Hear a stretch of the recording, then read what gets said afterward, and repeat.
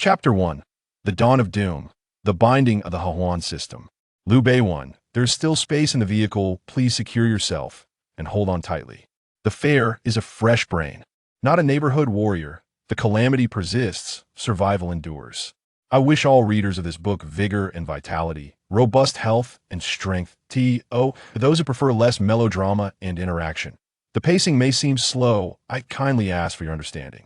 Ding, ding, ding. The incessant chimes of notifications echoed on a bed adorned with a cute Hello Kitty pattern, measuring 5.76 meters square.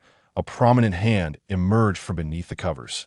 Yilang picked up his phone and opened the messaging app. Building 3, room 1006 by Jean. Yilang, I beg you, save us. My mother and I can't hold on much longer. Where are you? I've sent you the photos. Image.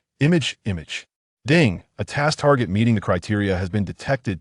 Name, by Jean. Age, 18. Height, 172 centimeters. Weight, 51 kilograms. Inner qualities, 100 points, a blank slate.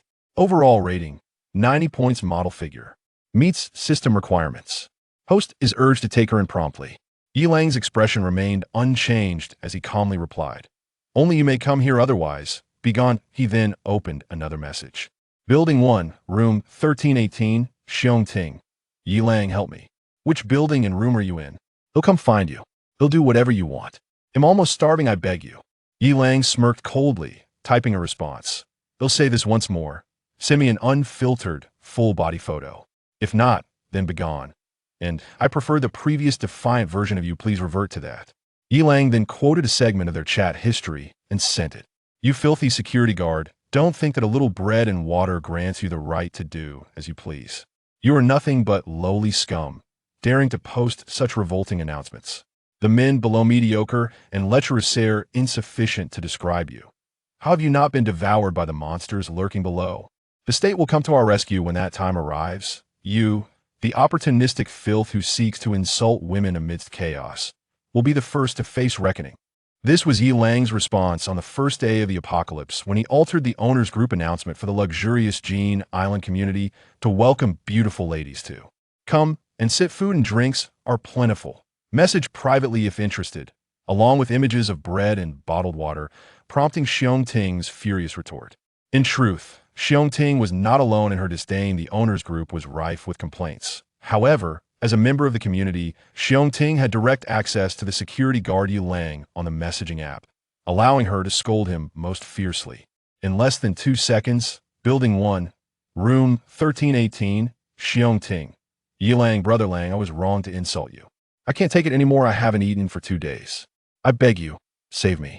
Just give me something to eat, and you can beat or scold me. I'll accept anything.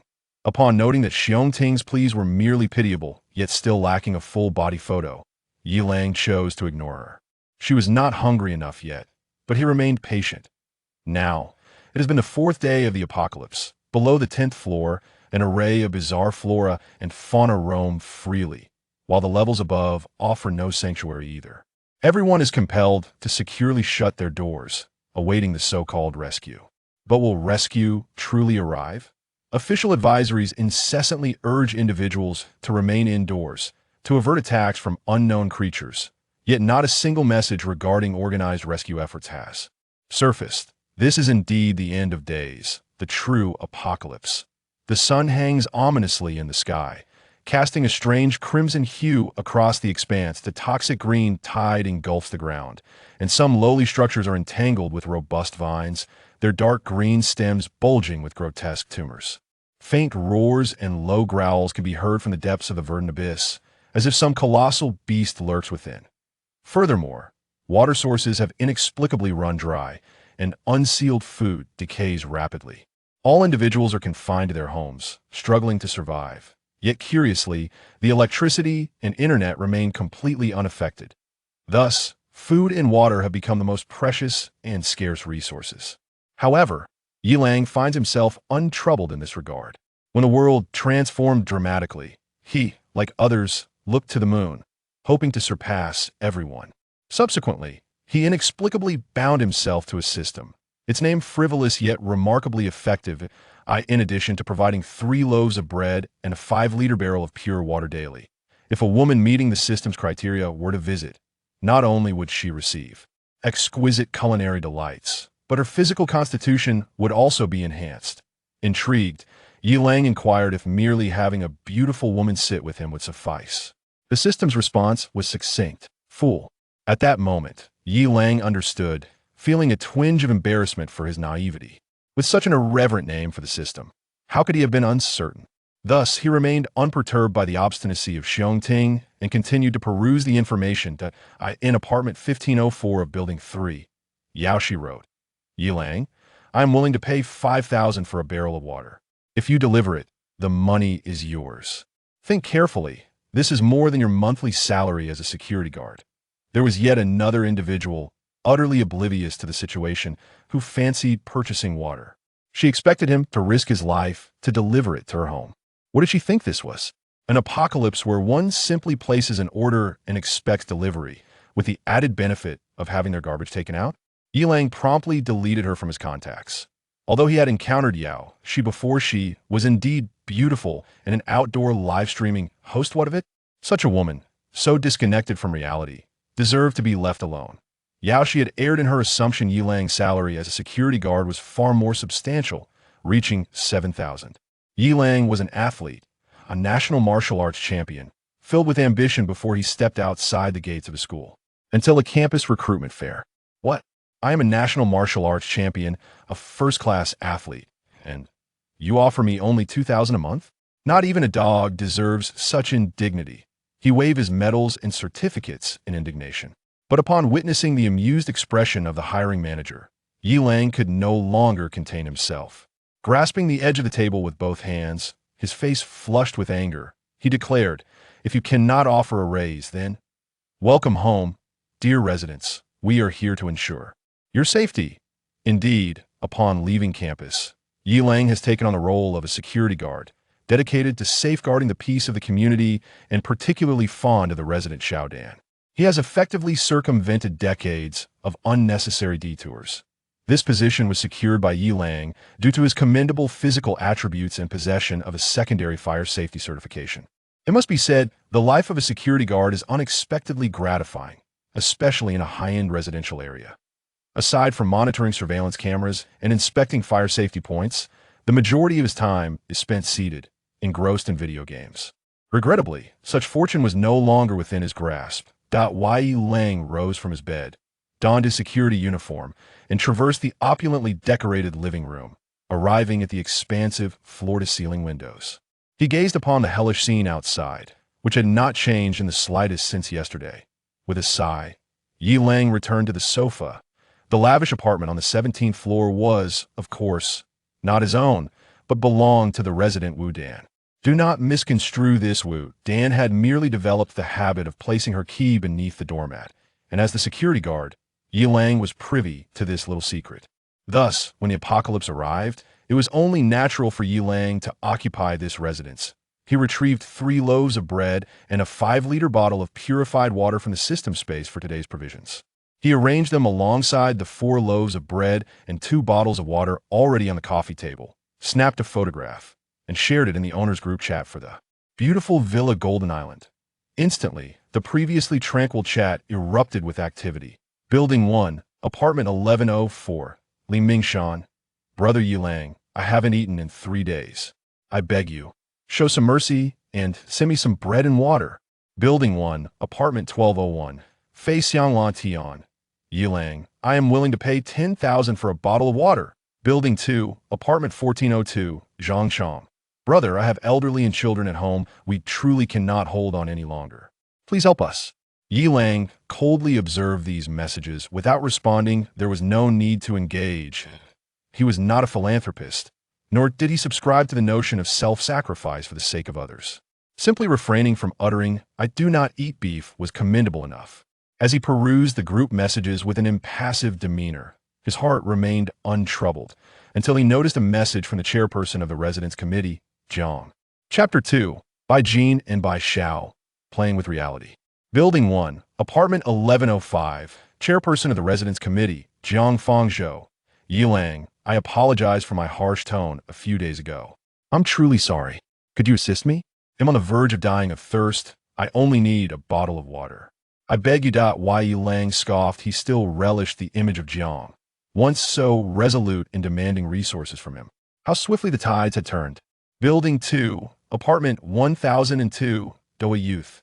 Yi Lang, is it only beautiful women you desire? How about a handsome boy who can burp? I'm also nearing my limit. Yi Lang's lips twitched in irritation as he swiftly scrolled past. Where did such effeminacy originate? He felt a strong urge to land a punch and witness whether the cries were those of a whimper or a wail. Building 2, apartment 1515, Fan Jingjing. You despicable security guard. You beast. In the face of disaster, not only do you refuse to share food and water with women, but you also use supplies as a means to demean them. You are not even human. You will face retribution.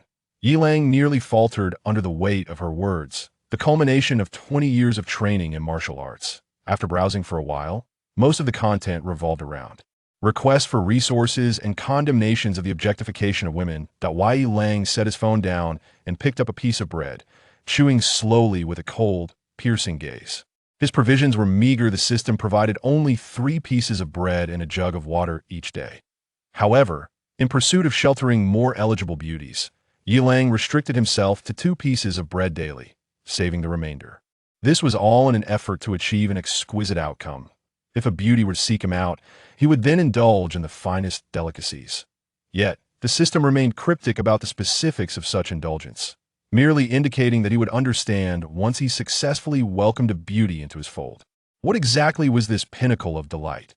At that moment, in room 1006 of Building 3, Bai Jin and her mother, Bai Xiao, were glaring at the phone screen with expressions of fury. Smack! Bai Jin forcefully slammed her phone onto the table, her chest rising and falling in agitation, though not dramatically. She rasped in anger, "That despicable security guard, that worthless, lewd man. I agreed to his terms, even sent him a photo, and yet he still refuses to comply. Ah, this is infuriating." Beside her, Bai Zhao's face briefly flickered with despair, though she quickly masked it. She struggled to swallow, her throat parched as if set ablaze. "Xiao Jin, don't be upset. Let's think of another way. I never approved of this course of action. If it's come to this, then perhaps we should just let it go." Bai Jin's eyes glistened with unshed tears, her teeth clenched tightly. "Mother, you cannot give up. Whether we live or die, we shall face it together. I cannot abandon you to face this alone." Bai Xiao felt a pang in her heart, gripping her daughter's hand tightly, her voice trembling. "Xiao Jin, I know you care for me, but there's no but, mother. I will strive harder if necessary. They'll send a few more revealing photos." Bai Jin interrupted her mother, but the words that followed were difficult for a young lady to articulate. Tears welled in Bai Xiao's eyes, her heart aching in helplessness as she gently caressed her daughter's cheek. "Xiao Jin, do not compromise yourself, I would rather."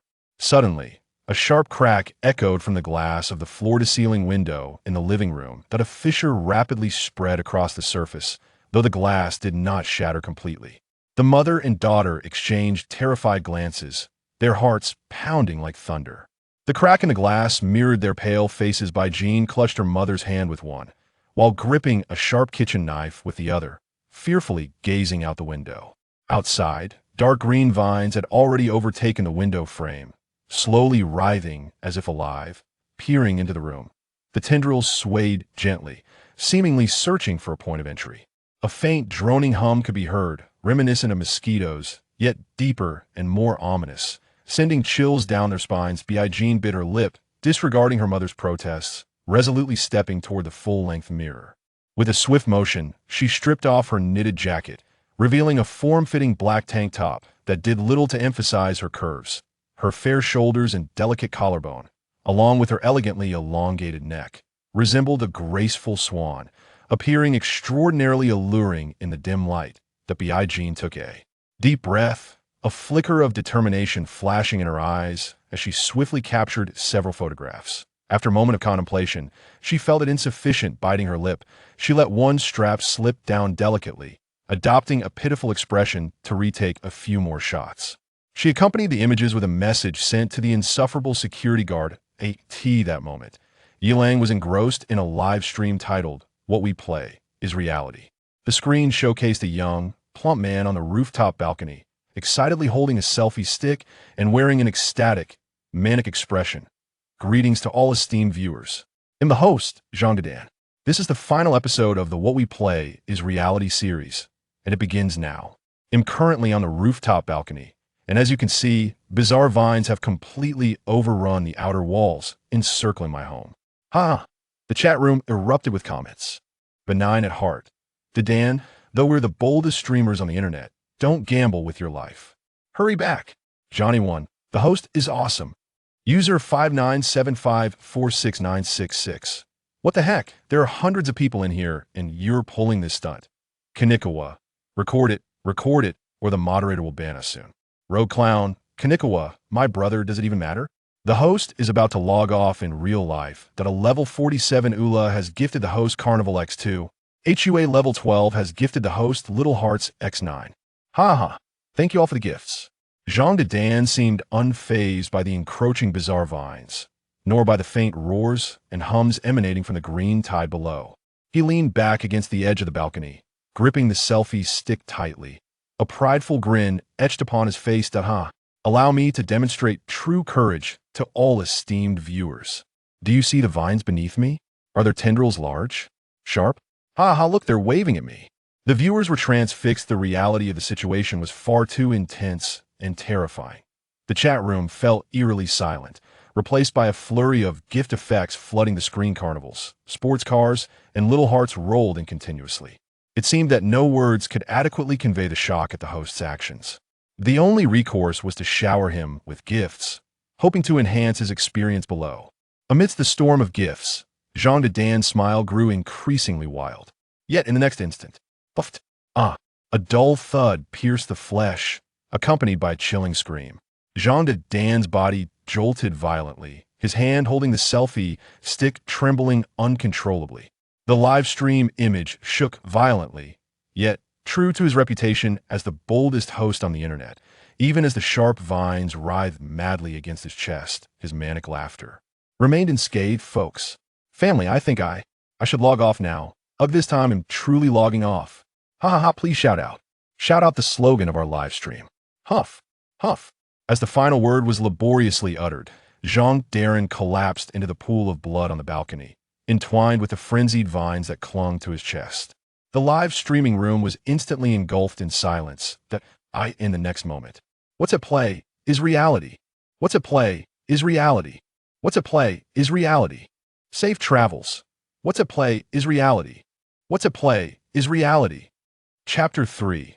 The Descent of the 10th Layer. The path of mother and daughter broadens. The barrage of comments in a live stream surged like a tidal wave, filling the screen with expressions of genuine playfulness and heartfelt wishes for a safe journey ahead.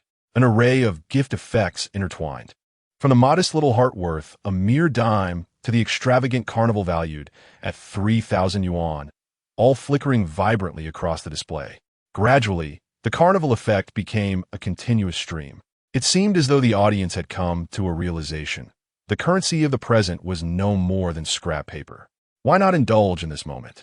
Extravagantly celebrating the thrilling spectacle of the live stream with the most outrageous punctuation. Golden confetti burst forth in the live stream, and magnificent fireworks ascended into the night sky, enveloping the entire screen in a dazzling radiance. It felt akin to a solemn tribute. Yet the pulsating music of the carnival infused the atmosphere with an eerie joy and a festive spirit. Yi Lang also contributed to the barrage, exchanging his remaining 99 diamonds for a pair of sunglasses to honor the audacious Jean Dadan. The live stream had yet to conclude. The camera captured Jean Dadan's corpulent form, sprawled amidst a pool of blood, yet visibly withering at an alarming rate.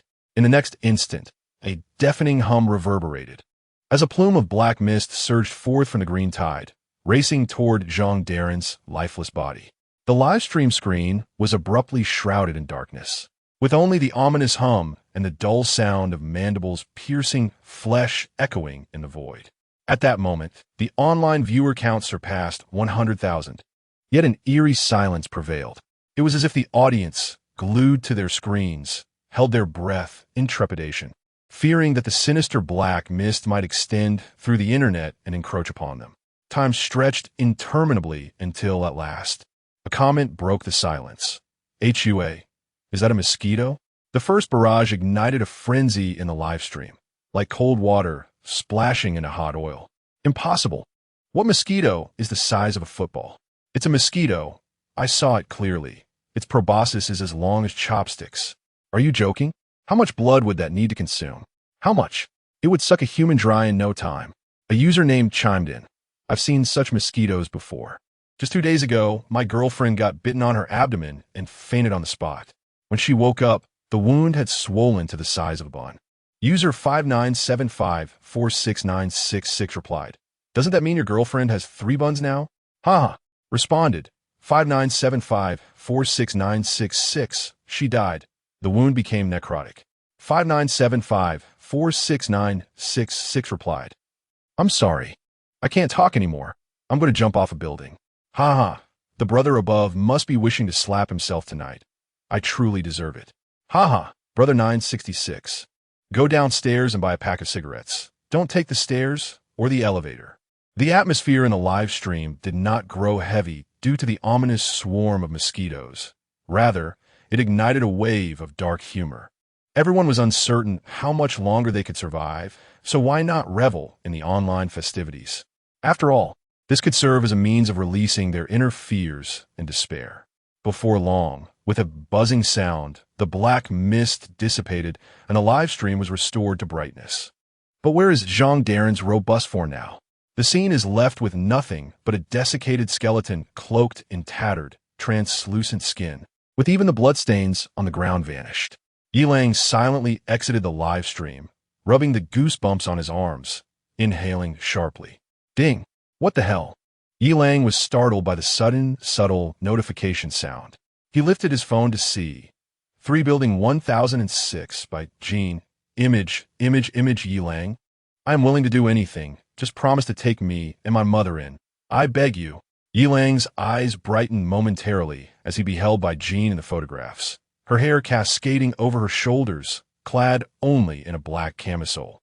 One strap slipping down her arm, while her hand, perhaps intentionally or not, pressed against the lace edge of the strap. She wore a pair of light-washed blue shorts. Her legs as white as jade, particularly striking under the dim light. Her eyes were filled with pleading and helplessness, resembling a small, aggrieved wildcat, igniting a surge of anger within Yilang. This time, he sensed Bai Jin's sincerity. However, this was a post-apocalyptic world. Even the slightest softness of heart was unacceptable. He welcomed Bai Jin's arrival as it aligned with the system's requirements, but her mother's presence would only heighten the risk and bring trouble. Yilang continued to type with a cold expression, "Remove me from your friends list." At that moment, Bai Jin, with her strap slipping down, exposing a glimpse of her youthful innocence, was fixated on screen. Beside her, Bai Xiao wore a complex expression, gently biting her lip. She did not look at the screen. Instead, she tenderly pulled up her daughter's strap, covering that youthful innocence, her heart laden with endless helplessness and sorrow. Ding! The water droplet sound of a WeChat notification rang piercingly in the quiet, dim room. Both mother and daughter trembled in surprise.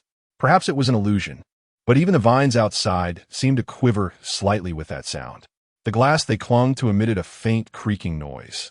Both women held their breath, gazing at the screen. In the next moment, despair etched across their faces. A flicker of determination flashed in Bai Zhao's eyes as she seized a kitchen knife. Pressing it against her neck, she glared at her terrified daughter, Bai Jin, and shouted, "Xiao Jin, you must leave now. If you don't go, I will show you death." "Mom, don't do this. How can I live without you?" Bai Jin's face was awash with tears, struggling to leap toward her mother. But upon seeing Bai Zhao's resolute gaze and the sharp blade against her neck, she dared not move, standing helplessly in place, tears blurring her vision. Her heart filled with endless despair and helplessness. The persistent cracking sound of the glass intensified their frayed nerves. Steeling herself, Bai Xiao pressed the knife down sharply, a trickle of crimson seeping from her delicate neck. Being screamed fiercely, "Mom." No! In that moment, fear enveloped Bai Xiao as well, who could face death calmly. When the icy blade pierced her tender skin, she felt fear, yet she dared not show a hint of hesitation. Her daughter still had a chance to survive, and even if it meant sacrificing herself, she would fight for that slim hope. Even in the face of hardship and humiliation, there remains the will to survive. Contemplating this, Bai Zhao's eyes glinted with a fierce determination. This beautiful woman resolved to sacrifice herself for her child. Gripping the kitchen knife tightly, she prepared to act. Suddenly, across from her, Bai Jin's eyes widened in realization, a spark igniting within them. "Mom, I have an idea. We can both live." Bai Zhao's hand trembled. Yet she did not lower the knife, still poised against her neck, a mixture of doubt and hope flickering in her gaze. In a flurry, Bai Jin fished out her phone, activating the camera. "Oh dear, Mom, we've both been foolish. That Yi Lang said he wanted a beauty, and you certainly qualify. Look at my foolishness. Please put the knife down." In that instant, Bai Zhao froze, her lips parting slightly, the knife clattering to the floor. Click! Bai Jin hastily captured the moment, swiftly sending the photo to Yi Lang. Observing her mother's bewildered expression, a flush of embarrassment crept across her cheeks. She let out a light laugh, about to speak, when suddenly, with a shattering crash, the glass of the floor-to-ceiling window shattered. Chapter 4. Bai Jin and Bai Zhao enter the Wolf's Den affection module. Who cares? Ding. Task target detected. Name, Bai Zhao. Age, 36. Height, 165 centimeters. Weight, 60 kilograms. Inner quality, 99 points. Widow. Overall score, 92 points. Chow trader, still pretending. Complying with system requirements. The host is advised to take her in promptly. Instantly, Yi Lang, who was reclining on the sofa, straightened up. In the photograph, Bai Zhao donned a camouflage pattern strap dress. The skirt billowing like tulle, with several sparkling chains adorning her waist, highlighting her figure while exuding femininity. For some inexplicable reason, her lips were slightly parted, appearing somewhat dazed, and a faint trickle of blood flowed down her flawless neck. This blood, most unfortunately, traced the elegant curve of her neck, cascading over her collarbone and settling into the gentle crescent of her décolletage. The heady combination of maturity, sensuality, voluptuousness, and fragility made Yi Lang's heart race uncontrollably. He shifted in his seat, typing rapidly. Building 3, room 1706. Take the elevator up. I will swipe my card. Meanwhile, a buzzing sound erupted. The remaining curtain was pushed aside by a mosquito the size of a football, followed by countless others, creating a massive bulge in the fabric. The swarm of mosquitoes emitted a chilling hum. Bai Jin rushed forward, grabbing a kitchen knife, and pulled Bai Zhao's hand as they dashed toward the door.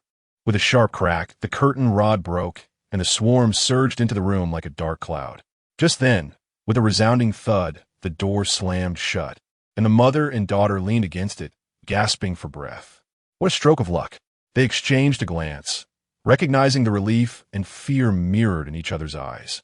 Yet, as they surveyed the dimly lit corridor, the ceiling light flickered ominously, accompanied by a crackling sound. They suppressed their smiles of survival, gripping each other's hands tightly as they hurried toward the elevator. Yi Lang stood at the elevator entrance on the 17th floor, clutching an elevator card, his brow furrowed in concern. Meishu Golden Island. Each floor is independent, and residents can only swipe their cards to access their respective levels. However, Yi Lang's card was an exception. It not only granted access to any floor, but could also activate the emergency passage through the external electronic access system, lifting the restrictions on any individual floor. It was 2028, and such wonders existed. At that moment, Yi Lang had already unlocked the 10th floor. Yet Bai Jin and Bai Zhao had yet to arrive. The numbers had not changed at all. This was unusual. The elevators of Meishu Golden Island were remarkably swift, and logically, they should have arrived by now. Yi Lang took out his phone and opened the surveillance system software. Elevator 3 was empty. The corridor's surveillance appeared partially obstructed, rendering it unclear. Suddenly, the elevator numbers began to flash. 7, 8, 9, 10, pausing briefly on the 10th floor. Yi Lang quickly focused on his phone screen, and indeed, he saw the elevator doors slowly open, with Bai Jin and Bai Zhao's figures finally appearing. They entered the elevator in a state of panic, urgently pressing the close button. Just as the doors began to close, bang, the screen on the mobile phone suddenly jolted. Yilang's expression darkened. What kind of monster is this? In the footage, a mother and daughter clung to each other in terror, as if they had just endured something horrifying. Fortunately, the elevator continued its ascent. 11, 12, 13. Suddenly, a glint of resolve flickered in Yilang's eyes. In the surveillance video, Baijin was seen shoving a knife into the leg of her denim shorts. Oomph. Just as I thought, you two are in for a world of suffering. The elevator kept rising. 15, 16, 17. Ding before the elevator doors had fully opened. Yilang's previously cold demeanor transformed into one of sheer panic. Come with me. There's a monster in the corridor. Baijin and Bai Xiao, still reeling from earlier fright, barely had time to react as Yilang seized Baijin's wrist, pulling both her and Bai Xiao toward room 1706. The mother and daughter, clearly shaken, were now on high alert. Upon hearing the urgent shout from a man in the security uniform, they abandoned all else and sprinted after him in terror. With a loud bang, the door slammed shut. Ding detected a suitable candidate for admiration. Initiating favorability module. Baijin, favorability, -17, disgust, please host note. Mom, you foul security guard, what are you doing? I'll fight you. The system's voice had barely settled in Yilang's mind when he swiftly executed a shoulder throw, sending the still shocked Bai Xiao crashing to the ground. Instantly, Bai Xiao could only gasp for air in agony. Yilang's movements were rapid and fierce. Baijin, nearby, could only let out a scream, her hand reaching for the knife, yet to touch it. Boom! Yilang pivoted, delivering a powerful right hook that struck Baijin in the liver. Her eyes widened in shock, her body curling in pain as she clutched her abdomen. Her lips parted, struggling to articulate something, yet only breathy gasps escaped her. Unyielding, Yilang seized Baijin's hands, producing a pair of pink, fuzzy handcuffs and swiftly securing them. Baijin's face was a mask of terror, but the impact of Yilang's punch had left her too weakened to make a sound, trembling as she struggled to close her mouth. Yilang remained expressionless as he hoisted the handcuffed Baijin, suspending her from a coat hook on the door. On the ground, Bai Xiao witnessed the brutal treatment of her daughter, helpless and paralyzed with pain, as if her body had shattered.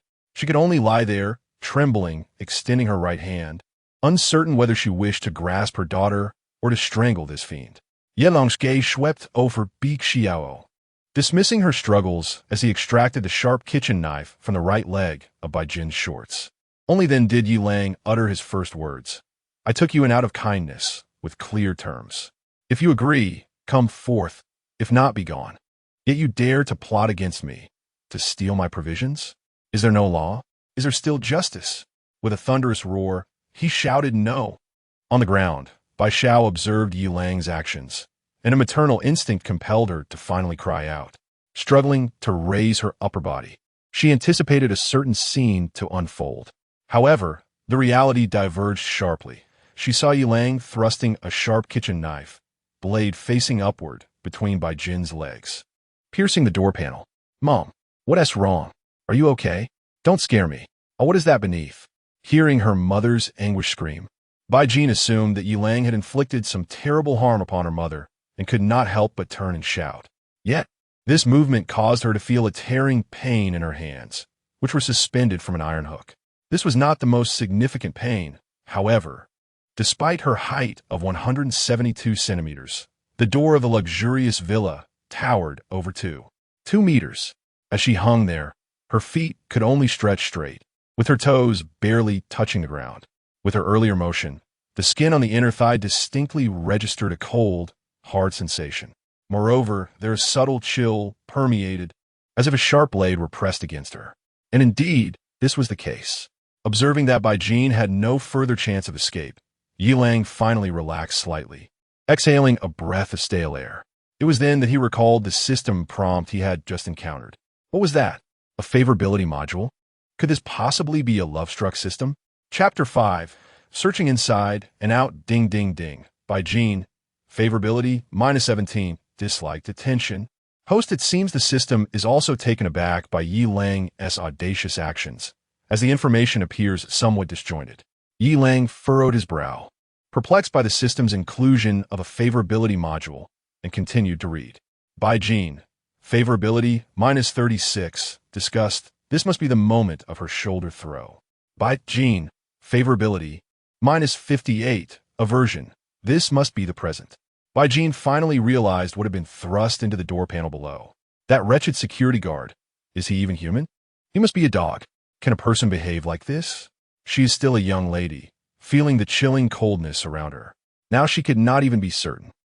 Ding, ding, ding. Oh no, it has plummeted to -61. Hatred, and the descent continues. Yilang's lips twitched. Should he kill him directly? Or wait until he is of no use? Next, Yilang began to examine Bai Zhao's favorability. The first entry read -7, disliked, which was 10 points higher than her daughter's initial score. After some contemplation, Yilang understood why. At least allowing her daughter to live, despite the insult, should have earned him those 10 points of favorability. The next entry swiftly dropped to -30, disgust. There was no doubt that this shoulder throw must have been Bai Zhao's first in over 30 years, leaving a significant psychological shadow. Then, 2 notifications ignited Yilang's murderous intent. One indicated a favorability drop to -62, hatred, presumably due to the devastating punch he had delivered to Bai Jin. The final entry read, Bai Xiao, favorability -100, desire to consume flesh. System warning. Favorability has reached an all-time low, and the target harbors a strong inclination to harm the host. Yilang's gaze turned icy, and he lamented inwardly. Though they were a striking mother-daughter pair, and Bai Xiao was a good mother, she had already chosen her path to death. This favorability system seemed to hold some significance, at least providing insight into a woman's psyche. Just as he prepared to rise and take action, a sudden notification made him pause. Oh, Xiao, favorability -23, disgust. Does this mean she knows he is not harmed by Jean, and her favorability is surged by 77 points? It appeared that Bai Xiao's favorability had considerable room for manipulation. Yilang cast a mischievous glance at the restrained Bai Jin. Ding, ding, ding, it had risen to -20, disliked, and continued to climb. This mother-daughter duo was intriguing. Yilang decided to keep them around for now. Xiao, struggling to prop herself up, let out a silent sigh of relief. Thankfully, it was only to restrain her daughter, but was that wretched security guard even a normal person? Could a normal person commit such acts? Although he could save her daughter and their lives, would following him truly lead to a better outcome? After that fall, her bones felt as if they might shatter. How could he do such a thing to her daughter? Surely, he cannot be a pervert? Yilang paid no mind to Bai Xiao, who was trembling as she supported herself and stared at him. He suddenly stood, moving towards her. Ding, what is he planning to do? Panic surged within Bai Xiao. Yilang disregarded Bai Zhao's terrified gaze and the prompt of affection echoing in his mind. Yeah. Yilang, what are you doing? Don't. Upon hearing yet another scream from her mother, Bai Jin refrained from making any drastic movements. It was no joke.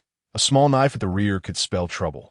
She merely raised her voice with urgency. Mom, what's wrong? Ding, Yilang. What are you doing?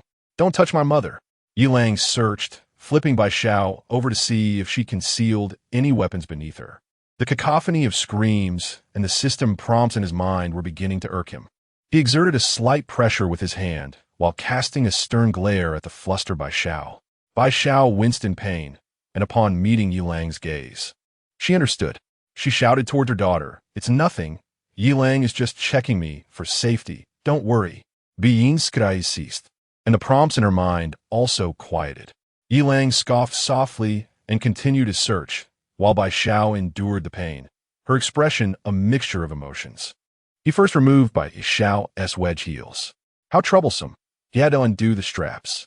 Yilang meticulously examined her feet, even prying apart her toes to scrutinize them closely. Bai Xiao pressed her hands tightly against her mouth, struggling to suppress any sounds from her discomfort. She feared that if she made another noise, her daughter might lose control, and her transformation into a woman would be complete. Ding, Bai Xiao. Affection level, -16, disgust. How did it increase from -18 to -16? What is wrong with her feet? Yilang continued his actions, not particularly gentle, as it was not the time for leniency. He could not afford to take any risks. Next, he moved to her calves. He carelessly squeezed the smooth, elastic skin of her calves before proceeding upwards. Fortunately, Bai Xiao wore a skirt today, making his task simpler.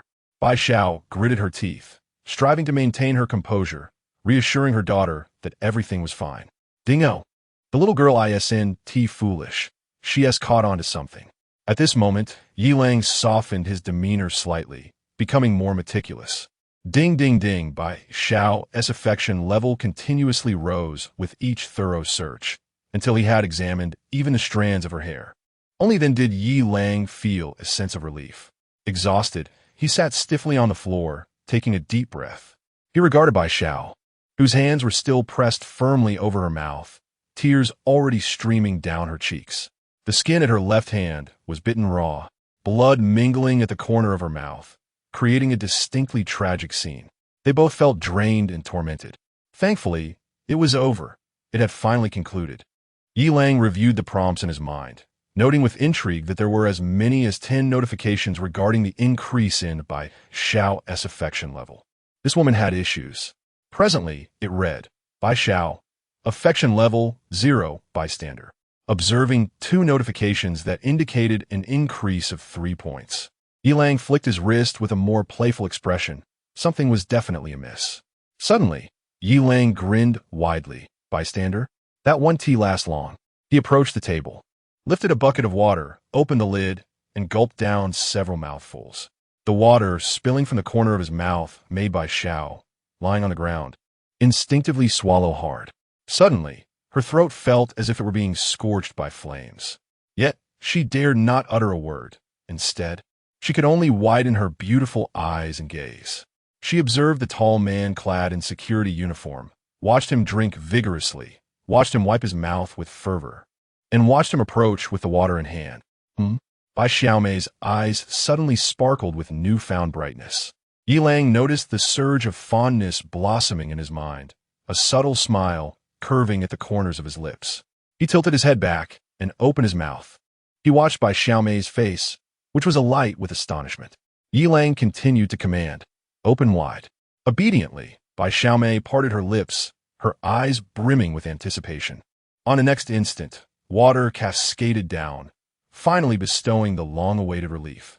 Bai Xiaomei tightly shut her eyes, allowing the water to glide over her parched lips, flowing into her thirsty throat. Each drop felt like a divine blessing, soothing the searing pain. She swallowed greedily, even as the water caused her to choke, yet she persevered, stifling her cough and swallowing with fervor. Tears mingled with droplets of water, tracing down her cheeks and dampening her garment's collar. Yi Lang watched this extraordinary spectacle with a profound gaze, lost in contemplation. It was not until Bai Xiaomei's belly slightly swelled that Yi Lang slowly withdrew the water bucket. He set it down and gently inquired, "Are you done?" Bai Xiaomei, a picture of contentment, nodded slightly, tears marking her cheeks as she softly murmured, "I'm all right, thank you." Ding, Bai Xiaomei. Affection level 21. Favor. Yi Lang smiled subtly, a glimmer of mischief flashing in his eyes. Favor? He chuckled. Soon it will be something else entirely. Under Bai Xiaomei's perplexed and anxious gaze, Yi Lang turned and approached the bedside table, opening the drawer. Chapter 6. Go away. You're as thin as a stick insect. Your mother is coming. Yi Lang, please, it's unnecessary. I didn't mean to. The sound of tape tearing filled the air as Yi Lang remained silent, skillfully wrapping the adhesive tape adorned with letters around Bai Xiao's wrist in swift circles. Bai Xiao struggled, her voice tinged with a sob. Yi Lang, truly, there's no need for this. The constriction of the tape stirred a sense of unease within her. Ding Yi Lang paid no heed and continued binding Bai Xiao's ankles. Meanwhile, Bai Jin, suspended, began to tremble slightly as her legs strained from prolonged tension. Her complexion was pale, and beads of sweat formed on her forehead. Seemingly sensing the commotion behind her, she spoke urgently, "Mom, I'm fine. She's fine." Bai Xiao and Yi Lang spoke almost in unison. Bai Jin was taken aback, contemplating something, and surprisingly fell silent. Yet, her flushed ears betrayed the turmoil within her. Bai Xiao and Yi Lang exchanged glances, and she caught a glimpse of approval in Yi Lang's eyes, causing her to lower her head in embarrassment. Once again, Yi Lang's presence stirred her emotions. Gazing at his resolute and handsome visage so close, Bai Xiao felt her heart race uncontrollably. She inhaled deeply, striving to compose herself, revealing not a trace of her inner turmoil. With a swift motion, Yi Lang encircled her slender neck with the tape once more. Ding! Ding! The system's notifications chimed twice, reflecting the intensity of Bai Xiao's emotional fluctuations. Is this obnoxious security guard unwell? Yet, Yi Lang was certainly not afflicted. He had his own intentions. Observing the tape coiling around Bai Xiao's wrists, ankles, and neck, a contented smile unfurled across his face. Although the incessant dinging in his mind proved irksome, Yi Lang directly inquired of the system, "How can I silence the affection notifications? They're incessant." The system paused for 2 seconds. If it had a voice, it would surely have unleashed a torrent of curses. Incessant? Who caused the relentless dinging? Your reckless actions are causing fluctuations that are bound to unsettle others. Regrettably, the system maintained its mechanical demeanor. Responding, the host can silence the affection notifications by silently reciting it in their mind. The same method applies for reactivating them. The system reminds you that the affection level of the task target is crucial. Please pay it due attention. Once Yi Lang muted the notifications, he felt an immediate sense of relief. He disregarded the utterly immobilized Bai Xiao and straightened up to approach Bai Jin. "Yi Lang, what are you doing?" "Don't." Bai Xiao witnessed Yi Lang's sudden, fierce turn of expression, but the words she intended to utter became lodged in her throat. Indeed, it was time to confront reality. Had she not envisioned this predicament in her mind? Her own daughter. Such is fate. Yet, as a mother, she found it difficult to speak. Her tone laced with trepidation.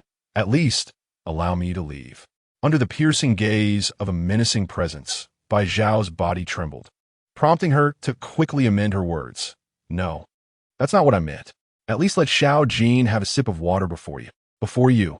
Yi Lang, momentarily softened by Bai Zhao's maternal instincts, turned to pour a glass of water before continuing towards Bai Jin. At that moment, Bai Jin's legs quaked uncontrollably, fatigue overwhelming her as her feet began to cramp from prolonged tension. Yet, she gritted her teeth and persevered. The icy glint in her surroundings instilled fear, igniting a profound sense of shame and indignation within her. She was determined not to succumb to such a fate as a woman. At that moment, Bai Jin could only wish for the foul security guard to arrive quickly. Anyone would be preferable to a kitchen knife. She hoped for an end to her torment. With a forceful tug, Yi Lang extracted the sharp blade lodged between Bai Jin's legs. Instantly, her body softened and pain shot through her wrist. Yet, the agony in her wrist and arm paled in comparison to her current plight. "Look up." The commanding tone from Yi Lang compelled Bai Jin, who had sensed his unpredictable and perverse nature, to comply without hesitation. In the next moment, a refreshing stream flowed into her mouth and down her throat. Being, with eyes as wide as her mother's, greedily gulped and swallowed, indifferent to the water that trickled down her collar and splashed upon her feet. Only when the entire glass was emptied in her mouth did the sound of her swallowing cease. A deep, involuntary sigh of satisfaction escaped her lips just as she was about to speak. "What are you doing? Don't touch me, you filthy guard." "No." Yi Lang, with a vexed expression, slapped Bai Jin on the backside. "Is it really necessary to scream so dramatically just because I'm removing your shoes?" At this moment, Bai Xiao could hardly bear to watch. Her daughter's reaction seemed rather exaggerated. Reflecting on this, Bai Zhao's face flushed with embarrassment. However, Yi Lang's search would not cease due to Bai Jin's outcry. Similar to her mother, he meticulously examined her before feeling reassured. Subsequently, Bai Jin was transferred and restrained against the shoe cabinet behind the door. She bit her silver teeth, glaring at Yi Lang with a mixture of shame and fury. Yi Lang paid her no mind. The risk of potential danger outweighed the discomfort of being glared at.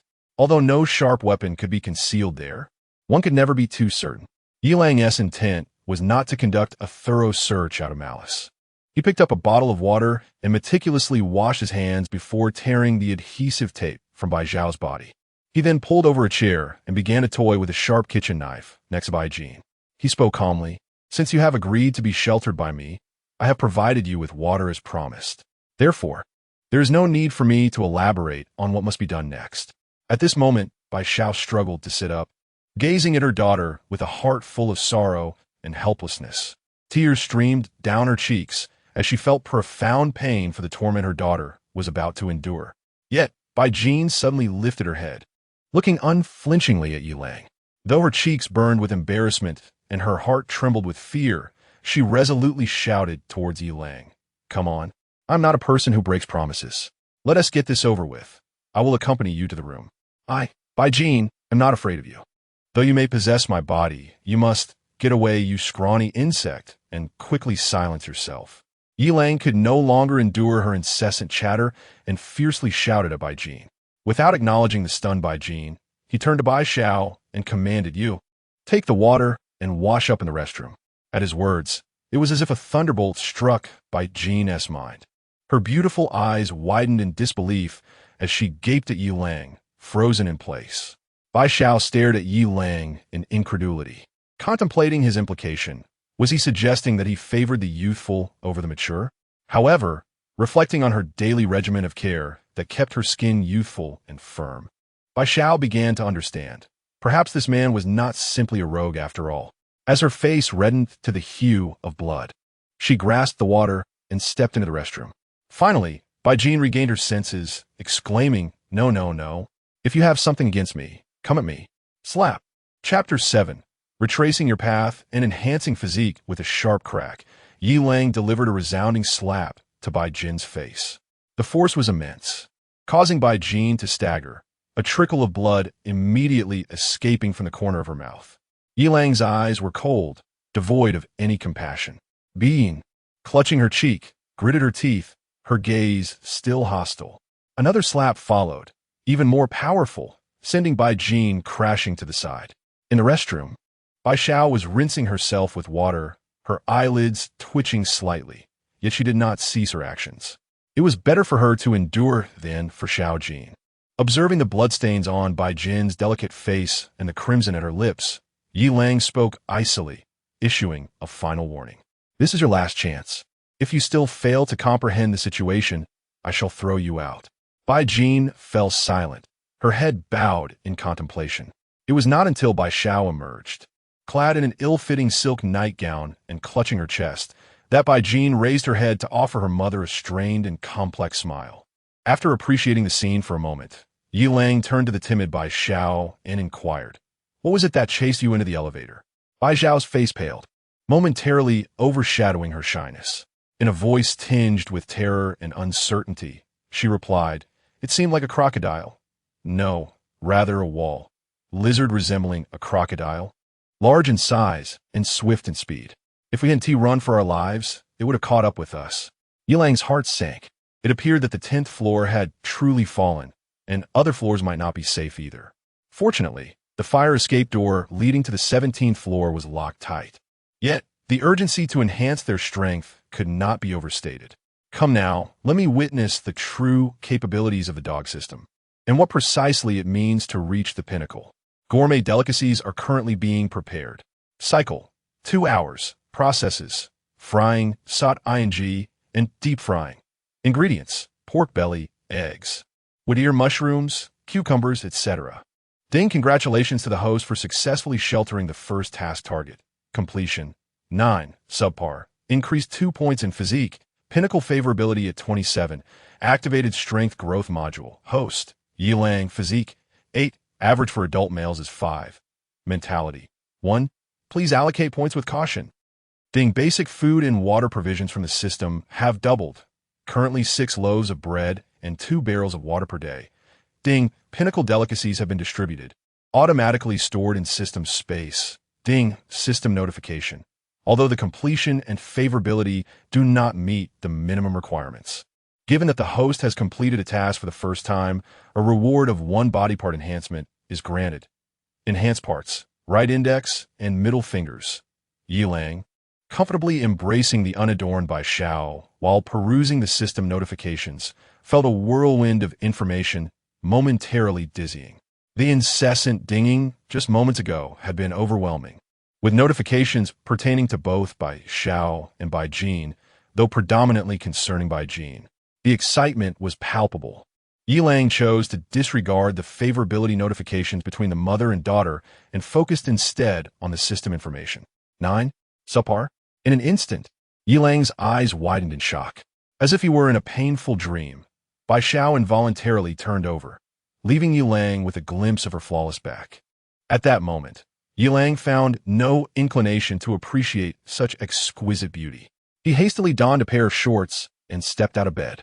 Ignoring beginst murderous glyph, he strode purposefully towards a sofa. After seating himself, he gulped down several mouthfuls of water before solemnly inquiring of the system. System, is it truly only 9? Have you made an error? The system replied coldly. This system does not err. Please enhance the quality. Host. Yilang felt a pang of frustration. Was it truly this arduous? How is the calculation of physical attributes determined? Ding. System notification. The initial acceptance of each task target grants a full increase in physical attributes. Based on favorability, 0 minus 20 equals 1 point, 20 minus 40 equals 2 points, 40 minus 60 equals 3 points, 60 minus 80 equals 4 points, 80 minus 99 equals 5 points. A favorability score of 100 doubles this to 10 points. For subsequent acceptances, the increase in physical attributes is limited. Based on favorability, 0 minus 20 equals 0. 1 points. 20 minus 40 equals 0. 2 points. 40 minus 60 equals 0. 3 points. 60 minus 80 equals 0. 4 points. 80 minus 99 equals 0. 5 points. A favorability score of 100 doubles this to 1 point. Yilang's expression fell instantly. System, even in this apocalypse, why must there be such a trivial favorability system? Would it not be more effective to simply strike hard? Or perhaps replace it with loyalty or servitude values, which would serve better than favorability? The system remained silent, offering no response. Yilang's eyelids twitched involuntarily as he glanced at Bai Jin. At that moment, Bai Jin, witnessing Yilang's bare upper body, which bore visible signs of rigorous training, felt a flicker of panic in her eyes, filled with loathing. Yet, she quickly regained her composure and glared defiantly, grinding her teeth. What are you staring at? Don't think I'm afraid of you. If you dare to touch me, I will bite off that vile part of you. Go on, try it. Yilang immediately felt a surge of fury as he stood tall, swiftly approaching Bai Jin amidst her panicked gaze. Despite the incessant notifications echoing in his mind, his steps did not falter. Bai Jin curled her body, fists clenched tightly, trembling as she steadfastly glared at Yilang. In a swift motion, Yilang seized a pink belt, advancing towards Bai Jin, but halted at the last moment. Yilang, brother, dear brother, spare Xiao Jin, she is still young. What strength do you possess to come at me? Please forgive her this once. Bai Xiao knelt on the ground, gripping his shorts with her left hand, her right hand clutching her nightgown in a flustered manner against her chest. Yilang's wrath began to wane slightly as he beheld the pale Bai Xiao. Eventually, he audaciously seated himself. Yilang spoke, his tone as frigid as the ice of midwinter. Bai Jin, I do not lack for a woman such as you. I possess the capability to ensure a life of prosperity for both you and your daughter. Yet I can just as easily bring about your demise. Starvation, thirst, fatal falls, or being mercilessly devoured all lie within the realm of my will. Who granted you the audacity to be so audacious before me twice? Or do you truly harbor no fear of death? Upon hearing the numerous ways of demise, Bai Jin finally displayed a visage of fear. Her complexion was as pale as parchment, and her lips quivered as though she wished to utter something, yet the words eluded her. Bai Xiao was even more affected. With each mention of death by Yilang, her body trembled involuntarily. Ultimately, she released her grip on her nightgown and, with tear-streaked cheeks, clutched at Yilang's shorts in a plea for mercy. Good brother, I implore you, do not harm her. She is my sole daughter. Yilang regarded the starkly pale Bai Xiao with a cold gaze, remaining silent. I will be obedient. I will heed your every word. Bai Jin will also listen. I have taught her well, and she is very obedient, Bai Xiao proclaimed, suddenly turning to Bai Jin and shouting, Xiao Jin, apologize to Yilang at once. Witnessing her mother, stripped of pride, kneeling in a desperate plea, tears streaming down her face as she begged for her sake. Bai Jin felt a pang in her heart, and tears cascaded from her eyes. She struggled to whisper, "I am sorry, Yilang. I will be obedient." Louder. Both Yilang and Bai Xiao bellowed in unison. Bai Jin took a deep breath. Though her voice trembled, she endeavored to amplify it. "I am sorry, Yilang. I will be obedient." Yilang ceased to press Bai Jin further, letting out a cold snort before addressing Bai Xiao. "Go to the dressing room and don something that pleases me." Chapter 8. The pinnacle of culinary delights in a moment of distraction. Bai Huahua trembled as she rose unsteadily, making her way toward the cloakroom. Yilang continued to sift through the notifications within his mind. The foremost message read, "System notification. If affection level is negative, physical enhancement will not be granted." Yilang's expression twitched with disdain for this affection module, and he inquired, "Will the basic configuration still double?" The system paused briefly before responding, "Yes." A smile spread across Yilang's face. That was reassuring. Suddenly, a spark of inspiration ignited in his eyes. If the basic resources doubled, considering that a single loaf of bread occupies approximately 1 cubic decimeter, 3 loaves combined with 5 cubic decimeters of water would total 0.008 cubic meters. A single doubling would yield 0.016 cubic meters, and 2 doublings would result in 0.032 cubic meters. Given that the volume of Earth is 1.08321 billion cubic kilometers, by this ratio, it would only take 10 for 116, 625 doublings for Yilang to fill the entire Earth in a single day. To burst the cosmos would require merely 3, 23, 10, 45 doublings. A glimmer of madness flickered in Yilang's eyes, a sardonic smile creeping onto his lips. In that case, what a ridiculous notion. He swiftly dismissed his unrealistic fantasies and continued to peruse the notifications. In an instant, the whimsical Yilang became agitated. "System, come out and explain what mentality 1 means." "Am I a fool? Please do not berate yourself, host. The average mental strength of an adult human on Earth is 1. You are merely slightly below that." Yilang's expression remained sour despite the system's response. Gritting his teeth, he retorted, "This is discrimination against us athletes. Even if it's less than 1, there must be a specific value. Tell me." 0. "1 very well. I am indeed a fool." Yilang sighed deeply, tears of frustration streaming down his face. "Once again, I remind the host not to insult oneself. Moreover, mental strength is unrelated to intelligence. It is an entirely different form of power. In comparison, the strength of physique is no less significant. Additionally, after interacting with a task target with an affection level of 100, the host will receive free attribute points, allowing for the enhancement of either mental strength or physique." Yilang's eyes brightened, a smile finally gracing his features. He contemplated, "Fortunately, there are free attribute points? In that case, I must engage with the task target." Yet, he pondered the meaning behind the cautionary note regarding careful allocation of mental strength. What would happen if he added points? Would he become a lunatic? Curiosity piqued. Yilang asked the system, but once again, the system remained silent. At that moment, Bai Jin gazed at Yilang, who was clad only in a pair of boxers, with sheer terror. What was he doing? How frightening. His face shifted from red to yellow. Was he cosplaying a traffic light? How bizarre. Yilang, oblivious to Bai Jin's assumption of his eccentricity, questioned the system. Why is there only physique listed?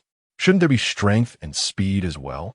Physique is a comprehensive manifestation, encompassing strength, speed, and more. Enhancing one's physical fitness invariably augments various capabilities. The system's explanation was succinct, and Yilang chose not to pursue further inquiries.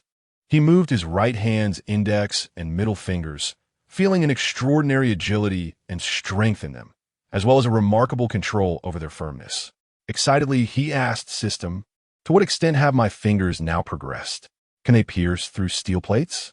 Please refrain from harboring unrealistic thoughts, host. Only upon achieving a 100 favorability rating with a mission objective will the host be rewarded with a 10-fold enhancement of physical attributes compared to an ordinary person. The system responded. Upon hearing this, a flicker of disappointment crossed Yilang's eyes, yet he quickly reignited his determination. 10-fold it is. I shall become the most formidable individual on earth with my fingers. Ha ha ha. A gentle reminder, the host's assertion lacks accuracy. The system has detected the existence of individuals among Earth's populace whose fingers are comparable to those of the host, the system cautioned. Yelank Posit. A fleeting image of a finger-acclaimed male teacher from an island nation flashed through his mind. Shaking his head, he dismissed the thought and began to feel exhilarated. Exquisite gourmet food. He was eager to discover what constituted such culinary perfection. System, have I fulfilled the requirements for exquisite gourmet food? Hurry, show me what this culinary masterpiece truly is. Ding. Exquisite gourmet food has been stored in the system space. The host may review it at their leisure.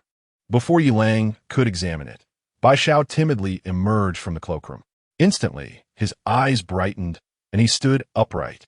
There stood the stunning young woman, adorned in a simple white long-sleeve shirt complemented by a green and white checkered bow, paired with a pleated skirt of the same hue. She was unmistakably clad in a JK uniform, complete with a black cat ear headband. With her hands pressing against the hem of her pleated skirt, she approached Yilang step by step, her expression shy and bashful, avoiding his gaze and that of her daughter beside her. Bai Xiao was seething with embarrassment. Whose home was this, and what manner of clothing lay in the cloakroom? Having finally found an outfit that was somewhat normal, she became uncertain as she noticed the way Yilang looked at her. Yilang was momentarily entranced by her innocent yet voluptuous allure. Being, witnessing the disgraceful antics of a loathsome security guard, scoffed and turned away. Observing her mother's somewhat snug JK attire deepened her resentment towards Yilang. She harbored grievances about her mother listening to this wretched security guard and dressing so innocently. Yilang was far too engrossed to consider any exquisite gourmet food. With a wild cry, he dashed to Bai Zhao's side, lifting the bashful woman and sprinting towards the bedroom. Being, Shekov, could not help but roll her eyes in frustration. She was in considerable distress, not only for her mother, but also due to having consumed too much water earlier, leaving her in need of relief while restrained. Could this insufferable security guard not hasten his pace? The reality was that he could not. Yilang, with a physical fitness score of 8, for was merely clad in a pair of boxer shorts, seated on the sofa alongside the somewhat limp Bai Xiao. Moreover, he shifted slightly to expose the elegantly designed coffee table, ensuring Bai Jin could see it. He wished to impress. With a swift motion of his right hand, Yilang summoned 3 large watermelons, each half a meter long, onto the coffee table. What? Watermelons? Where did they come from? Oh my goodness, I'm scared. Ignoring Bai Zhao's astonishment and Bai Jin's terror, Yilang was momentarily taken aback. He quickly inquired of the system, is this pinnacle delicacy really a watermelon? While watermelons are delicious, how can they be considered the pinnacle? Ding, system prompt. Pinnacle delicacy refers to the food that the task target desires most fervently when the host has achieved the pinnacle state. It is not defined by the host's understanding of pinnacle. In fact, the host merely acts as the chef. The true customer is the task target. Yilang comprehended the situation, feeling somewhat dazed. So, all my efforts are for the role of a mere chef? Why can't my favorite food be considered? This system seems a bit too servile. Resolutely, he decided not to conform and instead to approach the situation differently. He gazed at Bai Xiao, her eyes sparkling and her lips slightly parted in astonishment. After all this time in the apocalypse, you don't crave sumptuous meats, but rather a watermelon? Bai Xiao was taken aback, uncertain of Yilang's meaning. She could not fathom how he knew her profound yearning for watermelon, nor how he had conjured 3 before her eyes like a magician. Seeing the luscious watermelons, Bai Zhao's spirits lifted slightly as she softly replied, I've loved the watermelons from my hometown since childhood. Unfortunately, they are too fragile for transport. No amount of bubble wrap can save them. Some even crack upon picking. I used to munch on those split watermelons in the fields with my father. They were incredibly sweet. In these days of the apocalypse, with little to eat and no water to drink, I thought how wonderful it would be to have a watermelon. It would truly be the sweetest farewell. Yilang understood. This was the nostalgia of childhood flavors, and since watermelons served as both food and drink, it made perfect sense for her to crave it. Are you a superhero? No, are you a deity? How can you conjure watermelons? Observing Bai Zhao's mixture of anxiety and admiration, alongside Bai Jin's incredulous and trembling form. Yilang's vanity soared to great heights. With a composed smile, he proclaimed, "I possess superpowers. You may order whatever you desire in the future." "Really? Then I want steak." Bai Zhao's eyes lit up as she stared at Yilang, disbelief flickering in her gaze. Yet the evidence stood before her. In the face of the apocalypse, what was there left to doubt? Yilang felt a bit awkward. "Not now. You must wait a moment." Bai Zhao, perplexed, responded, "If it's possible, then it's possible. If not, then what does wait a moment mean?" Chapter 9 Official Notification. Codename Red Sunday. Why is there no rescue? Yilang was not pleased. He questioned, "Do you hear what people are saying?" He stood up, determined to risk his life for the inexplicable Bai Zhao. At that moment, however, Bai Jin interjected, "Brother Yi, I can't hold it any longer, please. Let me go to the restroom." Bai Zhao exclaimed, rising to her feet, but her legs were weak, and she stumbled into the quick-witted Yilang's embrace. With an anxious expression, she implored, "Yilang, dear brother, hurry. Xiao Jin can't wait. Please let her go." Yilang, who had been calm moments ago, suddenly turned cold. "Let go. How could I? Did you not see Bai Jin's affinity score?" At that moment, he briefly recalled the affinity prompts in his mind. The score had plummeted to -91, bordering on hatred. Were it not for her being pivotal in boosting Bai Zhao's affection, Yilang would have acted decisively against her by now. Several prompts caught his attention. 2 hours prior, the score had dropped by 5 points, right upon entering the room. An hour and a half earlier, it had similarly decreased by 5 points, likely due to the system's distribution of exquisite cuisine. 30 and 10 minutes ago, the scores had dropped by 3 points each. He chuckled, recalling the 2 large watermelons that had been served. Next time, he would ensure Bai Zhao kept her voice down. It would not do for the little girl to overhear. Yilang coldly dismissed Bai Zhao's pleas but approached Bai Jin nonetheless, releasing one of her handcuffs to rest against his own hand. As for Bai Zhao, with an affinity score of 75 infatuation, there was little to worry about. He roughly seized Bai Jin's hand, dragging her towards the restroom with a bucket of water in tow. Bai Jin, her face flushed, protested, "Yilang, you, please let go of me. I can't go with you holding me like this." Yilang remained silent, his gaze icy. Bai Jin, feeling a mix of embarrassment and anger, exclaimed, "You can't do this. I can't pull my pants down." Yilang chuckled, a teasing tone in his voice. "You shouldn't need to pull your pants down right now." Ding! Bai Jin, affinity, -93. The sound of water splashing echoed as Yilang, under the mortified gaze of the blushing Bai Jin, used purified water to flush the toilet. After escorting her to the sofa and securing her hands with handcuffs, he picked up a sharp kitchen knife and plunged it into a watermelon. With a satisfying crack, the fruit split open, revealing its juicy interior. Without needing to cut it further, Yilang seized a piece and began to devour it heartily. Under Yilang's prompting gaze, Bai Zhao hurriedly grabbed a piece as well. Bai Jin, unable to suppress her hunger, swallowed her saliva repeatedly. However, as Yilang remained silent, Bai Zhao dared not offer her any. Once satisfied, Yilang patted his belly, relishing the delightful taste of Bai Zhao's hometown watermelon, truly deserving of its title as exquisite cuisine. He glanced at Bai Zhao, who was watching him eagerly. With a mischievous smile, he wondered if she desired a taste of the watermelon. Noticing Bai Zhao nodding vigorously and Bai Jin listening intently, Yilang took another piece, leaning it towards Bai Jin's mouth, and playfully instructed, "Open wide." After putting away the melon, Yilang, under Bai Jin's mortified gaze, wiped his saliva-covered hands on her. He then removed his slippers and rested his feet on her long, smooth legs. "Aunt Xiao, please tidy up," he instructed.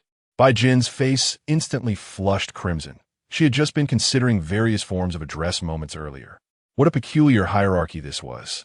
Not daring to dwell further on it, she obediently rose, ignoring the faint discomfort of friction, and began to clean up. Meanwhile, Yilang perused his phone. It was now the 4th day of the apocalypse. Yet miraculously, the internet and electricity had not ceased, exuding an absurdity.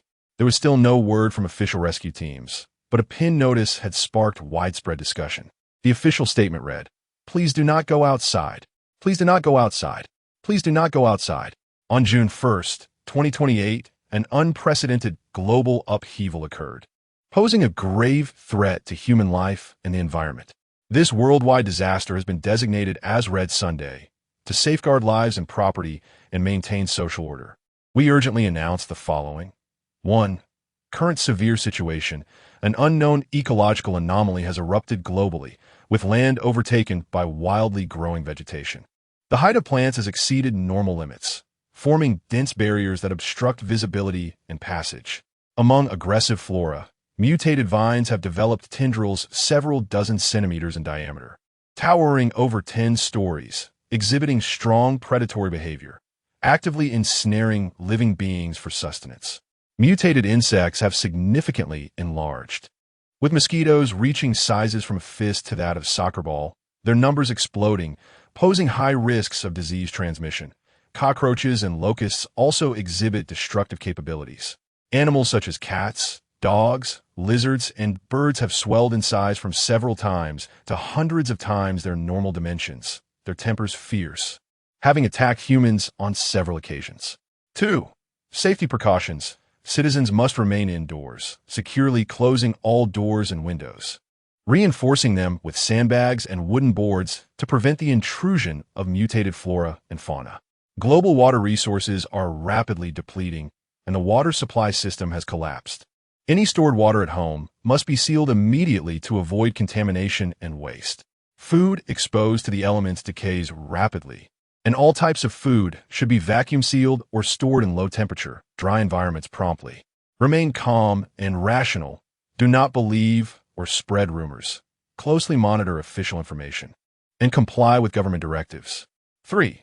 Maintenance of social order. Security agencies will severely crack down on robbery, theft, violence, and spreading rumors in the chaos, ensuring swift and strict legal action. Government departments will strive to maintain the operation of electricity, internet, and other essential infrastructures, monitoring social dynamics in real time to leave no room for illegal activities. 4. Message from leadership. In this merciless apocalypse, humanity remains compassionate. In the face of this unprecedented disaster, the government and all citizens are united in purpose and fate. We urge everyone to strictly adhere to the requirements of this notice, spread the word, and collectively fortify our safety defenses. Subsequent measures and information will be promptly disseminated through radio, television, and online channels. XX Emergency Management Office, June 4, 2028.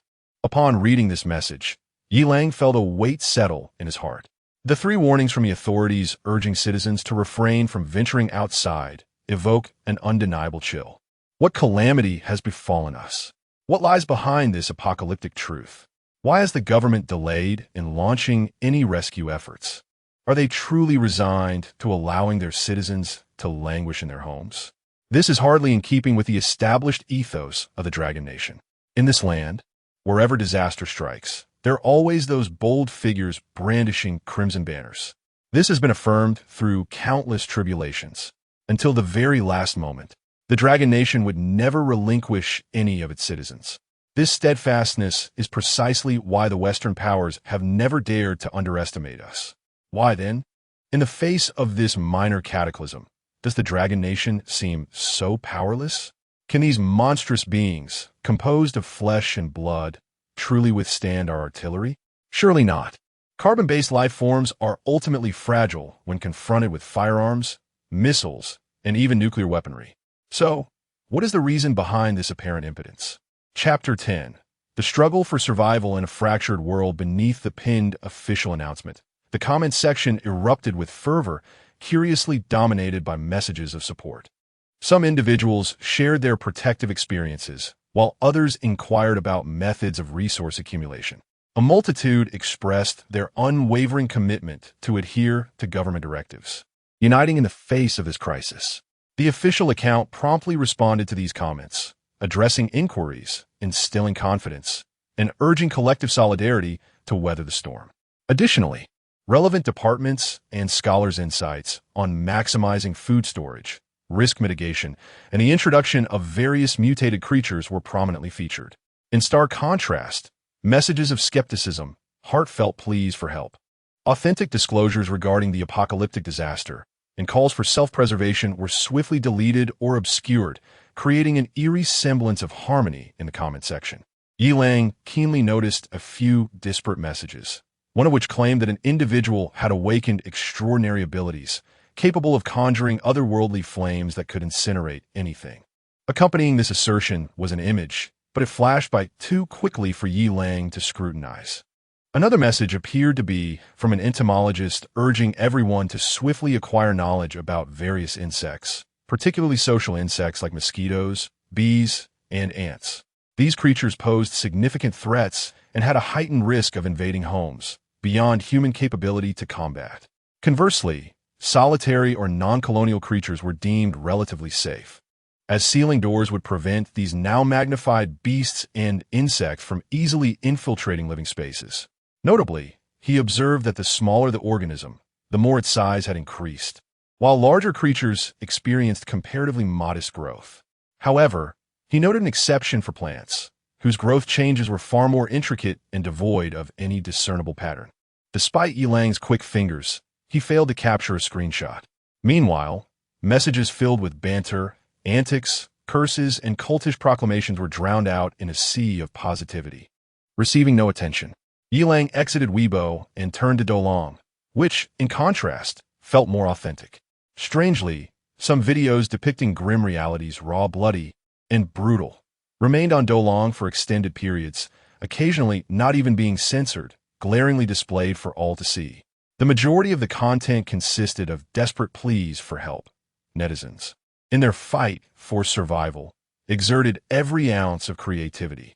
Most videos were shaky recordings of devastated homes, with tearful narrations of their unfortunate plight, imploring kind-hearted viewers for supplies to aid their suffering. The comments below were steeped in dark humor, as if no one regarded the lives and deaths of others with any seriousness. Reflecting on the state of affairs in 2028, although the Dragon Nation triumphed in its conflict with the United States, the lives of the populace had not improved as a result. The economic toll had been devastating, compounded by resource scarcity and environmental degradation, alongside advancements in soft technology, intelligent robotics, functional machinery, and AI. The common folk lead lives of considerable hardship. Take Yilang, for instance. As a national martial arts champion, he must obtain a Level 2 fire safety certificate just to apply for a security position. People have grown accustomed to seeking a glimmer of amusement in the depths of despair, using jest to mask their inner fears. Of course, there are those who are particularly astute. Those young ladies and gentlemen, once fearful of censorship, now revel in their newfound freedom. They seem eager to showcase their graduation photos, which are indeed shocking in their audacity. Yilang, however, remains unfazed. He finds himself wishing to immerse his eyes in the screen of his phone. Upon witnessing the unrestrained antics of Yilang, Bai Jin, who dares not make any bold moves, lets out a quiet curse and turns away, unable to look. Yilang, rubbing his feet, continues to scroll through videos. His browsing takes an unexpected turn as he stumbles upon a captivating stream.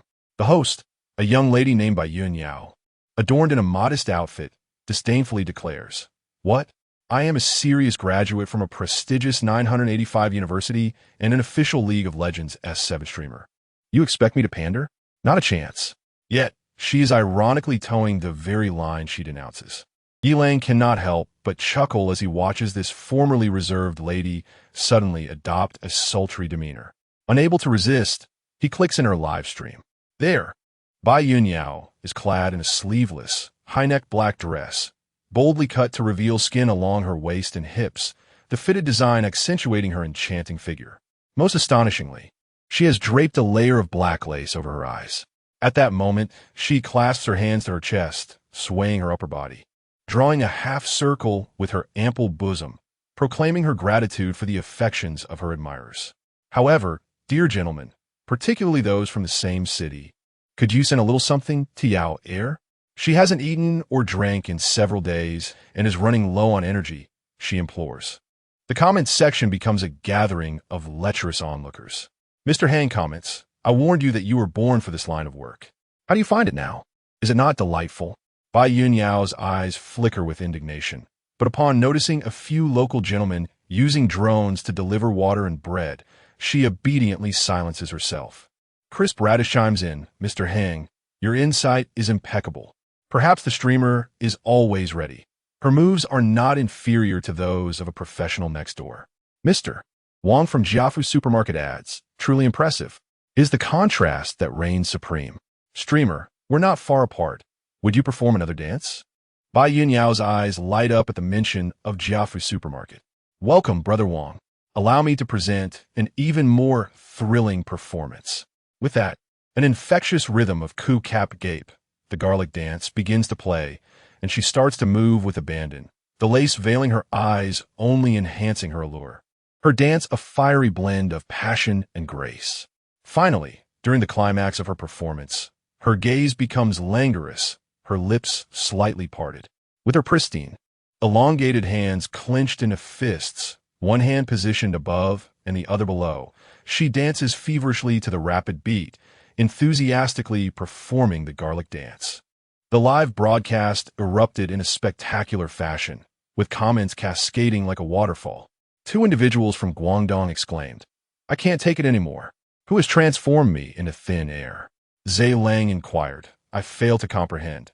Is the host punishing invisible agents? Dayak encouraged, just hold on a little longer, host. We are nearly there. Ishan responded to Dayak. Well done, my friend. I have already concluded. A tempest of level 8 urged. 10 more seconds. Meanwhile, Bai Yunyao clearly understood the secret to achieving peak popularity as she began to hum melodiously. Chapter 11. When Men Ignite. Women are rendered irrelevant after a full 10 seconds of pestering. A myriad of lascivious individuals emerged. Yilang was certainly among them. Indeed, the notorious level 8 Gale was none other than he. The atmosphere within the live stream reached a fever pitch, as Bai Yunyao gasped for breath and flashed a sultry smile. Thank you, dear brothers, for your unwavering support. Alas, my hands are quite fatigued. Might one of you benevolent souls provide me with some sustenance? I am situated at XX Community XXXX.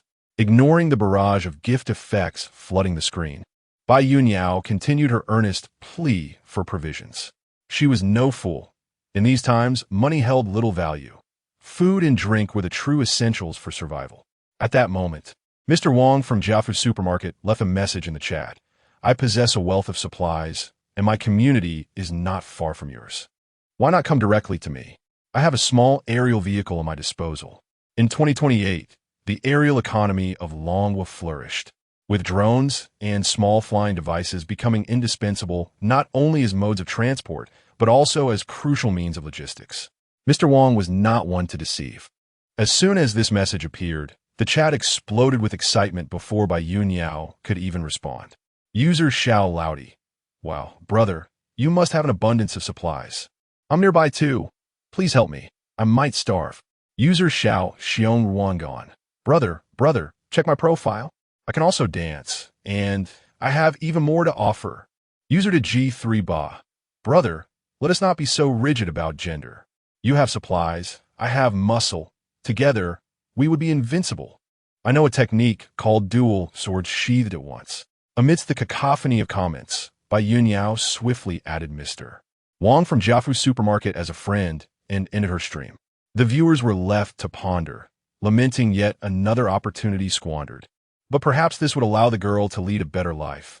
If, indeed, Mr. Wong possessed a genuine supermarket. Finding the excitement waning, Yilang continued to scroll through the feed. Meanwhile, the uncomfortable Baijin observed Yilang, who was shirtless and exposing his legs, occasionally breaking into a fit of lewd laughter, leaving her in a state of disarray. Was this to build up courage against me? What should I do? Yet, what choice did I have? My mother? How could we? But what if he insisted? What if he wanted both? Bai Jin's heart twisted in turmoil like a tempestuous sea. Yilang, after inadvertently scrolling through several female channels, grimaced in distaste and closed the Dolong app. It seemed that the platform's precise recommendation features had faltered, likely due to an influx of suggestive streamers. Yet, one must admit, when men engaged in such antics, it left little room for women. Yilang felt a chill run down his spine. Moreover, the salaciousness displayed by the male commenters was no less than that of the most lascivious individuals. Comments like, with a physique like that, I wouldn't mind losing. And hold on, little brother. Your sister-in-law is a tough one to conquer, or, oh dear, someone accidentally fell, P.S. Meme of a cat with its rear end up. An idea except a dislocated jaw. This truly epitomized a society where survival hinged on the pursuit of fleeting pleasures. Just a moment ago, Yilang had encountered several comments from users who had previously belonged to different channels, now desperately squeezing into this risky realm. Once an artist, now I find myself creating delicate heart shapes instead. Formerly a master of noodle tossing, I have shifted my focus to nurturing a little maid. Once a dog trainer, I now endeavor to train myself. Previously engaged in watering sheep heads, I have redirected my efforts to sculpting abdominal muscles. As long as one can cast aside their inhibitions, there will always be an audience with unique tastes willing to indulge. Who knows, perhaps a benefactor will graciously provide resources or whisk one away entirely. Isn't that a way to survive? Yilang comprehended and respected this notion, yet an air of absurdity and disarray permeated the atmosphere. At that moment, Bai Xiao had tidied up the coffee table and floor. Observing Yilang absorbed in his phone with a lewd grin, Bai Xiao wisely remained silent and proceeded to change the sheets. Had gazetowards Yilang softenet considerably. Upon noticing the coffee table was now immaculate, Yilang withdrew his foot from Bai Jin's abdomen and sat upright. With a mere gesture, he summoned an array of bread, bottled water, and 2 halved watermelons upon the table. Adjusting his position, he unceremoniously embraced Bai Jin. Her attempts to resist were quelled by Yilang's fierce gaze. Leaving her too intimidated to move, her body stiff with tension, Yilang beckoned Bai Xiao, who had resigned herself to her fate, to join them. After encircling the beautiful young woman clad in a JK uniform, he opened the camera on his phone and handed it to Bai Jin, calmly stating, "Let's take a group photo, ensuring to capture all the items on the table." With a resigned sigh, Bai Jin shakily aimed the phone at the 3 of them, demanding, "Smile for me. Don't you dare wear a morose expression." Both Bai Jin and Bai Xiao trembled slightly, forcing a semblance of a smile. Click! Yilang took the phone back, scrutinizing the photograph. The moment he released his hold, Bai Jin immediately distanced herself. Unfazed, Yilang noted the clarity of the image and, satisfied that it contained all necessary elements, promptly shared it in the community group for the owners of the villa on Golden Island, accompanying it with the caption, "Only accepting beautiful women. Interested parties may privately message for photos." At that time, the group was still mourning the tragic news of the 10th floor of Building 3 being overrun, with significant casualties. Yet, Yilang's message landed like a stone in a tranquil pond, creating ripples of reaction. Jiang Fangzhou, the head of the Owner-S Committee for Unit 1105, remarked, "Yilang, what time do you think it is? Are you still engaging in shameless activities, flaunting them here? If you possess even a shred of humanity, you should surrender the food and water for collective distribution by the Owners Committee. Rest assured, the party and the nation will remember your contributions." Fang Mingdao from Unit 1309 echoed, "Indeed, Yilang, Zhang's words are spot on. The 10th floor of Building 3 has been besieged by terrifying creatures and plants, and other floors are not safe either. This is a critical moment. We must unite. Anyone with surplus supplies should hand them over to the Owners Committee for unified distribution, so we can weather this crisis together." Li Wenxuan from Unit 1415 added, "Exactly, Yilang, you must consider the greater good." Several other members of the Owners Committee chimed in agreement. Yilang merely chuckled coldly, choosing not to respond. Li Mingshan from Unit 1104 stated, "I support the proposal of the Homeowners Committee. It is not just Yilang. If everyone contributes their supplies for centralized management, we can all survive." Responses flooded in the group, with numerous expressions of support. However, some astute individuals, such as those from Unit 1511, retorted, "Li Mingshan from Unit 1104, of course. You who possess no supplies wish for a unified distribution. But why should we part with the supplies we have painstakingly accumulated?" Li Mingshan replied, Unit 1511, "So your family possesses ample supplies?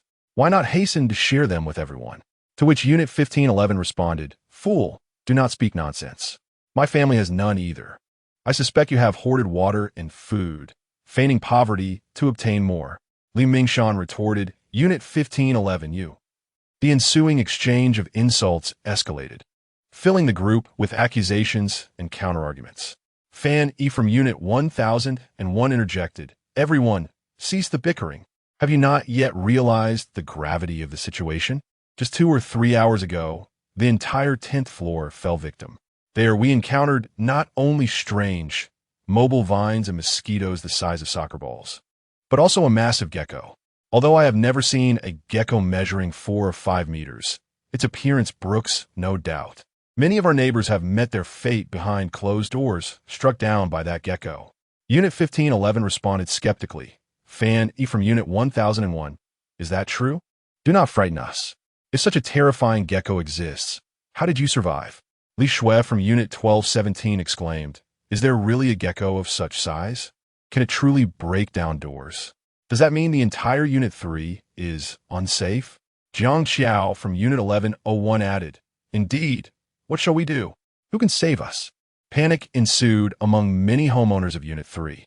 Yi Lang's expression darkened. Although the stairway door to the top floor was secured with a password lock, the thought of a 4 or 5 meter creature breaking it down was not implausible. How could they ensure their safety? Yi Lang cast a glance at Bai Jin, feeling an intense aversion toward the system's favorability function.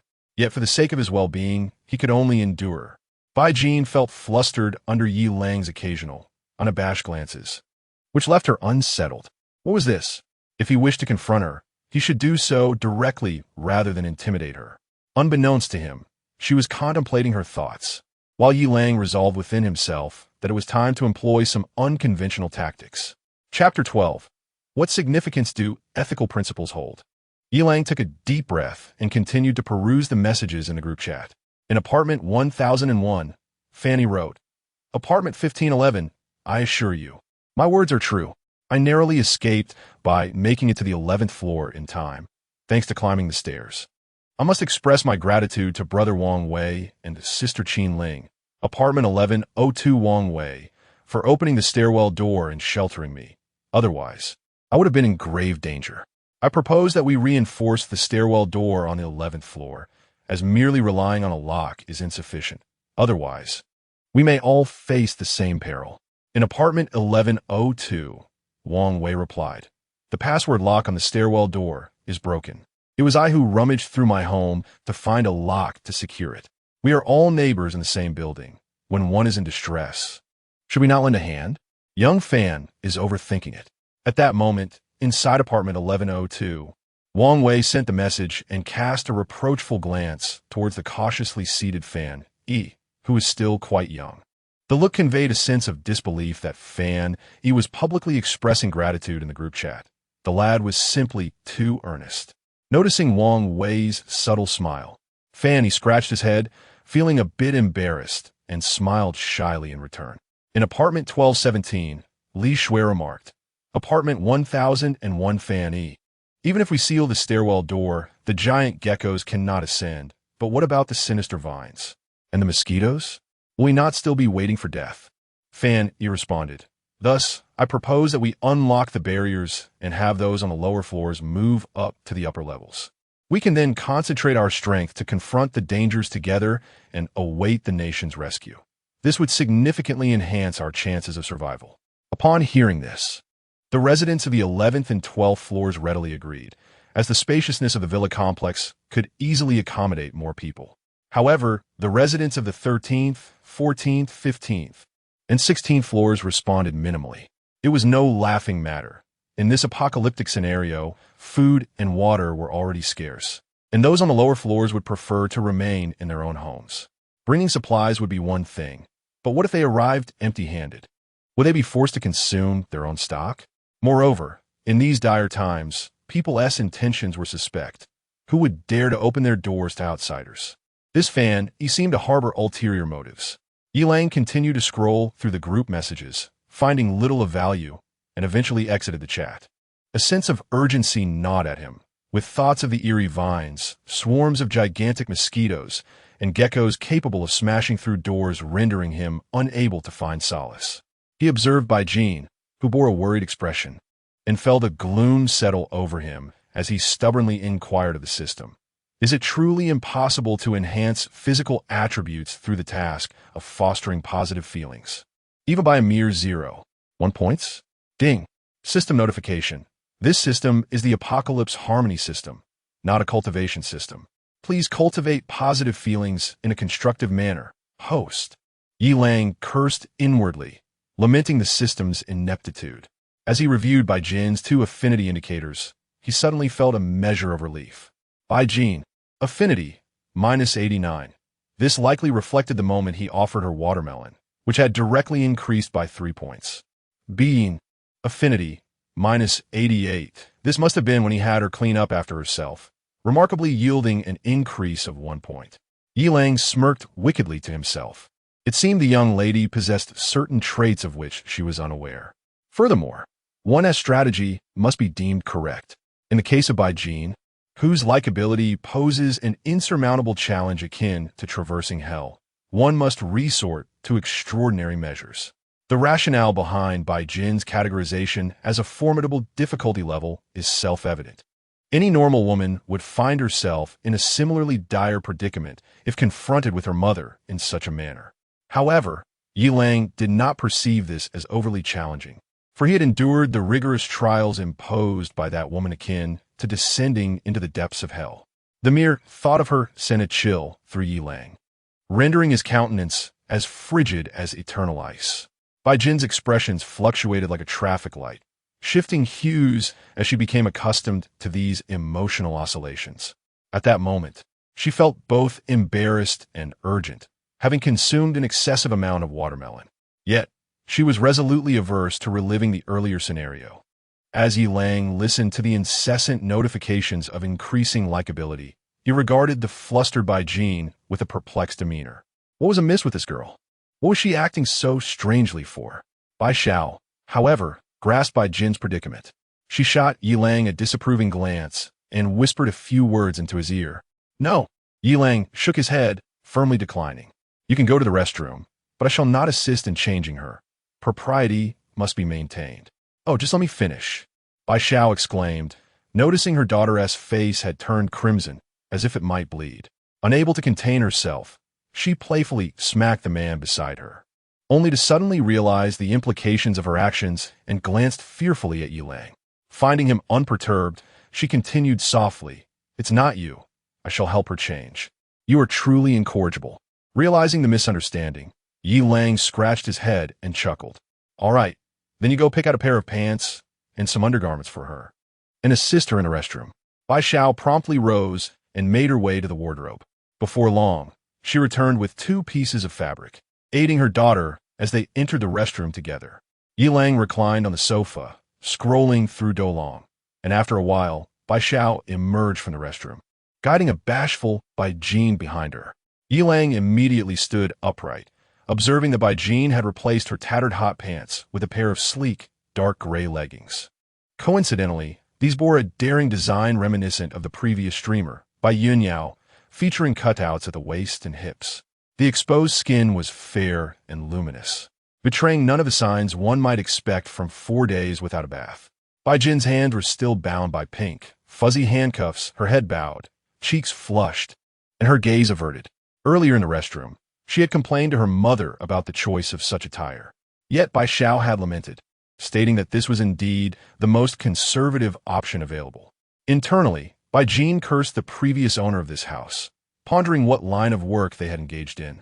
Just as Yi Lang, invigorated, approached Bai Jin, her heart raced uncontrollably. Gasping for breath, he suddenly pulled Bai Xiao towards him. Before long, 2 generously portioned plates of steak and glasses of red wine appeared on the table, causing Bai Xiao's eyes to sparkle with delight, for she finally believed Yi Lang's words. This steak and wine were the exquisite flavors she had savored years ago at a banquet, a memory that lingered in her mind ever since. Yet this man, akin to a deity, astonishingly conjured it back to life with his miraculous magic, an unbelievable feat indeed. He is simply delightful, observing his physique transform into a remarkable 9. 3. Yi Lang could not help but smile with satisfaction.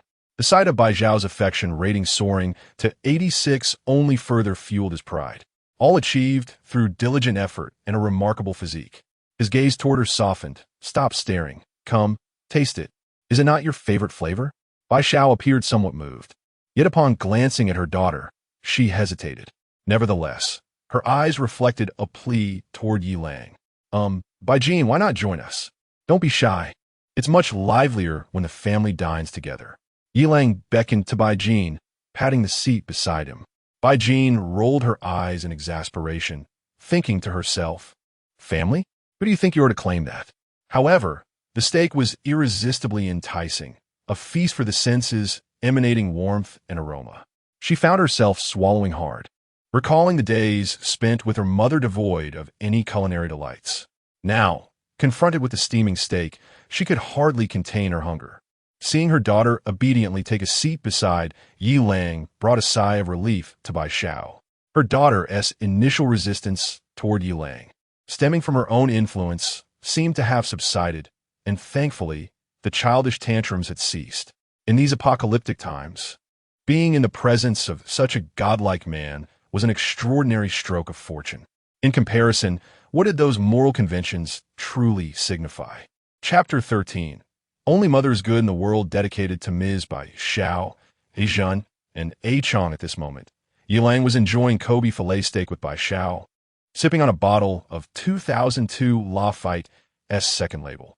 The grilled steak was fragrant and formed an enticing caramelized crust. Upon cutting it open, the interior revealed a tender, juicy texture. Yi Lang gently sliced a piece and placed it in his mouth, where it melted effortlessly, much to his delight. However, the red wine was not as pleasing, perhaps due to Yi Lang's limited experience with it.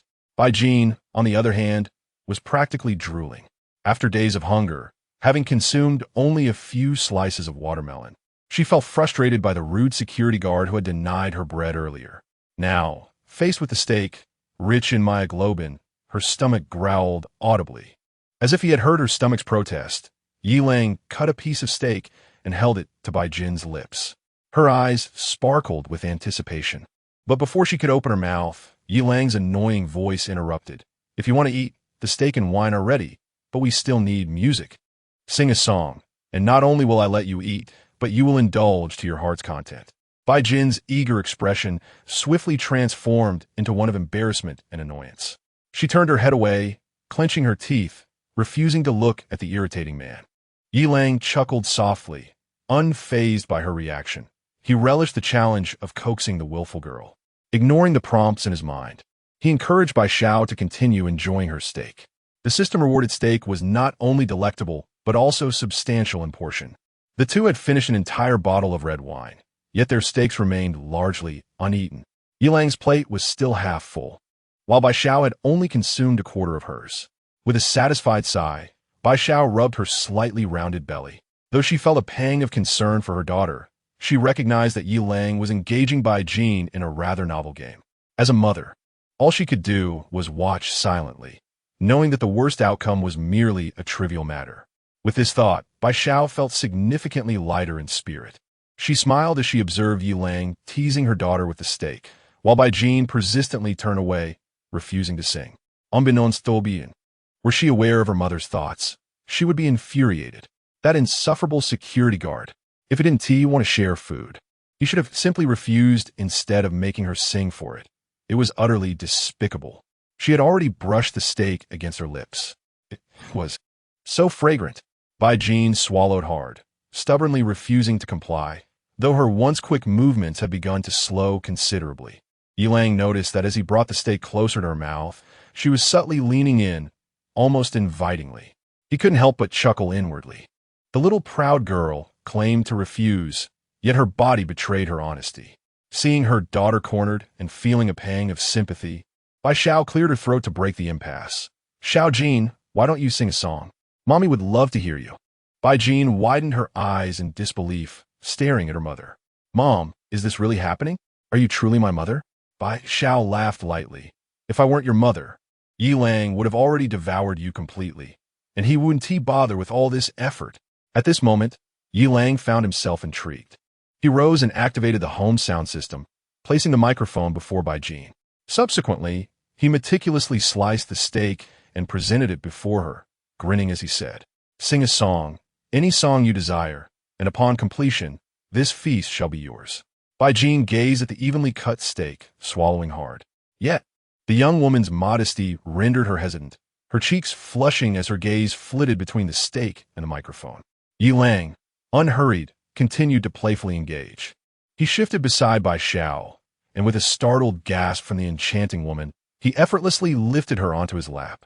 Though taken aback for a moment, Bai Xiao, witnessing her daughter's open mouth, grasped his intentions. After rolling her eyes dramatically, she began to feed him steak. Upon witnessing this, Bai Jin felt a surge of irritation. She silently cursed. What a pair of debauched lovers. The thought of that woman being her mother made her teeth clench involuntarily. The two were engrossed in their feeding game. And before the steak even touched Yi Lang's lips, a satisfied hum escaped him, provoking Bai Xiao to giggle and squirm. Bai Jin grew increasingly agitated, not only angered by that insufferable security guard but also by her own mother. How could a mother behave so frivolously while her daughter remained hungry, flirting with a lover? Suddenly, an idea struck Bai Jin, and a mischievous smile graced her lips. Seizing the microphone, she proclaimed loudly, "Since you both wish for me to sing, I shall indulge you. Here S only mother is good in the world dedicated to Miss Bai Xiao." Instantly, Yi Lang erupted in laughter, embracing the bewildered Bai Xiao, who was rendered speechless. As Bai Xiao listened to her daughter belled out, "Only mother is good in the world. Children with mothers are like treasures." Her face flushed crimson. As if she might bleed from embarrassment, she shot a fierce glare at the audacious girl. Was she deliberately trying to humiliate her mother? It was utterly outrageous. Would she still be laughing when Lil Lang devoured her? After the spirited rendition of "Only Mother is Good in the World" concluded, disregarding the splendid expressions on their faces, Bai Jin began to feast heartily. As she savored the incredibly tender steak, tears nearly brimmed in her eyes. "Oh, it's delicious. Mother, no. Grandmother, this is truly exquisite." Both Yi Lang and Bai Xiao chuckled at the sight of Bai Jin relishing her meal, her hums of delight echoing as they too resumed their feast. Meanwhile, in room 1716 of Building 2, Su Chong, donned in a security uniform, was slicing the remnants of sofa leather into the pot. "I must have been blind to have ended up with such a useless man," he lamented. "Look at Yi Lang, constantly sharing bread in the group, while I'm here eating sofa leather." At that moment, Wang Zhenjin, clad in an ill-fitting haute couture evening gown, berated Su Chong vehemently. Su Chong's face twitched, and he awkwardly chuckled to comfort his girlfriend. "Ah, Zhen, it's my fault for letting you go hungry. Let us fill our stomachs first, and I'll think of another way afterwards." Wang Zhenjin suddenly sprang up, pointing at Su Chong and unleashing a torrent of invective. "You worthless fool. What on earth can you come up with? Once we've devoured the sofa leather, what else will we have to eat? Excrement?" Su Chong furrowed his brow, but continued to murmur assurances. "Ah, Zhen, there will be a solution, I promise. I will borrow from other homeowners shortly." Wang Zhenjin, noticing the fleeting frown on Su Chong's face, felt a surge of indignation. "Ah, Chong, I do not mean to berate you.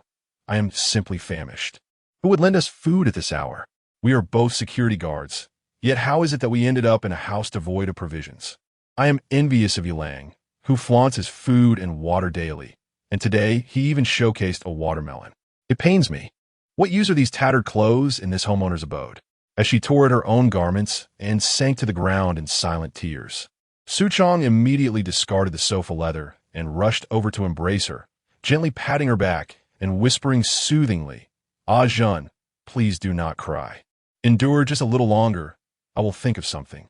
Then, through gritted teeth, he cursed that Yi Lang is simply lucky beyond measure, having found such an abundance of food. That idiot even had the audacity to unfriend me. All I asked was for him to send a few loaves of bread. He truly is insufferable. Back when we worked together, he would constantly pester you. If I ever cross paths with him again, I will break his legs and seize all his food and water. Wang Zhenjin, equally incensed, chimed in. Indeed, he is a selfish and petty man. A former colleague no less, who, noticing Su Chong's curious glance, she felt a pang of panic and hastily added, "How heartless he is," disregarding even the bonds of camaraderie. Su Chong paid no heed, merely nodding in agreement, his teeth clenched in frustration. Inwardly, Wang Zhenjin sighed in relief. She had narrowly avoided revealing her impulsive decision to send Yi Lang an unfiltered, unadorned selfie, which could have led to him mocking her and severing their friendship. Yet, as a woman, what wrong had she committed? The true culprits were that scoundrel Yi Lang and the inept man before her. Fueled by indignation, she picked up her phone and scrolled through the group chat to pass the time, as sitting quietly only exacerbated her hunger. At that moment, as she browsed through the messages, the homeowner group was rife with pleas for food and water. Suddenly, one message caught her eye. Sitting up straight, she scrutinized it, and in the next instant, her eyes sparkled with excitement. "Ah-Chang, come quickly and see. Look at the mother and daughter in Yi Lang's photo. Aren't they the pair from Building 3? The charming widow with her beautiful daughter." Su Chang leaned in closer, recognizing the duo as well. His heart stirred, and he whispered, "It must be them. They are quite famous, known as the blossoming beauty and her mother. It seems Yi Lang has been rather fortunate. Alas, I did not intend for you to focus on this matter. Contemplate this. Since the mother and daughter from Building 3 have taken refuge with him, it strongly indicates that Yi Lang is likely also residing in Building 3 and quite possibly on the top floor of the 17th level, just like us." Ah-Chang's eyes sparkled with realization. It is very plausible that the 18th floor serves as a non-residential level. Thus, he must be on the 17th floor. Let us consider which resident on the 17th floor has the habit of concealing their keys beneath the doormat or within a flower pot. "Wu Dan, Unit 1706. The two exclaimed almost in unison. In the next moment, they both erupted into a sinister chuckle. Chapter 14. A mother and daughter washing together at this moment. Yi Lang embraced the mother and daughter, exuberantly singing "Borrow 500 more years from heaven." As the final note of "I truly wish to live for another 500 years" faded away, he pulled the two of them down onto the sofa. Having satisfied her hunger and thirst, Baijin found her resistance waning. The day's emotional roller coaster and her fluctuating feelings towards Yi Lang had rendered her somewhat numb to the reality before her.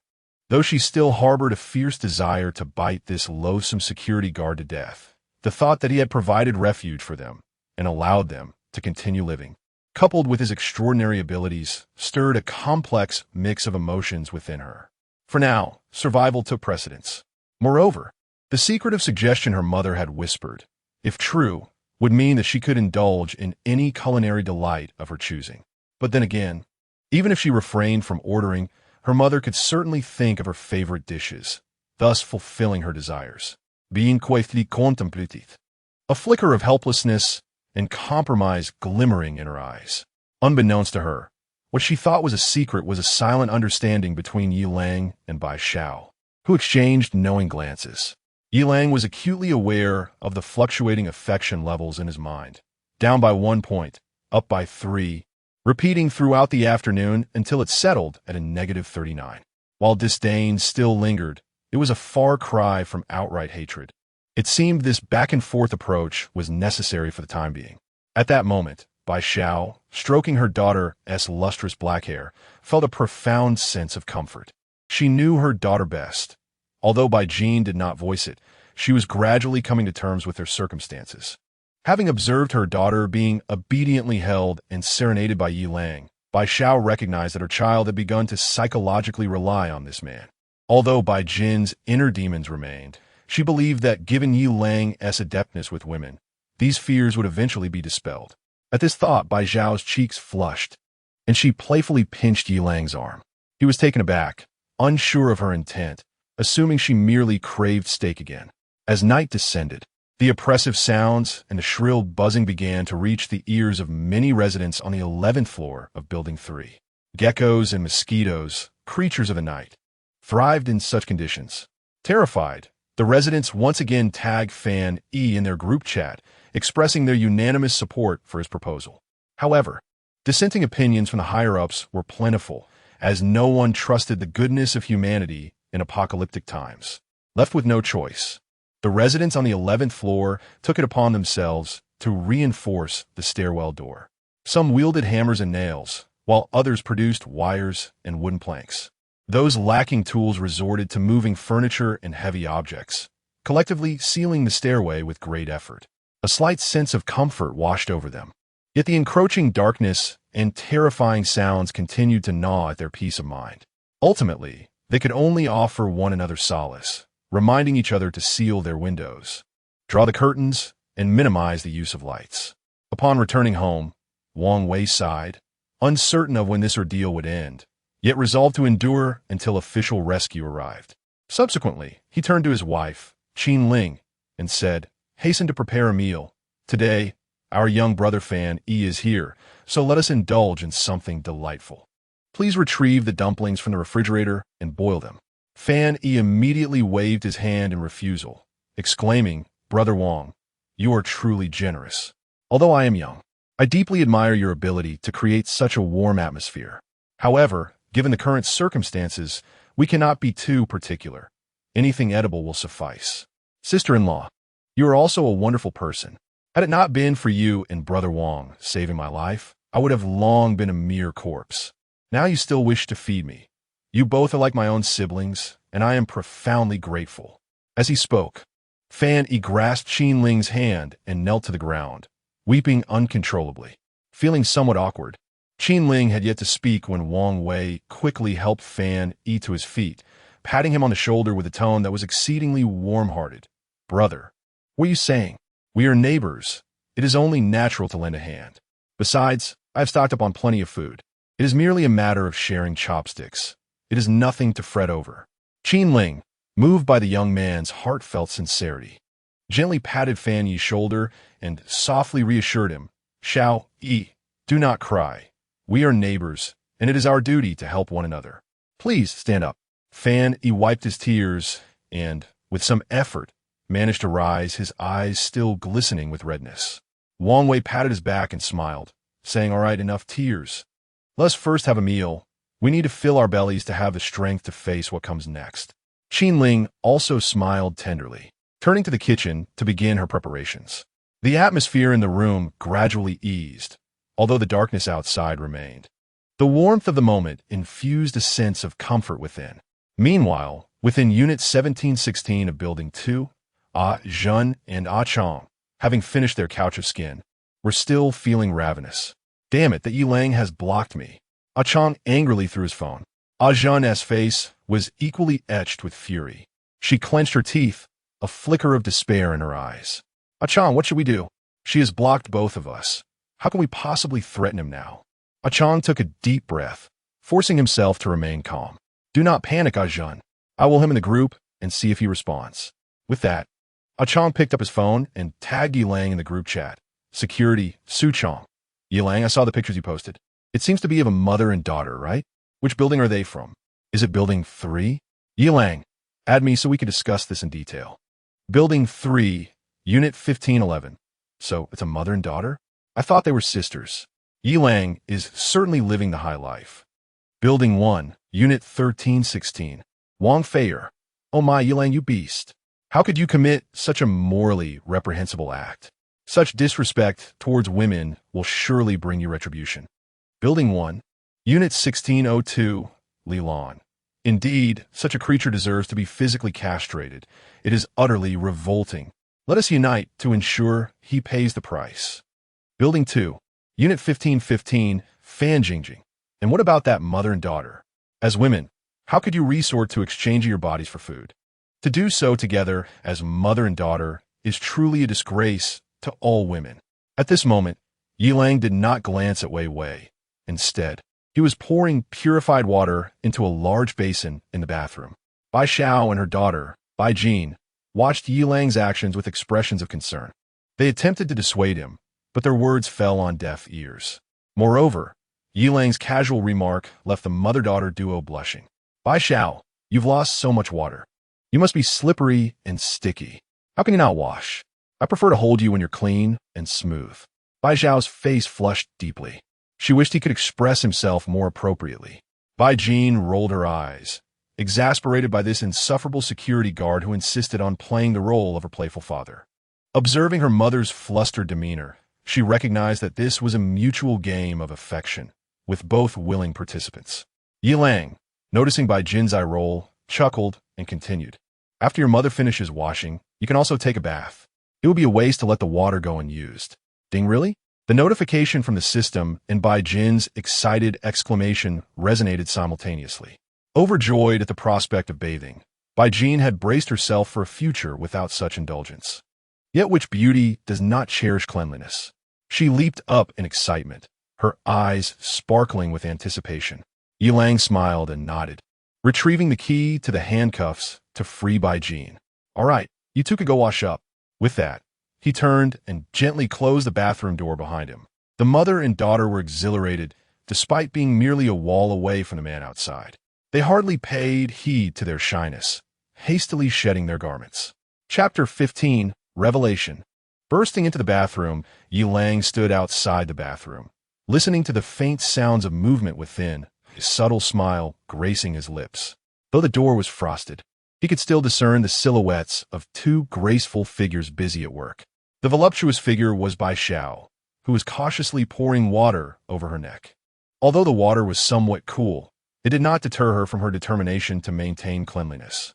The slender and elegant Bai Jean was also splashing water, albeit at a slower pace than her mother, as the insufferable security guard at the door had insisted that her mother wash first, leaving her the opportunity later. Bai Xiao felt a warmth in her heart as she observed her daughter's actions. She began by washing her feet, then stepped into the bathtub. Without waiting for Bai Jean to refuse, she pulled her into an embrace. The bathtub was spacious enough for the two of them, and the water was perfectly balanced, not spilling over. Yilang waited outside, feeling somewhat stiff. Yet, he was not impatient. Good things are worth the wait, and he decided to let the moments linger. The mother and daughter duo were washing meticulously, while Yilang sat outside, occupied with his own pursuits. He opened his social media to find numerous friend requests awaiting his attention, a slight smile creeping upon his face. It appeared that many were reaching their limits. It was the fourth day of the apocalypse, and without the habit of cooking or stockpiling supplies, many must have nearly depleted their food and water. Yilang meticulously sifted through the requests, dismissing those evidently from men. He accepted the requests from women one by one, initially demanding a photo. If they declined or engaged in idle chatter, he simply ignored them. For those who provided photos but did not meet the system's criteria of 85 points or higher, he deleted them without hesitation. He methodically navigated through the requests until he found none that met his standards. In reality, very few could achieve such a score without makeup. Among the photos in a few friend circles were some rather beautiful images, yet the system only recognized real-time photos of the main user. Yilang had no way of knowing the true appearances of these women, so he left them be. He was confident that as the days progressed, these proud women would eventually relent. At that moment, Yilang noticed a notification in the Golden Island Owners group, where someone had mentioned him. He opened the group chat, and after a few moments of scrolling, his expression darkened significantly. Su Chong, that despicable man, had actually deduced his address. Although Yilang had not intended to keep it a secret indefinitely, this was rather swift. Taking a deep breath, Yilang quickly regained his composure. Since Su Chong was aware of his address, yet chose not to expose it immediately, instead opting to add him as a friend. His intentions were easily discernible. He likely aimed to extort food and water from him. But could Yilang acquiesce? Certainly not. This greedy individual would only seek further advantage. Moreover, he wondered if Wang Zhenjin was with him. These two despicable individuals often took advantage of others. Now, in the face of the apocalypse, they likely believed they had found a weakness to exploit, which would only lead to them trying to consume him whole. Yilang let out a cold chuckle. After all, it was merely a matter of timing and not something to be feared. With the system at his disposal and his martial prowess, fearing such threats would indeed be laughable. He replied directly in the group, Su Chong, do whatever you want. Do you think I will be afraid? At that moment, A Jun and A Chong, who were eagerly staring at their phone screens, simultaneously displayed expressions of disappointment. Su Chong was somewhat exasperated. How could this insolent person not be afraid? Why did he exhibit such fearlessness? With so much food and water at his disposal, and flaunting his wealth unabashedly in the group, did he truly believe he would escape unscathed once his address was exposed and faced the wrath of the crowd? Ajun bit her lip and murmured, Have you forgotten? That guy is a trained fighter. Previously, when trouble arose, he held his own against 3 opponents. Besides, we're not yet at our wits' end. No one is going to risk their life over a bit of food. Even if he did incite public outrage, he would have to confront us himself. If he stubbornly hides in his house, what can we do to him? Su Chong gritted his teeth, feeling a sense of helplessness and resentment. He could not help but complain. Why is the security door of this villa on Jean Island so sturdy? Doesn't that mean we stand no chance against him? At that moment, Ajun finally felt a flicker of fear, terrified at the thought of starving to death. She trembled and said softly, Chong, why don't we plead with him? I really can't endure this hunger any longer. Chong's expression darkened. He was even hungrier, having given most of the last meal to Ajun. Yet, he harbored no grievances. Ajun was so beautiful, and she chose to be with a mere security guard like him, which he was profoundly grateful for. However, the thought of begging Yilang made him feel uneasy. That fellow had previously harbored feelings for Ajun, and their close relationship was only made possible by Ajun's heart being touched by his sincerity, agreeing 4 days prior to be his girlfriend. If he were to lower himself and plead with Yilang, wouldn't that only invite further disdain? Chong took a deep breath, a glimmer of resolution flashing in his eyes. Ajun, we cannot bow our heads. We will expose him in a group and then unite with several owners from the 17th floor of Building 3 to force him to comply. He is but one person. How could he possibly contend against so many of us? Ajun hesitated, but how will we get there? By aerial vehicle? Chong nodded, and seeing Ajun still uncertain, he gently reassured her, do not worry. The 2 buildings are so close, we will arrive in mere seconds. Those creatures in the sky aren't that agile. If we are cautious and avoid their line of sight, reaching Building 3 will pose no problem, as long as we can unite everyone. Even Yilang cannot withstand our collective strength. Once we seize his food and water, we will have ample supplies until rescue arrives. A flicker of hope sparkled in Ajun's eyes, and she eventually nodded in agreement. Chong, no longer wavering, compose a message and send it to the group. Security, Su Chong. That scoundrel Yilang is in 3 to 1,706. Fellow owners, we must unite against this tyrant who abuses women and acts recklessly simply because he has food and water. He cannot withstand our collective force. If we stand together, we can compel him to surrender his supplies, ensuring our survival through this crisis. Those with courage, gather at the entrance of 1706, armed and ready. Together, we shall confront him at his doorstep, making him aware of the wrath of the masses. Following the message, a peculiar silence enveloped the group for a brief moment, before the news rippled through like stones cast into a serene lake. In Building 3, Room 1217, Li Shui remarked, this despicable security guard dares to reside in our Building 3. Has he usurped someone else's home? Truly a criminal. In Building 3, Room 1711, Wang Dawei expressed disbelief. He resides on our very floor. The homeowners committee from Building 2, Fong Mingda, chimed in, Wang Dawei, brother, given your proximity, you must participate in the action. We cannot allow such a person to roam freely. Wang Dawei replied, however, I've been unwell these past few days, and my strength is waning. Other homeowners on the 17th floor unite and confront this scoundrel. Chun Dajiang from Building 3, Room 1701, retorted, Wang Dawei, come now, are you truly ill or merely cowardly? I have little respect for such timidity. Chun Dajiang further declared, security, Su Chong, count me in. I've long found this Yilang intolerable. Let us act together and seize his provisions, rescuing that unfortunate mother and daughter. Lu Fong from Building 3, Room 1705 added, security, Su Chong. My husband and I will join too. Such malevolence must be curtailed. For those who disrespect women, we must deliver a severe reckoning and rescue the mother and daughter. Wang Feier from Building 1, Room 1316 supported her. Lu Fong, I stand with you, sister. Li Lan from Building 1, Room 1602 echoed. Lu Fong, I support you, sister. Fan Jingjing from Building 2, Room 1515 affirmed. Lu Fong, I support you, sister. Dawa, a youth from Building 2, Room 1002 questioned, but Yilang merely trades food and water. Why label him a criminal? Meanwhile, Ajun and Chong, undeterred by the fervor in the group chat, each armed with a kitchen knife, ascended to the rooftop. They carefully surveyed the sky for any signs of danger before swiftly boarding a small aircraft. Yilang, Observing the outrage in the homeowners' group, felt an icy calm wash over him. Although the group was vociferous, few would dare to confront him, and even fewer would take action. With his physique bolstered by Bai Zhao's efforts, he had attained a strength equivalent to that of 2 adult men.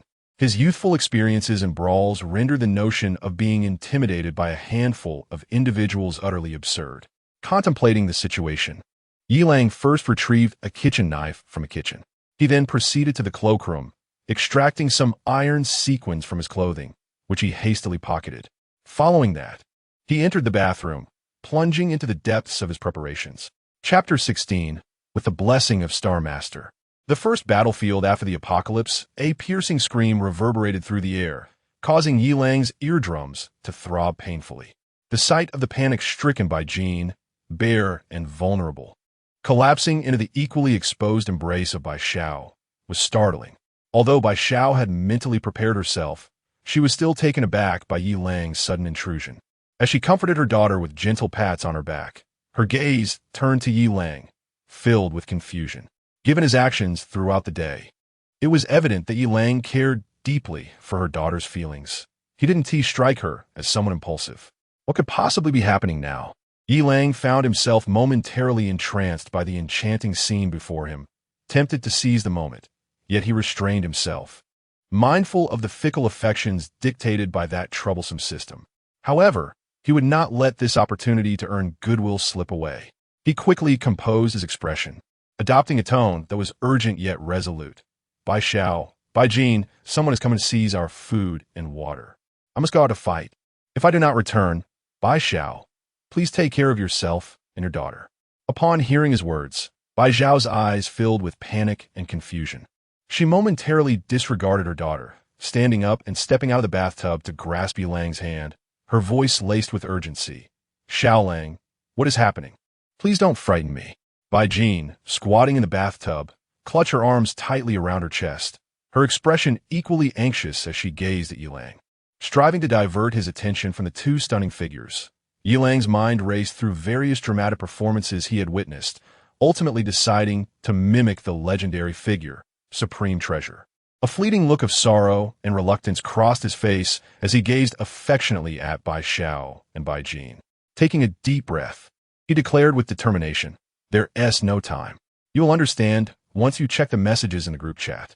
Once, there was a moment I forgot the beginning, the middle, and the end. I will tell you both 4 words. I love you." With that, he retrieved all the bread and water from the system space, along with 2 halves of a watermelon and a steak. Although Bai Xiao and Bai Jin found amusement in Yi Lang's forgetful declaration, their eyes shimmered with emotion at the sight of the food and water nearly covering the bathroom floor. Bai Xiao grasped Yi Lang's hand tightly, shaking it fervently, her voice trembling. "Xiao Lang, can't we just stay here? We can hide at home. The security door is sturdy, and as long as we don't open it, they cannot enter." Yi Lang felt a slight dizziness but shook his head. "No, they come prepared, and I do not know what tools they possess. But you and Jeaner need not worry." He tilted his head back, silently invoking the blessing of the Star Master, finally managing to squeeze out a tear. He then gazed deeply into Bai Zhao's eyes, continuing, "I will fight with all my might for both of you. You are my woman, and Jean is my daughter. At least for now, I will treat her as such." Bai Xiao's eyes were already misty with tears. She collapsed into Yi Lang's embrace, unable to speak through her sobs. Yi Lang held the smooth Bai Xiao close, gently caressing her beautiful back, feeling as though he might burst from the intensity of the moment. Yet his gaze remained tender and reluctant as he looked at Bai Jin. In the next instant, he gently pushed Bai Xiao away and strode purposefully toward the bathroom door.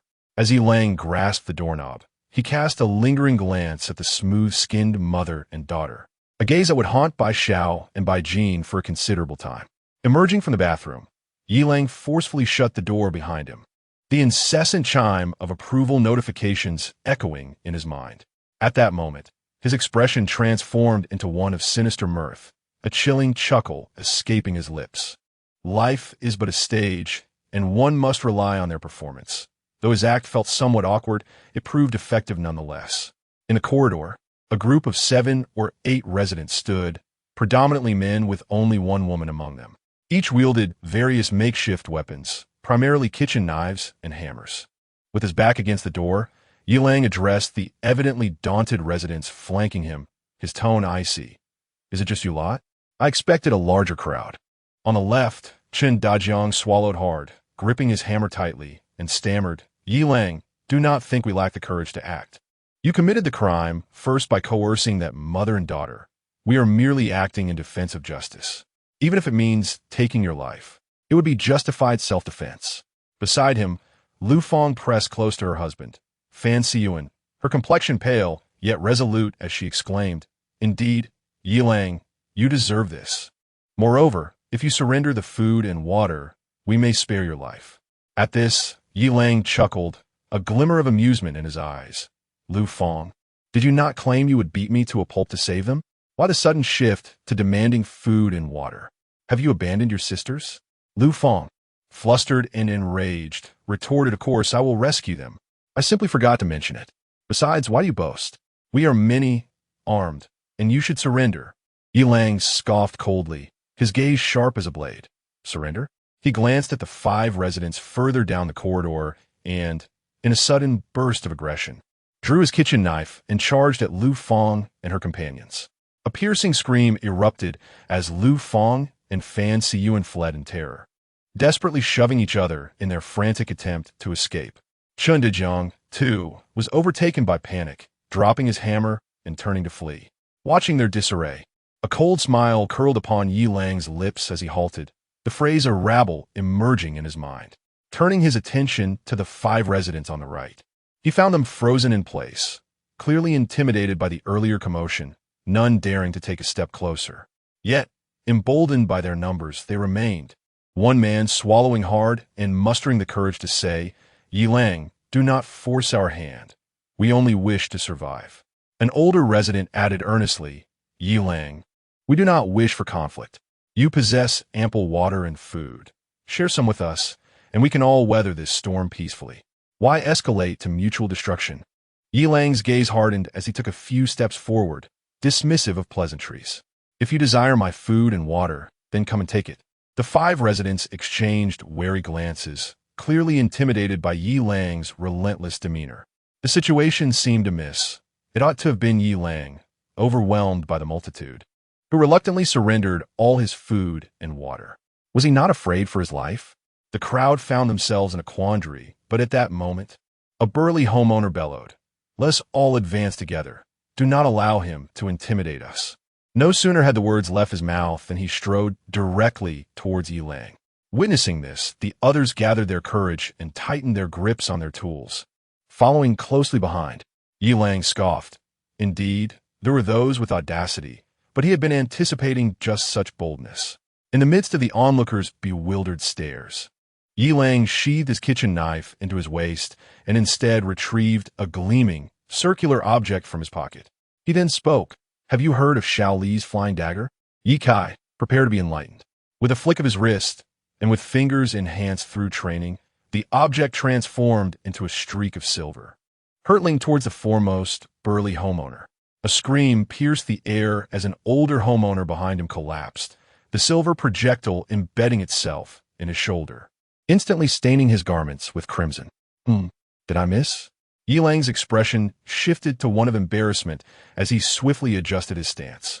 In the midst of the homeowner's terror-stricken gazes, still frozen in shock, he launched another attack, then a third, and subsequently a fourth.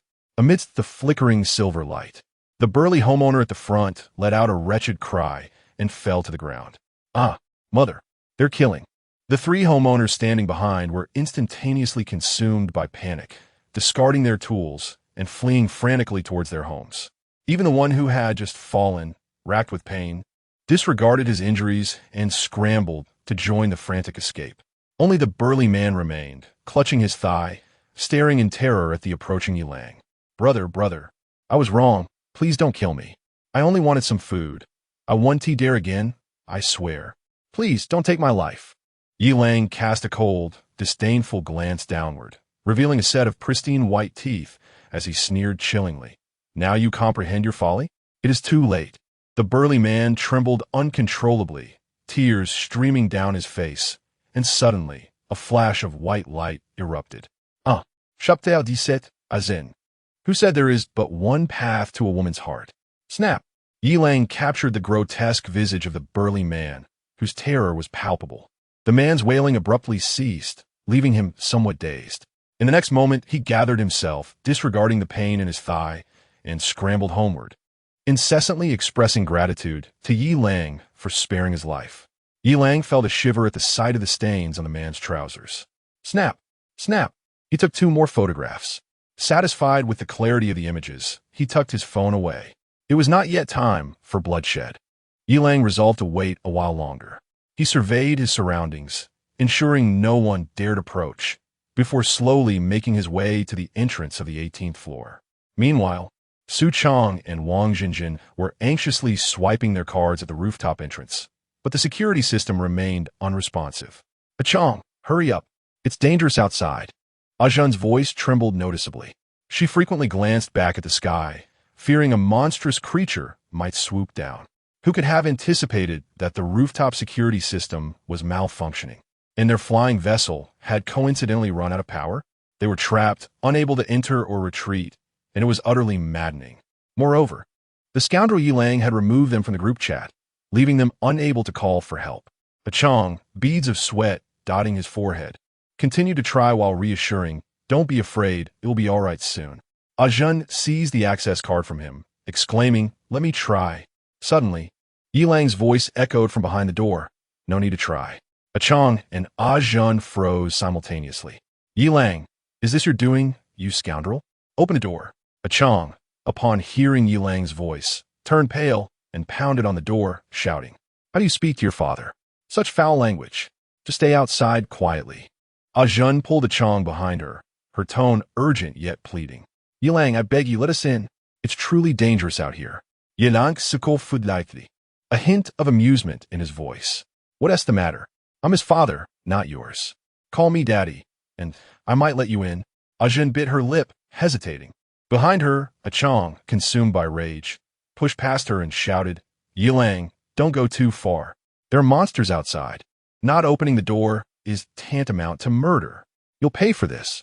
Yilang burst into laughter. "Haha, you fool. Do you think this is the apocalypse?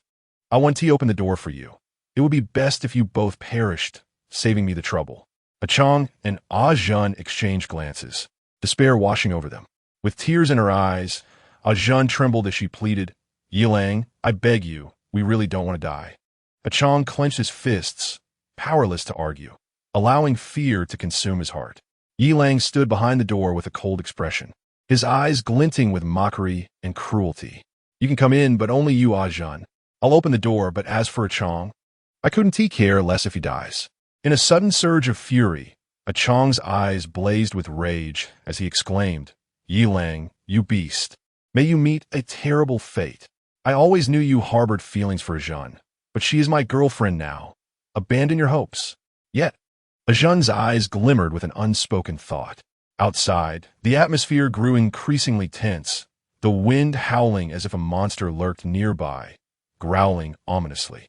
Ajun clenched her teeth, pulling Chong away from the entrance, whispering fervently in his ear, "No, I cannot agree to this. You are my wife. How could I allow you to put yourself in danger? What if? Am I not just inviting trouble upon myself?"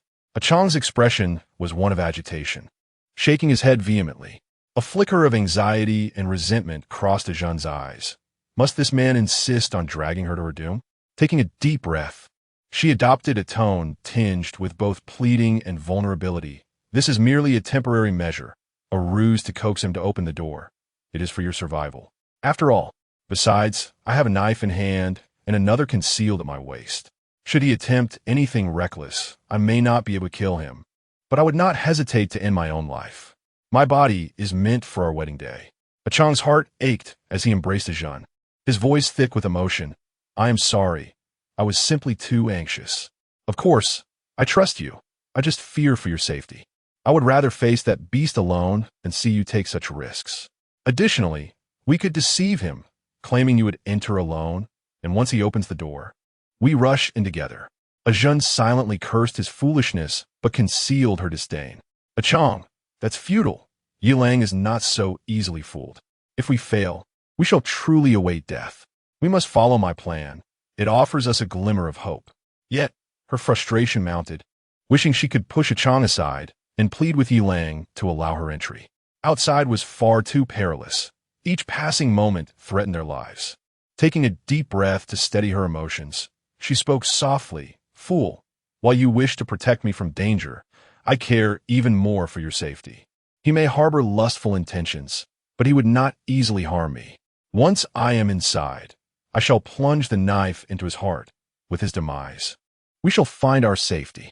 Clearly taken aback by Ajun's fierce resolve, Achang stood frozen, a myriad of complex emotions flashing in his eyes. Disappointment swelled within Ajun as she observed his hesitation. At such a critical juncture, when their very lives were at stake, he still wavered at the thought of taking a life. Suppressing her frustration, she spoke coldly, "Do not hesitate any longer. It is either we die together. Will you heed my counsel?" Finally, Achang nodded painfully, yet he clung tightly to Ajun's hand, his voice trembling. "You must be cautious. Do not let that beast take advantage of you, whatever happens." Ajun, somewhat exasperated, interrupted his anxious ramblings and resolutely approached the door.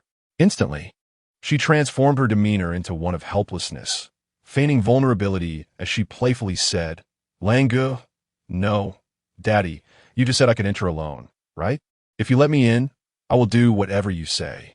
As Yilang gazed at the surveillance video on his phone, a cold smile crept upon his lips, and he playfully remarked, "Do you truly heed my every command?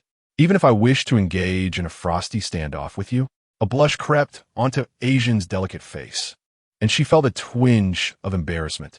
After all, her boyfriend was right beside her, his eyes aflame with rage, exuding an aura of imminent violence. Yet, in her desperate bid for survival, she mustered the courage to speak softly, all right." Achong, evidently provoked to the brink of madness, was swiftly silenced by Ajan's hand covering his mouth, stifling his impending roar. Ignoring Achong's torment and humiliation, Ajan steeled her resolve and continued, "I have never been in a relationship before. If you allow me to enter, I shall comply with whatever you desire." Yilang felt a pang of incredulity. How could she so effortlessly fabricate such a lie? What experience could she possibly possess regarding the intricacies of romance? Indifferent to the manipulative nature of this woman, he was reluctant to engage further. However, who decreed that the path to a woman's heart was singular? A glimmer of cruelty flickered in Yilang's eyes as he commanded the timid Su Chong to retreat further.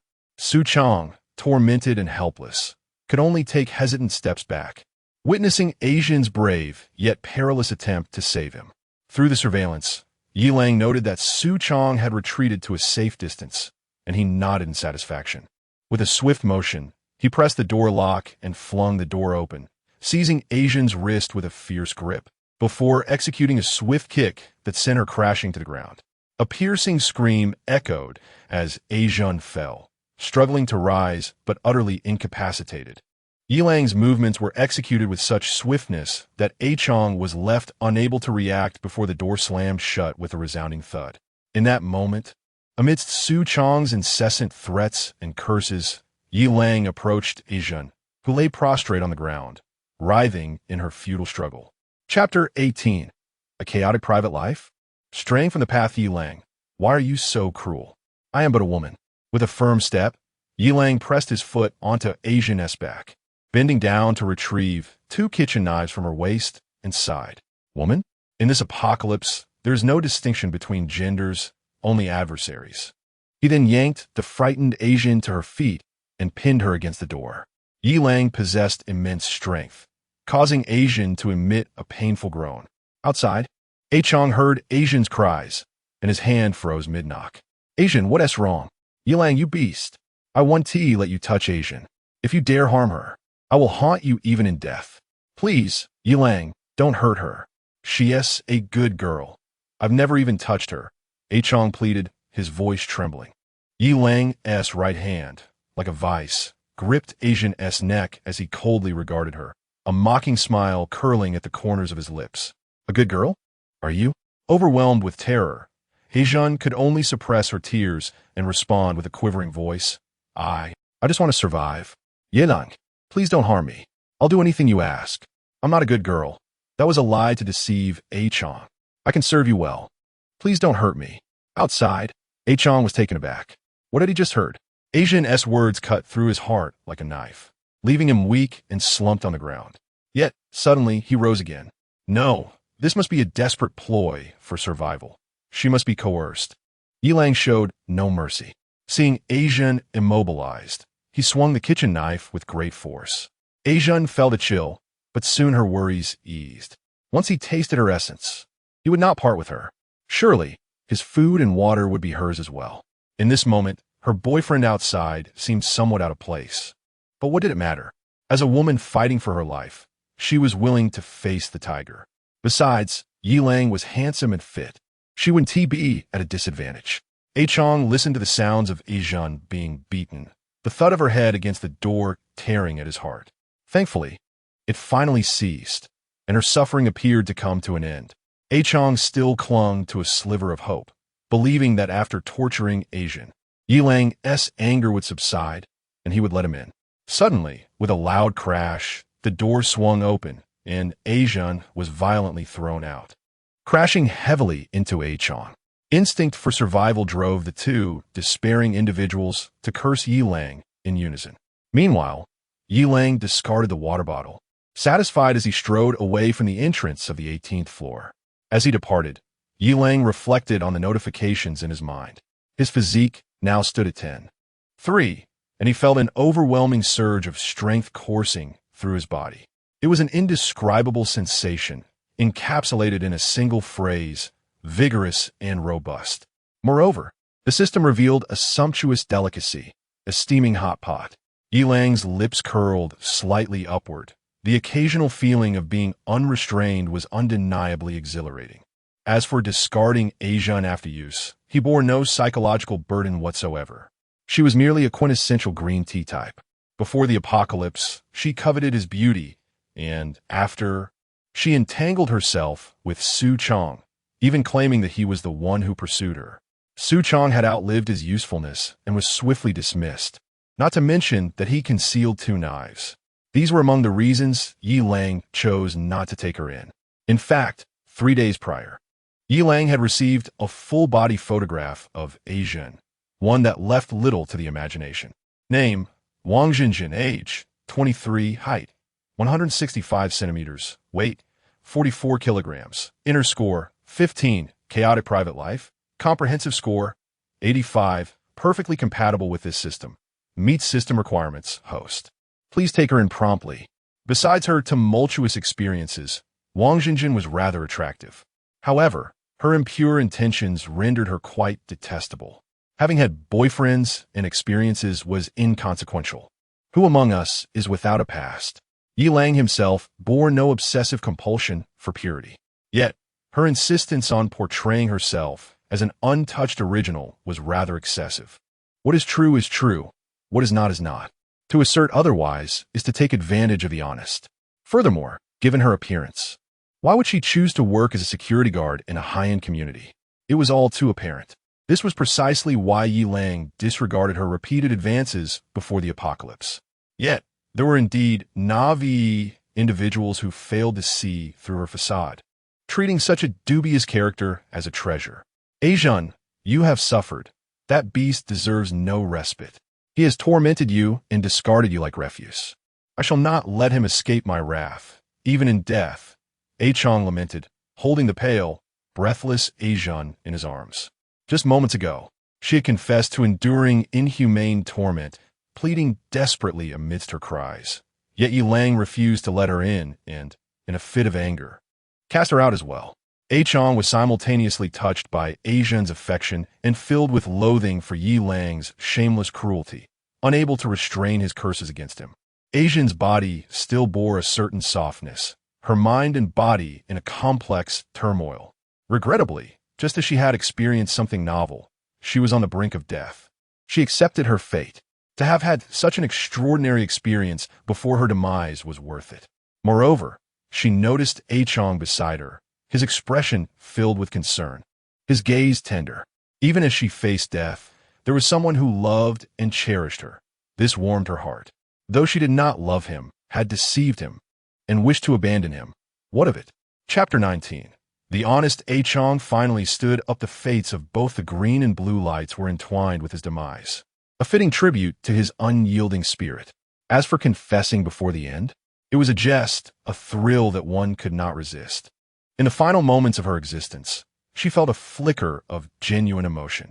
With this thought, she propped herself up and pressed her lips against A-Chong's. He was momentarily taken aback, then overwhelmed with elation. At last, his heartfelt sincerity had moved Asian, granting him the kiss she had previously denied him. A-Chong greedily savored her lips, feeling that even death at that moment would bear no regret. After a lengthy pause, A-Chong, breathing heavily, gazed at A-Jun with fervent anticipation. A-Jun, we are both destined to perish. Grant me this. Yet A-Jun was reluctant.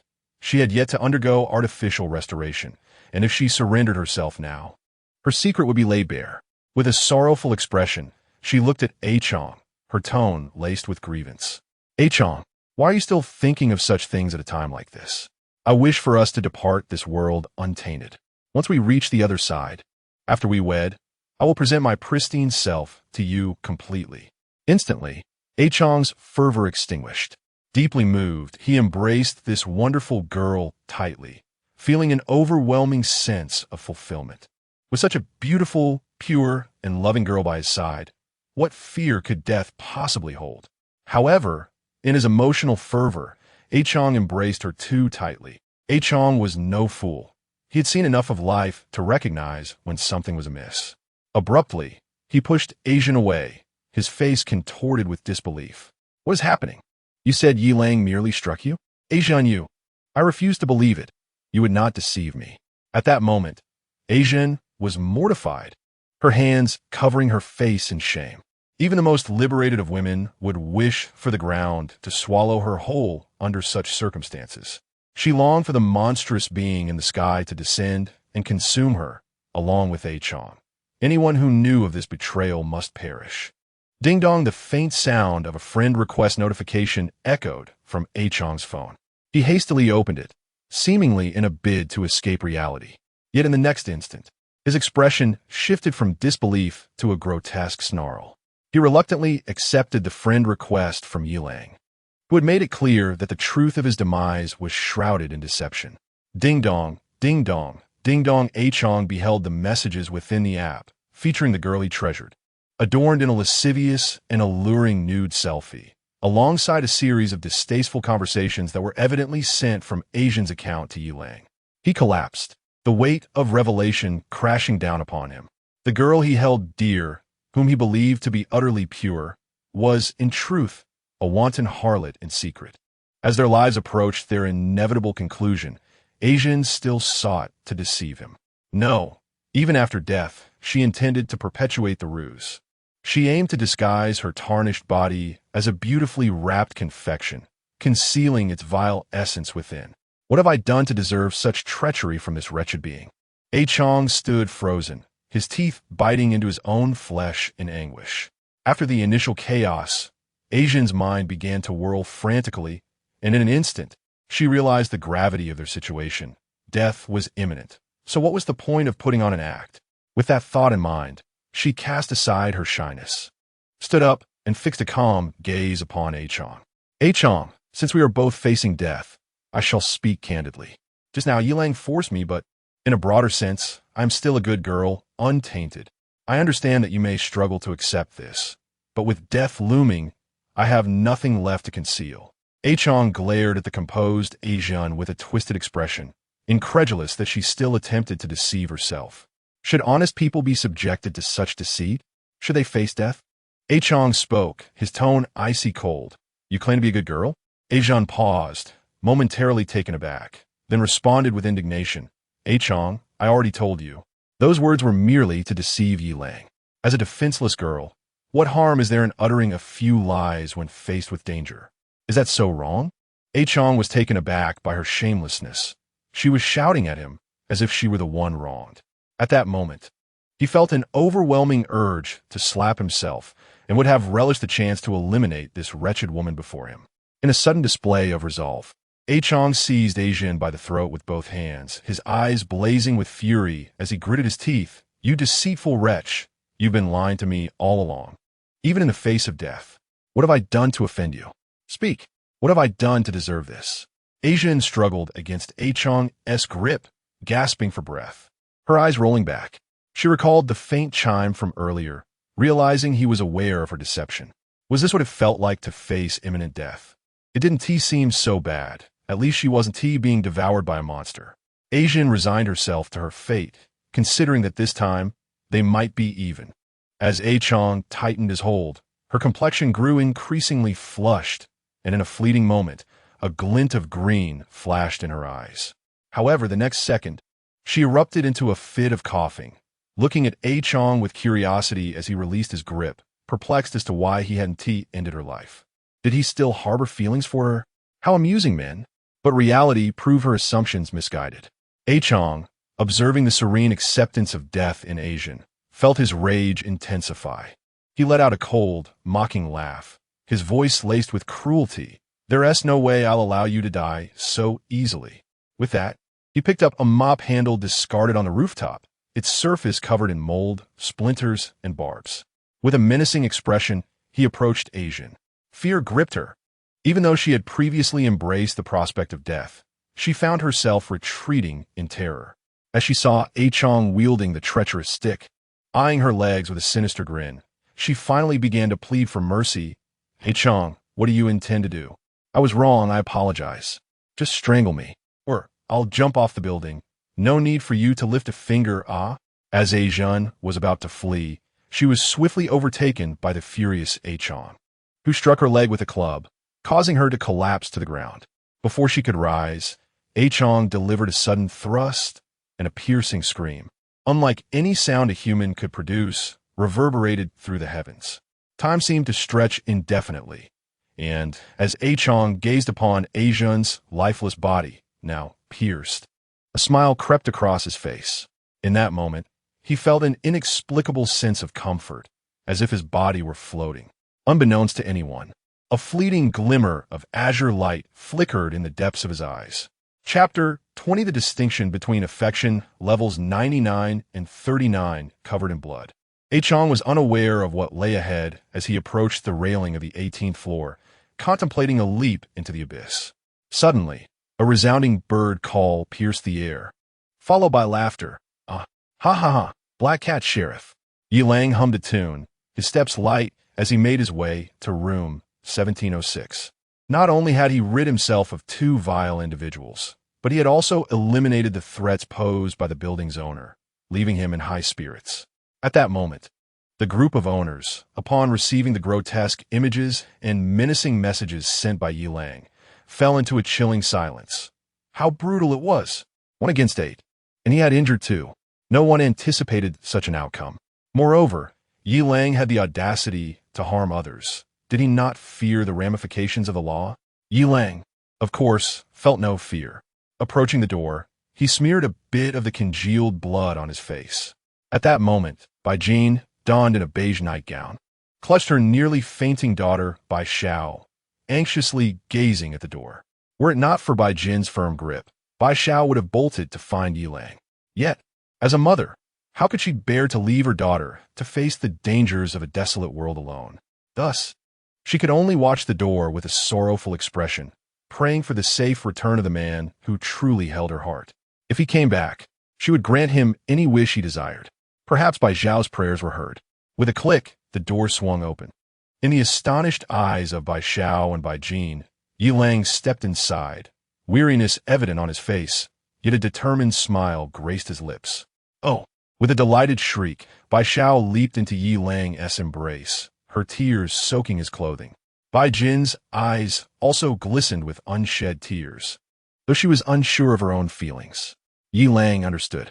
The incessant chimes of the affection meter had been ringing in his mind since he left. He held the sobbing Bai Xiao tightly while his gaze deeply penetrated Bai Jin's, a look so intense it made her heart race. Blushing, she averted her eyes from his penetrating stare. Yi Lang's lips curled into a subtle smile as he gently caressed Bai Xiao's back, soothing her with tender words. There, Xiao, I have returned, Haven Ti. How could I bear to abandon you, engineer? Do not weep. I shall always protect both of you. Upon hearing this, Bai Xiao's sobs intensified. Xiaolang, are you hurt? Was it dangerous just now? Did they strike you? You mustn't put yourself in harm's way. Without you, Wu. Seeing Bai Xiao on the verge of tears again, Yi Lang quickly reassured her. Your man is formidable. Who could possibly harm me? You see, those fellows trembled in my presence, not daring to utter a word. 2 of them were turned into sieves by my little flying daggers and surrendered without a fight. Rest assured, I am unharmed. Bai Xiao and Bai Jin gazed at the self-satisfied Yi Lang with admiration and tenderness. Yet their hearts ached upon witnessing him absent-mindedly wipe the blood from his face. At this moment, Bai Xiao could no longer contain herself. She stepped forward, grasped Yi Lang's hand, and alluringly said, Tomorrow morning, I desire something more sumptuous. Bai Jin, with an expression of exasperation, watched as her mother insistently pulled Yi Lang into the bedroom. That scoundrel, even at this hour, he still harbors doubts about me. His glaring eyes are so impressive, yet all he does is glare at me.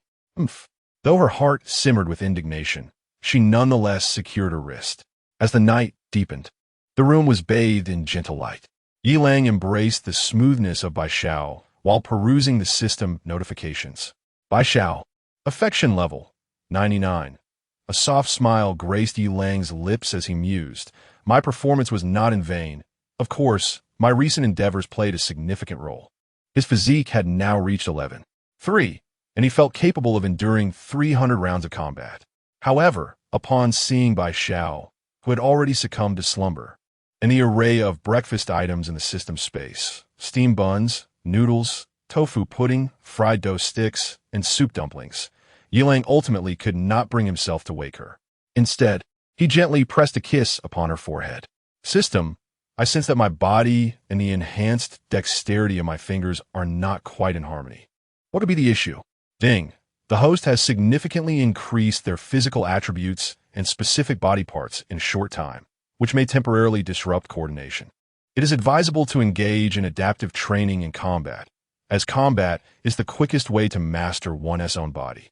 Yi Lang understood that the recently acquired strength would require practice or real combat to integrate effectively. He resolved to resume his training regimen the following day.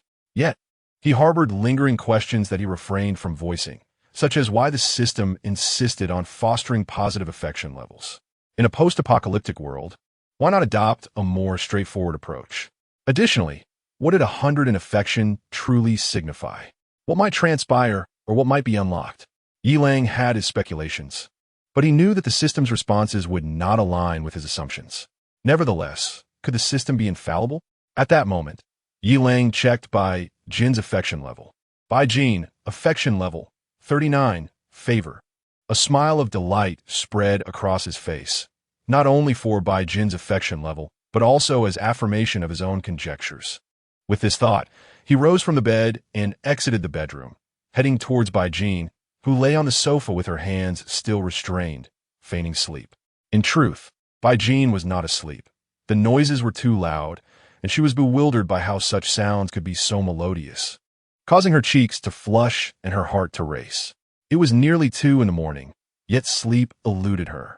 Upon hearing heavy footsteps, she recognized it was that insufferable man. Panic surged within her. What did he want?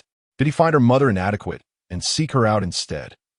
With his enhanced physique, Yi Lang could discern the trembling eyelashes and tightly shut eyelids of Bai Jin even in the darkness. This little minx was pretending to be asleep. Amused, Yi Lang decided to tease her.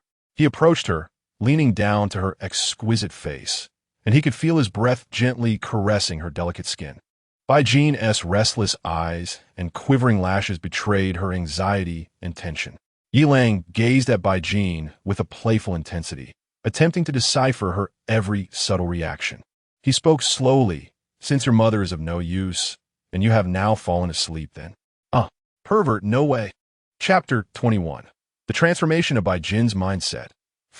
He commits murder. Supernatural abilities? Yilang observed Bai Jin sitting up in a flurry, shielding her handcuffed wrists against her chest. He chuckled softly. Don't be anxious. I'm merely teasing you. As long as you do not agree, I shall not lay a finger on you. You looked so beautiful while you were asleep. I couldn't resist the urge to playfully provoke you. If it weren't for the reward, I wouldn't even consider touching you, he thought to himself. Bai Jin paused momentarily at his words, her cheeks flushing a delicate crimson. This insufferable man, he complimented my beauty. See? I told you no man can resist my charm. With a proud smile, she retorted, Humph. You have good taste. But why did you say earlier that I resembled a cockroach?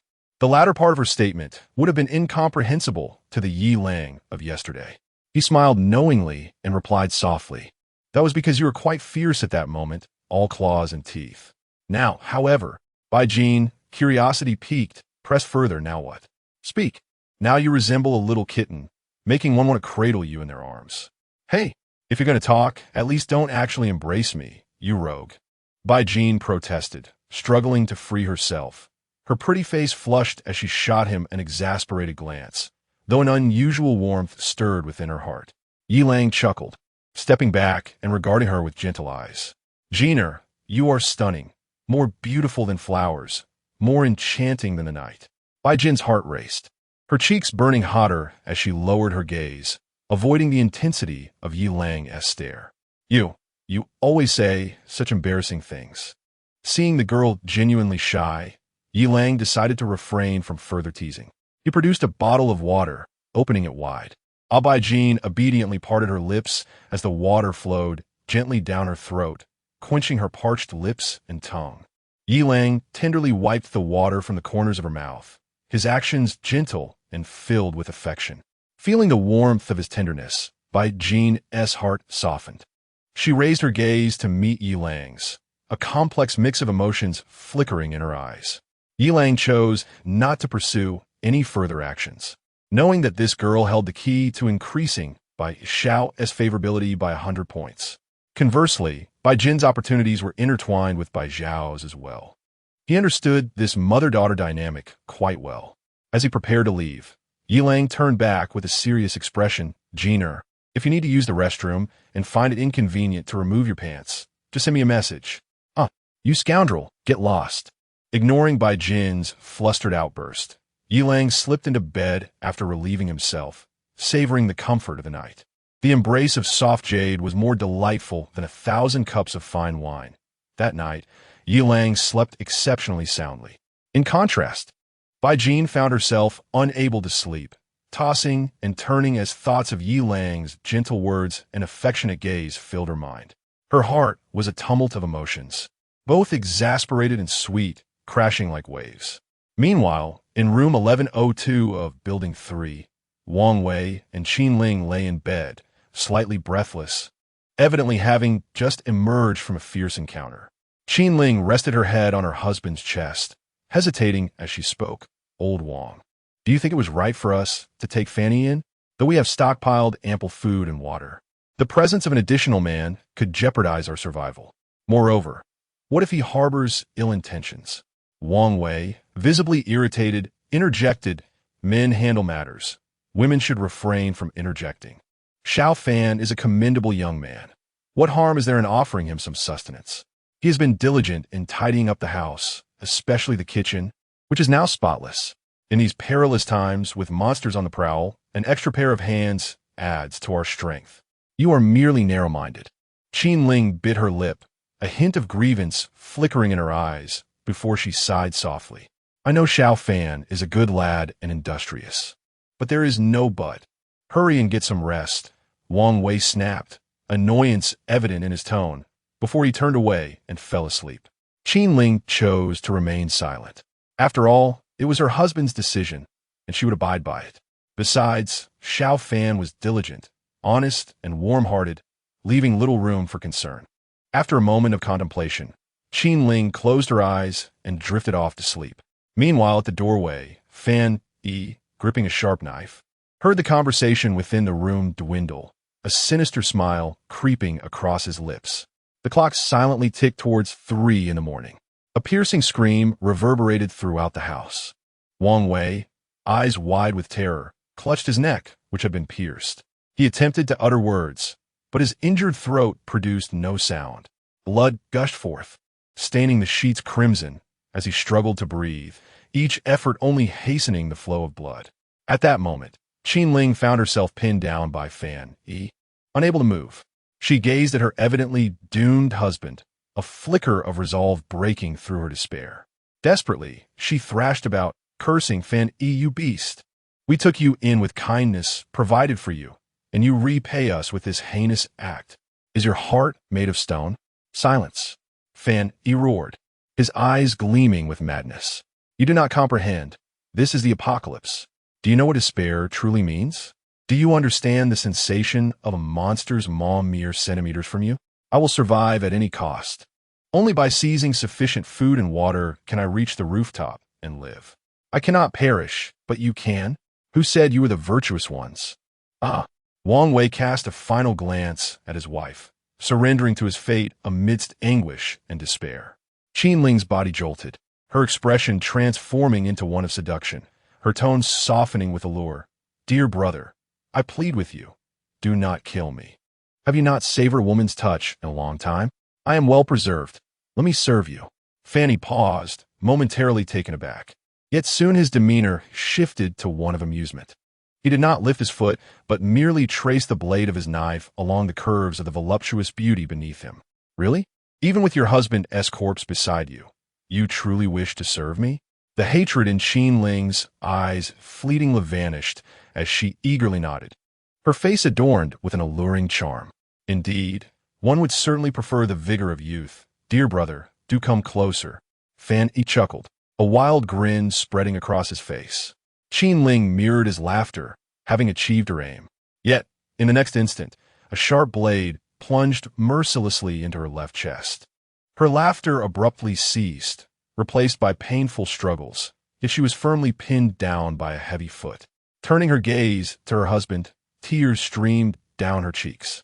"Husband, I could not avenge you, nor even take a bite of flesh. Am I truly so useless?" She lamented. "Husband, wait for me. Linger will come find you." As she lay lifeless, Fan Yi released his grip on her foot and crouched to scrutinize the once pure woman, now fixated on her husband with wide, unblinking eyes. "They say the apocalypse is upon us. How could I ever trust you?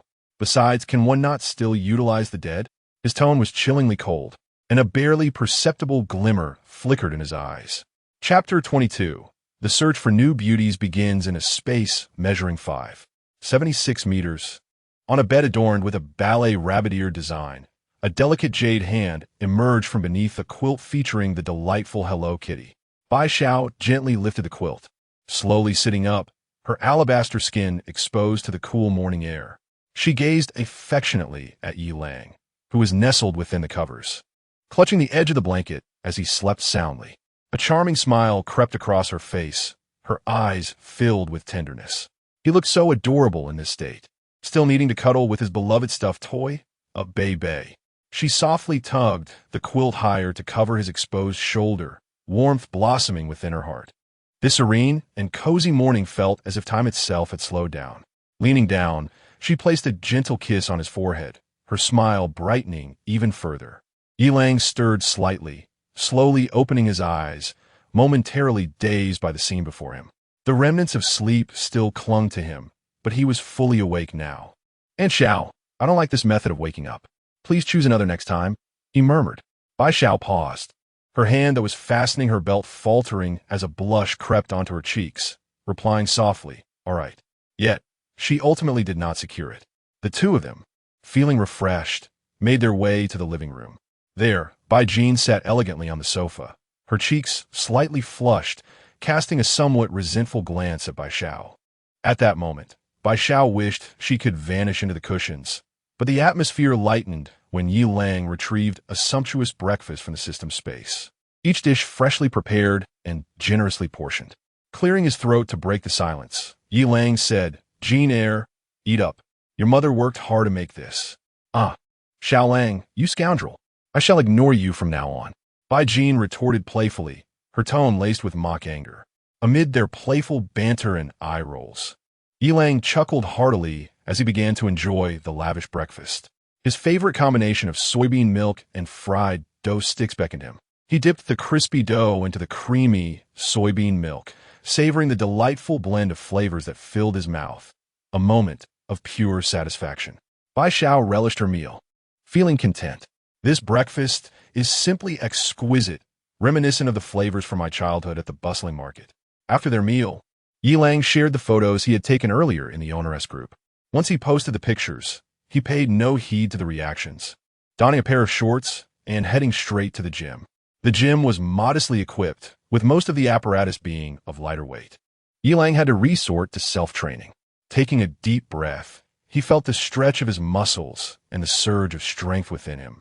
Embarking on a series of foundational exercises, striving for perfection in every movement as sweat began to bead on his back. With each intensified breath, Yilang sensed his control over his body growing stronger. Watching Yilang perform abdominal exercises while hanging from the pull-up bar, Bai Xiao couldn't help but gaze at him, her eyes sparkling as she bit her lip. Bai Jin, feeling shy, dared not look directly but stole glances at Yilang's well-defined muscles. A peculiar sensation stirring in her heart.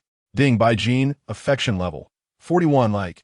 After a rigorous 2-hour workout, Yilang finally felt his strength waning.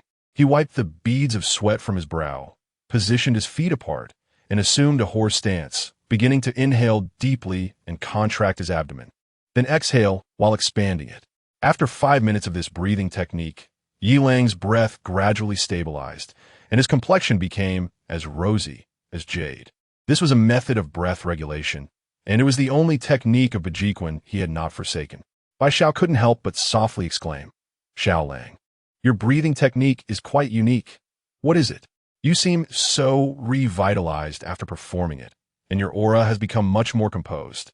A fleeting expression of pain crossed Yilang's face, but he quickly masked it, responding, "It's a breathing method from Bejiquan, just a way to regulate one's breath. Nothing extraordinary." Bai Xiao did not press further, gently taking Yilang's hand and leading him to the yoga mat, softly saying, "Come, let me give you a massage. Otherwise, you might suffer from muscle soreness tomorrow." Yilang smiled and nodded, lying down as Bai Xiao's delicate fingers pressed against his taut muscles. After a while Yilang remained relatively unscathed, Bai Xiao was already breathless and flushed. Realizing she could not continue, she thought of the consequences. After consuming the Huaying Dan last night, a day's interval was necessary. Yilang playfully patted Bai Xiao's rear to signal her to stop, chuckling, "All right, let's leave it at that." Despite Bai Xiao's reluctant sighs, Yilang headed to the bathroom for a quick rinse. The current system's daily basic provisions consisted of 12 pieces of bread and 4 barrels of 5 liters of water, which was more than sufficient. Yilang settled onto the sofa and began to check his messages. Following the events of last night, the owner group had turned critical, with the usual banter reduced significantly, replaced by pleas for food and water. Ignoring them, Yilang turned to his friend requests. First, he glanced at the photos sent by women. Many did not require the system's prompt for deletion. A few he was uncertain about had to be judged by the system. Name, Bai Yu, age, 25, height, 166 centimeters, weight, 47 kilograms, inner qualities, 90 points, currently has a husband. Overall rating, 84 points, what a pity, does not meet system requirements. Yilang felt regret. This woman appeared quite beautiful without makeup, with a well-proportioned figure, yet she did not reach the 85 mark. Reluctantly, he deleted her. Wait, what does it mean to have a current husband? Meanwhile, in Unit 1517 of Building 3, Zhang Xiang anxiously stared at his girlfriend Bai Yu's phone. Bai Yu, unwilling, looked on as she suddenly saw a friend request being denied. She let out a silent sigh of relief. Yet before she could speak, Zhang Xiang erupted in frustration. Why was she deleted? Damn you, you wretched girl. I told you to dress modestly, but you wouldn't listen. Now, are you trying to starve me? Bai Yu's tears fell, feeling wronged. Husband, how could you? How could you say that? I also have my dignity, you know. You were never like this before. Why have you changed so much now? Zhang Xiang, consumed by fury, slammed his hand onto the table. Can dignity be consumed as sustenance? Are you unaware of the current circumstances outside? Am I not acting for our survival? Bai Yu, choked with emotion, found herself at a loss for words. Her gaze cast downward as tears streamed down her cheeks. Meanwhile, Yilang continued to sift through his friend's messages when suddenly his eyes brightened with intrigue. Ding name, Xiong Ting, age, 21, height, 167 centimeters, weight, 45 kilograms, inner quality, 99, 5 points, golden minor, overall score, 93 points, meets system requirements. Please take her in promptly. Chapter 23. The Awakening of the Public's Abilities in Apartment 1318 of Building 1. Xiong Ting gazed anxiously at her phone screen, her heart heavy with unease. She had not eaten for 2 days. Indeed, it had truly been 2 days. Now, she could only place her hopes on that detestable security guard, who possessed both resources and a willingness to inflict harm. Biting her lip, she typed with trembling fingers, "Langu, may I come to you? As long as you agree, I will do anything you wish." Yet, the send button remained unpressed, her tears welling in her eyes. Thoughts of her sister's warnings echoed in her mind. Within her sister's building, people had already begun to kill for food. She had urged Xiong Ting to seek shelter with someone powerful. Taking a deep breath, she finally pressed the send button. She continued to watch the flattery and pleas directed at that obnoxious security guard in the group chat, desperately seeking some solace. Suddenly, her expression froze, and she quickly retracted her message to Yilang. Then, with a swift change of demeanor, she sent out a new message filled with disdain. "You pathetic security guard, you're nothing but a dog. Do you really think you can revel in this for long? Just wait to die." Yilang was momentarily taken aback. After reading Xiong Ting's plea for refuge, he was about to respond when he noticed her retracted message followed by her scathing insult, leaving him bewildered. Furrowing his brow, he pondered for a moment before a thought struck him, prompting him to open the group messages. The chat was flooded with adulation and flattery directed at Fong Tian from apartment 1609 in Building 2. Resident fan Jingjing from apartment 1515 wrote, "Wow, handsome, you are incredible. We girls are saved. You will surely protect us." Chairman Zhang Fangzhou of the resident committee from apartment 1105 remarked, 21609 Fong Tian, young brother. You are the warrior of our community. The nation needs capable individuals like you. Please shoulder this great responsibility, and welcome to the resident committee. Wang Feier from apartment 1316 chimed in. Brother Fong Tian, you are amazing. May I come live with you? I would feel so safe with you. Dawa from apartment 1002 retorted. 11316 Wang Feier, aren't you the one supporting the resistance against the objectification of women? What about that? Wang Feier replied defiantly. Mind your own business, you pathetic male. Yilang's expression darkened as he scrolled up, discovering a video link shared by Fong Tian. Upon clicking, his countenance changed dramatically. The video, filmed in a bathroom, featured a young man standing before the camera, his eyes tightly shut, one hand covering his left eye. As stirring music played, the young man slowly opened his right eye, which glowed with an intense flame, accompanied by the phrase Amaterasu. In the next moment, a searing flame erupted from his hand, the heat so intense that it distorted the surrounding air. Yilang perused the comment section, noting that many netizens did not question the authenticity. Rather, they shared their own photos showcasing flames, glimmers, or icy crystals emanating from their hands. The anxious tension in Yilang's heart finally succumbed to despair. He returned to the group, where Fong Tian's name had risen to the top, inundated with expressions of adulation and reverence.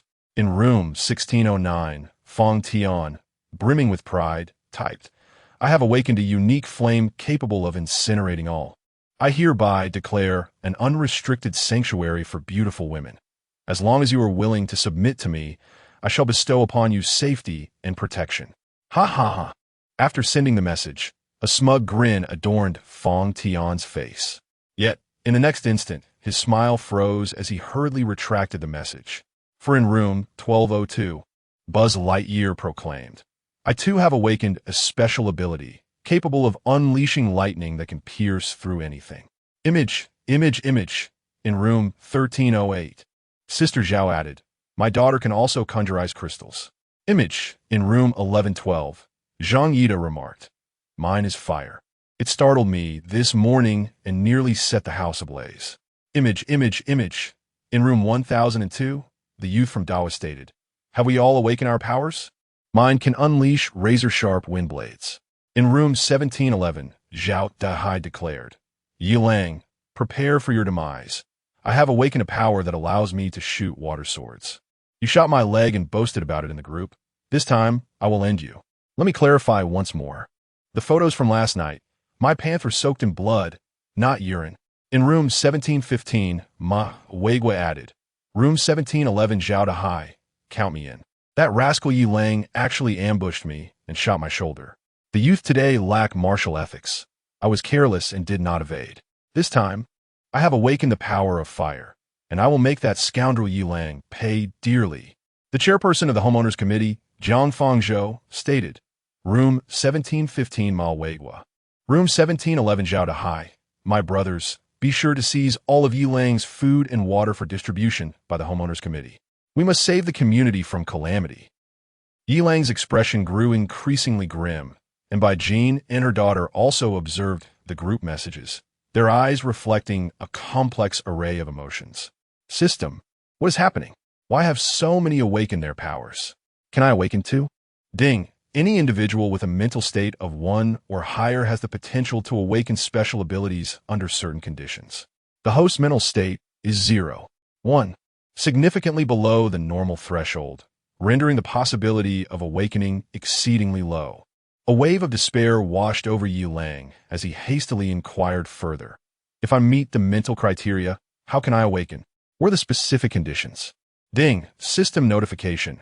Conditions include intense external stimuli, life and death crises, extreme emotional fluctuations, or emotional shocks. Although there are no specific prerequisites, they are largely related to individual emotions and feelings. Yi Lang understood, and despair settled in. The average mental state of humanity on Earth is 1. This implies that any individual, should they experience intense emotional or psychological upheaval, has the potential to awaken powers, except for himself. What is the point of this? Although I possess a system capable of enhancing my physique, how can a mere mortal withstand fire and lightning? Why does fate always seem to conspire against me? Just when I find a moment of solace, it unleashes a tempest that renders even the act of breathing arduous. Am I not suffering enough? Must you torment me so? A blaze of indignation ignited within Yi Lang. This was a veritable attempt to drive him to despair. Should he simply await his demise, or retreat into obscurity? Curse those endowed with powers. Even on the brink of the apocalypse, having endured relentless torment, I would still muster the courage to defy the moon and scorn all. But what can be done now? I might as well cast caution to the wind, forsaking the reward of a 100-point favorability rating, and take down every last one of you. Yi Lang pondered vigorously in his mind. Firstly, his current physique measured at an impressive 11.8, surpassing the strength and agility of 2 adult men. Not only that, but this enhanced physique granted him the sensation that he could vanquish 10 adversaries with his bare hands. Furthermore, he possessed the advantage of a right hand that had been augmented tenfold, specifically his middle and index fingers, enabling him to launch projectiles akin to darts with remarkable swiftness. Lastly, he was not entirely devoid of the opportunity to awaken a special ability. Yi Lang contemplated the prospect of accumulating favorability with his targets, which would yield free attribute points upon reaching a score of 100. For instance, if it were Bai Xiao, he would receive 1 free attribute point. In the case of Bai Jin, attaining a 100-point favorability rating would grant him 10 free attribute points. Even though the system harbored a strong aversion to mental fortitude, he deemed this an insignificant concern. With that thought, Yi Lang couldn't help but cast a glance at the mother-daughter duo, Bai Xiao and Bai Jin. But in the next moment, a notification chimed. Ding, Bai Xiao. Favorability, 8.20 favorability, 9.30 favor. Chapter 24. The Way to Cope. Bai Xiao's all-out effort. Yi Lang's heart sank suddenly, a sardonic smile creeping onto his lips. He maintained a composed demeanor as he approached Bai Xiao and Bai Jin, speaking with calm assurance. Xiao, I require your assistance. Jin your mother and I shall not leave this room until nightfall. I have placed water and bread on the table. With that, Yi Lang retrieved 2 bottles of water and 2 pieces of bread from his system space and placed them on the table before unlocking Bai Jin's handcuffs. He then took Bai Zhao's hand and led her toward the bedroom. Just before entering, he turned back to Bai Jin and spoke with gentle sincerity. Jin heir, I love you as I love your mother. Your mother and I would expend our last drop of blood to ensure your safety. Gink Bi Xiao. Favorability. 99 Ding. Bai Jin. Favorability.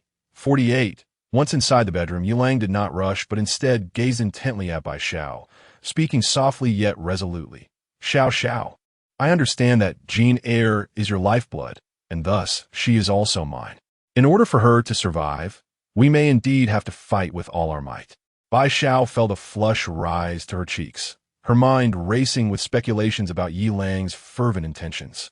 In these apocalyptic times, she found herself unperturbed by the extraordinary. As Little Lang had said, for the sake of Jin heir's life, and for the sake of the young man, they would fight on.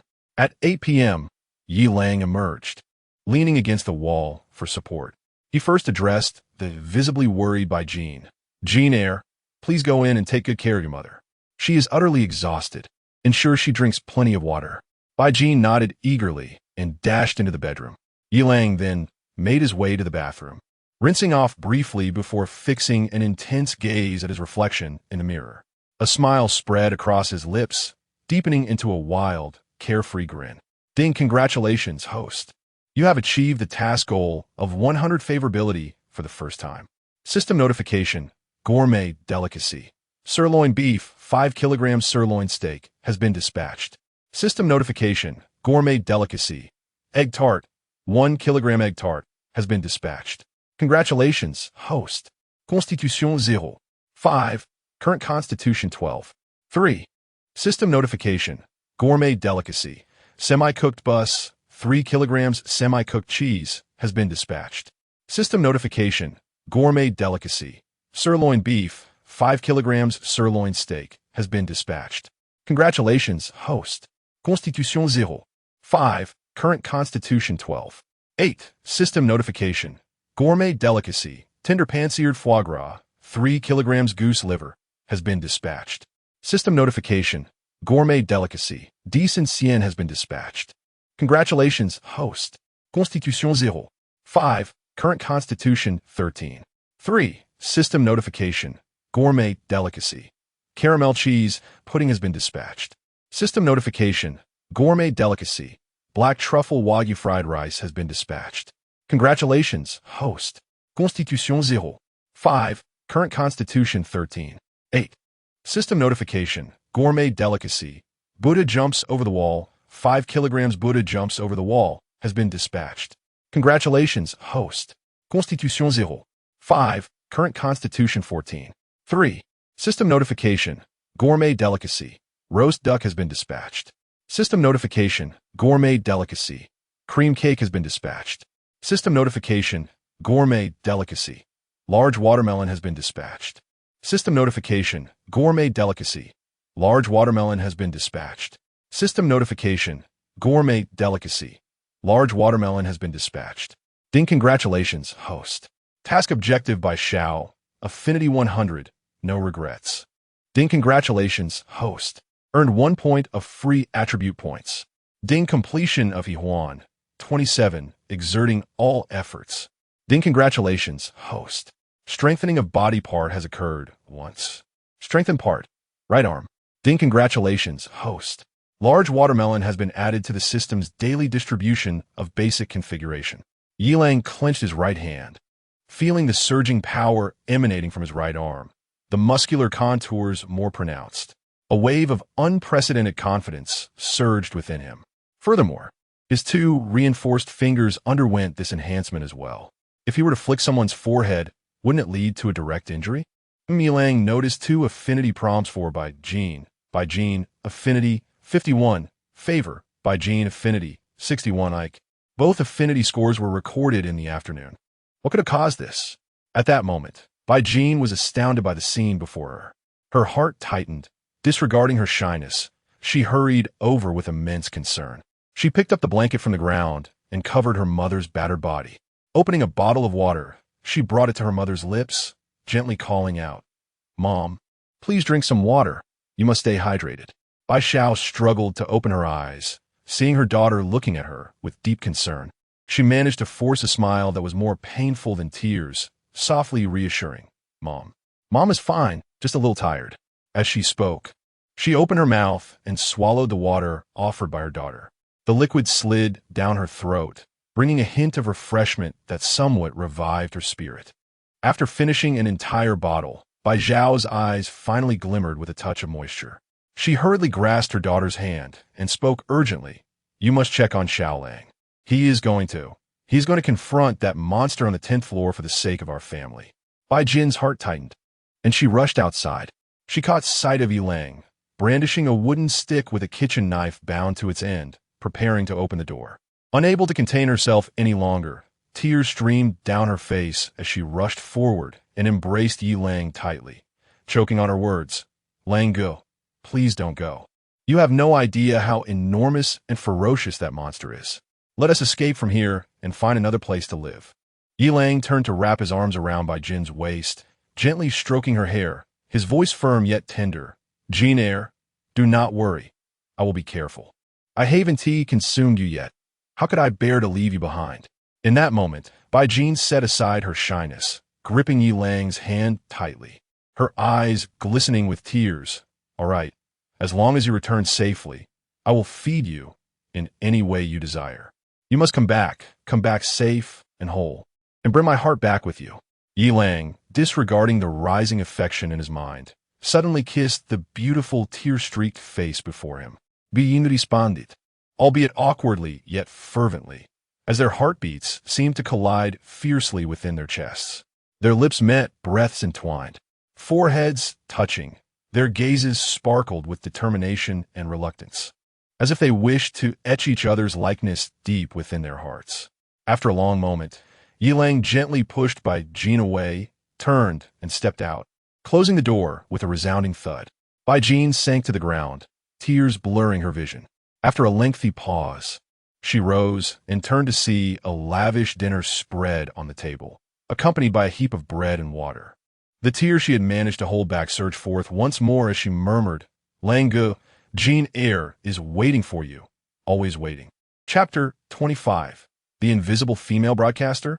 The first encounter with the gigantic lizards at this moment on the 10th floor of Building 3, a colossal gecko, measuring an impressive 4 to 5 meters in length, was curled up in the corner of the corridor.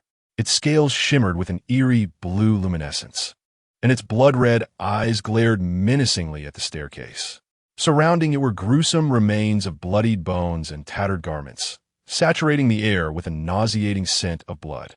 Occasionally, mosquitoes the size of soccer balls buzzed by, prompting the creature to snap its enormous jaws wide open, extending its long, forked tongue to ensnare the insects and devour them whole. The crunching sound echoed ominously through the dimly lit corridor, sending chills down one's spine.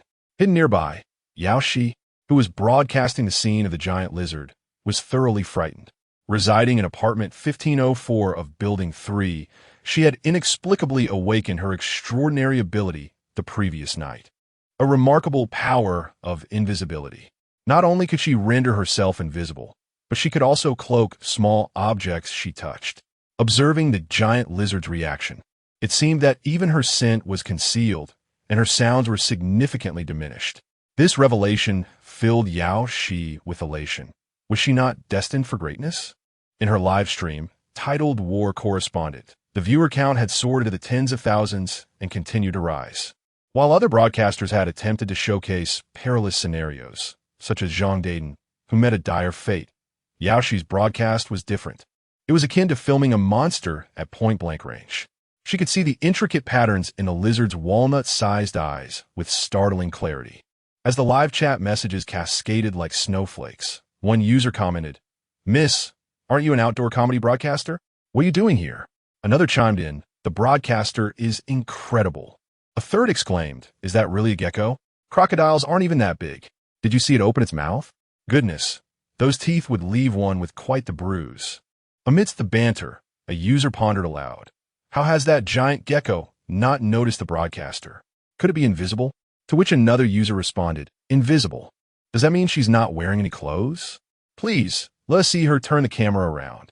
As the chat continued to flood with requests and excitement, Yaoshi marveled at the success of her live stream, her heart swelling with joy. At last, she had achieved the recognition she had longed for. Unable to contain her delight, she typed, "Thank you to all the esteemed viewers for your support. I will frequently broadcast these monster explorations, so please follow me to avoid getting lost."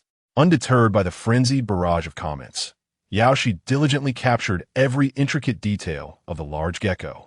Suddenly, with a startling chime, the elevator doors slid open, nearly causing Yaoshi to lose her composure, and she couldn't help but gasp in astonishment.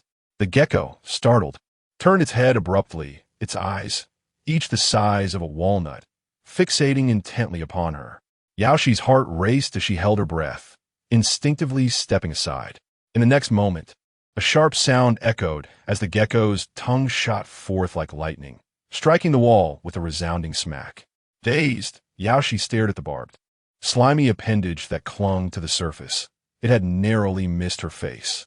The live stream erupted with excitement, the comments flooding in. Insomniac fried rice. Wow. That tongue. Is it some kind of tentacle monster? Lisbon notebook. What tentacle? Where's the tentacle? Where's the notebook? KYZL. Watch out, streamer. Meanwhile, the gecko chose not to pursue further aggression, instead rising slowly to gaze toward the third elevator.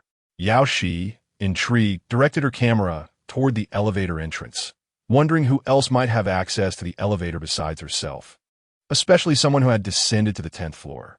Inside the elevator, Yi Lang gripped a makeshift spear in one hand and a fire axe, taken from the corridor, in the other, patiently awaiting the doors to part.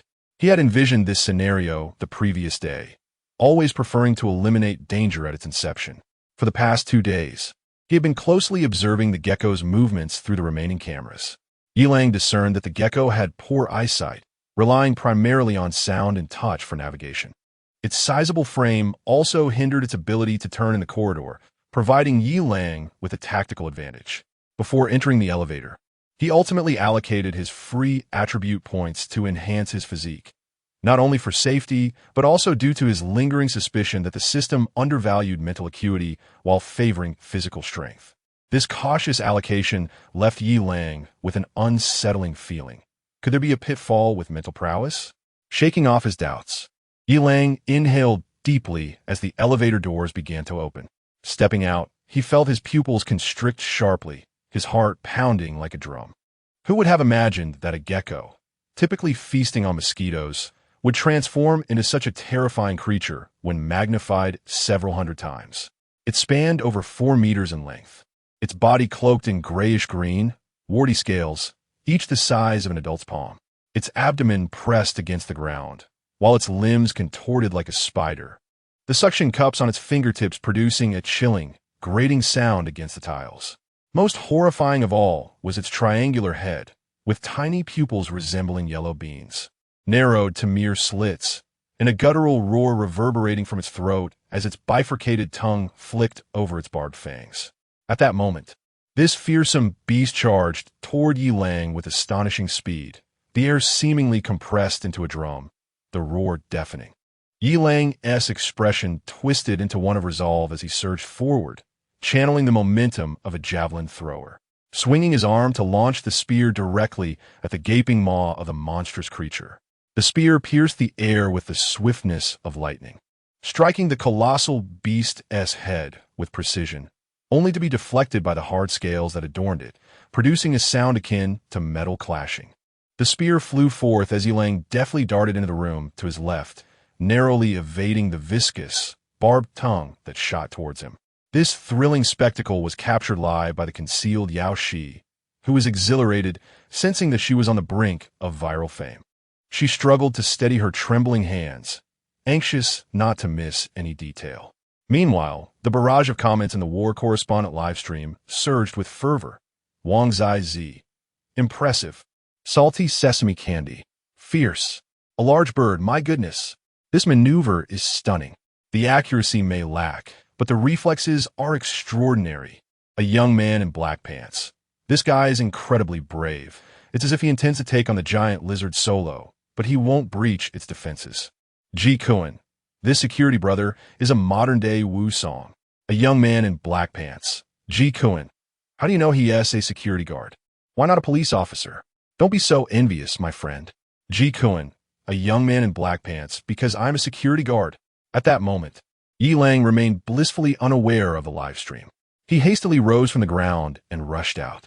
Just in time, he beheld the beast struggling to turn, its massive tail slamming against the floor and walls with a resounding crash. Yi Lang had no intention of waiting for it to fully pivot. He quickly drew a piece of iron.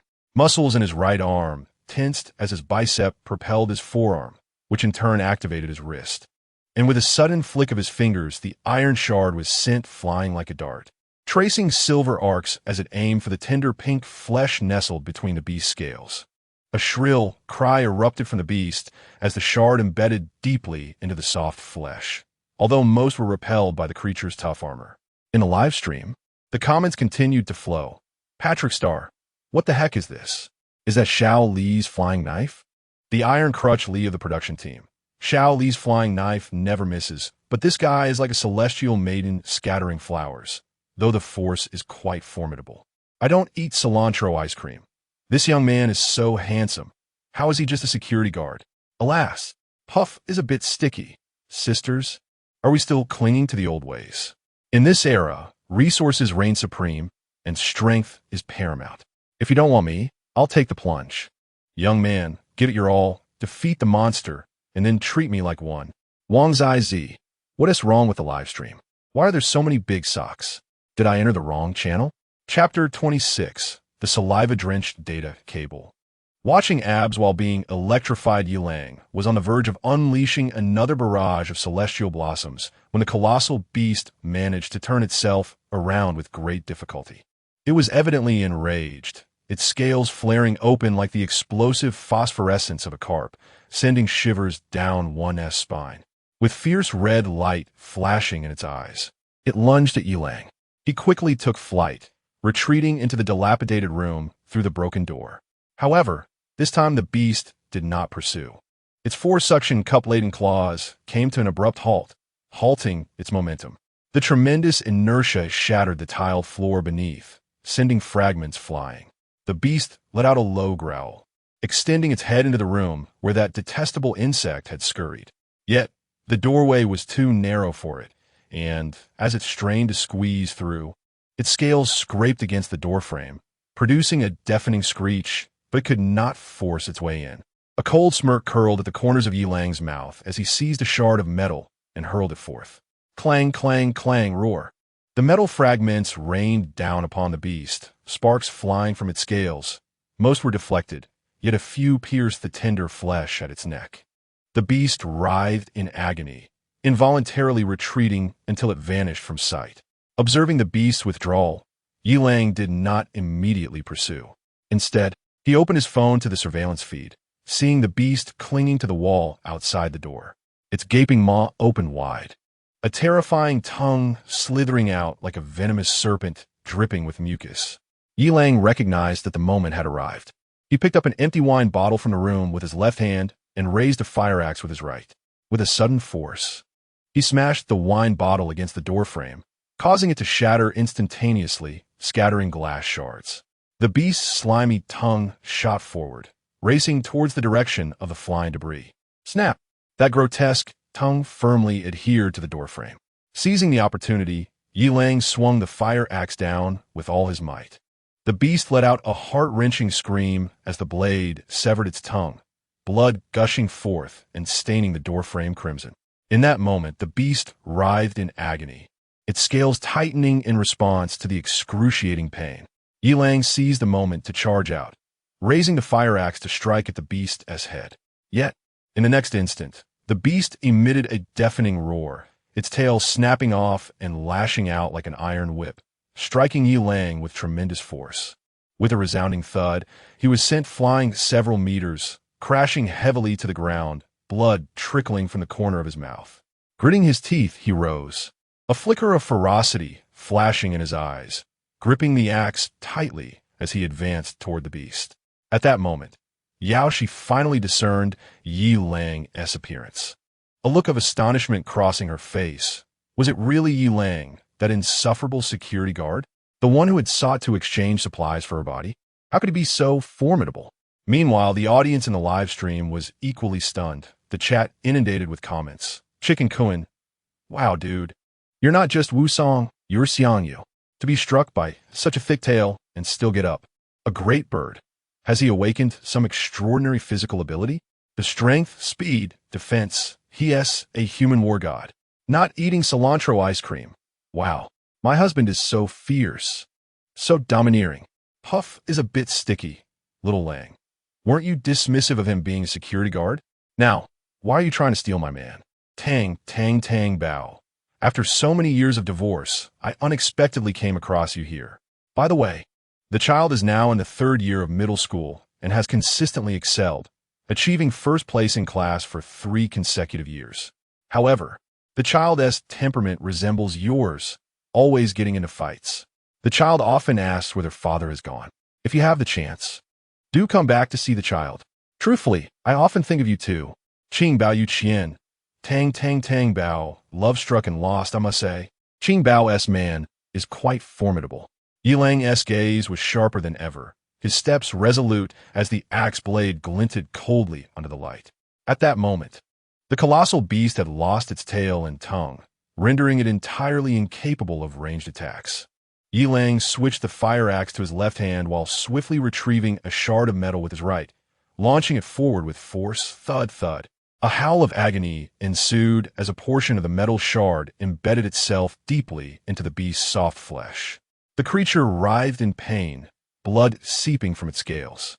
In the next instant, the beast bolted down the corridor in a panic. Yi Lang, unhurried, followed closely behind, wielding the fire axe. The corridor had no exits. It could not escape. Indeed, the beast crashed into the wall, rebounding with a look of despair and ferocity. It swiftly turned around, though deprived of its tail. It had become somewhat more agile. The beast roared incessantly, its mouth stained with crimson blood, threatening Yi Lang to stay back. Yet, Yi Lang remained undaunted, advancing with unwavering steps, his eyes glinting with icy resolve. Finally unable to contain itself, the beast opened its gaping maw filled with fangs and lunged at Yi Lang.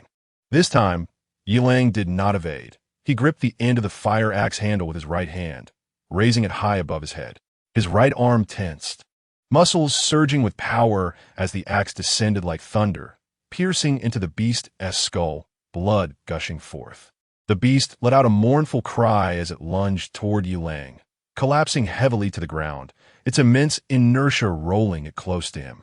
The axe blade, though insufficiently long to fully penetrate the skull, had nonetheless inflicted significant damage to the beast's brain due to Yi Lang's incredible strength. Blood gushed from the creature as it thrashed about, yet it could not rise. Yi Lang tore off the tattered security uniform and grasped the fallen spear tightly, approaching the beast with a fierce glint in his eyes. Yaoshi was entranced, not only by the bloody battle, but also by Yi Lang's sculpted physique, nearly drooling. She was not alone. The viewers in the live stream were also going wild. Buchi Xiangkai ice cream. I can't take it anymore. So strong. Save me. Shuang Ma Wei. Can't Do Lang implement a one-button kissing feature? Oh my heart. Me Tao Tao Tao. I want a one-button touch feature. Chiku AI Duo. With looks like that, I'd accept being second away. Pao Fu Yujian. Chiku AI Duo. Sister Seconds has arrived, albeit late. Shi Wan Wan. With a look like that, I'd accept a dislocated jaw. Xiao Hua 123. Shi Wan Wan. Oh, even the dislocated jaw sister has arrived. Fan Fan Fan, Xiao Xian. Little brother, wait a moment. Your sister-in-law is a bit difficult to kill. Xiao Hua 123. Fan Fan, it's hard to kill, sister. Little bear. Oh dear. I accidentally fell down. P.S. A meme of a mother cat with its backside up. Xiao Hua 123. Little bear, the falling sister. The common folk welcome the 4 deities back into their positions. Yi Lang was oblivious to the frenzy of the viewers in the live stream, as he brandished his self-crafted spear, constantly taking aim. In that very moment, a glimmer of determination flashed in Yi Lang's eyes, and he thrust downward with great force. With a piercing sound, the spear penetrated the giant beast's eye and drove deep into its brain. Instantly, the once thrashing creature fell utterly still. Yilang finally exhaled in relief, collapsing onto the ground, a radiant smile illuminating his face. This scene, reminiscent of a wild chrysanthemum blooming amidst a bloody battlefield, was both resilient and resplendent, stirring the heart of Yao Shi, who gazed upon him with admiration and obsession. The barrage of comments and gift effects in the live stream surged like a tidal wave. Yet, Yilang's subsequent actions left them somewhat bewildered. Chapter 27, Dread. Enjoying Bai Jin's bathing service, Yilang slowly rose to his feet, first capturing a few photographs. He then grasped the spear deeply embedded in the great lizard's eye socket and yanked it out with force, causing blood to splatter. Without pausing, he proceeded to extract the fire axe lodged in the skull. Amidst the bewilderment of Yao Shi and the viewers in the live stream, he struck fiercely at the lizard's neck. In the live chat, the production team's Iron Crutchley exclaimed, "Bro, you're amazing. Be ruthless, be bloody."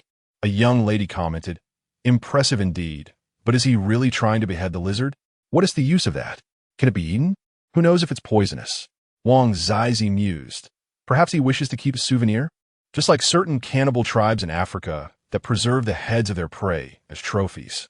By the way, where have all the big socks in the live chat gone? It's the apocalypse, and they can't handle a little bloodshed? Puff had a sticky demeanor. Don't talk. It will be over soon. We are mining. User 5975469666 inquired. Mining? What does that mean? The mischievous clown replied. User 5975469666. Ha, gotcha. I knew you wouldn't jump.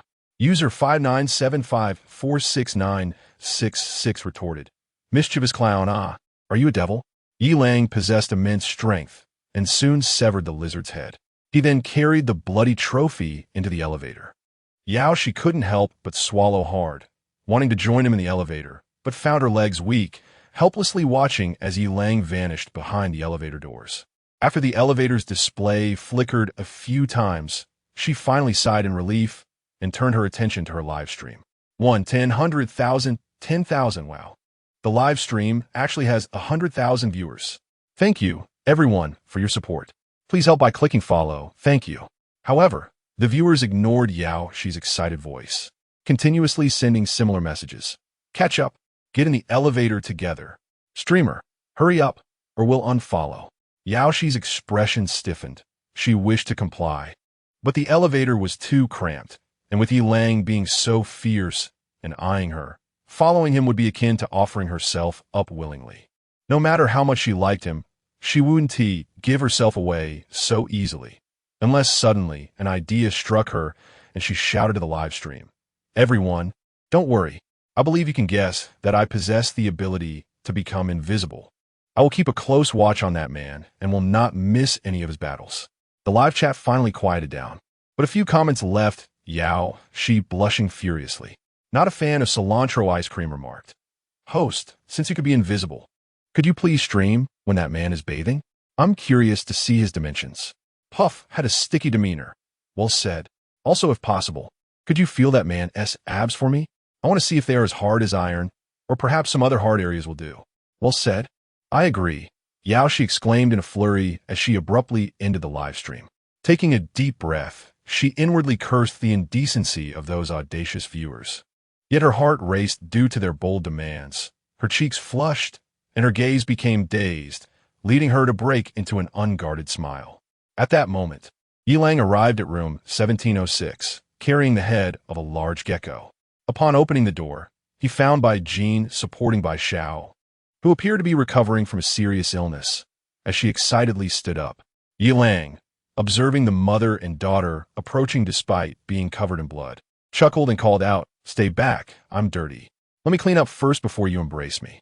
The duo halted in their tracks, their eyes filled with concern and admiration. Yilang first instructed Bai Jin to fetch some cling film, which he used to wrap the gecko's head and placed it in the middle of the hallway. Afterward, under the watchful gaze of the admiring mother and daughter, he slowly made his way to the bathroom. A thought crossed Bai Zhao's mind, prompting her to pat her daughter. Understanding the cue, Bai Jin, though somewhat bashful, mustered her courage and followed him into the bathroom. At that moment, Yi Lang was shedding his blood-stained trousers, revealing his sculpted physique. Bai Jin's cheeks flushed, her heart raced, yet she feigned composure, stammering, my mom sent me here, please don't misunderstand. Yi Lang glanced at Bai Jin's affection level, which stood at 78, infatuation, and smiled without uttering a word. Cautiously, Bai Jin lifted a bucket of water, and at Yi Lang's gesture, she began to pour it over him. Water droplets cascaded down Yi Lang's chiseled muscles, washing away the blood and revealing his true skin tone. If the viewers in the live stream could witness this springtime spectacle, it would surely incite a cacophony of exclamations. Bai Jin's legs felt weak, her breath quickening. Although she had seen muscular young men online before, none had ever impacted her as profoundly as Yi Lang did at that moment. Each muscle of his seemed meticulously sculpted, appearing particularly alluring amidst the blood and scars. She struggled to suppress her inner tumult while continuing to pour water, her gaze irresistibly drawn to his firm chest, well-defined abs, and robust thighs. Suddenly, her grip faltered, and the bucket of water slipped from her hands. With lightning reflexes, Yi Lang stood up, swiftly catching the bucket while also embracing the unsteady Bai Jin. Their eyes locked. Heartbeats echoed in the still air. Yi Lang observed Bai Jin, who resembled a startled deer, her eyelashes quivering.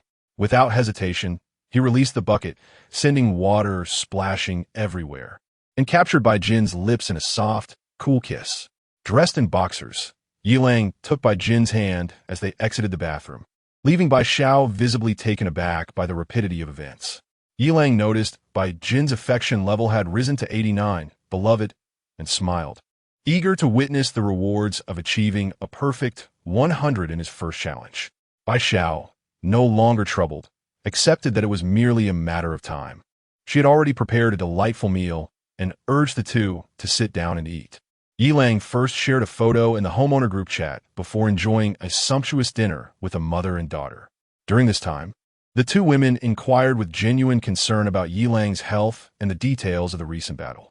Yi Lang smiled calmly and simply recounted the events of the fight without delving into excessive detail.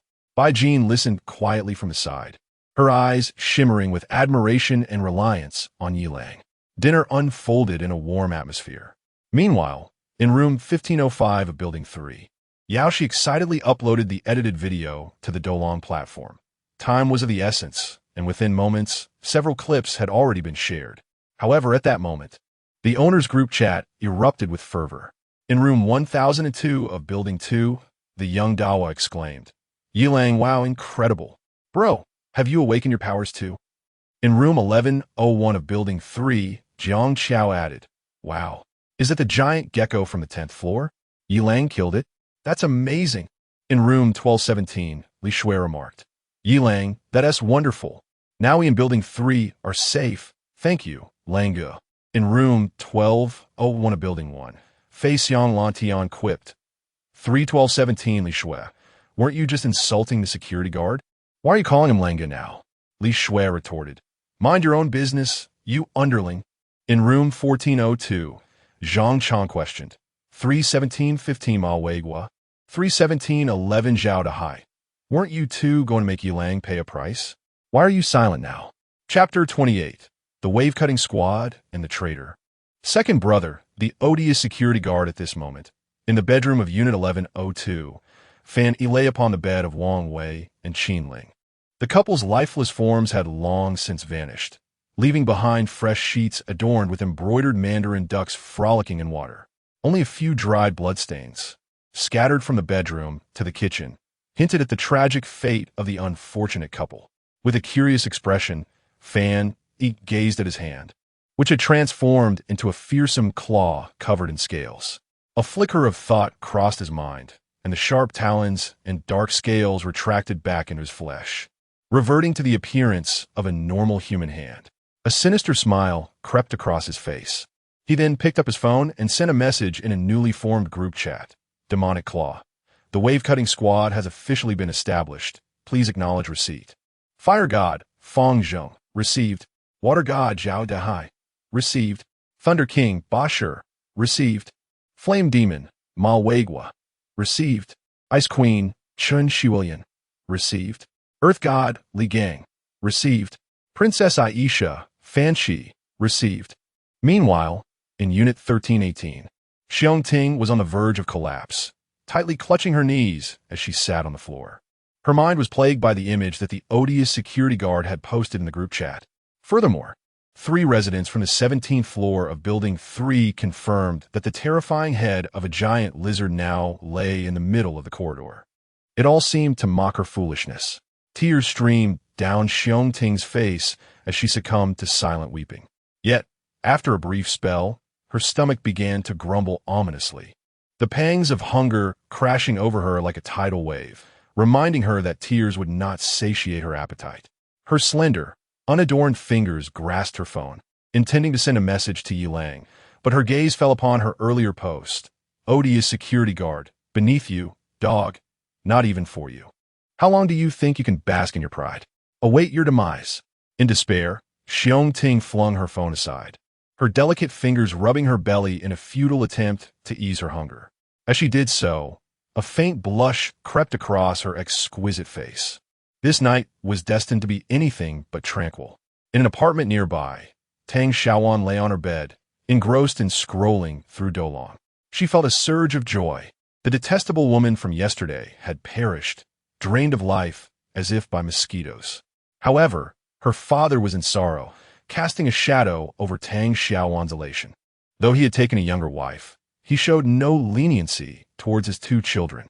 Suddenly, Tang Xiaowan's eyes widened in disbelief as she stared at her phone screen. Father, come quickly.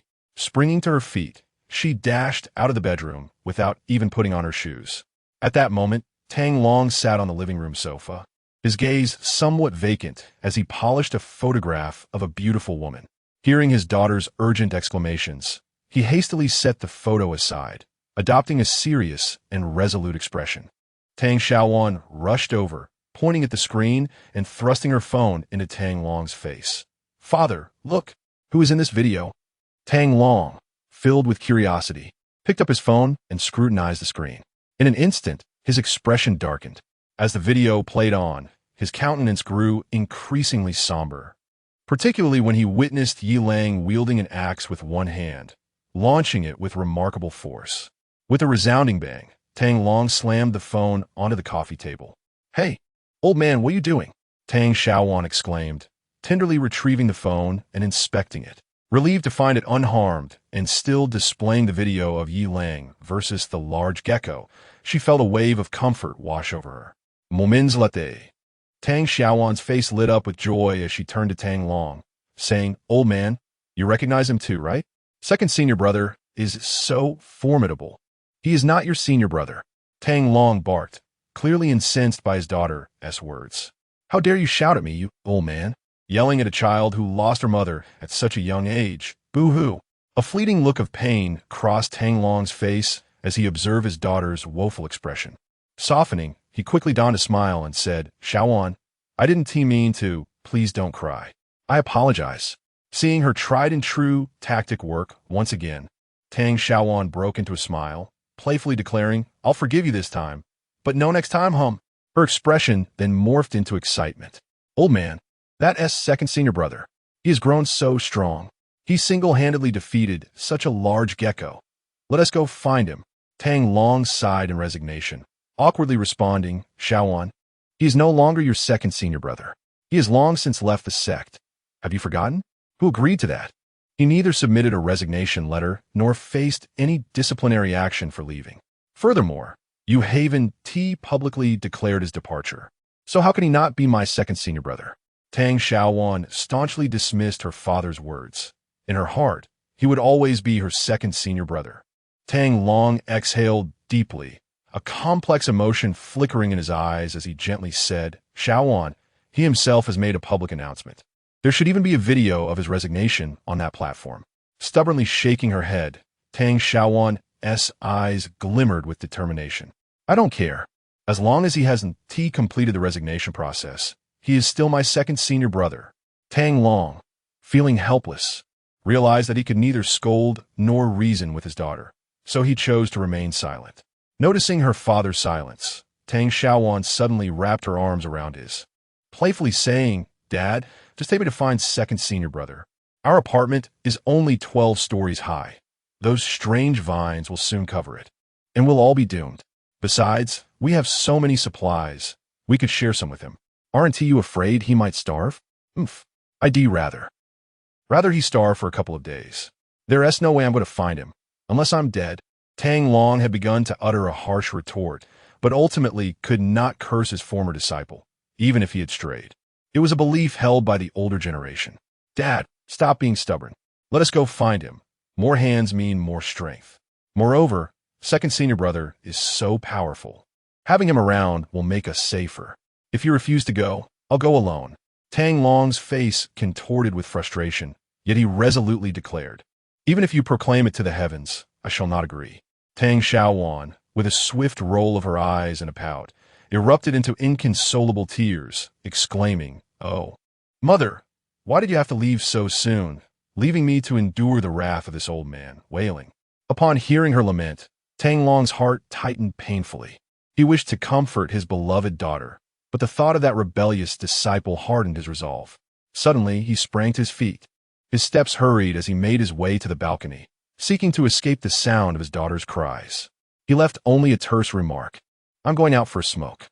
Observing this, Tang Xiaowan wiped her tears and, in a fit of frustration, shook her fist. She resumed watching the unfinished video, murmuring, "Oh, second senior brother, do you still consider yourself my second senior brother? I miss you so much, truly." Chapter 29. The woman in slumber. After enjoying a romantic dinner with Bai Xiao and Bai Jin, Yi Lang instructed Bai Jin to select a bedroom for the night. He then wrapped his arms around the somewhat weary Bai Xiao and proceeded toward the bedroom. Bai Jin glanced at her mother with concern, wanting to say something, yet her modesty as a young lady rendered her speechless. Once Yi Lang and Bai Xiao changed their attire and lay upon the bed, Yi Lang gently embraced Bai Xiao, causing her to shudder slightly. Her face turned pale as fear gripped her. She pleaded, "Xiao Lang, let me rest for a day. I truly cannot. Perhaps you could indulge in Bai Jin instead." Yi Lang chuckled lightly. "Do you take me for beast? There's nothing left, so worry not. I shall merely hold you through the night in innocence. As for Bai Jin, the time is not yet ripe." However, Yi Lang's gaze playfully lingered on the blushing Bai Xiao. "If you insist, then." Bai Jin sat on the sofa, cradling her face in her hands, a whirlwind of emotions swirling within her. Why had he turned away from her? Shouldn't she have offered herself? Or should she maintain her decorum? Yet what if he truly had no interest in her? Caught in a tumult of confusion, her eyes frequently darted toward the bedroom door. Her lack of experience left her feeling particularly helpless when confronted with such complex emotions. A mixture of anticipation and fear surged within her, a tide of conflicting feelings that seemed impossible to quell. Shaking her head to dispel her thoughts, she decided to abandon them altogether. Rising, she walked toward another bedroom. But for reasons unknown, Bai Jin impulsively picked up a pair of pink, furry handcuffs. Biting her lip, she steeled herself and clasped them around her wrists before hurriedly dashing into the bedroom. At that moment, Yaoshi was in a state of ecstatic frenzy as she gazed at the video she had just posted. Her eyes appeared unfocused, and she kept murmuring to herself, "It's gone viral. It's truly gone viral this time." On Doulang, merely 2 hours had passed since she uploaded her video, and its view count had already surpassed 1 million. The likes and shares skyrocketed, while the comments flooded in like a relentless tide. "A skewer is just a skewer. The video is absolutely real. I watched the live stream. Living for Wong Bingbing. Damn, I can't even handle this. I didn't even finish typing fake before deleting. How are the image editing Guyan script guy supposed to survive? PPT dogs, don't even bother. 100 authentic, this guy must have awakened some extraordinary physical ability. He is remarkably strong. Jing Jing Liang Liang. The young man is so handsome. I wish I could use his washboard to clean my delicates. Xiao Hua 123. I'll accept it in a heartbeat. Dislocated jaw. Sure. Little brother. Wait a moment. Your brother-in-law is a bit hard to kill. Oh dear. He accidentally fell. P.S. A meme of the mother cat raising her rear. Puff is a bit sticky. Xiao Hua 123. Kneel down. Sister has a favor to ask. Delete it for me. Please. Boom, boom, boom. Wow. I've awakened to flammability, unable to even swat a mosquito, yet this guy single-handedly deals with a giant gecko? Makabaka bang. You are not alone. I possess ice abilities, freezing a cup of water in a minute. Who else? In the realm of digital content, a certain individual has garnered attention, prompting a wave of admiration, albeit tinged with disbelief. The atmosphere within the opulent halls of Wio MCN Media was palpable as Wang Tianlai, the epitome of handsomeness, bore an expression marked by frostiness. The sudden crash reverberated through the office, startling everyone present. With a composed demeanor, Wang Tianlai retracted his trembling hand and, maintaining his stoic visage, bellowed, "Can anyone elucidate why someone has managed to single-handedly vanquish a giant gecko? You all pledged that our videos would serve as humanity's first shot against colossal beasts. Yet, before we even fire a shot, the enemy has already seized the stronghold." The room fell into a hushed silence as eyes darted among the bewildered faces. Well, Tianlai, none of us anticipated the emergence of such formidable talent. However, fret not, for we are adept in the art of hype and promotion, he remarked, casting an appreciative glance at his planner, Meng Hao. Indeed, you understand my vision. The forthcoming operations are entrusted to you. I have but one stipulation. It must be striking, it must exude dominance, and it must compel women worldwide to swoon at my feet. I aspire to dominate this planet. Ha ha ha. With that, Wang Tianlai departed, arm in arm with two female streamers, leaving Meng Hao and the rest of the office in a state of bewilderment. What ridiculous situation, that S4. Meng Hao stifled the urge to curse, summoning his resolve to direct the team's efforts. Not just Wang Tianlai's faction, but nearly every new media and MCN company sought to unveil their own top-tier streamers. The times had shifted, and the official channel's couldn't remain concealed. Those who could hoard resources and claim supremacy were eager to seize the initiative. Thus, in a remarkably brief span, the comments beneath Yao Shi's video began to shift dramatically. King Tian is coming, meow, really? A mere security guard managing to slay a gecko astonishes you? Our Tianlai brother has annihilated two with extraordinary flames, Wang Tianlai. Exactly. You idolize a security guard. Have you never seen a true champion? Brother Tianlai is far more handsome and has defeated two, Wang Tianlai. Junlin Tiantang v1. Lin Jun is the strongest and shall not be contested. Our Lin Jun brother has awakened electric powers, obliterating a swarm of basketball-sized mosquitoes with a single strike. Lin Jun Junzi Fei of the forest. My brother is the most handsome. Li Yu. Phoenix dances in the sky. All present are worthless. Wu Feng is the most beautiful, the ice goddess who freezes all. Wu Feng. Phoenix dances with a lawn. Wow. Such a large cockroach, completely frozen. Look at those long twin tails. How magnificent. Wu Feng. Within a grand edifice, an extraordinarily beautiful woman idly tapped her red high heels. The men in the room were enraptured, some kneeling with hands on the ground, utterly mesmerized by the ethereal presence before them, while others stood in a line, equally entranced. As if she had lost interest in teasing these men, she lazily swiped through her phone, her enchanting eyes half open. Suddenly, the woman laughed, illuminating the world around her with a radiant glow. I've caught you now, my little man. Chapter 30. No more concerns. Yao Shisen's off the sun Yilang did not sleep soundly. He was plagued by dreams filled with many faces and myriad events. Consequently, by morning, Bai Xiao and her daughter Bai Jin had already awakened while he remained in slumber. Bai Jin gazed at Yilang, who was curled up under the covers, clutching the edge of the quilt with a look of tender affection. When Bai Xiao had informed her, she had found it utterly unbelievable that this valiant man could sleep like a child, embracing a stuffed toy. Bai Jin gently tugged at the quilt. Noticing the deep furrow in Yilang's brow, a pang of concern gripped her heart. What troubles could he possibly harbor that even in sleep he bore such a frown? She reached out, smoothing the lines on his forehead, and gazed upon his resolute and handsome visage, which gradually regained its usual tranquility. Her cheeks flushed slightly, and her heart raced. At that moment, Bai Xiao emerged from the bathroom, having finished brushing her teeth. She tapped her daydreaming daughter, signaling that it was time for her to step out. Bai Jin, somewhat bewildered, asked, "Isn't it past 8? Aren't we going to wake him?" Bi Xiao, her face slightly flushed, replied with feigned irritation, "He doesn't have to work. Let him sleep a little longer. You go tidy up the house and wash some clothes. You're old enough to help out." Bai Jin was not incapable, but was rather curious. Seeing her mother's somewhat bashful and eager demeanor, she suddenly understood. With a playful roll of her eyes and a stamp of her foot, she exited the room.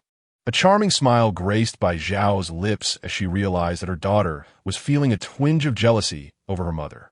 This was a good thing, as it spared Xiao Lang from further worries. As an elder, it was her duty to lend a hand to the younger ones. With that thought, Bai Xiao cast a glance at the still sleeping Yi Lang, secretly lamenting, this scoundrel, when he desired her, showed no regard for her feelings. Yet when it came to her daughter, he seemed to exhaust all means to avoid any direct approach.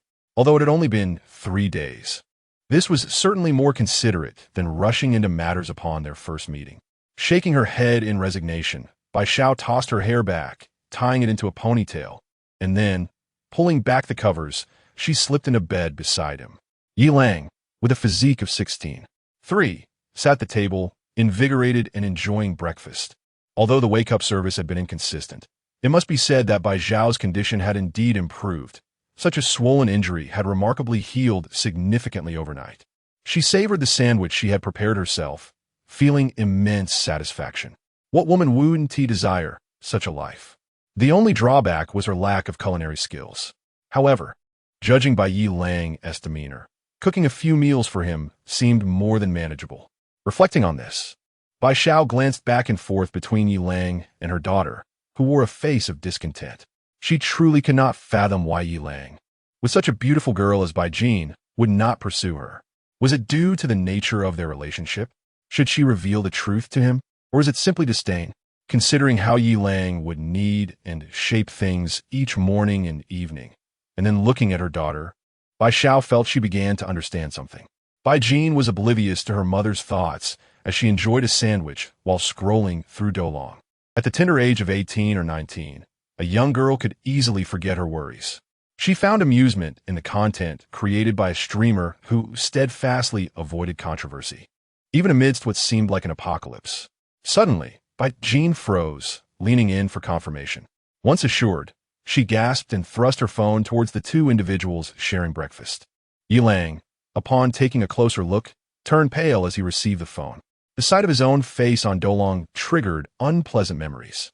However, as he continued to watch, he grew perplexed. Wasn't this footage from when he was casually battling the giant gecko? How had it been covertly recorded and uploaded? Moreover, what was the difference between this and the footage of him and the gecko? The details were so clear that it was as if someone had laid on his stomach to capture the shot. Hastily, Yi Lang checked the streamer SID, Yao Huang Wei Zi Ing Shi Qiao. In an instant, he recognized her, Yao Shi, the outdoor streamer. With a cold smirk, he didn't rush to confront this audacious woman. She wouldn't escape easily. He delved into the comment section, eager to gauge the public's genuine appraisal of his abilities. Deep down, he harbored a glimmer of hope, fantasizing that perhaps his physique could rival extraordinary capabilities.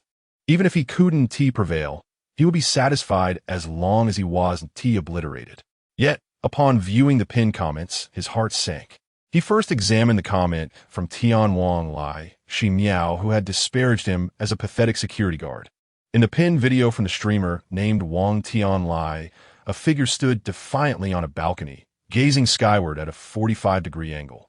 Behind him, a group of terrified women cowered, their expressions filled with dread.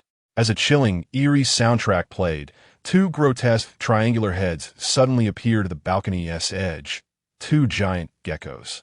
They opened their massive jaws, revealing menacing fangs, and lunged towards the women. Just then, the music shifted to an intense, rapid drumbeat. Unfazed, the figure stepped forward. At the moment the beasts were about to engulf him, he erupted into action, radiating a fiery aura reminiscent of a Super Saiyan transformation. With a mere flick of his hand, the two monstrous creatures ignited instantly, soon reduced to charred remains. This brief video, with its flawless visuals, music, and choreography, showcased the figure's commanding presence. Yi Lang was left dumbfounded, How could someone be so powerful? After all his efforts to vanquish one, this individual had effortlessly extinguished two with a mere gesture. His expression darkened as he continued to peruse the subsequent comments. Opening Lin Jun's pin video, he witnessed yet another display of power. One wave of the hand summoned a lightning screen, causing a swarm of mosquitoes the size of soccer balls to fall lifelessly to the ground. He then opened Wu Feng's video, which also showcased a similar display. Feng Ming, Cheng Shui, Lu Ming. It was the same for all of them, just a wave of the hand. Was that truly just a hand?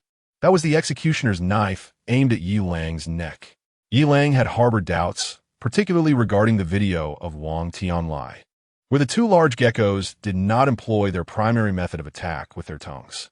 However, the comment section beneath the video was inundated with admiration, scientific explanations, and earnest challenges to duel at the Forbidden City. Such reactions inevitably led Yi Lang to skepticism. With a darkened expression, he turned off his phone. Once again, could he not enjoy a few days of carefree living? He decided to disregard the noise and noticed that his affection level with Baijin had reached 90, beloved. He felt a twinge of regret, yet this was not the moment for such reflections. Just as he was about to take Baijin to the bedroom to enhance their physical connection, a friend request suddenly popped up on his phone. Initially indifferent, he was taken aback upon seeing the name Yao Shi. A sinister smile spread across his face. After accepting the friend request, Yi Lang had yet to make a move when he was bombarded with notifications. Ding, ding, ding. Image, image, image. Yao Shi had sent several full-body photos in quick succession. Ding aim. Yao Shi, age, 19, height, 158 centimeters, weight, 92 gene, inner quality, 99.5, avid gamer, comprehensive rating, 91, light and easily toppled. This met the system's requirements. The host is urged to take her in promptly. Ye Long was somewhat bewildered. What was going on? I haven't even said anything yet. How did she make a move? In truth, Yi Lang had underestimated the situation. Suddenly, there was a knock at the door. Knock, knock, knock. Chapter 31. The Pan Jinlian and Shimenqing of the live-streaming world. Yi Lang, filled with curiosity, took out his phone to monitor the situation and discovered that the area outside was completely devoid of any presence. With a quick turn of his eye, he understood that it was the elusive Yao Shi who had arrived. A cold smile crept across his face as he rose, retrieving a powder case from the restroom. Taking foundation into his palm as he approached the door, he flung the door open with a loud bang. Phew. Ding. Detected the presence of the task target. Acquiring the task target's favorability. Ding. Yao Shi, favorability. 56, like ding. Daonfe, favorability. 40, favor. Yao Shi, rubbing her side, gazed in astonishment at the pristine bottle of water held by Baijin. Was this truly intended for a cleansing? In this apocalyptic world, where a single bottle of water could mean life or death. Baijin, however, paid no heed to Yao Shi's astonishment. She felt a twinge of displeasure. Although mentally prepared for the arrival of other women into their home, she had not anticipated it would be so swift. Moreover, Yao Shi exuded a rather unseemly aura. Her height and figure starkly contrasted with Baijin's own. Baijin couldn't help but glance down at her own chest. Feeling a pang of regret, Yao Shi appeared to be her sworn rival. Seated on the sofa, Yi Lang observed Yao Shi, now slightly damp from the washing, with a cold gaze. Repeat what you said earlier, but make it clearer, or I cannot guarantee that my next punch won't land on your face. Ding. Yao Shi. Favorability. 42. Like, how domineering, thought Yao Shi. She then somewhat frantically spoke up. I came to propose a collaboration. Surely, you have seen that my skill is invisibility, which not only keeps monsters at bay, but also makes me undetectable to humans. I can provide high-definition live streaming throughout your battles, and create video snippets that showcase your valiant form to the entire world. What do you think? Isn't that incredibly cool? Yi Lang, growing impatient, directly rejected her, stating, You can leave. I have never engaged in live streaming, and I have no interest in it. A flicker of disappointment crossed Yao Shi's eyes, yet she remained undeterred. Don't you want more people to witness your prowess? Don't you want countless women to be infatuated with you? Don't you wish to establish a new power and reign supreme? Yi Lang frowned, his tone resolute. I do not. Yao Shi bit her lip, seemingly struggling to accept this outcome. She looked at this fierce man, mistakenly believing he was akin to individuals like Wang Tianlai, yearning for fame and power. Taking a deep breath, she attempted to salvage the situation. Surely, you require resources? Those are endless, enough to last a lifetime. You cannot fathom how terrifying women can be when they pursue their stars. They would willingly lay their hearts bare for you. Yi Lang, now annoyed and about to refuse again, suddenly felt as if a thunderclap reverberated in his mind. Woman beauty. Lay bare one's heart favorability. Enlightenment dawned upon Yi Lang, and he thought to himself, I have attained understanding. Though his heart was tumultuous with emotion, his visage remained stoic as he remarked coolly, Resources? What I lack least is resources. Pointing to the table behind Yao Shi, Yi Lang spoke. Curiously, Yao Shi turned her head, only to find the table overflowing with a delightful array of breakfasts. Buns, fried dough sticks, soy milk, sandwiches, and much more. Her eyes widened in astonishment. Even in the apocalypse, you still indulge in these? Yi Lang waved his hand dismissively. I woke up late today, just a simple meal. Ding, Yao Shi. Favorability. 61. Infatuation. A hint of admiration and yearning flickered in Yao Shi's gaze as she looked at Yi Lang. Her feelings for him had evolved into a complex tapestry. From initial disdain and aversion to later curiosity and appreciation, and now to admiration and infatuation. This man, lecherous yet powerful, possessed an abundance of resources. Was he not the archetypal protagonist on apocalyptic novel? Yet, he did not broadcast his adventures, which seemed a tremendous loss. She was destined to dedicate her life to streaming. Any man would only slow her down, even this dazzling figure. With a reluctant glance at Yi Lang, Yao Shi sighed, preparing to bid him farewell. However, Yi Lang's words halted her in her tracks, a glimmer of hope igniting in her eyes as she gazed intently at him. Streaming, or rather becoming a broadcaster, demanding gifts from the audience. No, now was about resources, held no interest for her. Yet, if through my battles I could inspire hope and courage in others, helping them find the will to survive in this desolation, then perhaps I would be somewhat intrigued. Ding. Yao Shi, favorability, 83. Yi Lang mused himself. Indeed, this Yao, she was a woman born for streaming. Even before the apocalypse, he had heard tales of her reckless abandon while live broadcasting. Outdoor adventures, survival challenges, extreme trials, ghost house experiences. She dared to attempt them all. Curiously, she rarely solicited gifts, seemingly content with mere attention, as if the act of streaming itself provided her the utmost satisfaction. Before Yao Shi could speak, Yi Lang continued, But how can I trust you?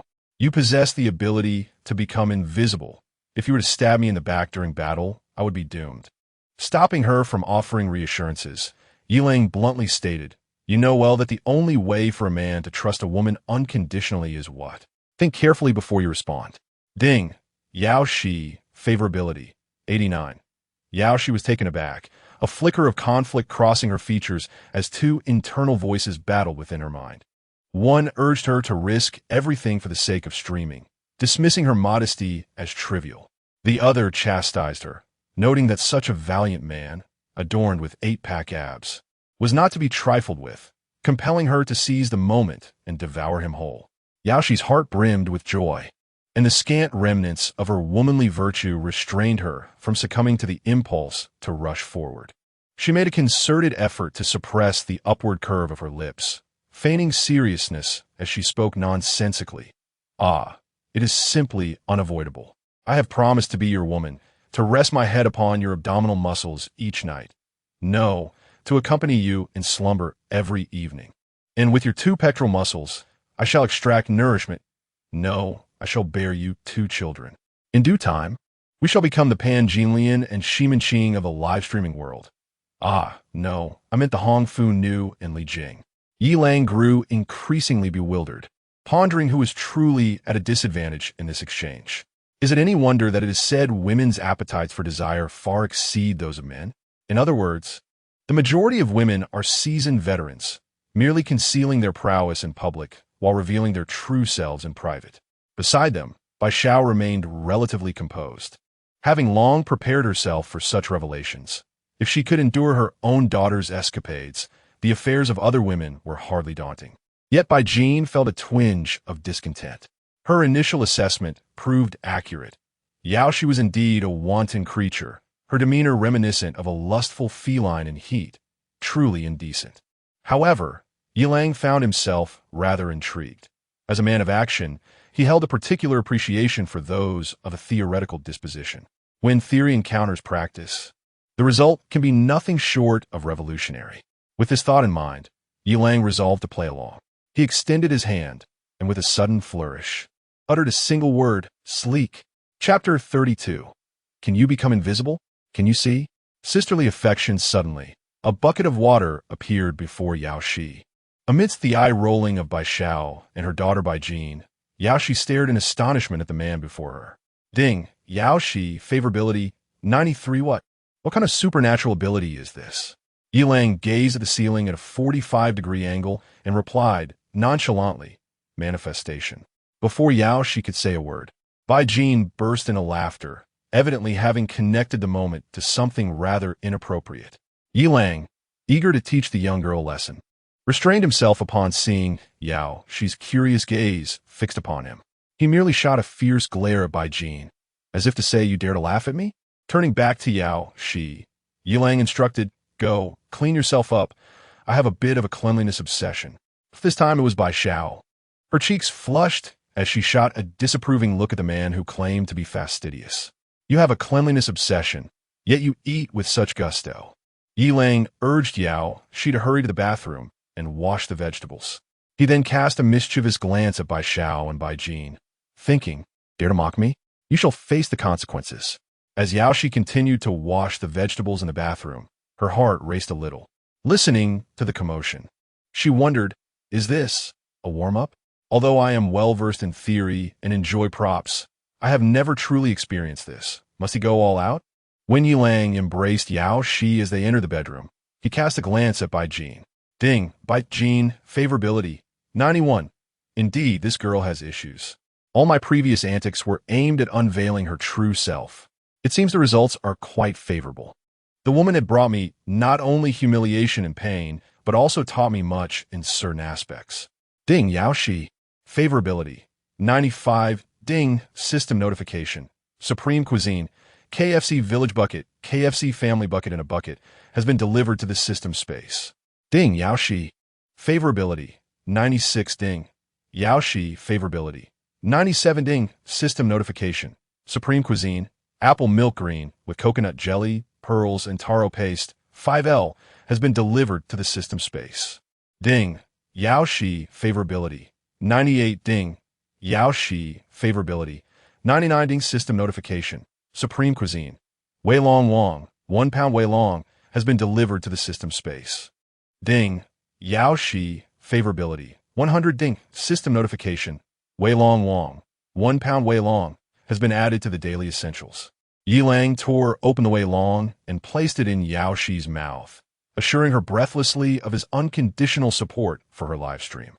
As Yao Shi's mind went blank, she finally reached the pinnacle of 100 points in favorability. Ding, congratulations, host. You have received 10 free attribute points. Host has added to Constitution. Current Constitution is 26. 3. Ding, congratulations, host. Interaction completion rate is 39. Slight increase. Ding, congratulations, host. You have received 1 body part enhancement. Enhanced part. Left arm. Ding, the system's basic food and water supply has doubled. Currently 12 pieces of bread, 4 barrels of water, 2 large watermelons, 1 pack of spicy strips per day. At this moment, Yao Shi lay contentedly and sweetly in Yilang's embrace, drawing circles on his chest muscles with her delicate fingers. Yilang felt equally satisfied. Yao Shi bestowed upon him an unprecedented sense of novelty. He could turn invisible. He felt as though his current physique could effortlessly fell a bull with a single punch, warmth radiating throughout his body. With a slight exertion, the rippling muscles on his chest elicited a gasp from Yao Shi. Yilang could not suppress the smile that tugged at the corners of his mouth. It had been quite a journey, but he had finally achieved a perfect score of 100 in affection. Fortunate that Yao Shi was a bit unconventional, or would not have been so easy. Moreover, the enhanced part was surprisingly the left arm. This meant that both of his arms now possessed tenfold the strength of an average person, restoring a measure of confidence within him. With newfound confidence, his spirits soared. And with that elevation came a startle for Yao Shi. Observing her pleading, distressed eyes, Yilang's heart softened as he gently kissed her forehead, speaking tenderly, "Do not fear. Rest well before we resume. Come, rise and join me for lunch, for we have KFC and apple milk tea awaiting us." Hooray! Oh dear, ultimately. It was Yilang who assisted Yao Shi in dressing. As he supported the slightly unsteady Yao Shi out, he immediately spotted Bai Xiao and Bai Jin seated at the table. Oh, is this not the outdoor streamer Yao Shi, the great anchor? From that call, one might have thought she was a rescue streamer. Bai Jin's sarcastic tone caused Yao Shi to blush further. Bai Xiao gently patted her daughter, stepping forward to take Yao Shi's hand. Smiling warmly, "Yao Shi, seeing as you and Xiao Jin are of similar ages, I shall call you Xiao Shi. Please, have a seat. I've placed a cushion for you. Sit a bit closer. It's perfectly fine." Yao Shi gazed at the caring older sister with gratitude, unable to help but exclaim, "Thank you, sister, you're truly kind." At that moment, Bai Jin was less than pleased. "No, you cannot call her sister. If you do, that would make me a generation younger than you. Mom, look at her." Before Bai Xiao could respond, Yilang approached, gently embracing Bai Jin, planting a firm kiss on her pouting lips. "You each can have your own opinions. You shall call Yao Shi sister, while my dear Jiner is simply too adorable. You are my favorite." Ding, Bai Jin, affection level 92. Yilang inwardly chuckled. Dealing with such a little girl required a touch of dominance and favoritism. When it was just the two of them, she was already the favored one, and that did not manifest. Now, with the presence of another, particularly someone like Yao Shi, who contrasted her in every aspect, this tactic proved effective. It seemed that the opportunity for a constitution of 40 was imminent in the coming days. As everyone settled down, Yilang snapped his fingers, and in the next moment, as the portal to the system space closed, a feast of KFC's bucket, cola, apple milk tea, and Wei Long Wang appeared on the table. "Wow!" The three girls exclaimed in unison, their eyes gleaming as they gazed at the array of delectable junk food. Not only were they enchanted, but Yilang too harbored a fondness for it. KFC possessed a peculiar allure. After a while, without indulging, one would find themselves yearning for it. Typically, Yilang would make a pilgrimage there on the first day after receiving his salary. He often encountered children who had suffered from appetite loss at home, only to be cured by a visit to KFC, much to the amusement of their parents. The three girls wasted no time diving into the feast. Bai Jin took a hearty bite of the spicy chicken burger and washed it down with a sip of icy cola, emitting a satisfied hum. She turned to Yin Shi, who was mirroring her actions, and couldn't help but murmur a playful compliment. "Yin Shi, though your looks may be slightly bothersome, your taste aligns perfectly with my preferences." Yin Shi, discerning the little sister's prideful nature, chuckled softly and pushed the oversized milk tea towards Bai Jin, saying, "Sister, do give this a try." Bai Jin eagerly accepted it without hesitation, taking a swift sip that made her eyes sparkle like crescent moons. "It's divine, even in the apocalypse. To savor milk tea infused with apple milk green is simply blissful." Unable to contain her excitement, she grasped Yin Shi's hand and sweetly declared, "Sister, you are truly wonderful. I shall rely on you to prepare more delicious treats in the future. My mom loves steak and watermelon, but it seems we young people share the same tastes. Do make more, don't be shy. Yi Lang can handle it." Chapter 33. Xiong Ting and Xiong Yuan, sisters united, joy multiplied. Yao Shi's cheeks flushed crimson as she cast a furtive glance at the exuberantly spirited Yi Lang, pondering to herself how astonishingly extraordinary his abilities were. It exhilarated her immensely, and her affection for him deepened. Turning her head, she shyly addressed Bai Jin, "Sister, I'm all in, but this evening, I must take some time to rest." Bai Jin, fully aware of the exaggerated plight her mother had endured, grasped Yao Shi's hand tenderly. Casting a scornful look at Yilang as she indignantly remarked, "He is nothing but an indefatigable beast, causing my sister so much distress."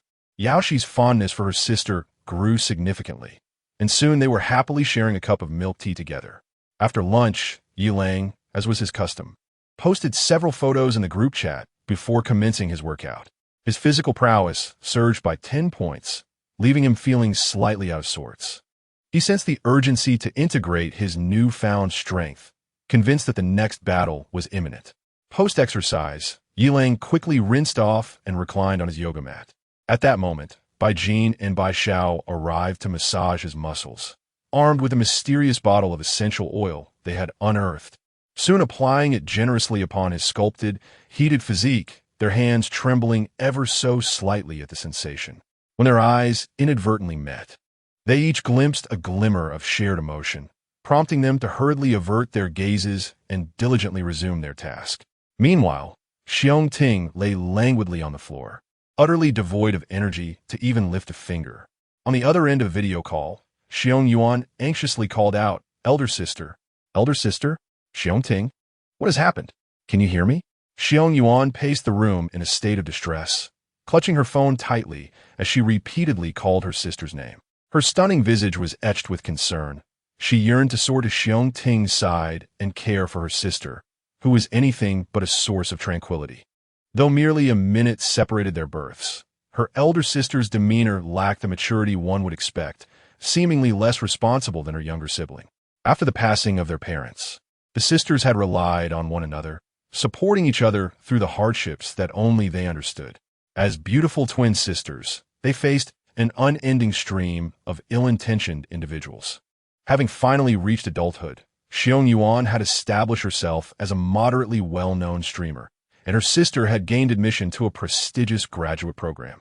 Just when they were on the cusp of a brighter future, calamity struck. What a cruel twist of fate for the two sisters. Xiong Yuan contemplated using a flying device to reach her sister, yet the risks loomed large. The MCN building, where she was currently situated, had become increasingly perilous, with other groups unlikely to allow her a safe passage laden with supplies. What was she to do? What had befallen her sister? Hadn't they agreed to seek refuge with the formidable Yi Lang? Judging by his battle videos, if his prowess was as genuine as it appeared, he was undoubtedly a force to be reckoned with. What is my elder sister truly up to? As Xiong Yuan's desperate cries echoed, Xiong Ting, lying on the floor, finally reacted. She raised her phone to gaze at her sister on the video, unable to contain her tears. "Oh, I'm dying, little Yuan. I may never see you again. You're the only one in this world. What will you do? I'm so sorry, little Yuan. Forgive me." Xiong Yuan felt her heart clench painfully as she observed her sister's frail form on the ground, her lips pale, though her face still bore a hint of color. She forced herself to regain composure and, trembling slightly, spoke. "Sister, do not panic. Speak slowly and tell me everything. I refuse to believe that fate is so cruel as to take you from me." At this point, Xiong Yuan could no longer hold back her tears, which streamed down her face. She pressed her hand tightly over her mouth to stifle any sound and continued, "Sister, I beg you, tell me everything." Xiong Ting managed a weak smile, but upon seeing her sister's deep concern, her lips quivered as she choked out, "Little Yuan, I've failed you. I'm sorry for worrying you. You must live well. Xiong Ting, tell me what is going on, please." Xiong Yuan exclaimed, her voice filled with desperation. Xiong Ting seemed to sense her sister's fury, and despite her own hunger, her body trembled in fear. Finally, she spoke, "Little Yuan, I messed up. I haven't eaten for 3 days. Yesterday, I was determined to approach that Yi Lang. I sent him photos and information, but I saw many people in the group awakening their abilities and thought that this time Yi Lang would be finished. So, as you know, I loathe that despicable security guard. He objectifies women and takes advantage of others, so I retracted the information and ended up scolding him instead. Now, there is no one to save me. I'm going to starve." That wretched security guard even posted pictures of himself enjoying KFC and milk tea today. "Little Yuan, I'm so sorry." Xiong Yuan felt a sharp pang in her jaw, realizing how her sister had managed to get into such a predicament. She fixed her gaze on the video of Xiong Ting, her eyes filled with determination. "Send me the message where you scolded Yi Lang, quickly." Xiong Ting hesitated for a moment before forwarding the message, along with the photo Yi Lang had boasted about. Upon reading her sister's message, "You, disgusting security guard. You're beneath even a dog. thinking you can revel in this for long. Just wait to die. Xiong Yuan gasped in shock. Discriminating against others' professions, condemning their character, wishing death upon them, and claiming they're worse than dogs. This was indeed a bit excessive. If she were Yi Lang, she would want to kill her sister instead of helping her. What would be done? Who else could rescue her? Those with abilities? Forget it. She herself was an ability user. How much power did she truly possess? Moreover, apart from Yi Lang, no one else could provide such resources. What should I do? I cannot possibly allow my elder sister to starve. Xiong Yuan began to scrutinize the photograph. The first thing that caught her eye was a table laden with an array of KFC burgers, snacks, beverages, and the much-coveted apple milk green tea that had gained popularity before the apocalypse. She couldn't help but swallow hard. Although as streamers, they lacked neither food nor water.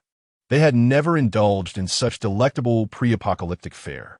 Xiong Yuan's gaze shifted to the individuals captured in the photograph. First, there was Yi Lang, clad in nothing but a pair of square-cut shorts. He was undeniably handsome, with an impressive physique, a rarity even within the streaming community. Then, there were 3 stunning women in the photo, all radiating joy as they nestled close to Yi Lang, exuding an air of contentment. Xiong Yuan began to feel a headache coming on. Her sister was hardly at an advantage among these 3 beauties.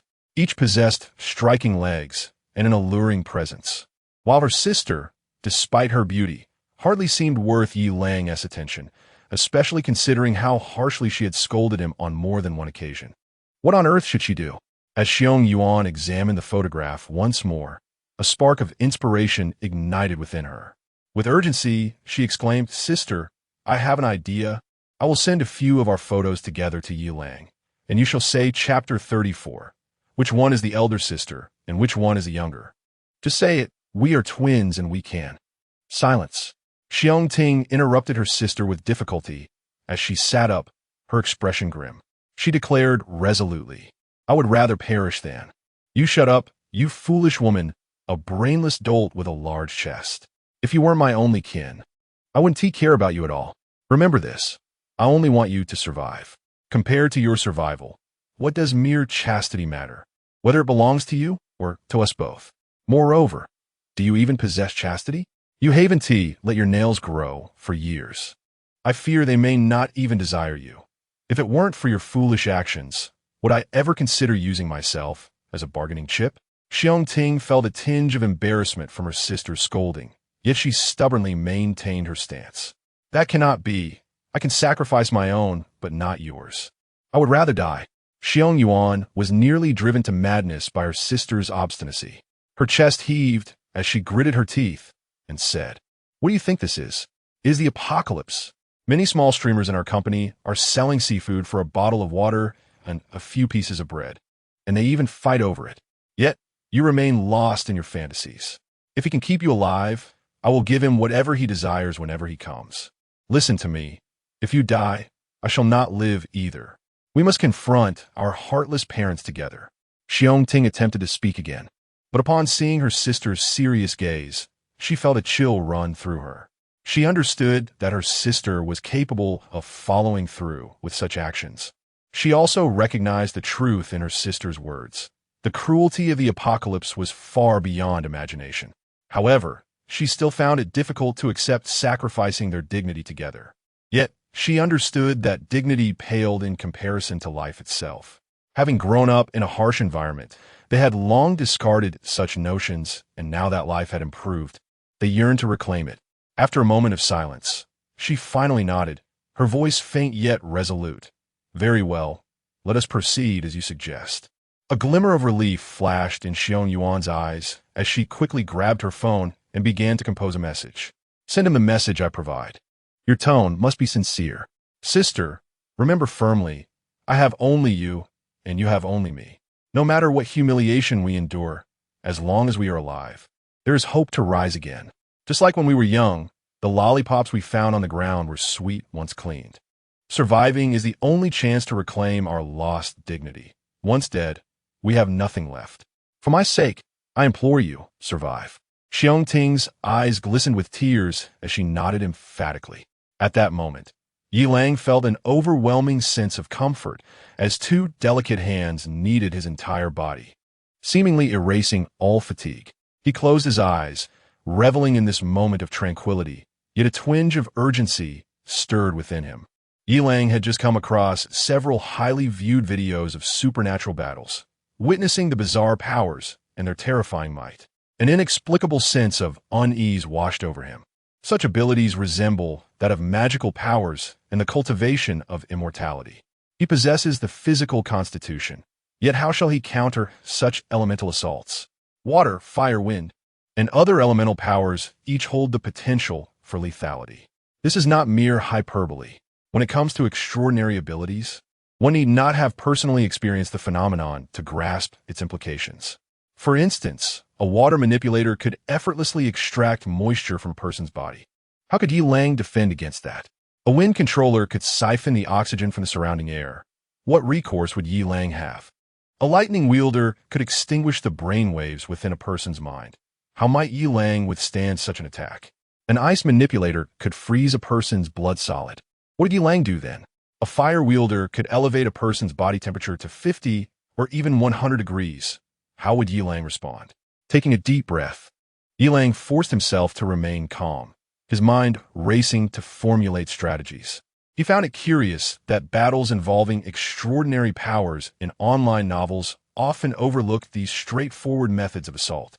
However, the absence of such depictions in fiction does not imply their non-existence in reality.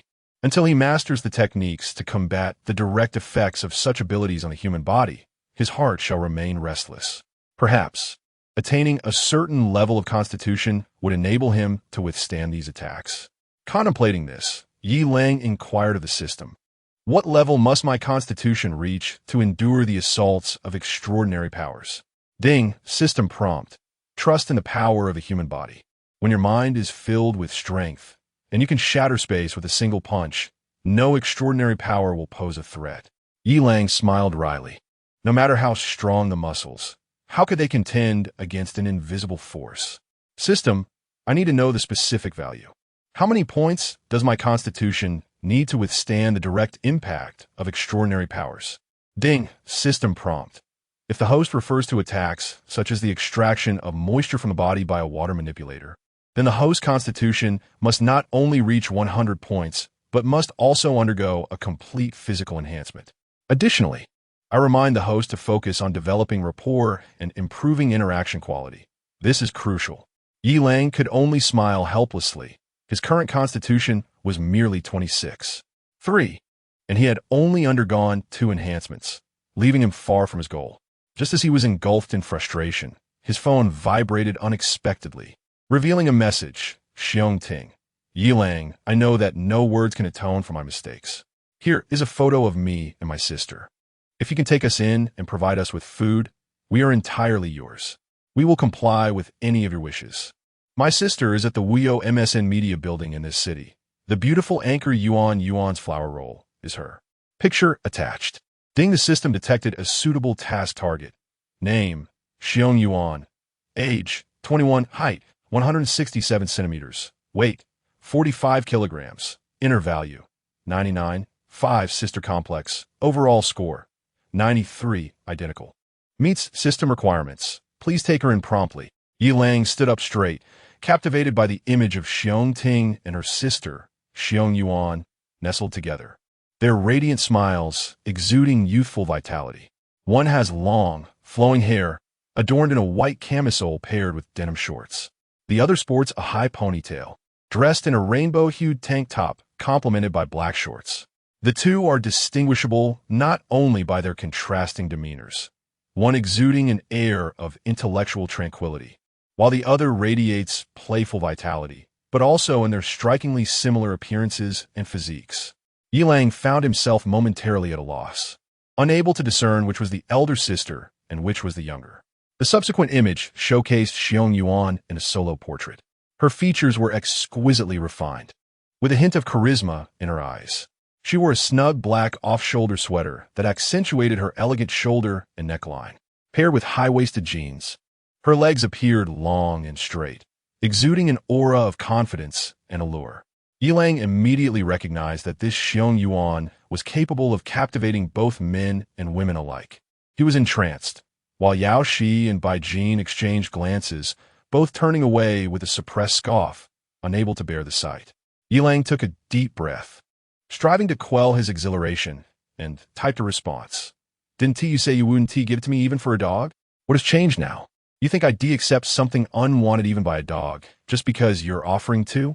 Chapter 35. The legendary B2B, Xiong Ting's countenance turned ashen upon reading the reply, tears welling in her eyes. Xiong Yuan, noticing her sister's distress, quickly urged, Sister. How did he respond? Please tell me. Trembling, Xiong Ting sent the message. After reading it, a flicker of anger crossed Xiong Yuan's eyes, soon replaced by resolve. Sister, continue to message him. Now is not the time for pride. Just say. At that moment, Yilang gazed at his phone screen, a cold smirk playing on his lips. You know when to swerve to avoid crashing into a wall, and when to flee as stocks plummet. But now you seek my assistance? It's too late. After all those times, your mouth was sweet as honey when you insulted me. If I don't make you blossom like a peach flower, I won't bear the surname yi. Ding Xiong Ting, oh vif, Yelong, yem trudisori. Please, save me. I mean it. If you take me in, I'll work tirelessly for you, repay you as a servant. Yilang chuckled, genuinely amused, and replied, Have you thought it through? Have you studied B2B e-commerce? On the other side, Xiong Ting blushed fiercely at Yilang's response, and without hesitation, forwarded the message to Xiong Yuan. Upon seeing it, Xiong Yuan's face turned crimson as well. This person was utterly shameless, a complete lecher. However, she had no choice but to instruct her sister to respond. Xiong Ting, we are ready. We will agree to anything. After sending the message, Xiong Ting glared at her sister in disbelief, her face a mix of shame and anger. Xiong Yuan blushed too, but forced an explanation. That is just what those female streamers in the live chat say. I'm not that crude. Upon receiving the message, Yilang's demeanor shifted. There was nothing more to discuss. I will send you the elevator and rooftop access codes. Come over via the flying vehicle and message me when you reach the rooftop. After sending the message, Yilang did not check his phone again. Instead, he turned to the blushing Yao Shi and asked, I forgot to ask, how are you able to move freely between floors? Can you pass through walls? Yao Shi smiled coyly and explained softly, after awakening my invisibility ability. I wanted a live stream from the rooftop, so I tried the access code for the 16th floor. Can you believe it? It was MSJD0316. I don't know who set that password. It's as if they wanted everyone to know. Similarly, the 17th floor was MSJD0317, and when I tried it, it worked as well. But when I attempted to access the 18th floor, that trick failed. On my way back, I found an elevator card on the ground, and the back had the elevator control password. What kind of security personnel do we have in our community? It's just, oh no, boss. How was he talking about you? I didn't mean it. Yao Shi looked at Yilang, whose expression darkened, in sheer panic, quickly explaining, really? I didn't mean it. I'm sorry, boss. Yilang was not one to let her off easily. He pulled her into his embrace and raised his hand. Yao Shi cried out. It wasn't until tears glistened in her eyes that Yilang finally relented. Observing the obviously distressed Yao Shi, Yilang spoke with a tone laced with menace. Do you understand your mistake now? Yao Shi, with both hands covering her behind, looked utterly pitiful, her face a portrait of regret as she replied, I understand. I promise I won't dare again. Yilang chuckled, pulling Yao Shi into his embrace. Now we're getting somewhere. Let me give you a massage. No, please. Upon witnessing Yilang's reaction, the sisters Xiong Ting and Xiong Yuan finally exhaled in relief. Sister, do you still have the strength? Hurry over and message me once you arrive, Xiong Ting urged, her eyes filled with determination. After giving her sister an affirmative nod, she struggled to rise and headed for the door. Suddenly recalling something, she returned to wash her hands with the little water she had left before stepping out again. Once Yilang had finished with Yao Shi, he made his way to the rooftop entrance. Shortly thereafter, Xiong Ting's text message arrived. Through the surveillance, Yilang noted that only Xiong Ting was present, and her demeanor appeared normal, prompting him to open the door. Ding! Task target detected. Initiating task target favorability. Xiong Ting. Favorability, -36. Disgust. With a swift motion, Yi Lang delivered his signature explosive punch. Ding. Xiong Ting. Favorability, -46. Loathing. He proceeded to inspect Xiong Ting, who lay on the ground, gasping for breath. Ding. Xiong Ting. Favorability, -52. Yi Lang then carried Xiong Ting, resembling a lifeless dog, back. He laid her onto the ground, observing her heaving, unable to retch anything, and felt no pity whatsoever. Only when she ceased her dry heaving and could sit upright did Yi Lang fix her with a cold stare, his voice icy. Now what should you call me? A flicker of humiliation crossed Xiong Ting's eyes as she weakly responded, Master. Yi Lang waved his hand dismissively. No, that's not right. A hint of confusion appeared in Xiong Ting's gaze as she quietly suggested, Husband? Yi Lang scoffed. Do you think you deserve that? Keep thinking. Xiong Ting was truly bewildered. Tears welled in her eyes. In a moment of clarity, her lips trembled as she finally uttered Dad. Yi Lang's expression darkened as he quickly interrupted. Don't say such inappropriate things. Call me brother-in-law. Ding. Xiong Ting. Favorability, -53. Ding. Xiong Ting. Favorability, -54. Ding. Xiong Ting. Favorability, -55. At that moment, Xiong Ting seemed to have exhausted all her strength. She slumped on the ground, her eyes filled with despair and helplessness, a picture of pitiable resignation. How could a person be so shameless as to demand such a title? At least you recognized your place quickly. And don't give me that pitiful expression. This is a fair transaction, not a bully's game. The three onlookers rolled their eyes in unison, wishing to remove the word like from the equation. Xiong Ting also wanted to roll her eyes, but was deterred by the sight of the whip in Yi Lang's hand. She could only suppress her pitiful expression, slightly straighten her posture, and await Yi Lang's subsequent words. Yi Lang, somewhat pleased, finally spoke. You mentioned that your sister Xiong Yuan has agreed and is currently waiting for me at Wuyo Building. Why isn't she coming here herself? Xiong Ting pressed her lips together and replied, The situation on her end is rather complicated, and it seems she cannot make it. Noticing Yi Lang's brow furrow slightly, Xiong Ting felt a pang of anxiety and quickly added, But you can go over. We keep our promises and will never go back on our word. Yi Lang scoffed coldly, questioning whether he was perceived as foolish or easily deceived. He urged her to push her sister a little closer. Without hesitation, Xiong Ting promptly nudged her sister forward. Soon, Xiong Yuan accepted Yi Lang's friend request. With a look of anxiety, she began typing, eager to convey something on behalf of her sister. But the message that arrived moments later caused her face to flush crimson. Chapter 36. Acknowledging the dislocated jaw. Yi Lang. First, send a few forbidden photos for verification. I wish to discern the differences between you and your sister. That despicable security guard, lewd and vile, how infuriating. Xiong Yuan cursed vehemently. Yet trembling, she sent several intimate photos from her private album. Yi Lang gazed intently at the screen, a sly smile curling at the corners of his mouth. Ding! A message notification chimed, and Yi Lang promptly opened it. Ah, truly. The name fits the person. Yi Lang smacked his lips and replied, Not bad. I'll check your sisters in a moment. Before awaiting a response, he continued typing. Please briefly describe the current situation at Wuyo Building and explain why you cannot come over. Otherwise, Xiong Yuan was about to unleash another tirade upon reading the first message. But upon seeing the second, she halted abruptly. After a moment's contemplation, she decided to divulge the truth to Yi Lang. Xiong Yuan. When the apocalypse struck, many staff members and male and female streamers found themselves trapped inside Wuyo Building. Initially, the situation was manageable, but as food and water became scarce, tensions escalated. In the past few days, deaths have begun to occur within the building. Desperation has compelled us to revert to our original profession, begging through live streams. Surprisingly, it has proven quite effective. Many staff members now rely on their streamers to procure more food. Thus, I truly cannot come, but you could bring my sister. I assure you, once you arrive, you may do as you please.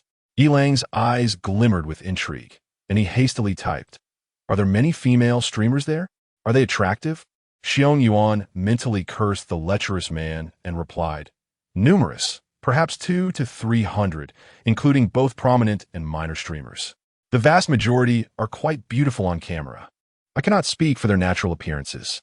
Upon reading this, Yi Lang envisioned the towering edifice of Wuyou building, contrasting it with his own mere 17-story structure, and he silently resolved to act. He quickly typed, "How many individuals possess abilities there? What types are most common? Are they formidable?" Xiong Yuan furrowed her brow slightly, biting her lip as she responded. "There are quite a few with abilities, roughly 1/5 of the population. Most possess common elemental powers, such as fire, water, and ice, though a select few have unique abilities. My own ability allows me to manipulate objects with my mind. Quite powerful. If you can ensure my sister's safety without harm."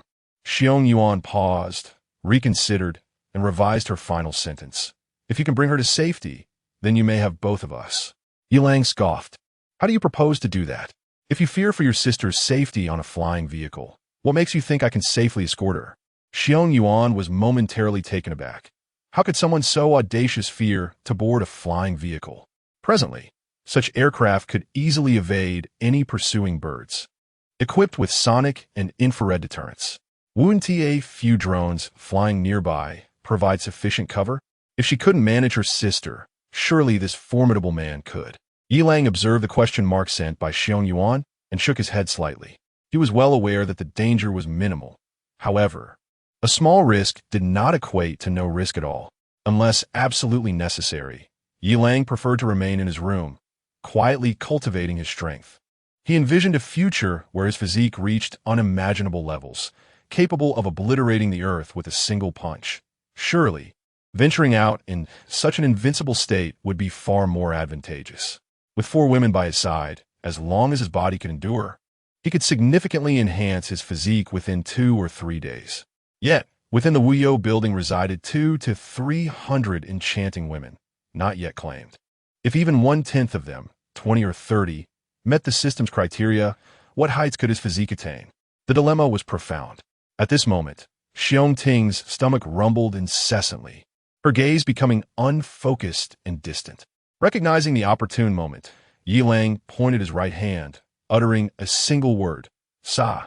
In an instant, a delicate and substantial serving of seared French foie gras accompanied by black truffle and beef fried rice materialized before Xiong Ting. Ding, Xiong Ting, favorability, -16, dislike, Xiong Ting. Momentarily astounded, immediately knelt down, ravenously devouring the food. It was exquisite, delectable. What kind of liver could be so tender and smooth? How could this beef fried rice be so aromatic? She lamented that she had never tasted such delicacies before the apocalypse. Yet here she was, savoring them now. Ding, Xiong Ting, favorability, sut. Ding, Xiong Ting, favorability, alten. Ding, Xiong Ting, favorability, nitten. Ding, Xiong Ting, favorability, sur. Ye Long gazed intently at Xiong Ting, who was on the ground, grasping her food and devouring it with fervor, lost in thought. As her pace slowed and she struggled to swallow, Yi Lang retrieved a portion milk tea from the system space and offered it to her. Xiong Ting, intrigued yet unhesitant, took a hearty sip, and in the next moment, she exclaimed, "Milk tea? Apple milk green? Enhanced version?" Ding, Xiong Ting, favorability, 34, favor, nearby, by Jean rolled her eyes. Knowing full well that no woman could resist the allure of milk tea, especially in this moment. Observing Xiong Ting's delighted expression, Yi Lang smiled and nodded, "Drink slowly. There's plenty more." Xiong Ting mumbled, her lips wrapped around the straw, her consumption of the milk tea unabated. Ding, Xiong Ting, favorability, 39. Ding, Xiong Ting, favorability, 42. Like, it was only after Xiong Ting let out a satisfied sigh, unable to consume another bite, that Yi Lang inquired, "Are you full?" Gratefully, Xiong Ting nodded. "I'm full. Thank you." It was simply. Yi Lang interrupted, "Was it delicious?" Xiong Ting nodded vigorously. "Delicious, so delicious. I've never." Yi Lang cut in again, "That's good. Now, do you understand what you need to do next?" Ding, Xiong Ting, favorability, 21. Why yes, but could I possibly wash up? Just a small bottle of water would suffice. Xiong Ting felt utterly humiliated, yet mustered the courage to voice her request. Observing her utterly humiliated demeanor, Yi Lang chuckled with a hint of amusement, dismissing the moment. Cough, cough, wretch. With a cold command, he continued unabashedly, proceed. The despondent Xiong Ting shuddered, stumbling out of the restroom.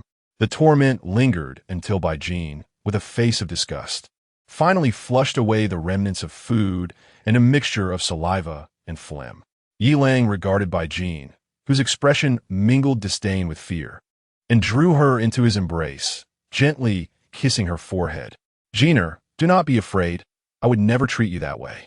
You are the most cherished person to both your mother and me, and I shall always protect you with tenderness. Chapter 37. A peculiar target. How is it that neither of them can hit the mark? Bai Jin's tense form gradually relaxed, the fear in her eyes fading away as she spoke in a playful tone. You scared me to death just now. I thought you were a weirdo. Bai Xiao and Yao Shi exchanged glances, both recognizing the shared thought. Is he not? Yi Lang chuckled softly, his gaze profound. This is just the beginning. Besides, don't you enjoy it? Bai Jin's cheeks flushed slightly as she evaded his eyes, pouting, I detest you. Gink Bean. Affection level 98. A wicked smile danced on Yi Lang's lips as he gently caressed Bai Jin's hair, silently thinking. Soon, very soon. After a playful bout with Bai Jin, Yi Lang made his way to the gym to commence his daily training. Meanwhile, Bai Jin, Bai Xiao, and Yao Shi indulged in snacks while sipping milk tea, delighting in the sight of Yi Lang, shirtless, perspiring profusely in the gym. Their laughter rang out like silver bells, a picture of sheer contentment. In stark contrast, Xiong Ting sat alone in a desolate corner, her gaze vacant, her heart heavy with resentment and helplessness. Upon receiving a caring message from her sister, she mustered a semblance of cheerfulness, responding blandly to her sister's concern, yet failing to conceal the bitterness within. 2 hours prior, everything she had consumed had been expelled, and to make matters worse, it had been Bai Jin who had inadvertently caused it. Now, she found herself even hungrier than when she first arrived, and the fine beads of sweat from her earlier exertion clung her clothes to her body, causing her hair to stick together in a sticky mess.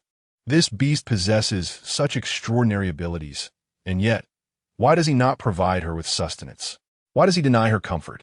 Oh, he did offer, but she had rejected it all. Could he not provide just a little more? Xiong Ting watched as the 3 immaculate girls savored their treats and frolicked together, a wave of discontent washing over her. Despite this, she resisted the pangs of hunger and discomfort, refraining from voicing her thoughts. Not only focusing on stamina and breathing, Yi Lang had begun training his accuracy with the flying dagger technique. One cannot always rely on sheer luck. Moreover, the clothing in the locker room adorned with iron sequins was rapidly being depleted. Yi Lang retrieved a wooden cutting board from the kitchen and placed it on a shelf 10 meters away. He inhaled deeply, his gaze sharpening like that of a hawk, and the metal shard in his hand sliced through the air like a shooting star, striking the shelf with unerring precision.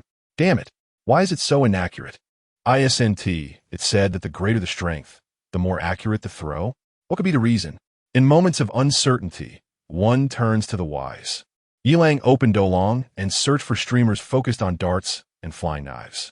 After watching several videos, he gleaned key points from mastering darts. First and foremost, consistent practice is essential, requiring a profound interest in the skill. Secondly, one must consider the force and technique of the throw. It is not merely about brute strength. It is advisable to begin with lighter darts and practice with subtle force. Finally, unwavering concentration and rhythm and breathing are crucial, striving for harmony of body and mind.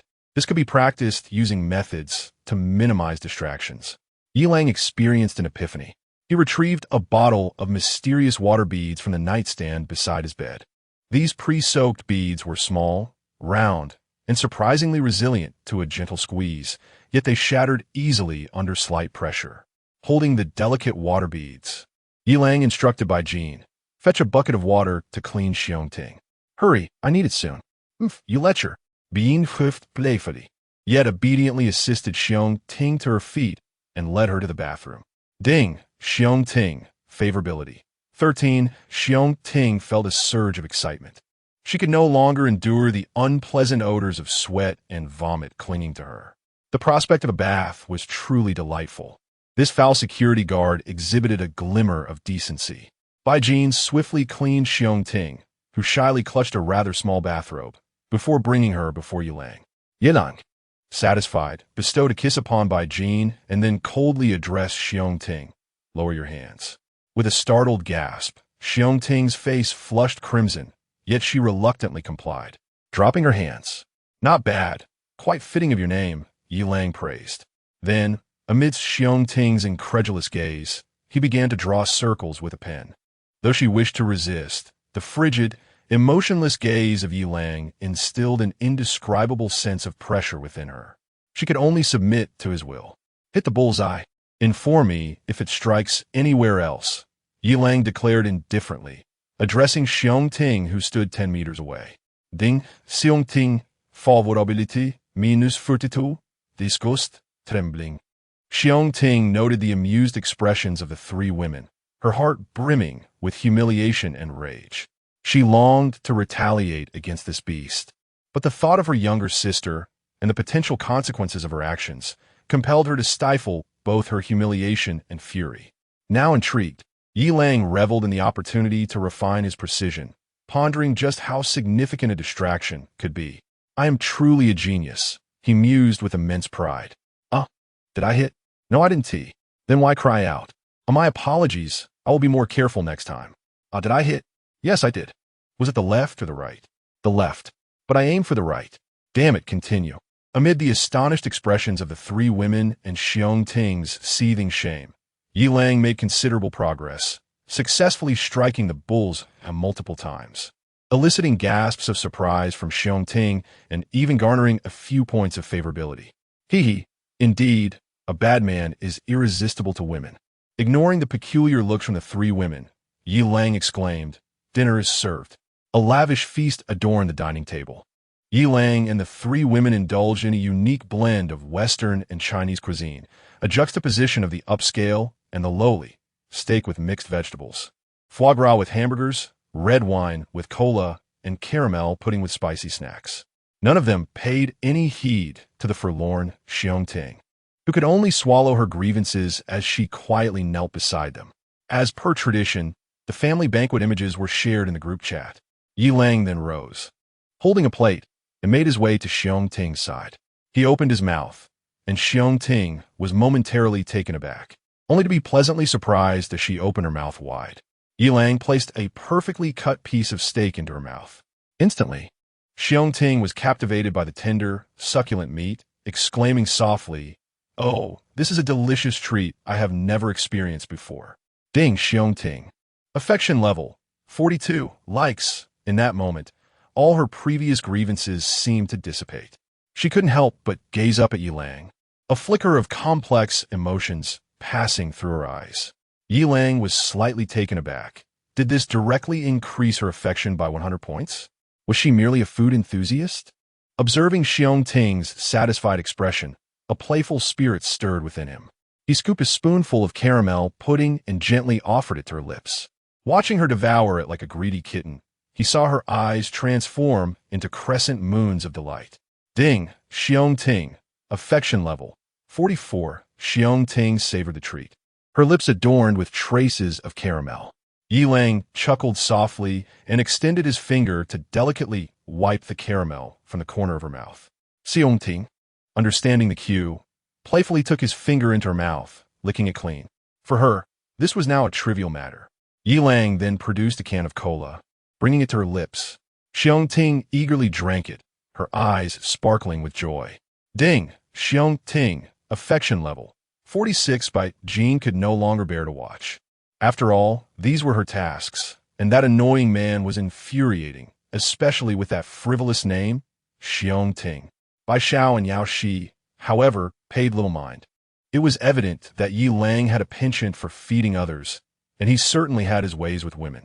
Yilang felt a sense of contentment as he watched Xiong Ting kneeling, mouth agape, accepting his offerings. Ding, a faint notification chimed.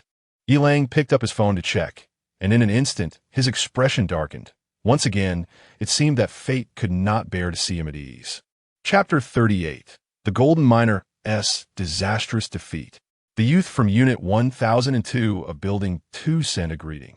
Yilang, there are individuals gathering extraordinary abilities to target you.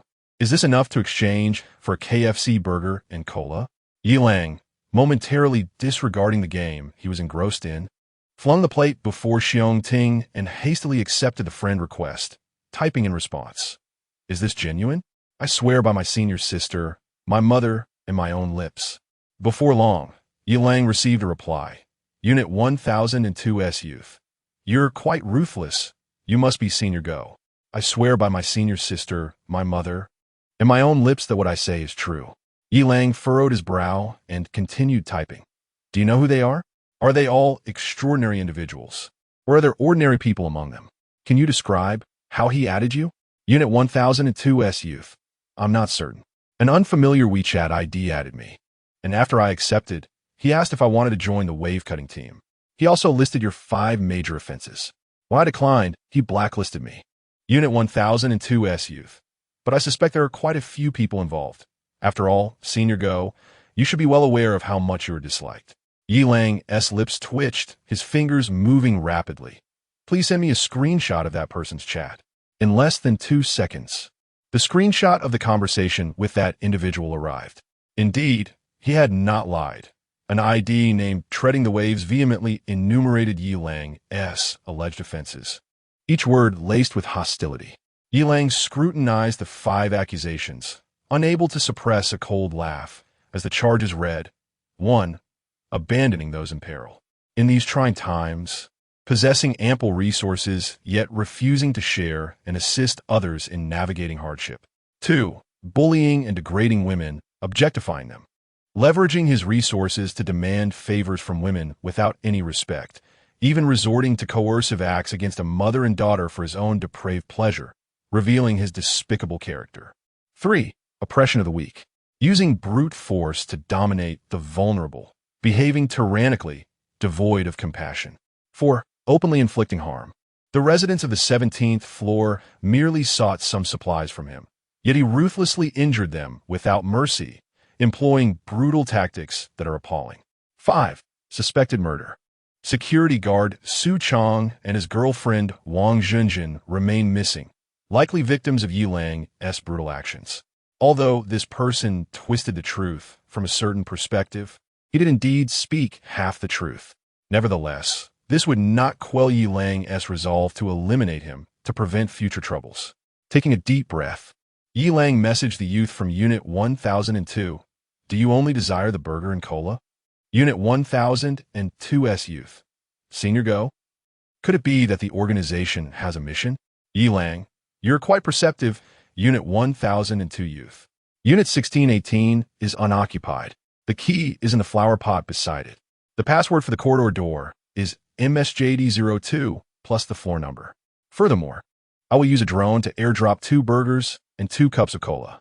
Yilang paused for a few seconds before continuing to type. The mission assigned to you by the organization is loyalty. Conceal oneself and await orders. Can you accomplish this? The student from room 1002 responded. Rest assured, senior go, I comprehend.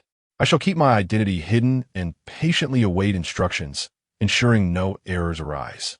Yilang nodded in satisfaction and continued typing.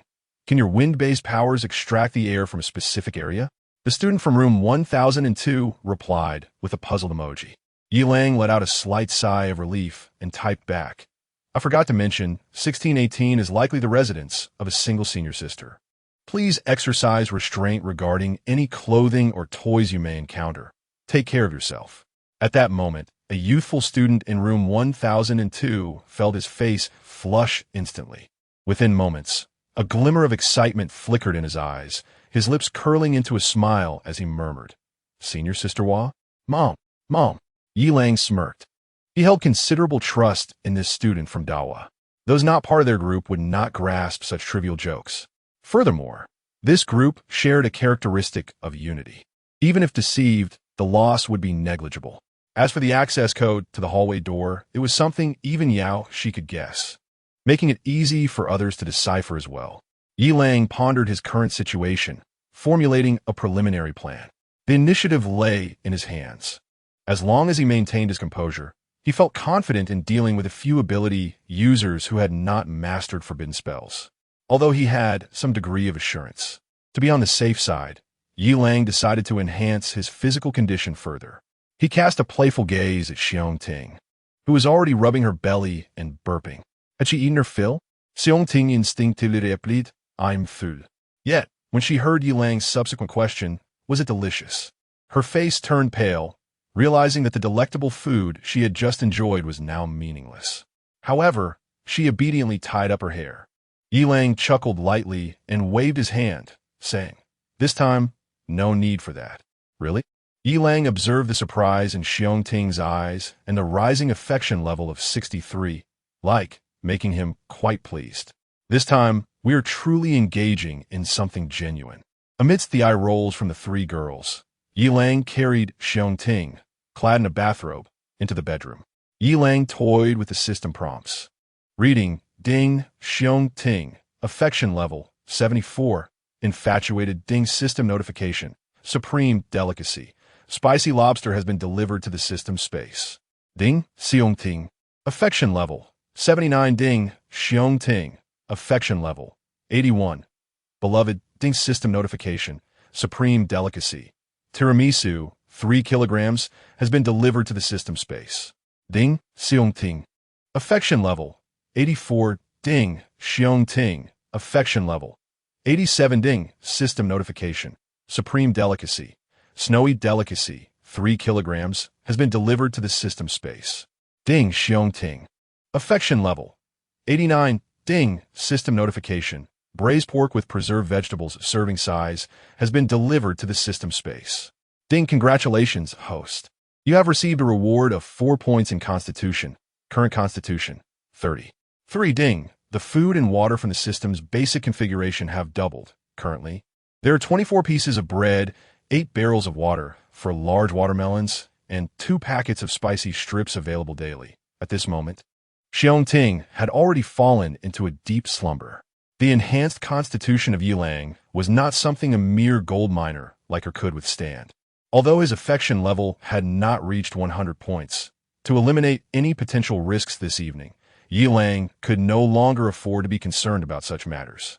Putting on his shorts, Yi Lang got out of bed and engaged in some light physical activity, feeling the surging power within him.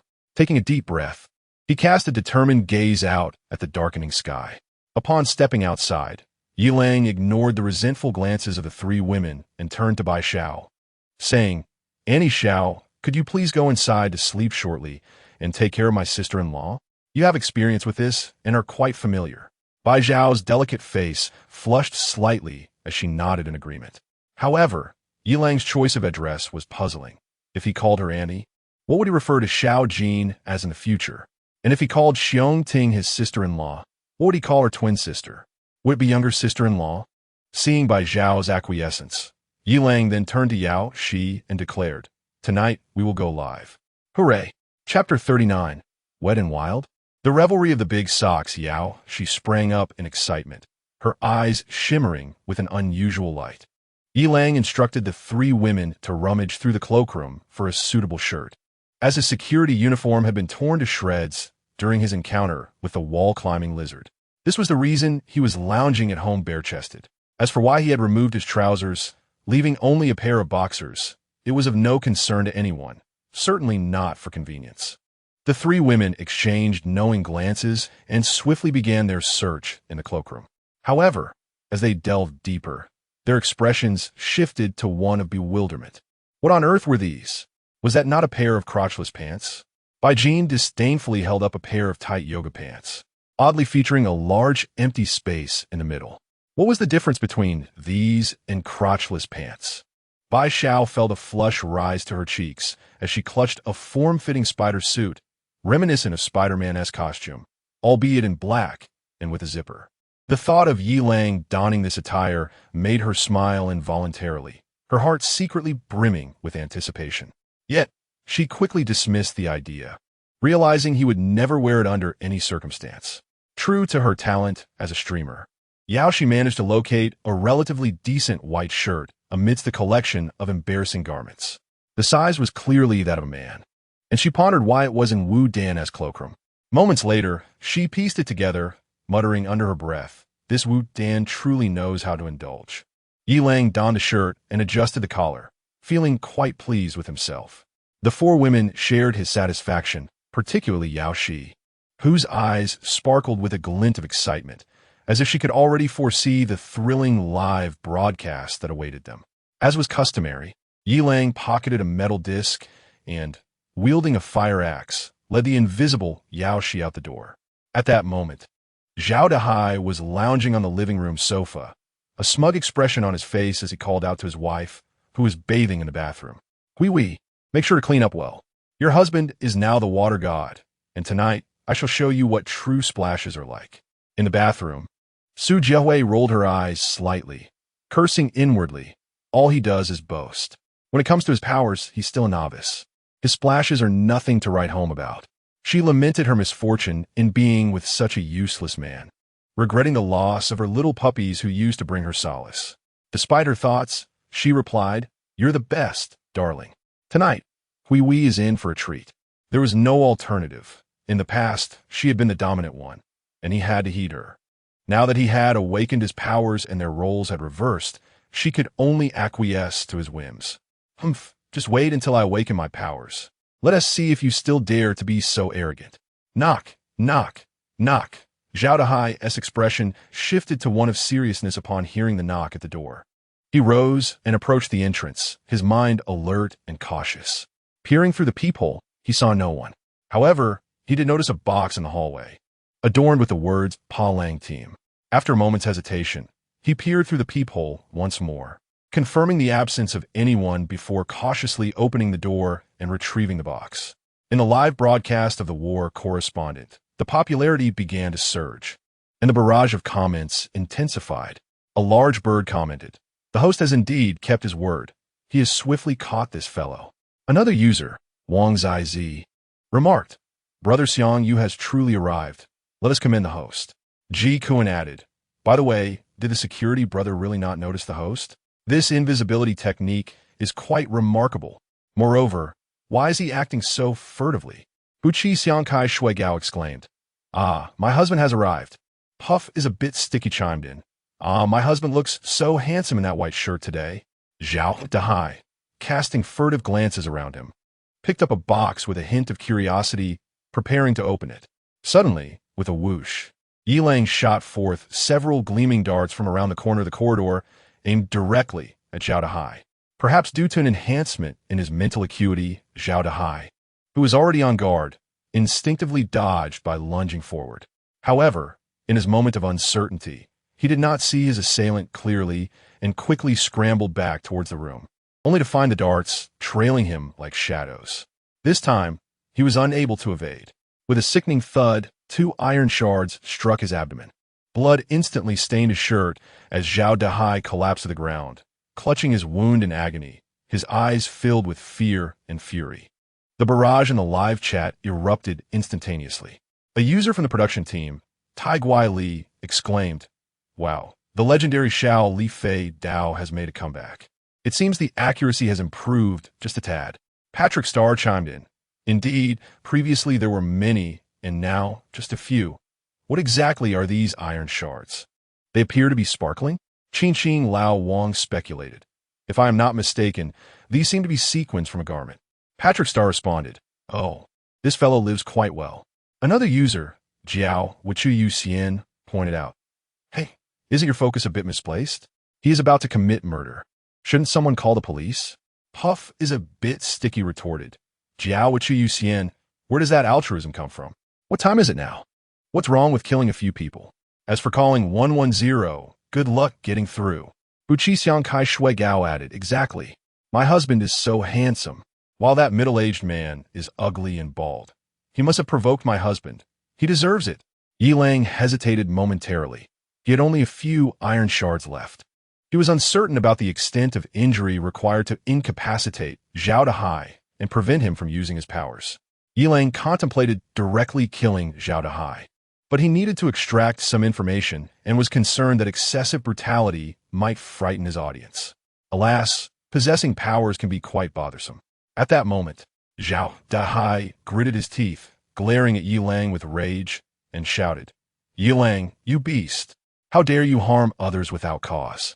The law will not let you go unpunished." Meanwhile, the barrage in the live chat began to voice discontent, seemingly displeased with Yi Lang's unwarranted violence. Yet, these murmurs were soon drowned out by a flood of comments supporting Yi Lang, only because Yi Lang, with a face full of righteousness, loudly exclaimed, "Stop spewing nonsense. You gathered so many people before to kill me and seize my provisions. Now you formed a team to eliminate me. Am I to remain passive and await my demise?" In a live stream, not a fan of cilantro ice cream. "Listen, my husband is being coerced. They're intent on his death. Why should he not retaliate? Sugar, sugar, sweet treasure. Exactly. Those who just spewed nonsense deserve to be wiped out in this apocalypse." Zhao Dahai struggled to rise, a flicker of despair in his eyes. His voice was sincere. "Yi Lang, I was wrong, but you've already shot me once. My thigh wound hasn't healed yet. As for the team against you, we haven't even acted yet. Can you grant me an opportunity? I promise not to oppose you again. Spare me this once, and I will exchange all the intelligence I possess." Yi Lang Sikolfut, a glimmer of disdain in his gaze as he approached Zhao Dahai with a fire axe. With a thud, Zhao Dahai knelt, pleading for mercy, tears streaming down his face. "Yi Lang, I was wrong, truly wrong. Please don't kill me. Go to hell." Suddenly, the man who had been weeping fiercely swung his hand. A transparent water sword lunging toward Yi Lang's chest. Yi Lang sidestepped, the water sword narrowly missing him, splashing against the wall. In retaliation, Yi Lang swiftly shot a shard of metal, striking Zhao Dahai's wrist like lightning. "Ah!" Zhao Dahai cried out in agony, blood gushing from his wrist as it hung limply. Yi Lang surged forward, seizing Zhao Dahai's left arm, and with a crack, broke his bone. Observing Zhao Dahai's pale, pained visage, beads of sweat rolling down as he cried out incessantly, Yi Lang finally exhaled slightly. He had grasped the method of unleashing his powers, which still required a swing of the wrist to activate. In this life-threatening moment, Zhao Dahai had indeed used his wrist to launch a surprise attack. It seemed he was correct. However, the livestream comments veered off course, with no one paying heed to the thrilling suspense of the ambush and counterattack. Viewers were instead fervently commenting on Yi Lang's white shirt, now drenched in water and sweat, clinging to his muscular physique. "No. Oh, my sisters, come and see this. Potato won't spit. I can't take it anymore. Who edited that shirt? Sugar, sugar, sweet treasure. My goodness, my darling, my shirt, my coat.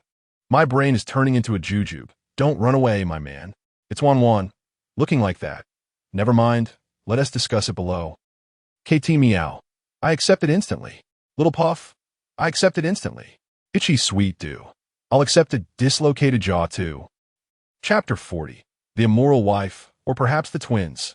As Yi Lang observed the situation under control, he discreetly gestured towards Yao Shi in the air, then dragged Zhao Dahai into the room as if he were a lifeless dog. Yao Shi was immensely excited. This was precisely the effect she desired.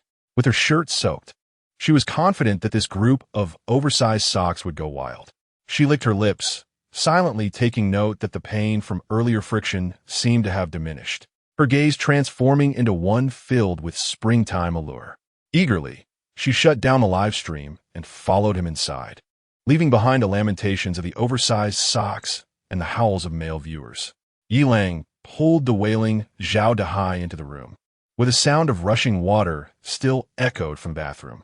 The skirmish was brief. At this moment, Su Jiahui had yet to finish her bath. "Hurry, Hui. Danger is near." Zhao Dahai, enduring excruciating pain, shouted a warning, but his voice was feeble from the severed arm. What did you say?" Su Jiahui, perplexed, opened the bathroom door and peered out, her damp hair clinging to her skin, soap suds still clinging to her body. Yi Lang swiftly advanced, and before she could react, he delivered a powerful strike. With practiced ease, he bound Su Jiahui, resembling a cooked shrimp, and tossed her into a corner. Throughout this, Zhao Dahai's cries echoed, insisting on what should not be touched or handled. Am I such a person? Yi Lang thought, though he had to admit that she was quite slippery right after her bath. Ding name, Su Jiahui, age, 38, height, 161 centimeters. Weight, 100 kilograms. Internal, 30 points. 1 current husband, 2 young pups. Comprehensive score, 61. Immoral, not meeting system requirements. Yilang's gaze towards Zhao Dahai carried a hint of sympathy, and he struck him with reduced force.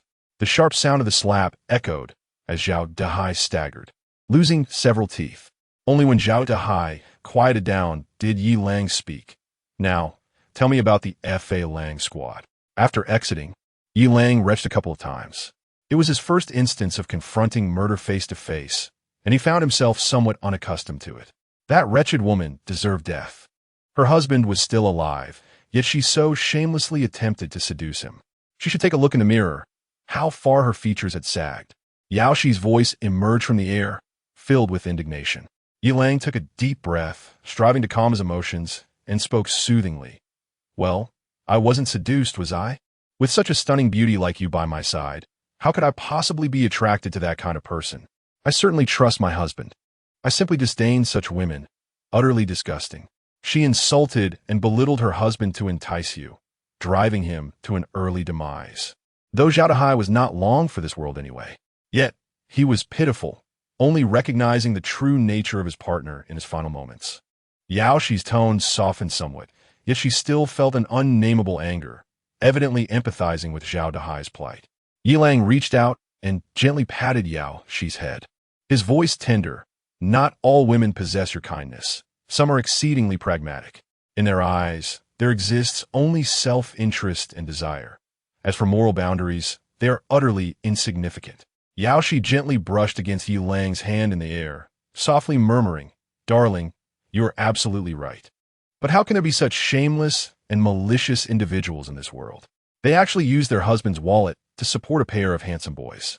Did you not see how that Zhao Dahai died with his eyes wide open, glaring at that wretched woman? In my opinion, my husband should not have allowed that vile creature to die so easily." Yilang sighed softly, reflecting on his own inadequacy. How could he be so powerless as to not even dare to exact revenge? He resolved to change that next time. Yilang chose not to seek out Ma Weigua, who had awakened his fire abilities, but instead returned home directly. It was inappropriate to stir the grass and alert the snake, and luring the snake out of its den seemed somewhat simplistic. In any case, he had his own plans: kill one and leave another. Upon returning home, he disregarded the mixed expressions of the three women, whether joyful or concerned. Yilang took out Zhao Dahai's phone, located the Fa Lang team, and composed a message to send. "Water God, Zhao Dahai. When shall we act? I can hardly wait to turn that Yilang into a sieve. Fire God, Fong Zheng. Mo Joie, yes, group leader, when shall we take action? Thunder King Ba Shi, I think we should do it tomorrow. With so many of us possessing abilities, there's no need to fear an ordinary person, just a bit stronger than average. Under my purple cloud's divine thunder, he is nothing. Flame Demon, Ma Weigua. I concur with Brother Ba Shi. My fire abilities are not to be underestimated. Ice Snow Queen, Chun Shiwilian. Indeed, that Yilang is a beneath contempt man. Resolving him swiftly will spare many others from his persecution. Princess Aisha, Fanchi, Mo Joie. Group leader, swiftly expel that Zhao Dahai. He is Yilang, and there is a video of him killing Zhao Dahai on Dolang. Princess Aisha, Fanchi has exited the group chat. Flame Demon, Ma Weigua. Dam. Flame Demon, Ma Weigua has exited the group chat. Water God, Zhao Dahai has been expelled from the group chat. Upon seeing the notification of Zhao Dahai being expelled from the group chat, Yilang revealed a faint smirk, silently declaring, "The show is about to begin." Meanwhile, inside Building 3, Room 1715, Ma Weigua's face turned pale as he urgently called out to his wife. "Wang Huing, quickly gather your things. We must leave this place at once." He stumbled toward the kitchen, frantically packing the remaining food, his mind filled with terror and unease. Wang Huiying was taken aback, her expression changing swiftly. She quickly came to her senses and began to pack her belongings in a frenzy. "Old man, is it that Yilang who's coming for us? I told you not to be reckless. At your age, why insist on following the young ones to smash doors and seize grain? Now look what has happened." Ma Weigua. exasperated, stomped his feet and shouted, "Enough with the chatter. Let's go." At the same time, in Building 3, Room 1516, Li Gang was also anxiously instructing his wife. "Hurry and pack your things. We need to evacuate immediately." Li Gang's wife, Zhonglina, paused for a moment, then quickly asked, "What is happening? Has a monster broken in? We should hurry upstairs." Li Gang moved swiftly, responding without hesitation. Not upstairs, but downstairs. A similar scenario unfolded in room 1603 of Building 3. At that moment, Yilang was intently focused on the surveillance monitor, observing Ma Weigua and others hurriedly exiting with their luggage, making their way towards the stairwell. He watched as they unlocked the door and descended floor by floor, all the way to the 14th floor, where they dashed into the corridor. Suddenly, Ye Long's brow furrowed. He caught sight of a mysterious figure wearing a baseball cap and a mask, whose face appeared on the screen. The figure's gaze was icy and piercing, as if it could penetrate the screen and gaze directly at Yilang. In the next instant, the surveillance footage from the 14th floor abruptly went black. Yilang swiftly switched to other cameras, only to find them all malfunctioning. A flicker of realization crossed Yilang's mind as he cycled through the feeds of the 13th, 12th, and 11th floors, yet all remained shrouded in darkness.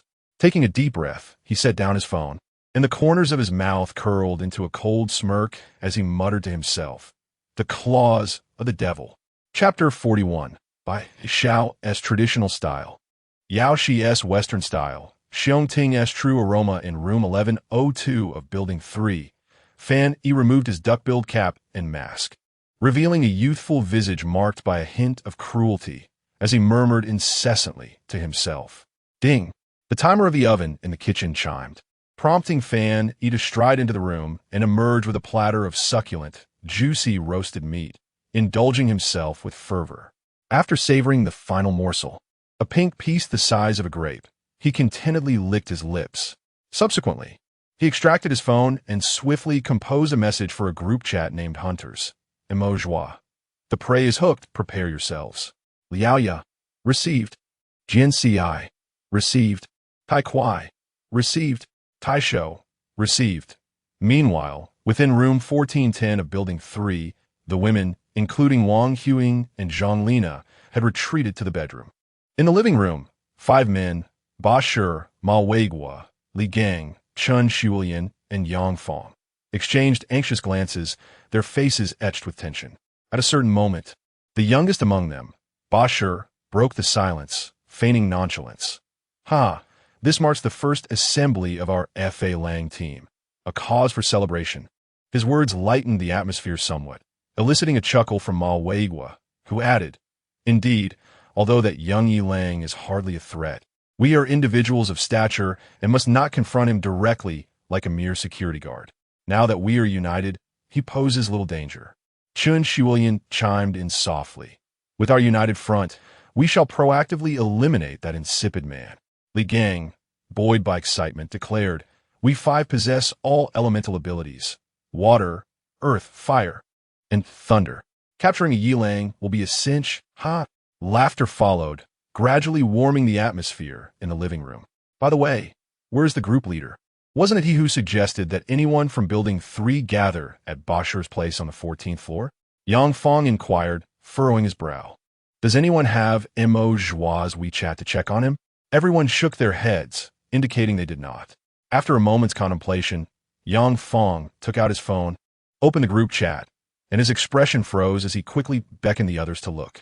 They saw that after transferring the leadership to Ba Shi, Mo Joie had exited the chat, leaving a solitary message. "Dear comrades, I apologize for not being able to fight alongside you.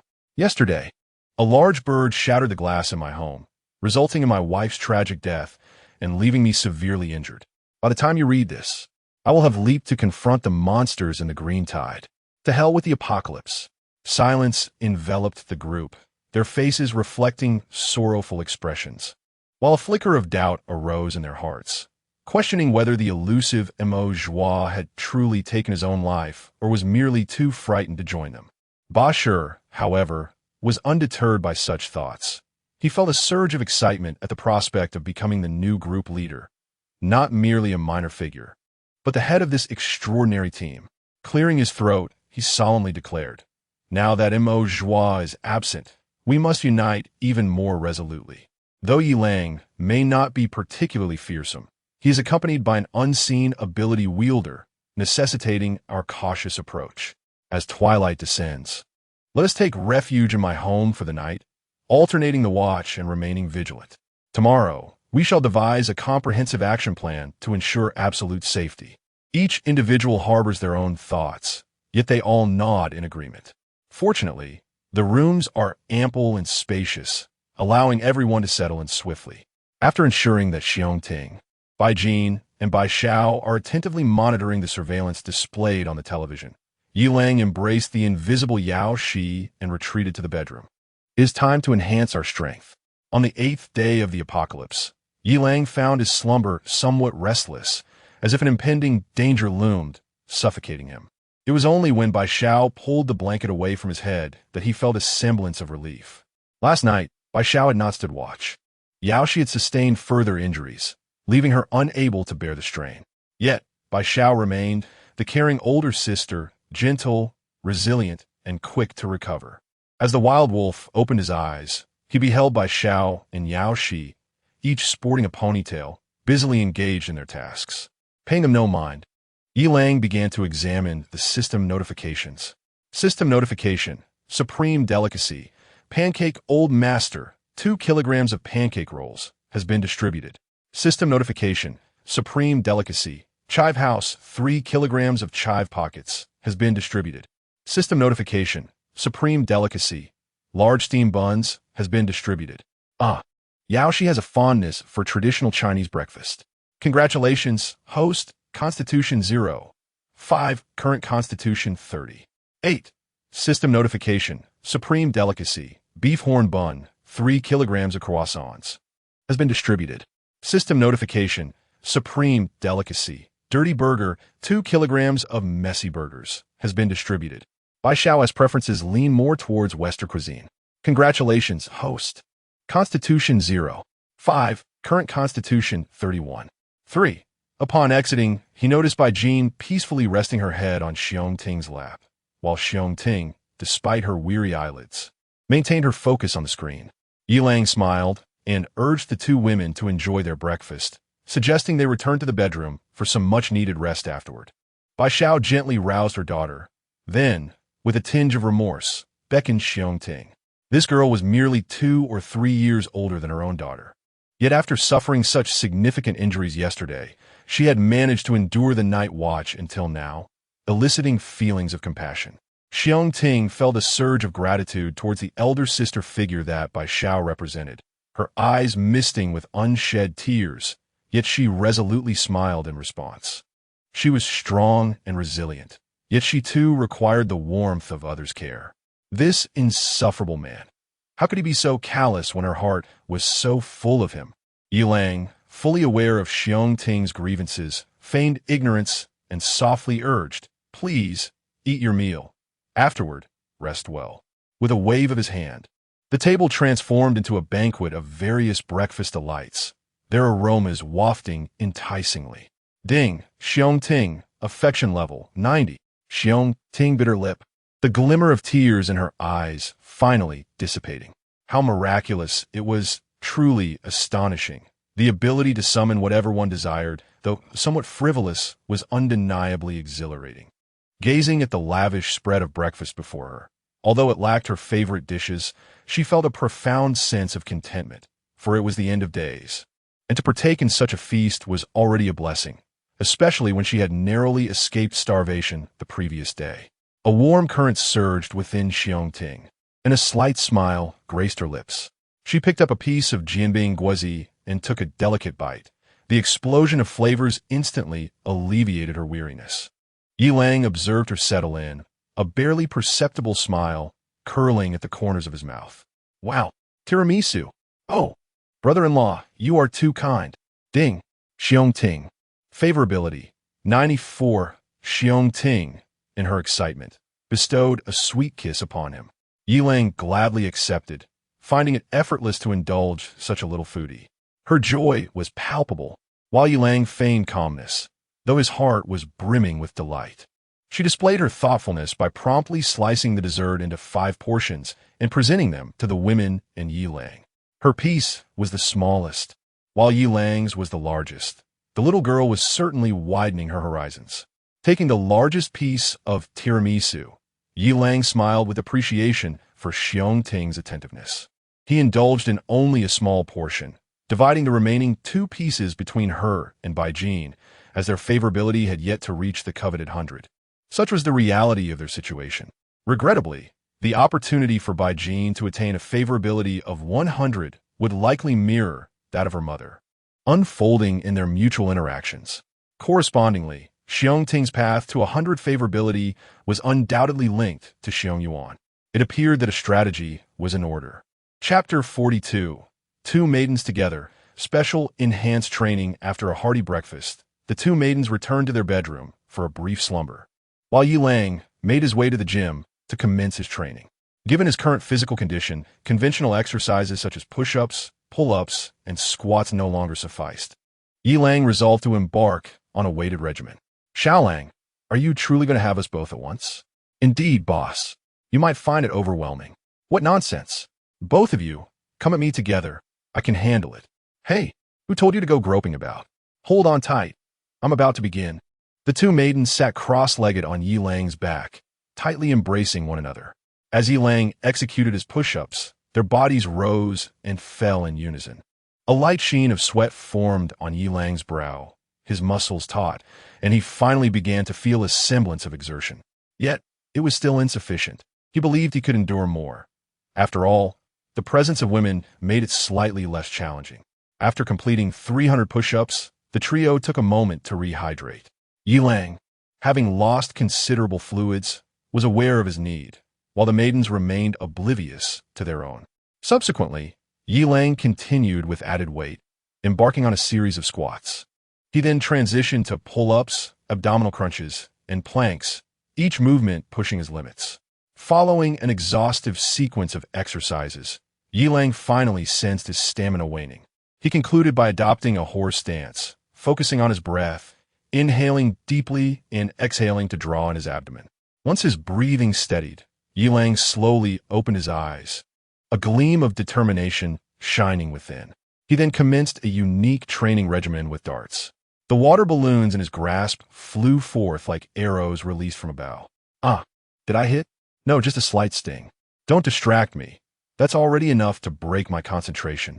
Yikes. Did I hit? Where? Center. Center. Darn. So far below. I need to aim higher. After finishing his dart practice, Yi Lang picked up a fire axe to continue his training. His movements were grand and sweeping, the axe slicing through the air with a whisper. Chopping, hacking, thrusting, lifting, blocking, intercepting, shaving, crashing, cleaving, wiping, binding, coiling. Each swing resonated with a sound that pierced the air, executed with precision and strength. Although Yi Lang endeavored to forget, the essence of his training still manifested in every strike. If only I had a broadsword, he mused dreamily. Earlier, in a different setting, an elder was called upon. Hurry, there's one more. Chop it down. Tang Xiaowan exclaimed dramatically, her tone not urgent but rather filled with excitement. Tang Long laughed heartily, wielding the broadsword with the grace of the wind, its light flashing as he accurately struck the thrashing vines. You old man. How can you still smile in such perilous circumstances? Tang Xiaowan fumed, seeing her father's nonchalant demeanor, her feet tapping in frustration. She had entertained the thought of using the ferocity of the vines to coax her father into seeking out the second senior brother. Yet his relaxed disposition rendered that notion futile. Tang Long sheathed his sword and stood, chuckling lightly. Xiaowan, what do you think of your father's swordsmanship? Can keep you safe? Let's hurry upstairs. We must not squander time. Tang Xiaowan huffed, her lips pursed in irritation, and turned to ascend the stairs. That hurts. What happened, Xiaowan? Tang Long observed Tang Xiaowan grimacing in pain, clutching her ankle, blood seeping through her fingers and staining her white socks. It was evident that she had been injured by the shards of glass scattered on the ground. Tang Long's expression shifted dramatically as he rushed forward, scooping Tang Xiaowan into his arms and sprinting upstairs. In the next moment, A deafening hum filled the air as a swarm of enormous mosquitoes surged forth like a dark mist. They eagerly squeezed through the window frames, their menacing mandibles glistening ominously in the sunlight as they lunged towards Tang Xiaowan. In a critical moment, Tang Long swiftly darted into the building, clutching Tang Xiaowan tightly, and slammed the door shut behind them. The sound of soccer ball-sized mosquitoes colliding against the door reverberated, heightening the tension for the father and daughter. Tang Long braced himself against the door, the force of the impact causing his arms to tremble slightly, beads of sweat trickling down his forehead. Tang Xiaowan bit her lip, a flicker of fear flashing in her eyes. Taking a deep breath, Tang Long spoke with great difficulty. "I agree. Let us find Yilang." Meanwhile, within the Wio MCN Media building, Xiong Yuan, dressed in an elegant suit, was surrounded by two makeup artists who were enhancing her already striking appearance. Her makeup, refined yet spirited, began to reveal a sense of determination and confidence. Upon learning that her sister was out of danger and could enjoy good food and restful sleep, she regained her usual composure. While passing the time by scrolling through her phone, she suddenly encountered a video featuring someone named Yao something, causing her to shudder slightly. In the video, Yi Lang moved with the agility of a cheetah, his thrown darts striking with lightning speed and the sight of his abs beneath a damp shirt. Well, they were passable. A faint blush crept across Xiong Yuan's cheeks as she hurriedly opened the comment section. The remarks were overwhelmingly enthusiastic, filled with exclamations like "so handsome" and "Dad, kill me" from adoring fans. Xiong Yuan scoffed lightly, feeling quite disdainful of these sycophantic comments. True love lies in same-sex relationships. The opposite sex is merely for procreation. As the countdown from the live broadcast director reached its end, Xiong Yuan swiftly adjusted her mindset and entered the streaming room. The lights focused on her exquisitely beautiful yet spirited profile, and before she could utter a word, the barrage of comments flooded in like a tidal wave. "Husband, so handsome, love you to death." "Indeed, when we girls are handsome, boys have no place." "Lucky, handsomeness is a feeling unrelated to gender." "Sister, so cool. I want to date." Meanwhile, within Wang Tianlai's group, excitement was palpable as they fixated on a colossal lizard carcass displayed in the center of the conference room. The creature's body was riddled with ghastly wounds, evidently inflicted by another beast of similar size. Deep claw marks marred its thick scales, seemingly narrating a tale of a harrowing battle. Wang Tianlai exclaimed with enthusiasm, "A monster of this size must not have been killed by anyone yet. Even a multitude of people joining forces would be futile. Ha ha ha. I'm going to be famous across the nation. That wretched security guard can't compare to me. Ha ha ha." Meng Hao paid no heed to Wang Tianlai, who was experiencing an outburst of youthful exuberance. At this moment, he too was overwhelmed with excitement, proclaiming, "Our fortune is truly extraordinary. Tianlai, you are nothing short of a child of destiny. We must seize this opportunity with utmost diligence. Perchance we may ascend to the pinnacle of power nationwide. In doing so, not only will we acquire an abundance of resources, but the throngs of followers will also multiply, allowing our influence to burgeon rapidly." A glimmer of ambition sparkled in Wang Tianlai's eyes as he nodded in agreement. "Indeed, I am the very child of destiny. It is you, Meng Hao, who possesses remarkable insight. I entrust the subsequent operations to you. However, I have but one demand. I wish to appear handsome and commanding, to have all the women of the world bow before me in admiration. I aspire to conquer the entire earth. Ha ha ha." With that, Wang Tianlai embraced two new beauties, distinctly different from the previous pair, and departed, leaving the office staff in a state of bewilderment. One individual quietly remarked to a nearby colleague, "He has uttered that line before. Does he possess no other phrases?" Another chimed in, "You should keep your comments to yourself. Isn't it better to work under him?" Every day, countless resources are airdropped to us, and numerous women have willingly joined our ranks. Just yesterday, you received one. Did you not find that satisfactory? The first individual sheepishly chuckled. "I merely feel that there are plenty of capable individuals among the ability users. Surely there are better choices than him." To which the second responded with a roll of his eyes, "Do you think just anyone can thrive in this live streaming world? Take you, for instance. Even with abilities, do you possess his charm? Can you woo resources as he does? Do you exude the same commanding aura? So, it's best to follow his lead. At least we won't have to worry about sustenance, and we'll have women to enjoy. What is not to like? At this juncture, Meng Hao interjected, enough of your idle chatter. The paramount concern now is how to leverage this opportunity and maximize our exposure. Props team, he called. Present, responded three burly men from the corner in unison. Meng Hao continued, prepare all props within an hour. Is there any issue? None, came a reply, which pleased Meng Hao greatly. Special effects team, here, I require a proposal within half an hour.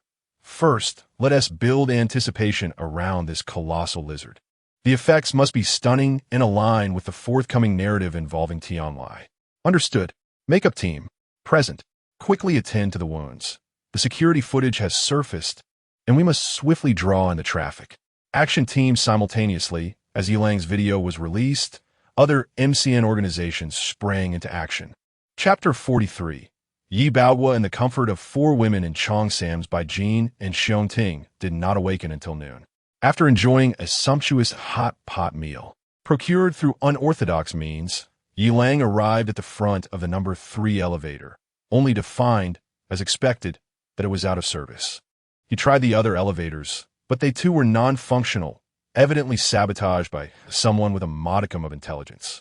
Furrowing his brow in contemplation, Yilang realized that with the surveillance systems destroyed and the elevators rendered useless, he had no choice but to take the stairs. However, it was clear that the stairwell to the 14th floor was likely rigged with numerous traps. After a brief moment of thought, an idea struck him. Gripping the elevator door with both hands, he exerted considerable force, successfully prying it open. With his flashlight in hand, he cautiously peered inside, aided by his enhanced vision. To his astonishment, the elevator car that should have been on the 17th floor was suspended much lower. Taking a deep breath to steady himself, Yilang carefully reached for the steel cable. Utilizing his remarkable upper body strength, he began to descend along the cable.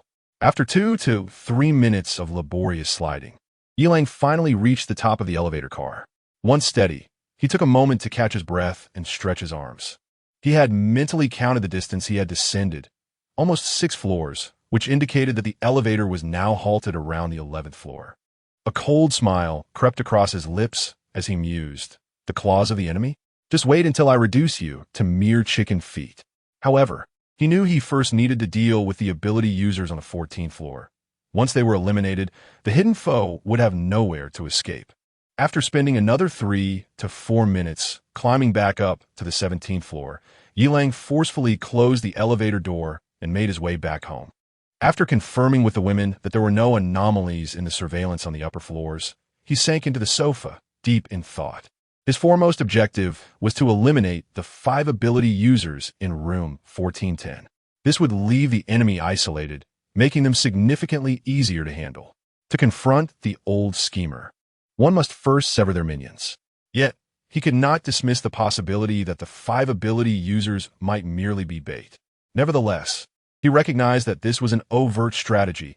He had to eliminate those 5 ability users, for if he refrained, they would come after him. What he pondered was the ultimate aim of this enemy in placing those 6 ability users, including Zhao Dahai. Right before him, Xiao Lang, the watermelon is ready. Do have a taste. As he was lost in contemplation, Bai Xiao approached with a plate of diced watermelon. Accepting the treat, he popped a piece into his mouth, relishing the sweet juice that provided him with a brief respite. Gazing at the voluptuous and alluring woman before him, Yilang felt a surge of heat. If clarity eluded him, then the only path left was to augment his own strength. Strangely enough, despite enduring the same trials, Yao Shi and Xiong Ting had not recovered as swiftly as Bai Xiao. He could only attribute this resilience to the fact that a mature woman could withstand more than a young girl.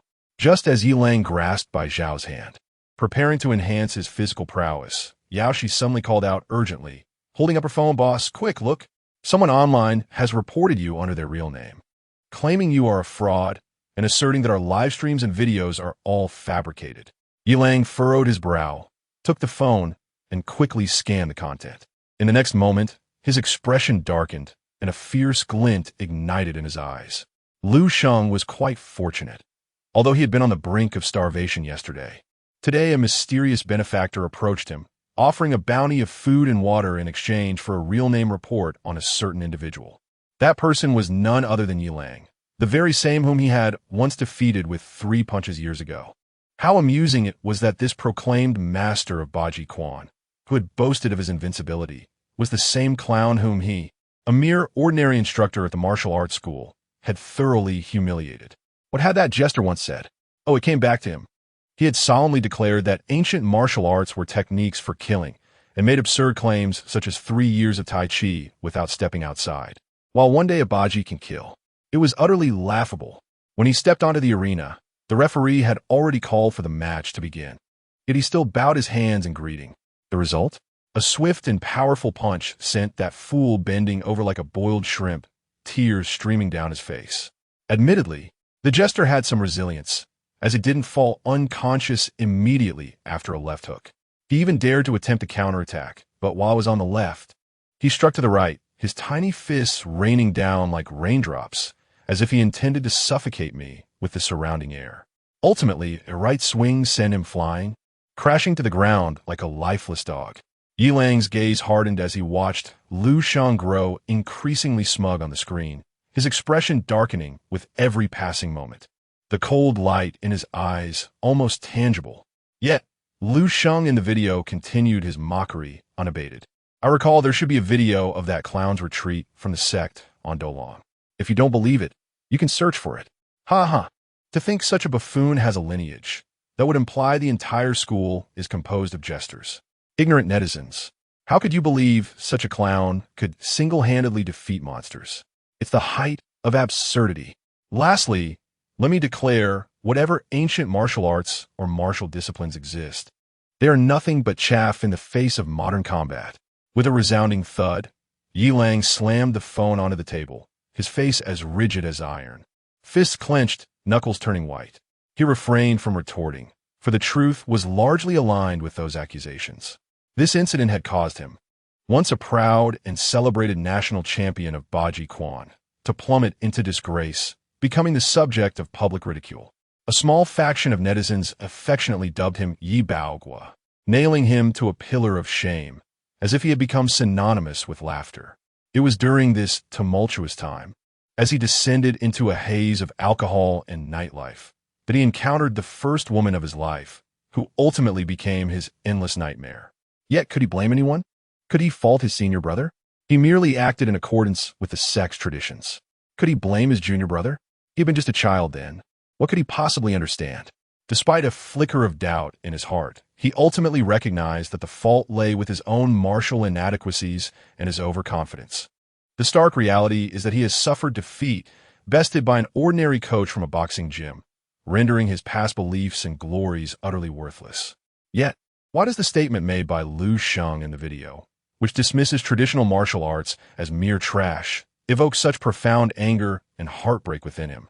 Bai Xiao and her 3 companions gazed at Yi Lang, their eyes filled with concern and empathy, for they had never witnessed him in such a state of disarray.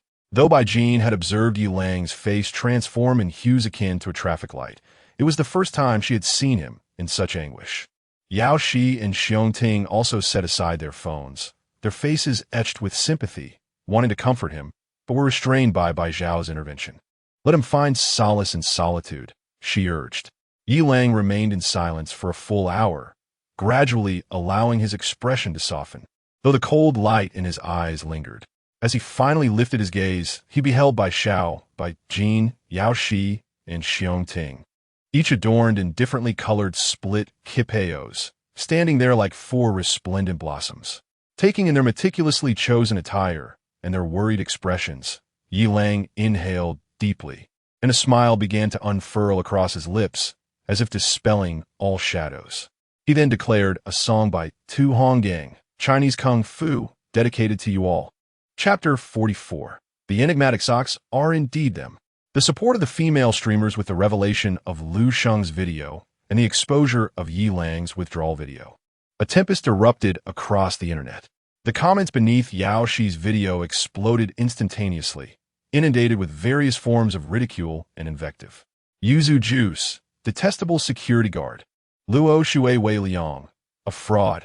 Indeed a fraud, claiming to be a master of Bajiquan. What a farce. Rainbow Bubble. Huh, I told you. This Yao Whatever's video is all scripted and staged. You didn't believe it then, but now you've been slapped in the face. Half drunk, half awake. Grilled skewers or skewers PPT dog, step forward and speak. Passion fruit. And to those foolish socks, open your eyes. How could you have been deceived by such a charlatan for so long? What to eat, but Yilang is truly handsome, and his physique, those abs. Passion fruit. What to eat, foolish sock, can handsomeness be eaten? Can a good physique be consumed? In this world, resources reign supreme, and strength commands respect. This weakling and fraud, what use is he? Heavenly King approaches Meow. Exactly, why cling to such a fraud? Unlike my brother, not only handsome, but also powerful, my brother has single-handedly slain a colossal lizard. Wang Tianlai extraterrestrial coup. My brother is the best. Wang Tianlai ruler of the world V1. What SA lizard?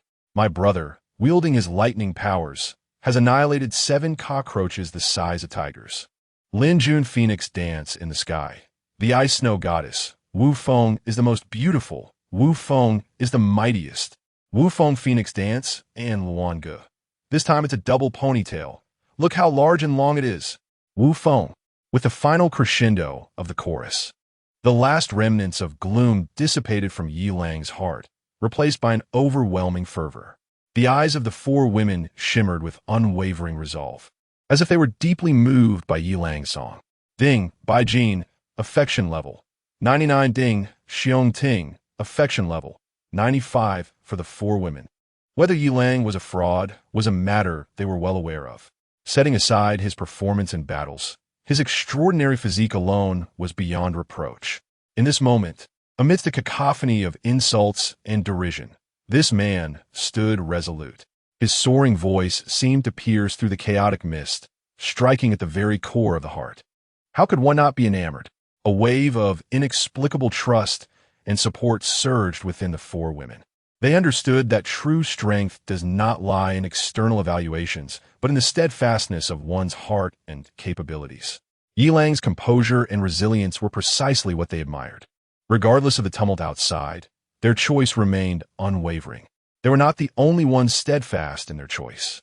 At this moment, in the comment section beneath Yao Shi's video, not eating cilantro ice cream, I wholeheartedly support Yilang. The truth cannot be fabricated, nor can the falsehood be made genuine. Passion fruit, not eating cilantro ice cream. Have you been brainwashed? Wholeheartedly supporting him. Who are you, and what standing do you have? Not eating cilantro ice cream. I am but a small orb. This is my secondary account. Behold my pin video. Wong Wong Wong Na Yuen. Is that truly you? Goodness. You're not gaming. Instead, you're here to idolize. Tuan Tuan Yuan Yuan. The 30 million strong fan army of Na Yuen is here. So Paul Yilang. P.S. My nickname is 30 million. Yuan Yuan Bien Bien. Na Yuen's voice navigation is still active. I knew this woman would return sooner or later. Go Na Yuen. Go Yilang. The influence of a small orb is not to be underestimated. Her husband fans, couple fans, voice fans, and zombie fans swiftly occupied the comment section. The comments are filled with support for her and Yilang, as well as accusations of her being unfocused on her career.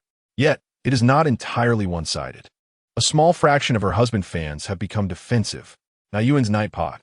A small orb. You actually call Yilang your husband. Then who am I? Na Yuen's toilet. A small orb. Indeed, you even want to watch Yilang bathe. How can you be worthy of us? Damn it, refund. After becoming a father, oh.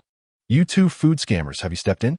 No worries. Even if Na Yuen were to give it away for free, it wouldn't deprive you 2 of a morsel to eat.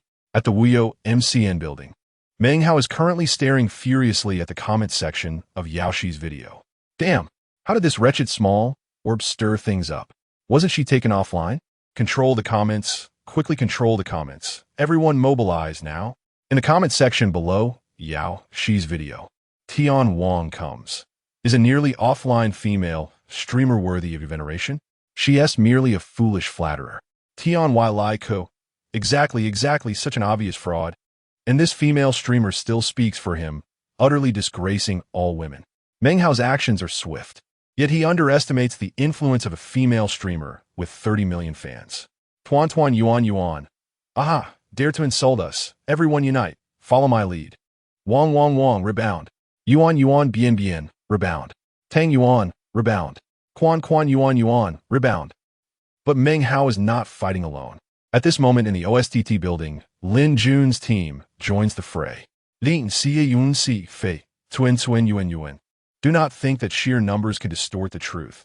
The eyes of the public are sharp. Tuan Tuan Yuan Yuan, Snowy Horsepen. Quan Quan Yuan Yuan, Bright Horsepen. Jun Lin Tian Xia V1. Look, this is the quality of Naiyuan's fans, foul-mouthed and uncouth. We're the sisters of the Lin family army. Yun Yun Ye, Inu Menos. Lin Lin Ya, No Manners. As the tide of comments begins to turn sharply, the most abstract enchantress on the internet steps forward. Puff is a bit sticky. I am the bunny ear girl. I officially support Yi Lang. Dead but still want to eat bunny. Ah no. Xiong Lily, dear, let us honestly go become teachers. Don't wade into this murky water. In the realm of the rabbit maiden, Xiao Chun then exclaims, the sky has fallen. Not only is the rabbit indulgent, but it also doubles as a golden miner. Bring me half a piece. Such audacious remarks, uttered from the lips of the rabbit, evoke no surprise in me. Within the illustrious Huaxing media building, the Wu Feng team petitions for a chance to compete. Feng Wu Ju Tian. They say, it is no wonder that the succubus understands men so well. It appears she is a habitual enchantress. We're the fans of Wu Feng. Feng Wu Wangu. They respond. ABA, ABA. Seamless Love sister chimes in. ABA, ABA. At that moment, a certain woman arrives. I am Chao Yang, and I unequivocally support Yi Lang. Rural Chicken retorts. Behave. Let us earnestly enjoy our noodles. With merely a few 100,000 followers, do you truly wish to cross paths with Wu Feng? Bang Bang Bang interjects. Rural Chicken, my brother, have you forgotten? We are no longer enjoying noodles. We have taken on the guise of little maids. Go to ads. You are rather unselective, and there is nothing more to say. Yi Lang is indeed formidable. As the comment section spirals into chaos, the likes of Feng Ming, Cheng Shui, Lu Ming, and others join the fray. Yet the combat prowess of the Big Socks remains undiminished. It's 1-1. They declare, I am bad control, and I wholeheartedly support Yi Lang. Chao Thief No.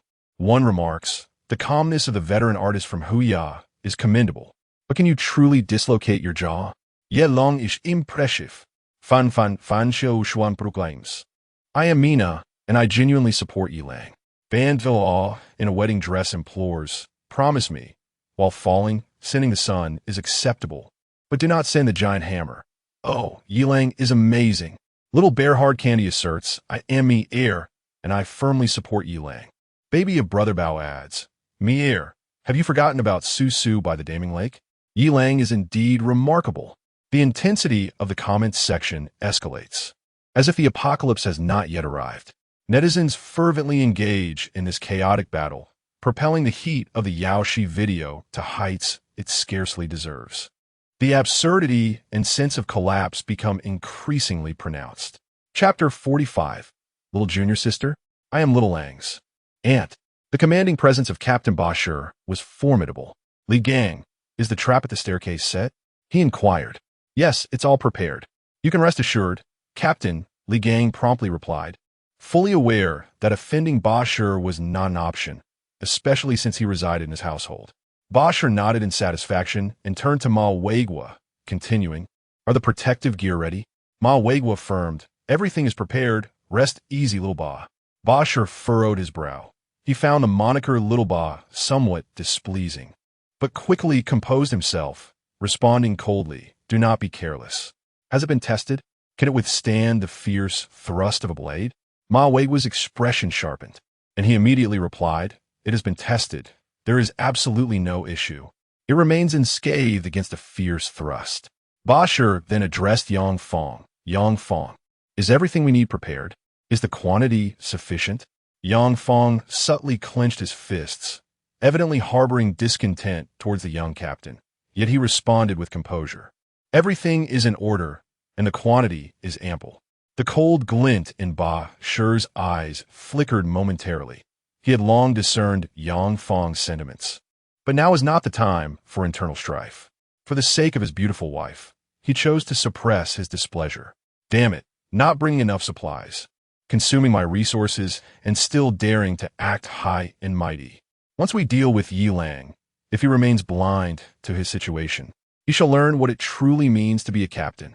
Turning gently to Chun Shuilian, he inquired, Sister Shuilian, are there any anomalies with the surveillance? Also, you will be in charge of the command. I trust in your abilities. Everything is normal. We have rehearsed for so long. Rest assured, Brother Ba. She assured him with a charming smile, filling Ba Shi's heart with warmth. He had a fondness for beautiful women. He quickly regained his composure and stated solemnly, remember, the success or failure hinges on this moment. Everyone must give their utmost effort. Victory is imperative. Yao, she listened to the synchronized shouts from within, a cold smile creeping across her face. She put away her self-made amplifier and sent a message to Yi Lang. Standing still, she found herself momentarily lost in thought. It had been incredibly exhilarating. How could someone possess such strength? Yi Lang had actually held her and descended the elevator shaft along the steel cable to the 14th floor. The solidity of his arms and the warmth of his embrace quickened her heartbeat, leaving her legs slightly weak. However, upon checking, she noted that her injury had not completely healed. Perhaps she should rest for a day, lest Xiong Ting express her concerns. Shaking her head to dispel her jumbled thoughts, Yao she took a deep breath and opened the war correspondent livestream. As soon as she entered, the barrage of comments flooded in, as if these individuals had been waiting beneath her account. Tuan Tuan Yuan Yuan. 30 million troops are watching with real names. Yuan Yuan Quan Quan. Brother-in-law, go for it.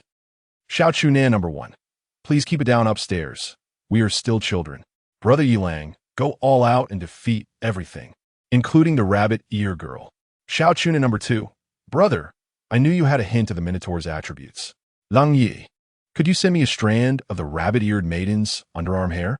I wish to brew it in water. Sob sob lok Xiangji. Langa, you surely aren't interested in a woman who is already married, are you? Go duh. Lok Xiangji, my dear brother, I had no interest initially but your words. Chaozen #1. Go duh. How did my name come up? Langu, give it your all, conquer everything, and let that older woman perform a pole dance for you later. Feng Hao Do Luo V. The mighty sledgehammer. No one can resist the mighty sledgehammer. Go for it. Lang Yi. Bow, geez, baby. Oh my baby, the most beautiful dancer from Douyu has arrived, albeit late. At this moment, Yi Lang found himself within the elevator shaft on the 14th floor, clinging to the wall like a gecko, holding his breath and focusing intently. Ding upon seeing a message from Yao Shi, a sinister grin spread across Yi Lang's face. Old man, are you capable? Surely that flying license was purchased, right? It's already made 2 circles. Why hasn't it descended? Tang Long, with a face full of tension, was piloting the 4th-generation new energy aircraft. The speed was astonishing, akin to flying a fighter jet. The helipad at Meishu Jindao Building 3 was rather small, and if one wasn't careful, they would overshoot. He strained to maintain a semblance of calm, gripping the control stick tightly, and feigning composure he declared, I acquired my license with the 1st generation. This 4th merely transitioned from gasoline to electric. The principles of control remain identical. Hold on tight, we are about to land. Tang Xiaoan instantly grew anxious, her hands gripping the safety belt tightly, her heart racing. The aircraft traced an arc in the air, descending smoothly onto the helipad, the landing wheels emitting a subtle screech as they made contact with the ground. Tang Xiaoan let out a long sigh, her taut nerves finally relaxing. Tang Long discreetly wiped the cold sweat from his forehead, his expression returning to one of pride. Xiaoan, how about that? I told you it wasn't difficult. But, let us be honest, the internal combustion engine is forever the champion. Electric motors still have a long way to go. Tang Xiaoan had no time for the old man's self-praise. She eagerly exclaimed, Oh, old man, stop the chatter. We must hurry to find 2nd senior brother. Tang Long paused momentarily, then silently picked up the luggage and 2 curved sabers, following closely behind Tang Xiaoan. Just as they were about to move forward, they noticed a robust figure had already arrived at the top floor ahead of them, hastily entering the access code before stepping inside. They thought nothing of it, assuming it was a resident of the complex, and continued towards the door. Tang Xiaoan, feeling a twinge of anxiety, entered the access code. Click. Yes. That person was indeed truthful. The code was entirely correct. Old man, hurry up.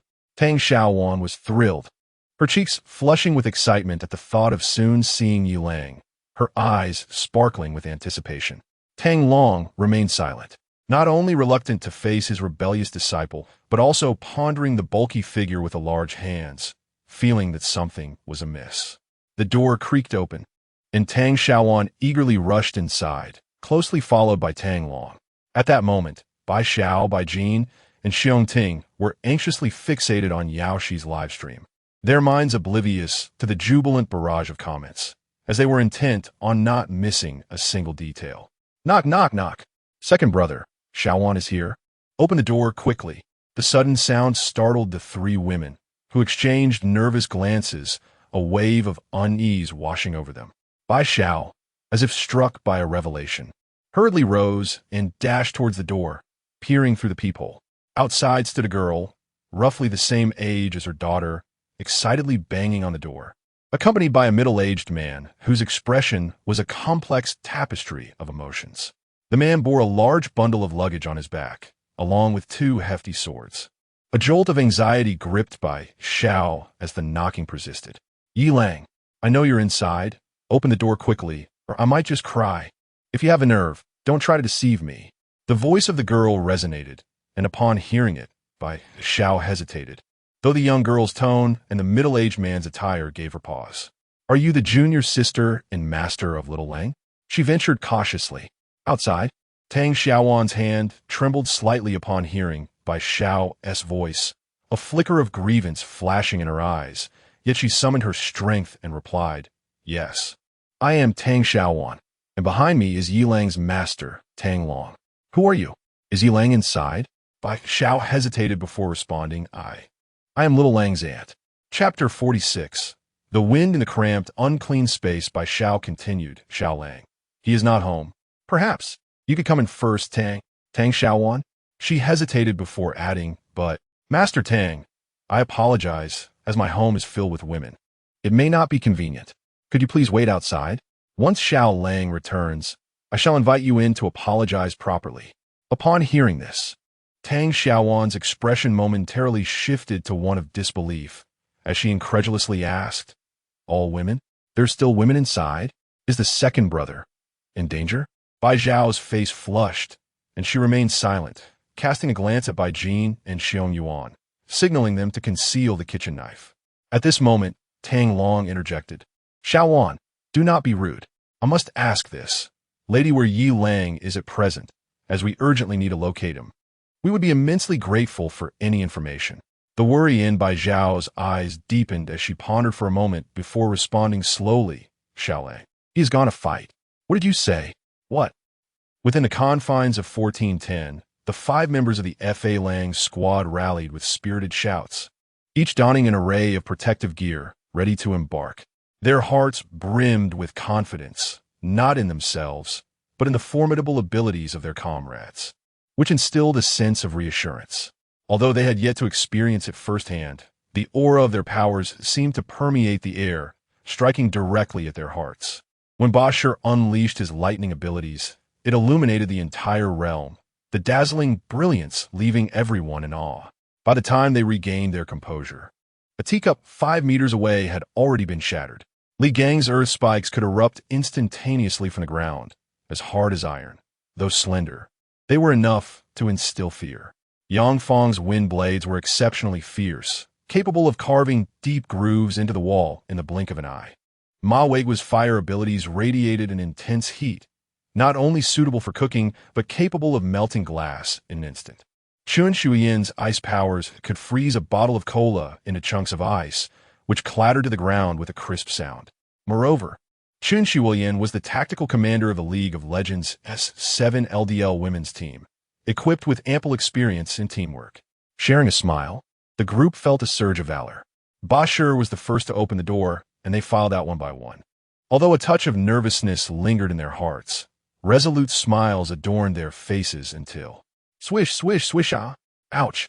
Oh my! I'm bleeding! Yi Lang, you rascal!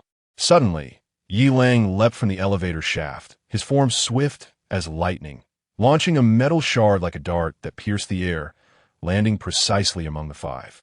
Before they could react, Yi Lang, like a bolt of lightning, charged forward wielding an axe.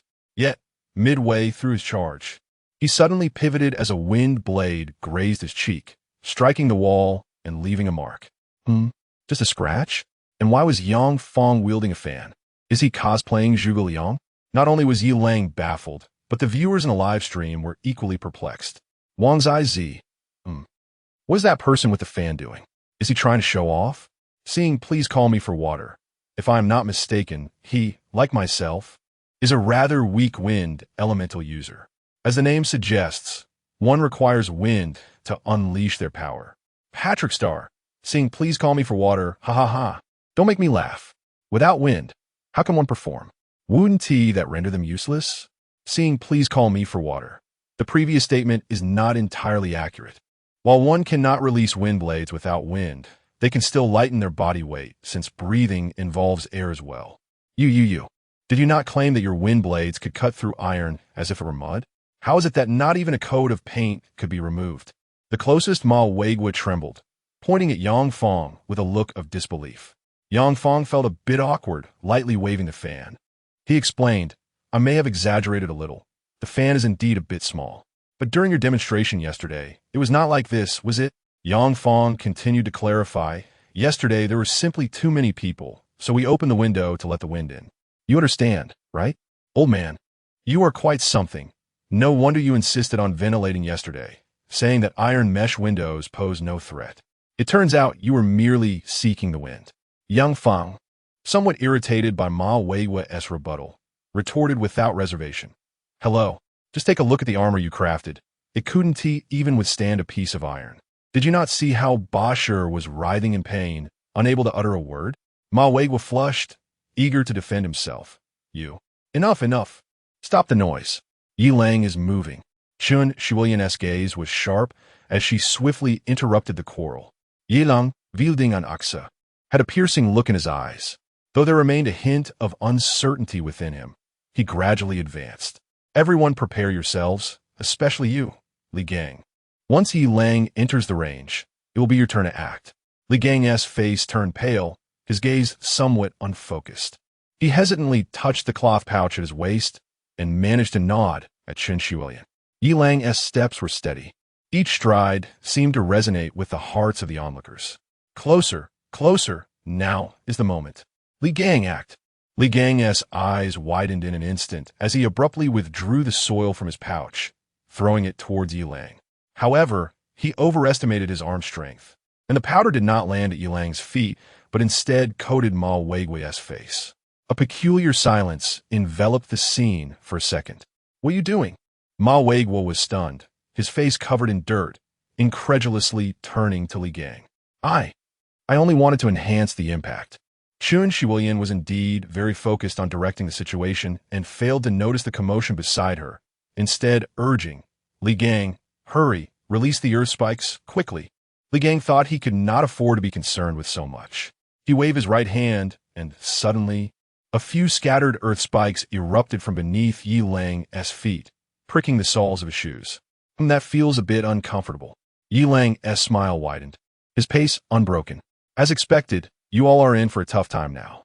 Chun Shuilian's jaw dropped in shock, her finger trembling as she pointed at Li Gang. Yang Fong was the first to speak, his tone tinged with a hint of schadenfreude. Didn't you claim your earth spikes were as hard as iron? How is it that they cannot even penetrate a shoe sole? From your previous demonstration, I can only say that the ground at the Ba family's place was rather filthy. As he noticed the bewildered expressions of the crowd, Li Gang felt a mix of embarrassment and irritation. This isn't entirely my fault. Each of you has boasted about the prowess of your abilities. I was merely compelled into this. The viewers in the live stream were on the verge of hysterics. Shout Chun in one. Is it true that a lackluster performance is the ultimate fate of Earth-type abilities? Shout Chun in S. Shout Chun in one. While we may be familiar with each other, I could still sue you for defamation. Haven't you heard? It's because the ground was too clean. Throw us onto a construction site and see if it doesn't pierce you. Round circle. To be fair, These ability users are quite clever, though perhaps not the brightest. Ha! Keep it up, brother-in-law. Chun Shiwuyan was on the verge of despair, her mouth agape, struggling to voice her thoughts. Yet, upon seeing Yilang approaching with a sinister grin, she finally assumed the mantle of a tactical commander. Ba Shi, stop howling and use your lightning ability. Even if yours is exaggerated, at least it can blind him. Then we can unleash all our weapons. I refuse to believe he can survive that. Ba Shi gritted his teeth against the pain, a flicker of determination in his eyes as he silently prayed for the Thunder God's intervention. With a swift motion of his right hand towards Yilang, a flash of white light erupted. Yilang frowned and blinked as he continued to approach. Before the others could question why they hadn't unleashed their weapons yet, Ba Shi muttered in disbelief. This shouldn't be happening. I've tried this numerous times. And it was quite dazzling. The viewers in the live stream, barely containing their laughter, were quick to deduce the cause. What's going on? Because the corridor is spacious. You were testing it indoors. Ha! What bunch of clowns. You're killing me. I can't stop laughing. I almost want to urge Lang to go easy on them. These fools are too hilarious. At that moment, Chun Shiwuyan's face flushed with a mix of red and white. Her gaze filled with a complex hope directed at Ma Weiguo. Her expression seemed to implore, if you behave like this too, I might as well strip and perform acrobatics, leaving you all in utter disarray before my demise. The truth proved that overthinking could lead to disastrous outcomes. The more one feared something, the more likely it was to manifest. Just then, Ma Weiguo retrieved a windproof lighter from his pocket. Chapter 47. The socks immersed in flames as Chun Shiwuyan prepared to remove her trousers. She observed Ma Weiguo gently swaying his right hand amidst the largest blaze, releasing a fireball the size of a fist that hurtled directly towards Yilang. Although Yilang could evade, the dark red flames ignited a certainty within him. At over 600 degrees, he was compelled to test his limits. Amidst the gasps of Chun Shiwuyan and the million viewers in the livestream, the fireball struck Yilang's abdomen with precision. The fireball erupted into a larger blaze, but the moment was fleeting, only 0.1 seconds. Before Yilang could even feel the heat, the flames extinguished. His skin, marred only by a few charred patches, bore witness to the singeing of his shirt. Yaoshi had nearly been frightened to death, almost crying out, but upon seeing Yilang unharmed, and moreover, having torn off his shirt, she found him irresistibly handsome. It was not just her sentiment. Within the live stream, comments flooded in. Tang bao. Hubby. Yinji Ganlu. Hubby loves me. A small round. Hubby. Your shirt is dirty. Come to my place for a shower. The water is at a lovely 37 degrees. Tang Yuan. I knew you wouldn't show your flesh without making a scene. Come back to live stream. A round. A small round. Is that even clean water? Rabbit ear girl. Hubby. Can you take a break for a few days? My freshly done nails hurt a bit. Xiao Chun and C. Rabbit, we know you're lewd, but don't get away for free. Where did your playful spirit go? Xiao Chun and 1. Big brother, haven't you realized? In front of us, she is a succubus, but before Lang Ge, she becomes a seducer. Chao Yang. I used to think I was a beauty snob, then an abs enthusiast, and later realized I was a finger fanatic. Now I understand. I'm simply a hopeless lek. Hubby, I'm coming. While the viewers in the live stream were enamored, Chun Shiwuyan felt utterly despondent. A realization struck her, and with a heart as cold as ash, she said, I understand now. It's because of the fire in the stove from the meal you cooked yesterday. What can Ma Weiguo say? He could only nod in acknowledgement amidst the panicked gazes of the 3 others. Chun Shiwuyan, wishing she could eliminate her 4 incompetent teammates, felt an urge to end it all. In desperation, she struggled to rise and produced a water gun. Yes, the most ordinary kind, the one that sprays water with a simple push. She had no idea why the Bada family possessed such a thing. Aiming at the approaching Yilang, she pushed the trigger with a sense of futility. The stream of water arced beautifully, splashing against Yilang's chiseled abs, droplets cascading down the defined muscle contours. Soaking his pants, Yilang did not dodge. He had already discerned the answer in his mind. Seizing the moment, he thought it would be an opportune time to experience the might of his ice abilities. Yet, why did the water feel rather chilly? As Chun Shiulian waved her hand in despair under the gaze of her four incompetent teammates, a crisp sound echoed.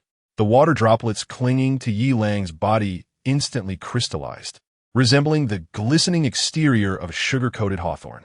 With a slight flex of his muscles, Yi Lang shattered the icy shell, sending countless ice shards scattering into the air.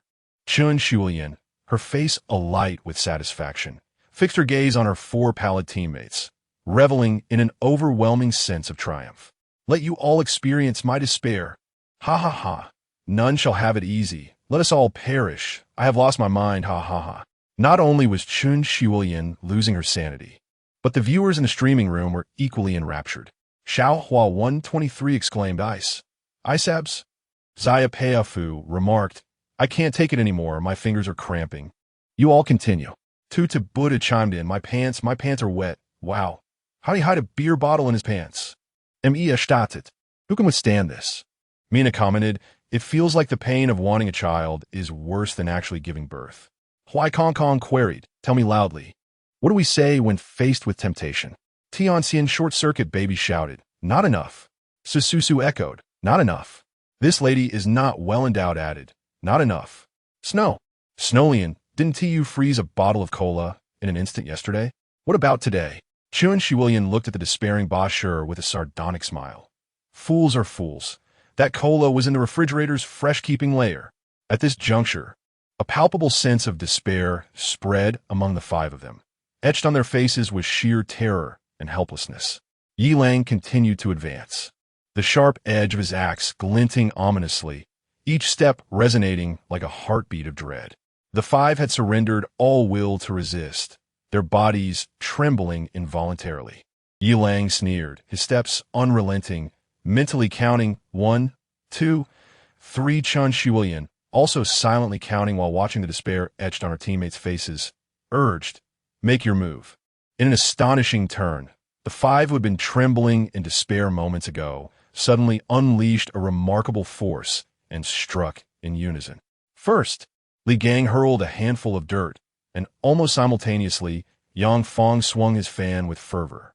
Instantly, a tempest of wind mixed with dust surged forth, enveloping Yi Lang in a hazy yellow shroud.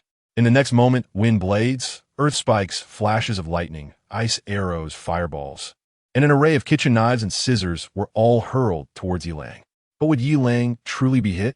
Long before the apocalypse, Yi Lang had memorized the habits of the residents of the 3 high-rise buildings on Meishu Golden Island, noting how they often left their keys in flower pots or beneath doormats. Knowing that the 5 members of the wave-cutting team were in 1410 and that he had to descend from Elevator 3, the battleground could only be the corridor between Elevator 3 and Room 1410. Thus, the invisible Yao Shi, following Yi Lang's instructions, had quietly opened the doors of 2 neighboring apartments in anticipation of such a scenario. One was room 1407, slightly farther away, which was precisely where Yi Lang's footsteps first paused. Indeed, it was also the only place Yi Lang could evade the incoming wind blades.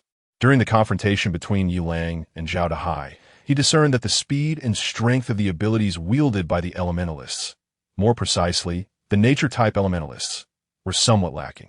Not only did they fail to unleash the feared forbidden spells, but even Zhao Dahai's water sword merely left a faint mark upon the wall.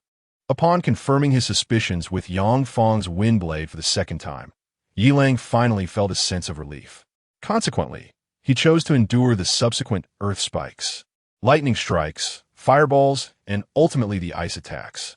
It was proven that his judgment was sound. His body remained virtually unscathed by the elemental assaults. However, this was also due to his extraordinary physique, which still posed a significant threat to ordinary individuals. Yi Lang certainly did not trust the facade presented by the 5 individuals. Their comical antics, mutual accusations, and even the slogans heard by Yao Shi could very well be fabrications.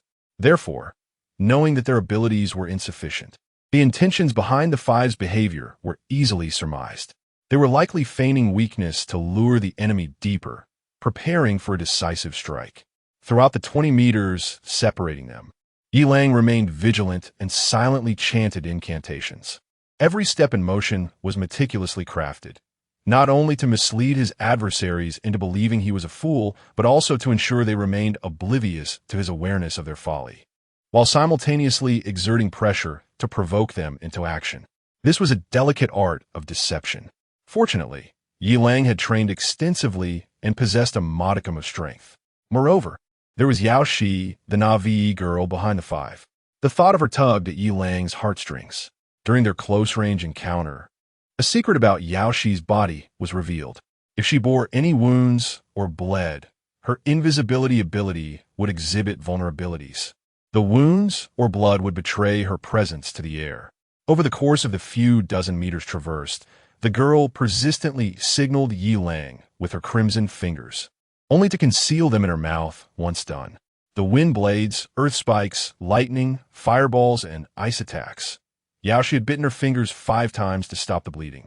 At that moment, within room 1409, Yi Lang's inner turmoil was mounting beyond restraint. Without waiting for the yellow mist to dissipate completely, he brandished his axe and charged forth. The moment of the hunt was about to commence. Yi Lang thought to himself, Chapter 48, Slay, Slay, Slay. The emergence of the demonic claw.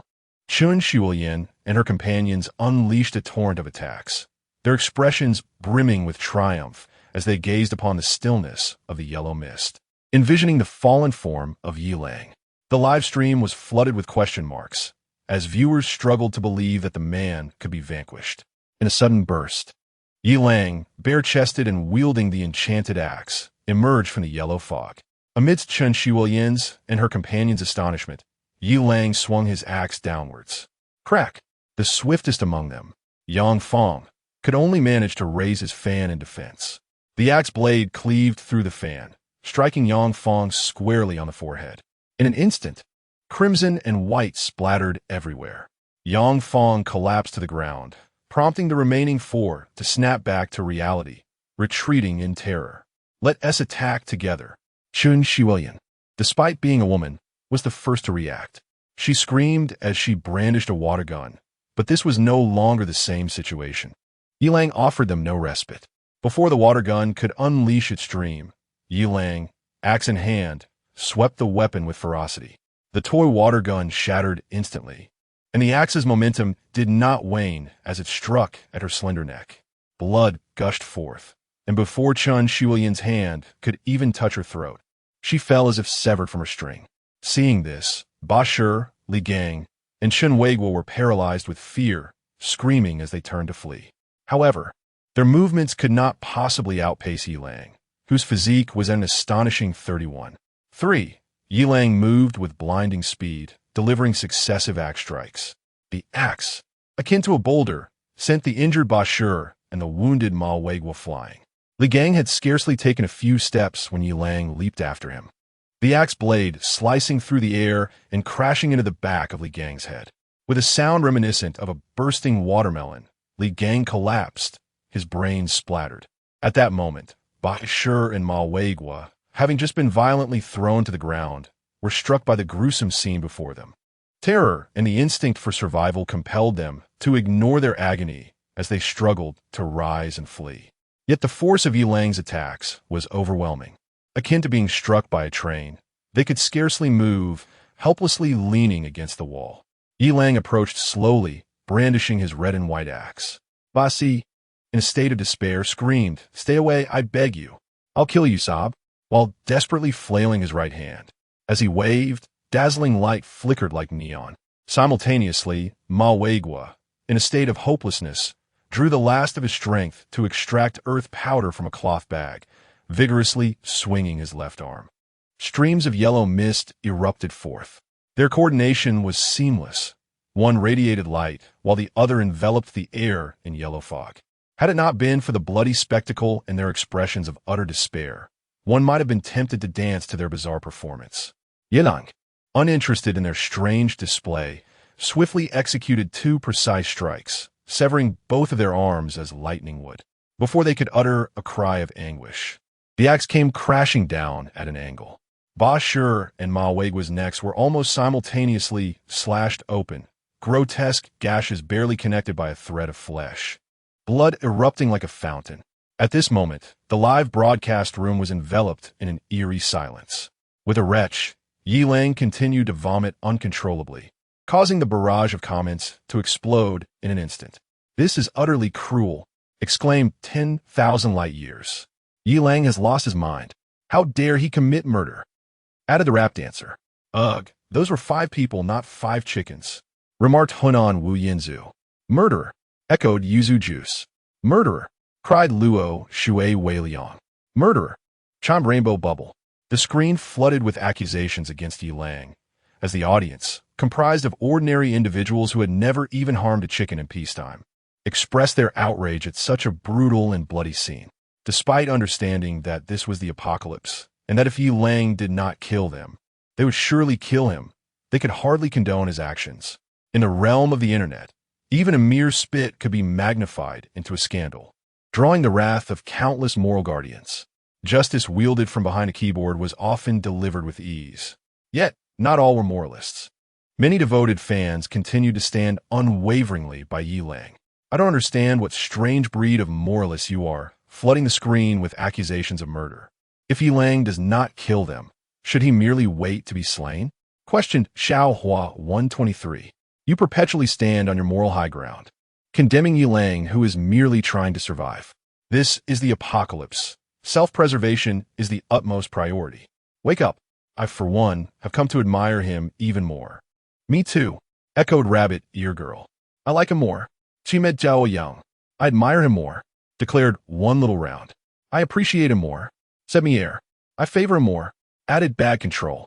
Yi Lang remained unaware of the conflicting sentiments in the comments. He felt as though his very guts were about to spill forth, not only due to the act of murder, but also from sheer disgust. Some unidentified red and white substances had splattered onto his lips. He was uncertain how long he had been retching until a gentle, invisible hand patted his back, providing a modicum of relief. A warmth blossomed in Yi Lang's heart. Although he could not see her, he knew that She was undoubtedly frightened and nauseated. Yet she persevered, stepping through the carnage of flesh and shattered bones to offer him solace. This made Yi Lang yearn to embrace the girl without hesitation, yet he restrained himself. The battle was far from over. Suddenly, a series of sharp claps shattered the surrounding stillness. A chilling voice rang out. "Magnificent, simply magnificent, ha ha." Yi Lang abruptly turned to face the source, glancing towards the 3rd elevator, subtly shielding the invisible Yao Shi. The figure approaching him was a hulking man, with a fierce gaze and muscles taut with menace. A long scar traced from the corner of his left eye to his mouth, rendering his face particularly gruesome. His large hands, knobby and rough, bore a rust-like hue, and he advanced slowly, a mocking smile playing at the corners of his lips. Yi Lang rose to his feet, his gaze piercing and unwavering, a silent vigilance swelling within him. He tightened his grip on the already fractured axe, exerting slight pressure until the handle cracked with a sharp sound. Fixated on his opponent, Yi Lang abruptly hurled the broken axe handle towards the man's throat. Yet, the adversary did not flinch or evade, a mocking smile curling at the corners of his mouth. In an astonishing display, his right hand transformed into an obsidian mass, striking with ferocious force and shattering the axe handle into countless fragments that scattered like stars. In disbelief, Yi Lang thought, what a disregard for martial decorum. In the next instant, the man clumsily lunged aside, narrowly escaping the lightning-fast axe that had been thrown. "I thought you were invincible. What a farce." Yi Lang's taunt ignited a violent twitch in the man's eyelids, his murderous intent intensifying. "I hope that when I crush every bone in your body, your resolve proves tougher than the bones themselves, you fool." Chapter 49. The Blood-Spraying Child, Through the Intestines. Practicing for 2.5 years of closed mountain support in the live streaming room, the curiosity and anticipation of the netizens reached a fever pitch. Xiao Chunin exclaimed, "Wow, the final boss." Ichue remarked, "Fortunately, I didn't go take a dump, nearly missing the ultimate showdown." A young lady commented, "Look at that person's hands. They resemble someone who has cracked walnuts for over a decade. So dark and cool." Double Ponytails chimed in, "EW so ugly. My husband is way more handsome. Go, darling. Defeat him." Peachy Peach added, The word defeat is poorly chosen. My husband should pierce him. The man, evidently infuriated by Yi Lang's provocative words, turned pale with rage. His fists clenched tightly, and fury almost erupted from his eyes. "What? Do you need to poop? Go to the restroom," he shouted. "I can't wait any longer, die." Fully enraged, the man charged at Yi Lang with a roar, raising his iron fist to strike him squarely in the face. Yi Lang's eyes gleamed with intensity. Instead of evading, he swung his fist to meet the oncoming blow. With a resounding crash, their fists collided, sending a shock wave through the air. Yi Lang stumbled back a step, steadying himself as he shook his slightly trembling hand. What a hard punch. My physique is 6 times that of an adult. Yet I still feel numb from the impact, he thought. Turning his gaze to the man, Yi Lang couldn't help but smile. The previously arrogant individual was now struggling to rise, his arms moving as if to shake off the pain. Blood trickled from his lips, clearly in distress. Yi Lang chuckled lightly. "So, you do have a hard punch, yet why act so superior? You look like a cartoon villain. Hurry up and come to your demise."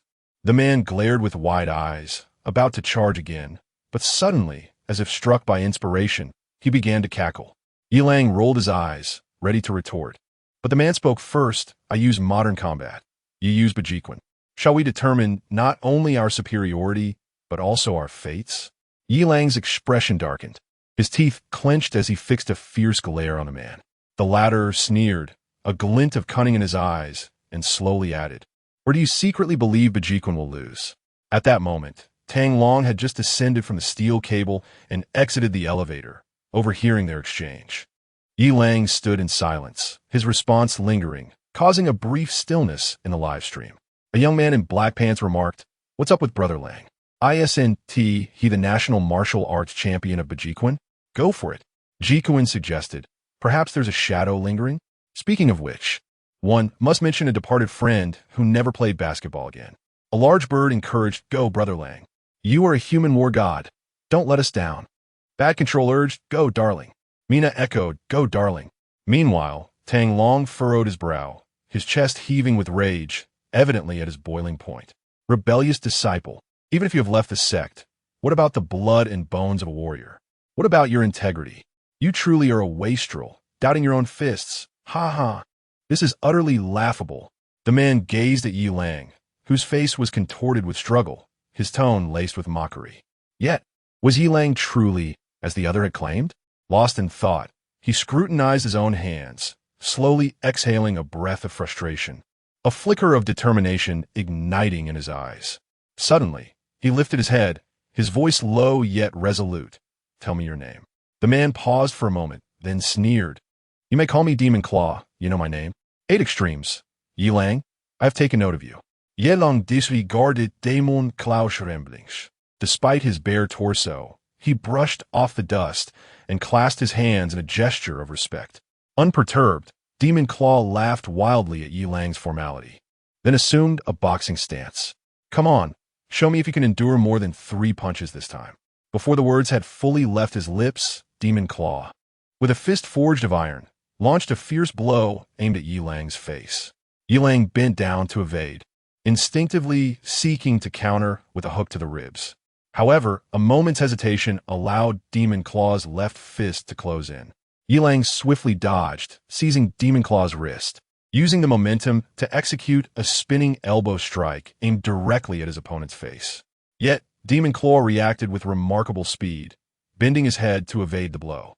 In the next instant, both combatants simultaneously struck at each other's liver with their other hands. The sound of impact resonated twice, and Yi Lang stepped back, while Demon Claw spat a copious amount of blood towards the sky. Strangely, he seemed oblivious to the pain, his eyes burning with even greater combat fervor. The intensity of their clash was rivaled only by the barrage of comments flooding the live stream. Within a mere 7 or 8 seconds of confrontation, the chat erupted. "Wow, incredible," exclaimed one viewer. "The collision of traditional martial arts and modern combat is exhilarating." Another chimed in, "This is way more thrilling than hidden weapons." A third added, "My husband is so handsome." Commented a fourth, "Is that a direct hit to the intestines?" Pondered another. A glimmer of fierce light flickered in Demon Claw's eyes as he intensified his attack, charging directly at Yilang's face. Instead of retreating, Yilang advanced. His fists a whirlwind, rapidly shifting techniques to unleash a powerful 8 extremes punch aimed at Demon Claw's chest. Demon Claw sidestepped, retaliating with a hook.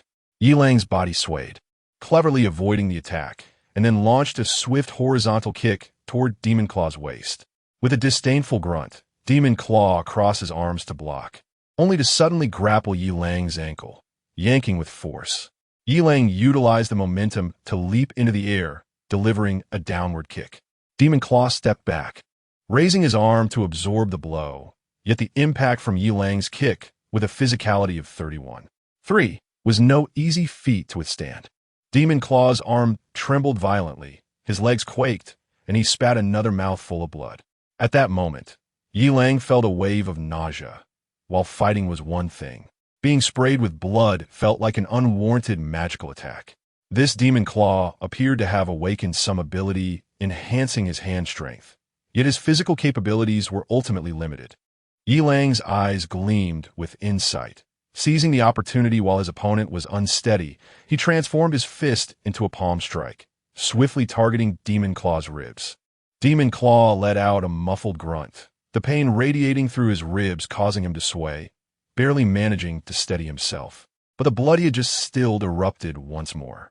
A glint of ferocity flashed in his eyes as he gritted his teeth, launching a counterattack with his left fist, aimed squarely at Yilang's jaw. As Yilang tilted his head slightly, the dark right fist of the Demon Claw surged forward with astonishing speed, aiming directly at Yilang's face. With no time to evade, Yilang raised his arms in defense, executing a dual elbow strike that absorbed the thunderous blow. The two figures intertwined, their fists and feet colliding, filling the air with an intoxicating scent of gunpowder. The barrage of comments in the live stream surged like a tidal wave, as the audience, brimming with fervor, shouted encouragement for this pinnacle confrontation. Meanwhile, the Demon Claw grinned menacingly, a blood-curdling smile etched across his face. Mocking, "Is this the 8 extremes fist? Why do I see the shadow of modern combat in your moves?" Unfazed, Yilang pressed on with determination. Such needless chatter, the Demon Claw sneered, intensifying his offensive. Each strike aimed at vital points. After enduring several blows with his fortified arms, Yilang seized an opportunity to unleash a swift penetrating kick that struck the Demon Claw's abdomen. Puff! Yilang followed up with a devastating punch, eliciting another puff from the Demon Claw. "How utterly revolting. Are you spewing blood?" Yilang frowned, seizing the moment to grasp the Demon Claw's arm, advancing with the swiftness of the wind, closing in on the center. Following this, Yilang executed a powerful elbow strike, his right shoulder sinking as he harnessed energy for a move he had diligently trained in for 2.5 years, igniting the live stream into a frenzy. The mountain pressing technique. Chapter 50. Little Juan's infatuation. The elders roar chicken Kuin. "Brother, living is for Icon. Ah, guardian of the best Kuin. It is now 2028. Have you ever heard my story? CXK sings, brother. CXK dances, brother. CXK raps, brother. CXK plays basketball, brother. CXK music, brother." Yilang gazed at the fallen figure of the Demon Claw, resembling a lifeless dog, blood spilling from its mouth, a glint of coldness flashing in his eyes. "Little brother, you sell water bottles for 10, 9 of which are at a discount. A discount on water bottles." The Demon Claw hesitated, forcefully swallowing blood, and with great difficulty, rose to its feet, a faint smile evident at the corner of its mouth. "Do you think this is the end?" As it spoke, a mysterious light flickered in its eyes, and its muscles suddenly swelled, its iron hands visibly enlarging until they were as massive as fans. Yilang and the viewers in the live stream simultaneously thought of 6 words. Fists as big as sandbags. Yilang's expression grew serious. He took a deep breath, his arm muscles tensing as he swiftly adjusted his stance. "It's time to get serious," Yilang thought. The Demon Claw, resembling a madman, swung its massive fists towards him. Yilang rooted himself, slightly shifting his body to evade the frontal assault, and countered with an elbow strike to its ribs. The impact felt like colliding with an iron block, indicating that not only had its hands been enhanced, but its overall physique had also significantly improved. The creature stumbled slightly, barely spitting blood, yet continued to launch a barrage of punches. The combination of punches came down like raindrops, left hooks, and right swings, creating a whistling sound.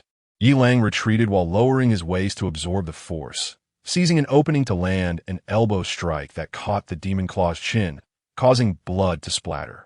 Following this, Yi Lang delivered a powerful punch aimed at its heart, and as it bent forward, he struck with a short, forceful jab. Watching the demon claw retreat repeatedly, blood gushing freely, Yi Lang furrowed his brow slightly. The amount of blood seemed excessive. A normal person shouldn't bleed so profusely and remain standing. Moreover, even after the enhancement from its abilities, there was still a considerable gap between the demon claw and himself. The sheer size of its hands could not compensate for its overall disadvantage. The demon claw wore a pained expression, wiping the blood from its mouth while discreetly consuming something. Suddenly, the eerie light in its eyes intensified, and the whites of its eyes turned pitch black. Its fists swelled once more, striking wildly. Yi Lang, startled by the enhanced speed of the demon claw, raised his arms to form a crossblock. A resounding bang echoed, causing Yi Lang's arms to tremble violently, and he involuntarily staggered back 3 steps, a trickle of blood escaping from the corner of his mouth. Seeing Yi Lang injured, the viewers in the live stream became agitated, flooding the chat with messages. Yi Lang, go. Be careful, husband. Defeat that scoundrel. Nearby, Tang Long, who had been stealthily observing, could no longer contain himself upon witnessing the blood at the corner of his disciple's mouth.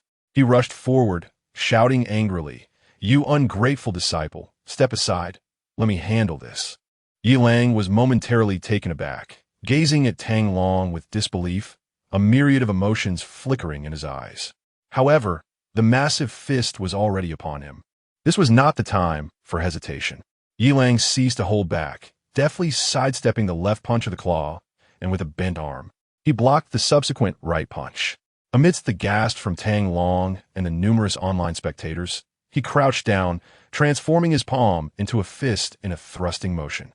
Crack! A piercing scream echoed through the air as the pain from the shattered egg left the clawed figure recoiling in agony. Yet, the ordeal was far from over. Tang Long and the viewers gasped once more as Yi Lang's fingers darted towards the claw's eyes like lightning. The sound of a soft thud resonated, and in an instant, the claw's eyes were deeply sunken, blood streaming down its cheeks, causing it to wail in despair. Yi Lang, not allowing the lament to linger, formed his hands into a hammering motion and struck with formidable force. With a resounding crash, the claw collapsed heavily, rendered motionless. In the live stream, comments erupted. Iron Crutch Lee from the production team. Is this Baji Quan? A youth in black shorts. If you read it backwards, it's more like 8 Extremes fist. A large bird. Why do I feel a chill running down my spine? Mina. Yay. My husband won. He is so handsome. Yaoshi abruptly closed the live stream, her gaze now fixated on the master and disciple before her, brimming with curiosity. Master. Do not call me master. Uncle, I'm not that old. Old ding. Huh? No, that. Ah, you rebellious disciple. I knew you had feelings for Xiao Wan. You're in for it. Tang Long's expression darkened as he abruptly stood, swinging his fist towards Yi Lang. Yi Lang, tears glistening in his eyes, stood motionless. Tang Long's fist halted just an inch from Yi Lang's nose, his fury still simmering but mingled with a hint of resignation. Your junior sister is waiting for you at home. Don't keep her waiting too long. Tang Long retracted his fist, turning away with a slight stoop in his posture. Yi Lang watched Tang Long's retreating figure, his heart a tumult of emotions, tears silently cascading down his cheeks. He took a deep breath, wiped away his tears, called out to Yao Shi, and headed toward the elevator. Yao Shi followed closely behind, her eyes shimmering with curiosity and concern. 1, 2, 3, 4, 5. Yi Lang felt a tinge of awkwardness as he looked at Tang Xiao Wan, who was playfully counting her fingers with a smirk. Second senior brother, can you handle this? Are you aiming for the heavens? How come I never noticed you had such prowess before? Before Yi Lang could respond, Bai Xiao, her emotions having calmed, blushed slightly and interjected, Xiao won this. This cannot be entirely blamed on Xiao Lang. We were the ones who sought his refuge. Indeed, indeed. Bai Jin, Yao Shi, and Xiong Ting all nodded in agreement. Tang Xiao Wan said nothing further, merely casting a disdainful glance at Yi Lang before turning to leave, exclaiming, "I'm no longer a hindrance before you. I'm out of here, you odious second senior brother. I detest you." Yi Lang listened to the heavy sound of the door closing, managing a bitter smile. He did not find anything inappropriate about taking in May. Rather, the prompt in his mind caught him off guard. Ding name, Tang Xiaowan, age, 18, height, 163 centimeters, weight, 43 kilograms. Inner quality, 100 points, blank slate. Overall rating, 94. Arrogant yet gentle, easily toppled. Meets system requirements. Please take her in as soon as possible. Ding task target detected that meets requirements. Commencing character affinity assessment. Xing Dang Xiaowan. Affinity, 69. Infatuated. Yi Lang shook his head in resignation. Although he had some speculations about the feelings of this little junior sister, seeing the affinity score of 69 left him somewhat at a loss. It was not that the junior sister was lacking. Rather, his master would not dare to act so boldly. One misstep could lead to downfall. After Tang Xiaowan exited, her small face fell, tears welling in her eyes, filled with both grievance and anger. She mumbled to herself, "Wretched second senior brother, second senior brother, I shall ignore you from now on." It was not until she reached the door of room 1715 that she made an effort to calm her emotions. "Old man, open the door quickly, I'm hungry." Tang Long had already tidied up the place, and, upon hearing Tang Xiaowan's voice, promptly opened the door to welcome her. As soon as she entered, seeing her father, her tears burst forth, and she rushed into Tang Long's embrace, choking out, "Old man, the second senior brother bullied me." Tang Long gently stroked her head, a flicker of complex emotions passing through his eyes, and softly replied, "Do not cry. Let us eat first, and you can tell me what happened slowly." Tang Xiaowan nodded through her sobs as Tang Long turned to head into the kitchen, his back still slightly hunched. Chapter 51. "Oh, second brother, I truly shall no longer acknowledge you." At this moment, Bai Xiao gently set down the water bucket, crouched down, and tenderly caressed the bruises on Yi Lang's abdominal muscles. Her expression one of deep concern. The bathroom was shrouded in a misty haze, and Bai Xiao's fingers, though soft, bore a hint of firmness. Suddenly, her expression froze, and she gazed in surprise at the noticeably faded bruises, murmuring to herself, "Xiao Lang, your constitution is truly extraordinary." Without further thought, Bai Xiao lifted her head and earnestly said, "Xiao Lang, you must never take risks again. You have to remember, we are waiting at home. We all worry about you." Her voice was gentle, her eyes filled with care. Yi Lang felt a warmth in his heart, and disregarding the water still dripping from his hair, he tightly embraced her amidst her startled exclamation. "Ah, you're wet." Yi Lang, with a physique rated at 31.8, sat at the dining table alongside Bai Xiao, whose hair was slightly damp and cheeks flushed, as well as the three other girls. Upon seeing the enormous durian pizza on the table, all four ladies displayed expressions of delight. After resolving the troubles with the Fa Lang team and the demonic claws, Yi Lang felt an immense sense of relief and chuckled. "So, how do you find Aunt Xiao Zhao's cooking this time?" "Ah, Xi Oolong. Are you trying to get yourself killed?" "Boss, you are so wicked. You should perish, you dog of a man." The four ladies simultaneously playfully scolded him. Oh no, it was three ladies. Xiong Ting hesitated to voice her address.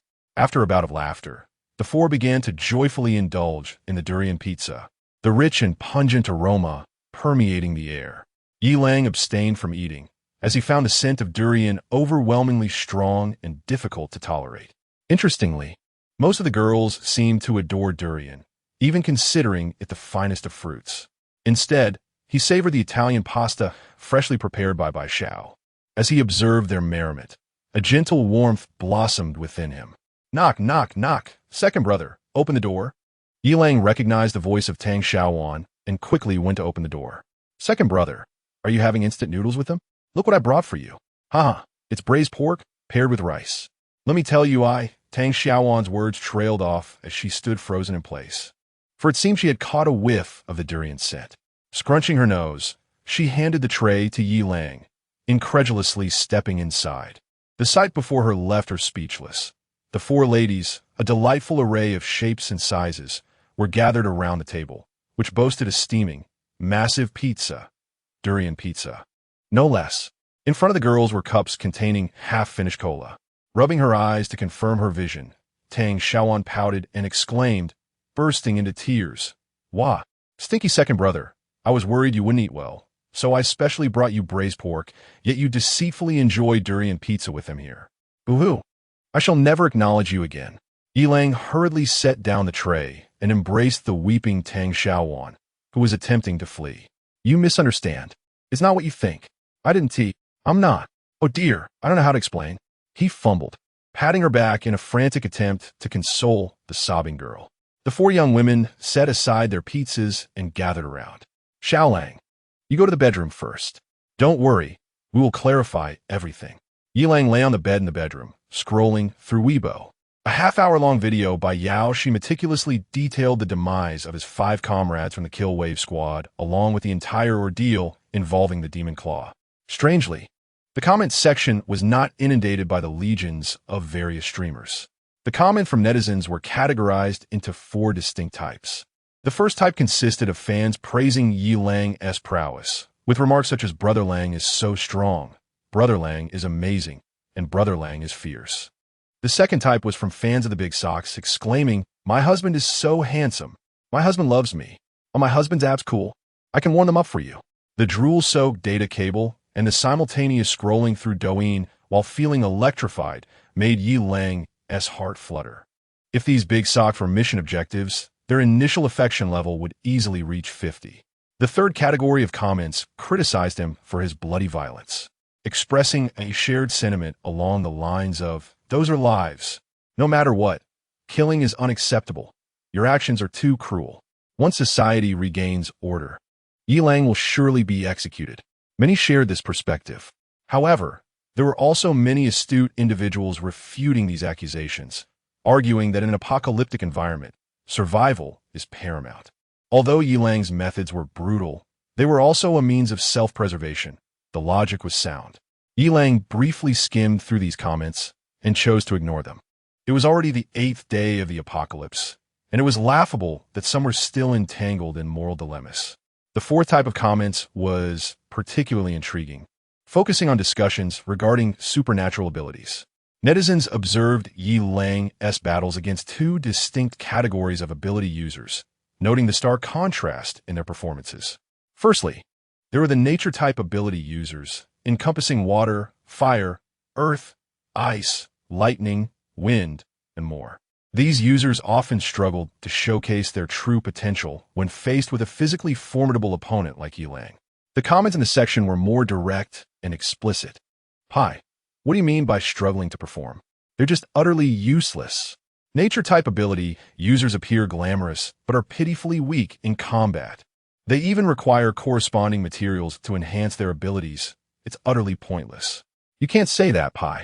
While nature-type abilities have limitations, they can be remarkably effective in specific environments. Ji Kuan. Oh please, are you going to cook and drink ice cola in a small space with wind, but no sweeping? I've already told you. Nature-type users are all show and no substance. Look at how you fawn over those like Wang Tianlai, Lin Jun, and Wu Feng. It's truly laughable. System-type ability users are the real deal. Zhou Xingxing 9527. Ji Kuan. Don't dismiss nature-type users outright. They have their advantages. And how do you know there aren't strong nature-type users? One must be objective in life. Wouldn't you agree, my friend? Ji Kuan. Zhou Xingxing 9527. For I am a wielder of nature-based abilities. Twin tails. However, system-based ability users are rather unattractive. Nature-based ability users are far more handsome. Yi Lang observed the debate, pondering silently within.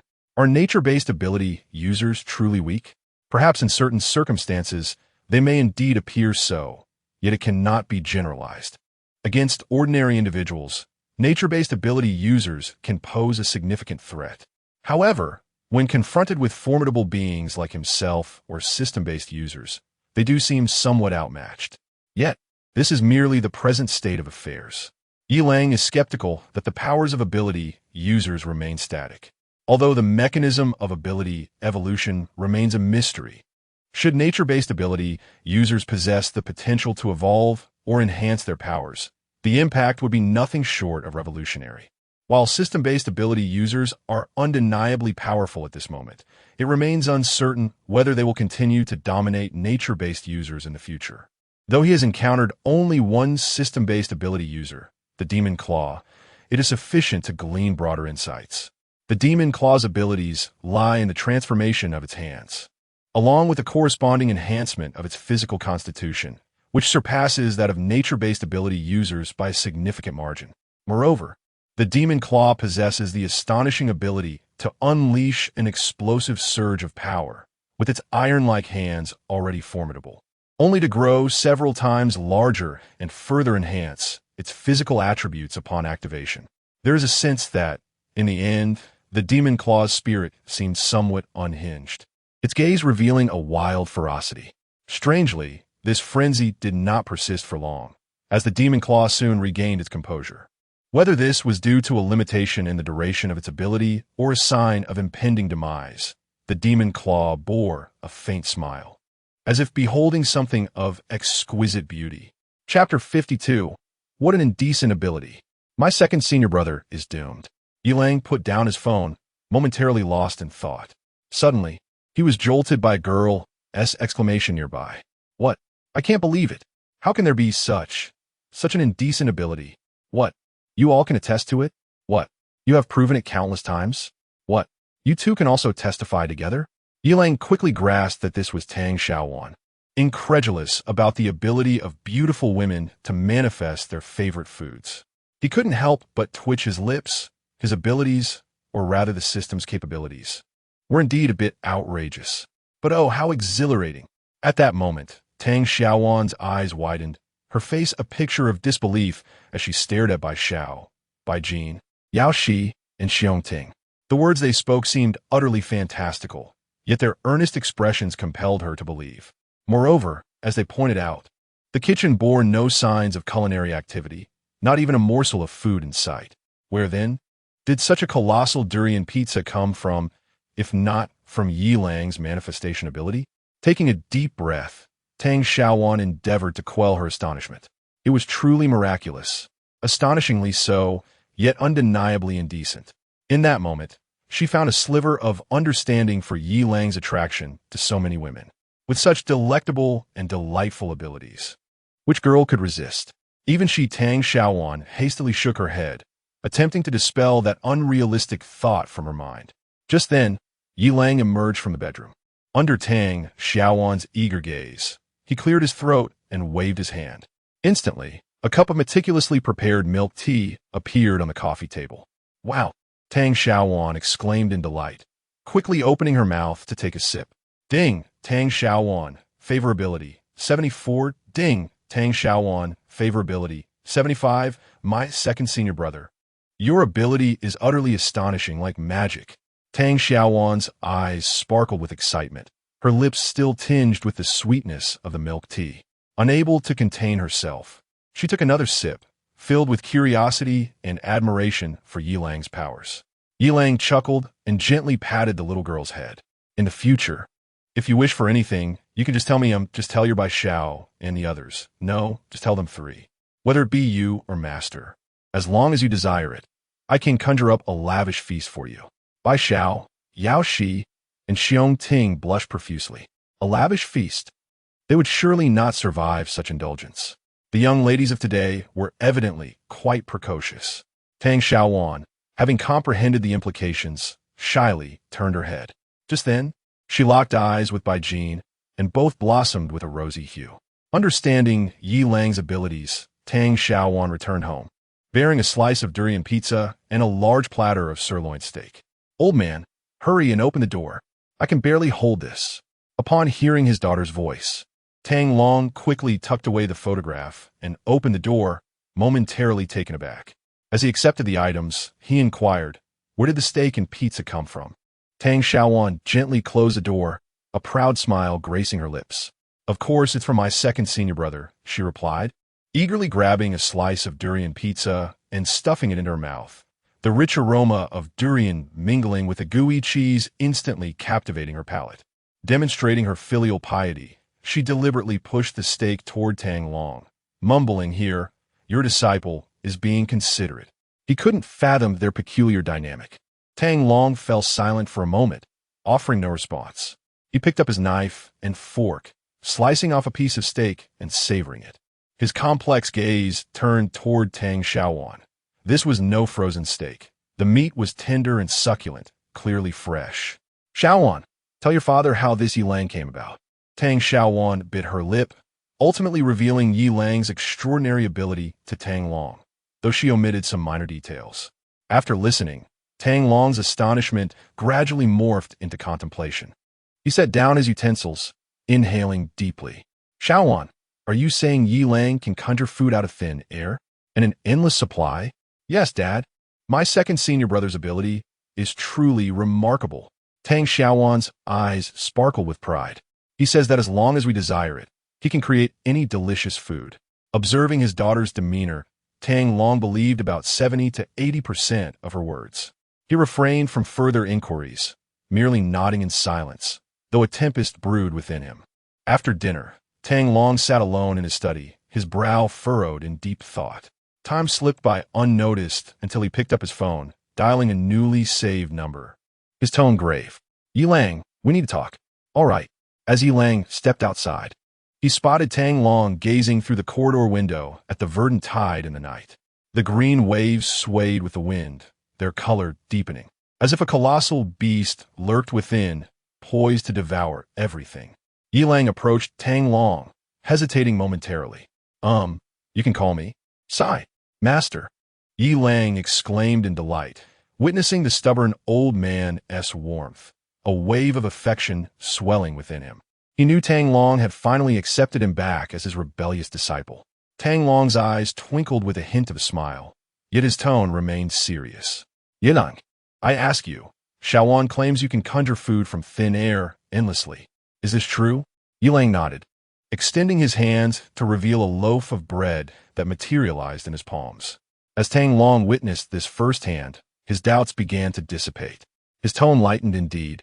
"This ability is extraordinary. Xiaowan was right all along. This child returns home, incessantly chattering about wanting to enjoy lavish meals with her second senior brother. Duck with milk tea at every meal. Ha ha ha." Yilang chuckled in response, "Master, as long as Xiaowan is happy, I can provide her with any delectable dish." "You too." Tang Long gently patted Yilang's shoulder, a flicker of satisfaction crossing his eyes. "Very well. Master believes in you." He then handed Yilang a large knife wrapped in cloth. Instantly, Yilang's eyes glistened with emotion as he accepted the blade with trembling hands, murmuring, "Thank you, Master." Tang Long sighed softly, his gaze distant. "From now on, you must never let go of the knife in your hand." Yilang gripped the hilt tightly, his eyes resolute, nodding earnestly. "And about your actions today?" "Never mind." In the end, Tang Long refrained from voicing his concerns, and Yilang did not inquire further. Both understood that matters of mindset could not be resolved by others. One had to find clarity on their own. Their exchange was brief, and after giving Yilang one last pat on the shoulder, Tang Long turned and departed, leaving Yilang standing alone in the corridor, firmly clutching the heavy knife. Upon returning home, Tang Long found Tang Xiaowan munching on spicy strips while scrolling through her phone. Occasionally, she wiped her hands and typed furiously, her face a mask of indignation. "Old man, these people are utterly foolish, claiming that second senior brother should not have killed. Are we supposed to wait passively for others to come and kill us?" Tang Long furrowed his brow and approached her, lightly patting her head. "Xiaowan, don't be too agitated. Words on the internet need not be taken seriously." Tang Xiaowan pouted and continued typing. What do they know? In the face of apocalypse, survival is paramount. Second senior brother did nothing wrong. Those keyboard warriors only know how to chatter behind their screens. Tang Long shook his head in resignation and took out his phone, quietly watching the video of Yilang, his expression serene, lost in thought. Chapter 53. What? Bai Jin is my sister-in-law? Xiaolang, stand up and kick. At that moment, the four women were nestled on the sofa, engrossed in an old sitcom, Love Apartment. They erupted into laughter at the comical scenes, the sofa seemingly undulating with waves of joy, their long, fair legs intertwined, creating a particularly striking visual. Upon seeing Yilang return, they quickly stood up, their faces etched with concern for him. Yilang, still unable to quell the excitement bubbling within, beamed at them with a joyful smile. The four women, noticing the knife in his hand, understood the source of his exhilaration and genuinely felt happy for him. Yilang hastened to sit between Bai Jin and Xiongting. Carefully unwrapping the cloth package, he revealed a pristine, gleaming saber, its blade reflecting their astonished and excited expressions like a mirror. Gently caressing the weapon that had accompanied him for many years, Yilang could no longer contain his enthusiasm and dashed towards the gym. Bai Jin watched his departing figure and the vacant seat beside her, her heart a tumult of emotions. The sight of her looking like a young girl did not escape Xiongting's notice, solidifying a certain resolve within her. Upon reaching the gym, Yilang excitedly brandished the saber, each move infused with a fierce momentum. Slash, chop, stab, flick, block, intercept, slice, smash, cleave, wipe, bind, and twine. The blade flashed like lightning as Yilang's figure spun rapidly under the lights, sweat soaking his attire, unable to mask the fervor in his eyes. This was far more manageable than wielding an axe. Had he been equipped with this saber earlier, Chun Shiwen and her companions would have undoubtedly faltered within half a minute. Yilang continued to swing the saber, repetitively practicing each maneuver, an overwhelming sense of confidence and strength surging within him. It was not until his arms grew weary and weak that he gradually ceased his motions. Observing the sweat-soaked state he was in, he was about to head to the bathroom for a shower when a chime echoed. Ding, Bai Jin, affection level. 100 congratulations, host. Please interact with the task target promptly to receive substantial rewards. Yilang stood bewildered, astonishment flooding his mind. What had just occurred? He hadn't done anything. So how had Bai Jin's affection level reached its peak? A moment earlier, Bai Xiao had seen Yilang bursting with excitement as he charged into the gym with the saber, her eyes brimming with fondness. A slight smile graced her lips as she murmured, Xiaolang, it's truly delightful to see you happy. Then, noticing her daughter's melancholic gaze fixed on Yilang's retreating figure, a thought crossed her mind. After much hesitation, she took Bai Jin's hand and softly said, Xiao Jin, come with me. I have something to discuss. Bai Jin, puzzled, followed her mother into the inner bedroom. Bai Xiao closed the door, her gaze complex as she looked at Bai Jin and softly began, Xiao Jin, the truth is, you're not my biological child. Bai Jin froze, shock and confusion flashing in her eyes. Mom, what are you saying? What kind of joke is this at such a late hour? Bai Xia suddenly embraced her daughter tightly, tears glimmering in her eyes. Xiao Jin, please let me finish. In my heart, you are my daughter, and I know you acknowledge me as your mother. However, it is imperative that I reveal the truth about your origins. Bai Jin finally grasped that Bai Xia was not jesting, her voice trembling as she asked, Mom, what on earth is going on? Therefore, strictly speaking, Bai Jin, you could be considered your uncle's sister-in-law. Yilang, seated in the bathtub, spoke with incredulity. The water pouring from Bai Xia's hands paused for a few seconds, her tone complex as she addressed Yilang. If we must frame it in that manner, then yes. Yilang wiped the water from his face, a hint of compassion in his voice.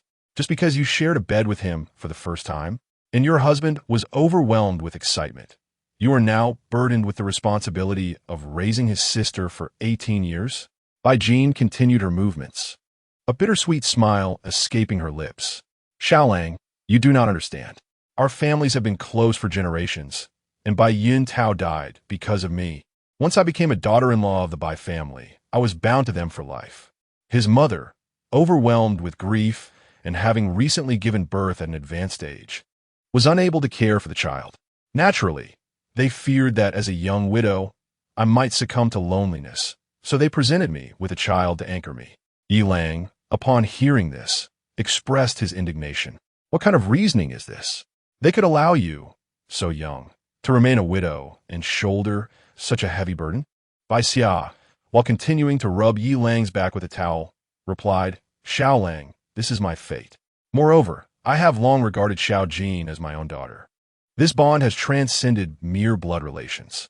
Were it not for, I would have kept this a secret indefinitely. Yi Lang, intrigued, asked, What do you mean by that?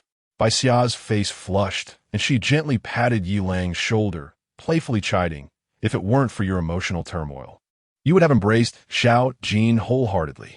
She has become deeply infatuated with you. Can't you see that? Yi Lang stood up, facing Bai Xia, opening his arms for her ease of movement. With a playful grin, he remarked, If you had mentioned this sooner, I would have thoroughly claimed Bai Jin long ago. Why wait until now? Bai Xia sighed with a wry smile. Fortunately, it is not too late. Suddenly, her face turned crimson as she navigated around, tending to Yi Lang's legs. She shot him an exasperated glance and said, I understand your determination now. It will eventually be yours, so what is the rush? Yi Lang chaklet lightly, unperturbed. By the way, you mentioned you took the child's surname. What was your original surname? Bixia paused momentarily, a flicker of nostalgia in her eyes, and softly replied, My original surname was Zhu, as in Zhu Ping, the elder sister. Zhu Xiao? No one would believe that your families are not connected. Bai Jin's face flushed, ignoring the teasing gaze of the man.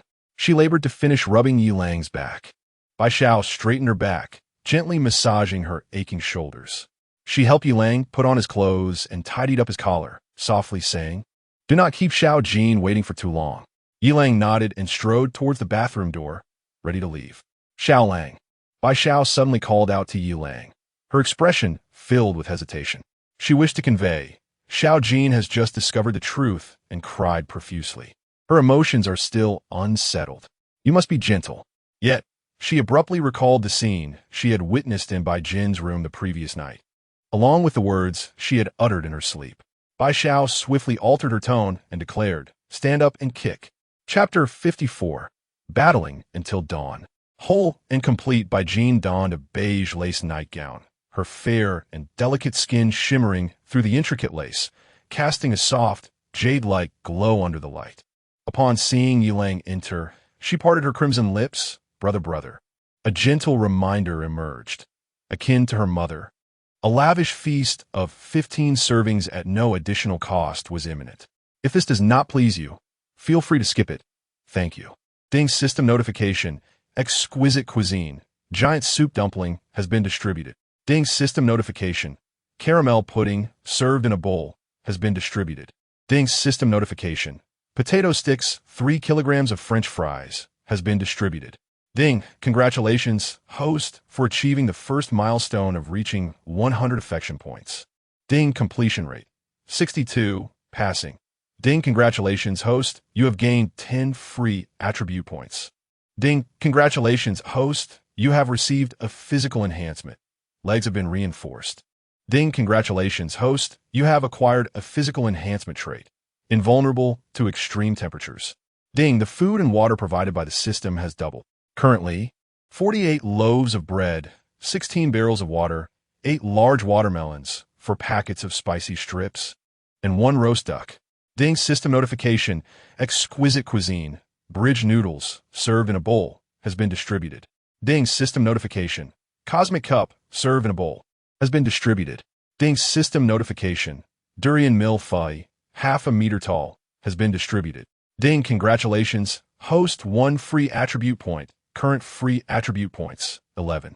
Ding, system notification, exquisite cuisine, giant donut, hula hoop sized, has been distributed.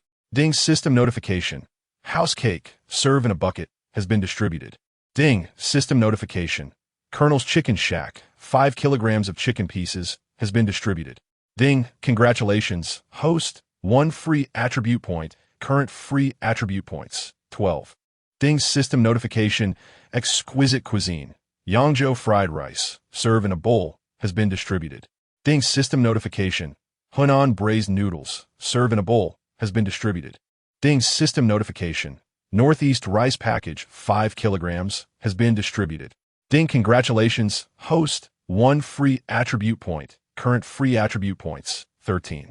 Ding, system notification, Odin, served in a bucket, has been distributed. Ding system notification. Buddha jumps over the wall. Serve in a bucket has been distributed. Ding system notification. Peking duck has been distributed. Ding congratulations, host, 1 free attribute point. Current free attribute points, 14. Ding congratulations. Peking duck has been added to the system's daily distribution of basic provisions. The first moment should belong solely to Xiao Lang and Xiao Jin, and no one should intrude. It seemed that when dealing with his own matters, Yi Lang clearly did not rise to the occasion. Yet, sooner or later, he would have to bear the weight of these responsibilities. It was imperative to forge an alliance, the women thought with gritted teeth. When Yi Lang emerged, his body marred by scratches and bite marks, Bai Xiao quickly pushed him into her bedroom as he was adjusting his trousers. She then hurriedly took a glass of water towards Bai Jin's room. The sight before her was no different from before, perhaps even more harrowing. Bai Xiao sighed with tender concern as she pulled the blanket over Bai Jin's scarred form. Gently caressing Bai Jin's cheek, she softly called out, "Xiao Jin, drink some water first, and then you can rest." Bai Jin struggled to open her eyes, and upon seeing Bai Xiao, managed a faint smile. Sister-in-law, Yi Lang is inhuman. Woo-woo. At that moment, Yi Lang lay on a round bed measuring 5.76 meters, reviewing the system notifications in his mind. Noticing the 15 instances of exquisite cuisine and a 61 completion rate for interactions, he smiled with satisfaction, thinking to himself, "After enhancing my physique, it seems a bit exaggerated. Clearly, solo matches are no longer viable. It is time to engage in multiplayer matches." Next, upon seeing 14 free attribute points, Yi Lang felt an overwhelming joy. He could finally elevate his strength once more. However, his expression turned hesitant as he pondered whether to invest some points in mental strength. Would enhancing his mental prowess awaken extraordinary abilities, thereby augmenting his power? Yet, an inexplicable reluctance settled in his heart regarding the enhancement of mental strength.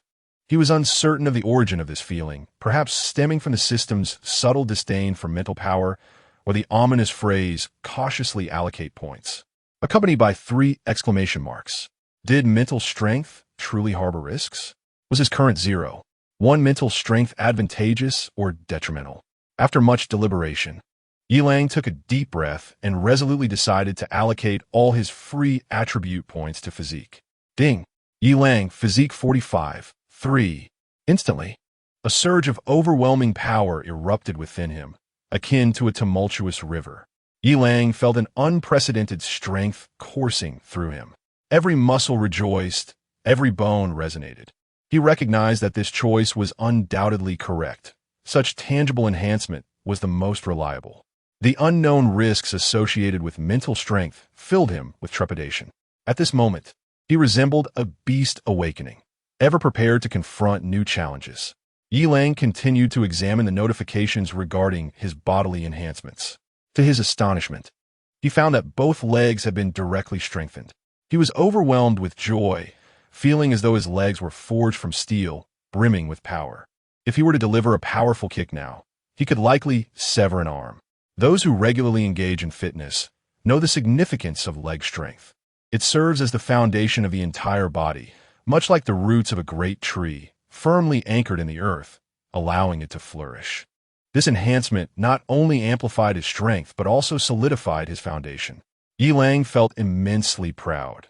In this enigmatic apocalypse, an era of universal abilities, he finally possessed the means for self-preservation. Just as he reveled in his triumph, a sudden exclamation pierced the air. Ah! Chapter 55. The younger sister's fire element and the elder sister's healing abilities by Xiaojing was just providing Bai Jin with water. Bai Jin had lost an excessive amount of fluids and guzzled an entire bottle before finally regaining her composure. Bai Xiaojing gazed tenderly at her younger sister, her eyes brimming with pride. Today, her precious little sister had truly grown up, blossoming into a young lady. Observing Bai Jin's still rosy cheeks, she assumed her sister was merely shy. Unable to contain herself, she reached out to hold Bai Jin's hand, whispering words of comfort. However, the instant her fingers brushed against Bai Jin's skin, she was met with an intense heat. Bi Yaogang instinctively recoiled, gasping in surprise. Bai Jin looked perplexed, unsure of Bai Xiaojing's reaction. Just as she was about to inquire, she noticed a flame erupting from her hand, igniting a corner of the blanket. Ah, Bean exclaimed. But the flames extinguished almost immediately. At that moment, the bedroom door swung open with a loud bang. Yilang rushed into the room, his sharp gaze scanning the scene. Upon confirming that the two women were unharmed, he breathed a sigh of relief. However, his eyes widened in shock at the sight of the scorched blanket, the acrid scent of charred fabric filling the air. He swiftly tore the blanket away and fetched a bucket of water from his system space, dousing the flames to prevent further spread. Immediately after, Yilang hurried to Bai Jin's side, meticulously checking for any signs of burns on her delicate skin. Seeing her flawless complexion unscathed, he finally relaxed. Just then, Yao Shi and Xiong Ting arrived, drawn by the commotion. Bai Jin, devoid of clothing, felt an overwhelming rush of embarrassment upon seeing so many faces. She quickly clung to Yilang, using his body to shield herself. Her cheeks flushed with shame as she scolded, "You dog of a man, tell them to leave. Don't just stand around here." Yilang chuckled and exchanged knowing glances with Yao Shi and Xiong Ting, who in perfect understanding exited the room with playful smiles. Gently patting Bai Jin's back, Yilang whispered reassurances, "It's all right. We are all family here. There's no need to be embarrassed." Nestled in Yilang's embrace, Bai Jin's heartbeat gradually steadied, though a flicker of confusion danced in her eyes. "Brother, have I awakened a fire element ability? Why so suddenly?" Yilang nodded, explaining. Everyone has the potential to awaken an ability, and it could be due to the intense emotional fluctuations you experienced last night. Bai Jin's face flushed crimson as she shot him a playful glare. "It's all because of you. You are hardly human and never treat me like one. I won't acknowledge you anymore." As Yilang observed Bai Jin's playful demeanor, her graceful form illuminated by the soft light, he felt a stirring in his heart. At that moment, Bai Xiaojiang cleared her throat and approached with a nightgown in hand, gently offering it to Bai Jin. "Little Jin, please put on some clothes." Bai Jin accepted the nightgown, but her shyness had vanished as she struggled to rise and don the garment. Yet, anyone who understood could see that it was quite painful for her. Ultimately, with Bai Xiaojiang's assistance, she managed to slip into the nightgown, her delicate brow still furrowed in discomfort.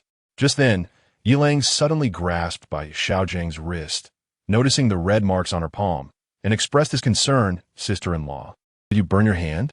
Quickly, let us get to the bathroom. I'll fetch some water for you." Bi Xiao's face flushed, and she thought to herself how creative this person could be. She replied gently, "It's all right. It was quite painful earlier, but now it has subsided." Yilang examined Bi Xiao's palm earnestly, parting her fingers to inspect closely. After confirming there was no serious injury, he finally released her hand. With a tone tinged with excitement and uncertainty, he said, "Sister-in-law, try to silently wish for the red marks on your palm to vanish." Bi Xiao, though puzzled, obediently closed her eyes and concentrated. After a moment, she was astonished to see the redness gradually fading away. "Wow, have I awakened a special ability too?" Bi Xiao opened her eyes, delight evident as she gazed at her palm, her eyes shimmering with disbelief. At that moment, Bai Jin, disregarding her own pain, leaned in for a closer look, her expression brimming with joy. "Sister-in-law, I know. This must be a healing ability. It's often depicted in novels, and healing powers are exceedingly rare. This is wonderful." Bi Xiao stared at her palm, her heart racing with excitement. She wasted no time and tugged at Bai Jin's nightgown. Amid Bai Jin's embarrassment and fury, Bi Xiao cautiously began to heal her wounds. Yilang observed intently as Bi Xiao's hand gently covered Bai Jin's injury, a soft glow flowing slowly. In no time, the wound was restored. Witnessing this, Yilang's mind began to race with possibilities. Bai Jin, having noticed Yilang's awkward demeanor, hurriedly pulled down her nightgown to shield her modesty and shot a glare at the man. Even though her injury was healed, the lingering sensation of being overwhelmed by a massive wave still haunted her. Yilang awkwardly chuckled and averted his gaze, turning instead to Bi Xiao. She gently urged him to sit on the bed, then used both hands to massage the bruises on his abdomen. The gentle light flowed once more, and the bruises gradually faded. Yilang felt a warm current coursing through him, the pain swiftly diminishing, and he couldn't help but marvel This ability is truly extraordinary. In truth, even without Bixiao's healing, Yilang's injuries were already on the mend. His extraordinary physique was no joke. Feeling a bit dizzy, Bixiao expressed her disappointment to Yilang. Xiaolang, I've not slept all night, and I'm somewhat fatigued. Perhaps we should postpone this until next time when I've rested and can repay you. A flicker of concern crossed Yilang's eyes as he softly replied, Sister-in-law, you may be experiencing more than mere fatigue. Excessive use of your abilities can also drain your mental energy. You should rest well, and so should you, little sister. I'll go find someone else to spend time with. The two women were left amused and exasperated by his casual address. Bai Jin shot him an annoyed look, while Bixiao shook her head in resignation. Yilang smiled, waved, and exited the room. Upon arriving in the living room and taking a sip of water, he noted a recent increase of 1 point in his favorability with Xiongting, now at Xiongting, favorability 96. With a sudden impulse, he headed towards Xiongting's room. Meanwhile, Tang Long had also spent the night awake, glancing at the photo in his hand. The woman in the photograph beams like a blossoming flower, and the resemblance to his two departed wives stirs a profound sense of melancholy within him. Tucking the picture close to his heart, Tang Long rises to toast 2 slices of bread and fry an egg. He sets the breakfast on the table, accompanied by a box of milk, and only then does he nod in satisfaction, imagining that upon waking, Xiaowan will undoubtedly complain about the bread being too charred and the egg lacking in tenderness. A faint smile graces Tang Long's lips as he gazes towards his daughter's bedroom with a look infused with tenderness and reluctance. After casting one last glance, Tang Long hesitates no longer. He grasps his formidable broadsword and strides resolutely out of the house. Chapter 56. The final lesson. The heart must be ruthless. The blade must be steady at this moment. Within room 1410, 5 mangled corpses, bearing grotesque wounds, lay sprawled in the center of the living room. Blood had stained the floor, and the air was thick with the acrid scent of iron.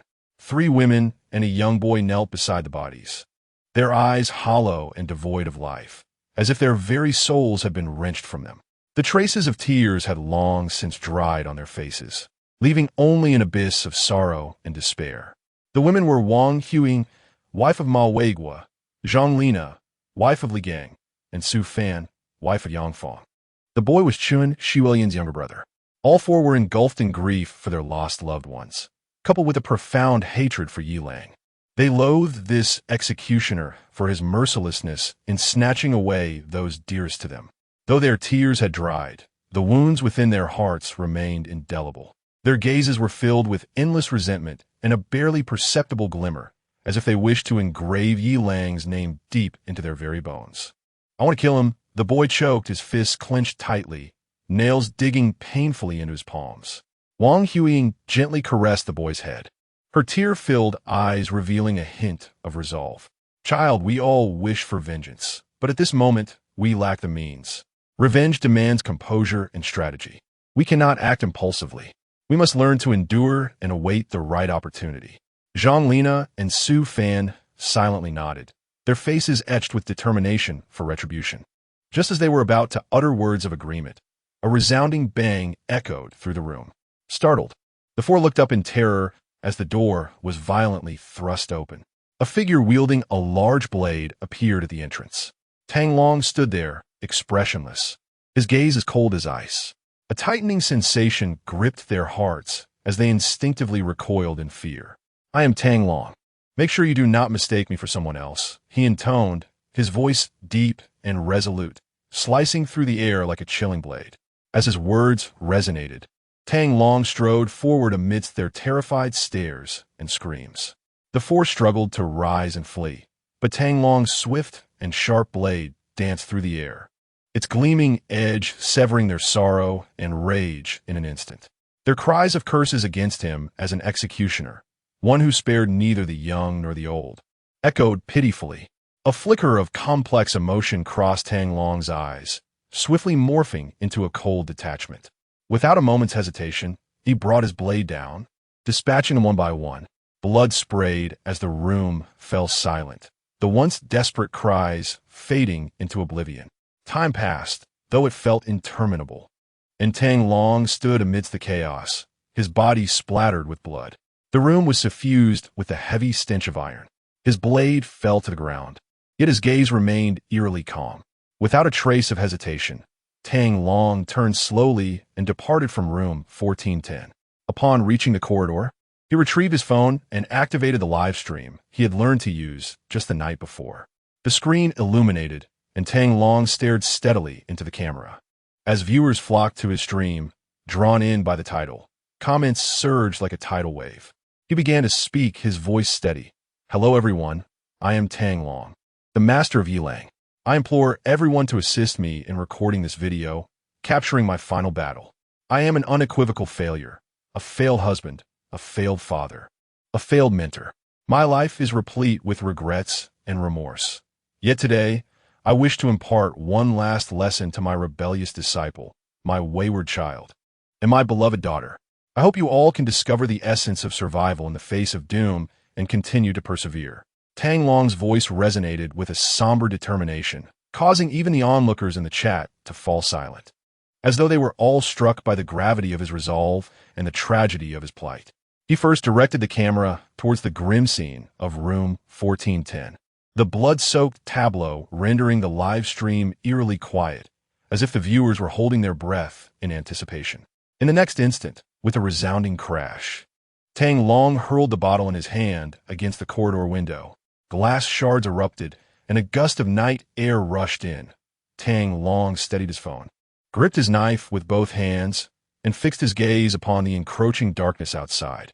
"Brother Bao's baby. Oh no, Master Tang, retreat. Jikuan, there is so much blood inside, combined with what is on Master Tang. How many mosquitoes could there be? Master Tang, run. Rascal clown. Hey, upstairs, brothers. Can't you see? Master Tang is ready to give up on life. Brother Bao's baby. Is he going to commit suicide? Don't. Ex-husband will be heartbroken. Unity circle. Brother Bao's baby. Stop shouting. Wanggu is clearly our ex-husband." A tremendous, buzzing sound emanated from outside, and Tang Long's expression hardened as he gripped the knife hilt, preparing for the imminent confrontation. In the next moment, a cloud of black mist swiftly enveloped the entire window, and the size of the mosquitoes, akin to footballs, lunged forward with menacing mandibles. With a roar, Tang Long charged forth, his blade slicing through the night sky like lightning. The ferocity of his strikes sent mosquitoes plummeting, a gruesome display of carnage. He abandoned all defense, choosing to attack relentlessly, pouring every ounce of his strength into each swing. Even as mosquitoes pierced his flesh, he showed no signs of retreat. With a technique reminiscent of an ancient tree's roots, he ensnared and dispatched the mosquitoes that clung to him. Despite their overwhelming numbers, Tang Long's precision with the blade was unmatched. Each strike was powerful and deliberate. Gradually, a layer of mosquito corpses accumulated on the ground, the air thick with the scent of blood. The size of the corridor window was limited, yet Tang Long's desperate fighting style effectively halted the onslaught of the swarm. The chat erupted once more, although it was still early. The number of viewers had surged past 100,000. Damn it, this is a blade master. Love rises with the bell. Impressive. Iron Crutch Lee from the production team. Master Tang. Keep fighting, stay alive. A great bird. Watching Wanggu's swordplay is awe-inspiring. It seems he has a renowned teacher. Go, Master Tang. Tang Long's strikes continued unabated, his gaze increasingly fierce, as sweat mingled with blood cascading down his cheeks. Each swing was imbued with an unwavering resolve, as if he sought to sever the regrets within his heart. Though the swarm was ferocious, under the might of his unmatched blade, they began to wane. In an unnoticed corner, a furtive man suddenly arrived at the door of room 1401. He cautiously pushed the door ajar, a glimmer of cunning flashing in his eyes. Surveying his surroundings, he noted that room 1401 was secured by two doors, an iron security door outside and a wooden door within. He whistled softly towards the interior, prompting a cacophony of scraping sounds and a thunderous crash from within. The man cast a final glance at the surveillance camera, a look of rapturous delight spreading across his face. He then produced the key to the security door, delicately inserting it into the lock and turning it. With a resounding crack, the wooden door splintered as if struck by some monstrous force, instantly shattering into fragments. The iron security door was violently flung open, and the unprepared man was swept away by the overwhelming force, crashing heavily to the ground. Blood trickled from the corner of his mouth, yet his smile remained unabated. In the next moment, a colossal shadow adorned with twin, soaring pigtails emerged slowly from the shattered door, enveloping the man's entire figure. Chapter 57. Master, I will certainly take good care of the junior apprentice. In the next moment, a colossal cockroach, as large as a bull and cloaked in a deep, iron-black hue, suddenly erupted forth. With a fierce roar, it sank its fangs into the man's skull. With a sickening crunch, the man was instantly slain, blood and brain matter splattering everywhere. The monster shook its head, tossing the lifeless body aside. Its crimson gaze turned toward Tang Long, its low growl reverberating through the air. At that moment, Tang Long finally discerned the true form of the beast, and a jolt of excitement surged within him as he grinned broadly. A formidable foe had arrived. Ignoring the swarm of mosquitoes assaulting him, he swiftly flipped his phone's camera to face the creature and whispered, "Xiaolang, watch closely." With that, he plunged his large blade into the mass of mosquitoes, now stained with blood and besieged by several that were feeding upon him. Like a charging yak, he collided fiercely with the advancing monster, exclaiming, "Press close." Meanwhile, in the live streaming room of the 9th-generation successor of the Tang family's 8 extremes, Yilang's fans watched in awe and admiration as Tang Long, sacrificing his flesh to bring down the dual-tailed monstrosity, evoked a wave of respect and astonishment. Streakwise Clown, a true embodiment of pressing close. Wang Zai Zi, Master Tang Fierce. Qing Lu Ji Qiong, Safe Travels, Master Tang. Ma Ka Ba Ka Bang, I feel nauseous. How could that monster devour a person so thoroughly? Young man in black pants. My friend, cockroaches possess chewing mouthparts. It's normal for them to splatter juices while eating. Ding, ding, ding, ding, ding, ding. By the way, this cockroach looks utterly revolting when magnified 100-fold. Covered in barbs, especially those twin tails. I shall never look at twin tails the same way again. PPT dog, to the brother above, you must be from the north. Down south, our cockroaches were that size even before the apocalypse. Mist and rain in Jiangnan. Indeed, there were even larger ones capable of consuming humans before the apocalypse. Though they could never finish their meal. You stamp, you also. Correct, but even before the apocalypse, we weren't afraid. Once the dual-tailed creature finished its meal, it would leave, making it quite manageable. 567. Yes, we merely fed the cockroaches from Fujian. Once they were full, they wouldn't eat us, haha. Patrick Star. Right? Brother Lang is truly in danger this time. When you spot one cockroach, it signifies there are at least 100 nearby. At that moment, Yi Lang was lying in bed, embracing the smooth figure of Xiong Ting, who had been disturbed and sleepless the previous night and was now deep in slumber. Observing the affection level of 97 in his mind, along with the acquisition of 3 pinnacle culinary delights, Yi Lang felt an overwhelming sense of satisfaction. Such carefree and indulgent days were truly delightful. Kissing Xiong Ting gently on the forehead, Yi Lang donned a pair of shorts and stepped out of the room.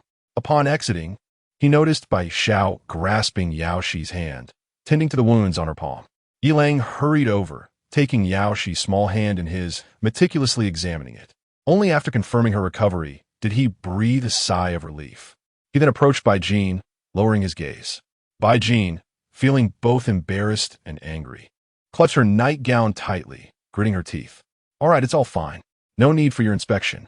Yi Lang offered a sheepish smile, thinking how unappreciative she was of his good intentions. He led them to the dining table where a delightful array of breakfast items awaited. The 4 of them indulged in the exquisite cuisine, their banter and playful teasing creating a warm atmosphere. At this moment, Yao Shi also awoke and, after a brief wash, began to savor her favorite rice rolls. The breakfast concluded amidst laughter and joy. Nestled on the sofa, Yi Lang held Bai Jin in one arm while scrolling through his phone with the other.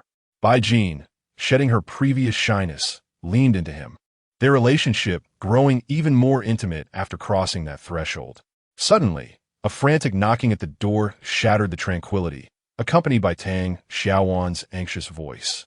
Second senior brother. My father is missing. Is he with you? Startled, Yilang hastened to open the door. Second senior brother. I've called him multiple times, but he hasn't. He answered. Have you seen him? Tang Xiaowan's face was etched with urgency. Yilang furrowed his brows, quickly contemplating the situation before reassuring her. I haven't seen master. Don't panic, Xiaowan. Let us search for him together. Perhaps he went out of practice to avoid disturbing your sleep. Yilang swiftly donned his pants, ready to accompany Tang Xiaowan in the search. At that moment, Xiongting's urgent voice interrupted their actions.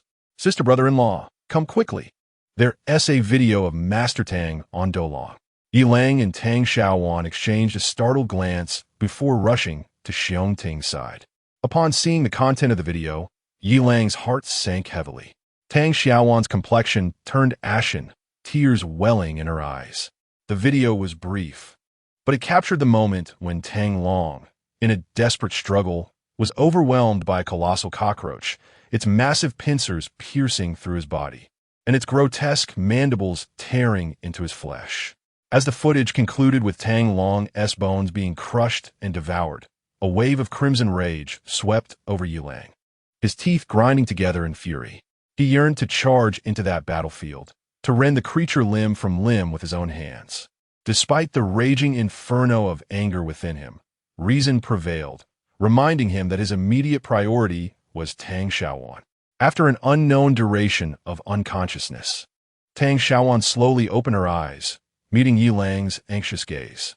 She quickly sat up, gripping his hand tightly, her voice urgent. Second senior brother, I must find the old man. He is not dead. He is in good health and must have defeated that monster. We need to search for him. Watching Tang Xiaowan struggle to seek out Tang Long, a profound pain pierced through Yilang's heart. He abruptly enveloped Tang Xiaowan in his embrace, his voice laden with anguish. Xiaowan, master, has departed, and even his remains have been devoured by that beast. In his arms, Tang Xiaowan stiffened, tears cascading anew as she clung to Yilang, her voice choked with sorrow. No, it cannot be. He would never abandon me. You must be jesting, right? Oh, whenever I weep, the old man would come to console me. He fears my tears the most. As she spoke, Tang Xiaowan began to wail uncontrollably. Mother, dear mother, that old man is tormenting me. Punish him and make him return to comfort me. Woe is me, mother, he is all I have left. I implore you, I beseech you, do not take him away. Why do you not take me as well? Please, take me instead. Yilang's heart was wrenched as he observed Tang Xiaowan tear at her own hair. He could only grasp her hands tightly, preventing her from inflicting further harm upon herself. Xiaowan, do not despair. Master in the heavens would not wish for you to suffer this way. Remember his words. He wished for us to endure. Gradually, Tang Xiaowan's cries subsided, her gaze vacant, tear-streaked face trembling as she spoke. Endure? How can I go on without him? Yilang, his heart heavy with grief, gently caressed her hair, his tone resolute. You still have me. I will ensure you live and thrive even more than before the end times. Xingtang Xiaowan. Affection level 80. Infatuation. Yilang paid no heed to the system notification, continuing with unwavering conviction. I will undoubtedly find that monster and rend it limb from limb to avenge master. Ding Tang Xiaowan. Affection level 89. Beloved, Chapter 58. The government has never abandoned us, traitor. Unfilial child. The countdown echoed. 10, 9, 8. A silver-haired general stood resolutely at the control panel, his eyes fixed intently on the screen before him. The display revealed the countdown to the nuclear missile launch. His voice, deep and unwavering, imbued each number with the weight of a hammer, resonating in the hearts of all present. Within the solemn and austere base, every staff member held their breath, their fingers flying across the keyboards in frantic haste, fearful of the slightest miscalculation. 3, 2, 1, launch.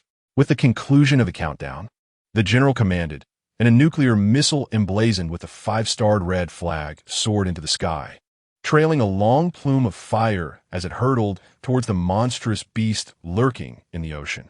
A deafening roar erupted. A colossal, scaled claw surged forth from the depths, unleashing towering waves that soared as high as a 20-story building, resembling a moving wall of water, aglow with an eerie, cerulean light.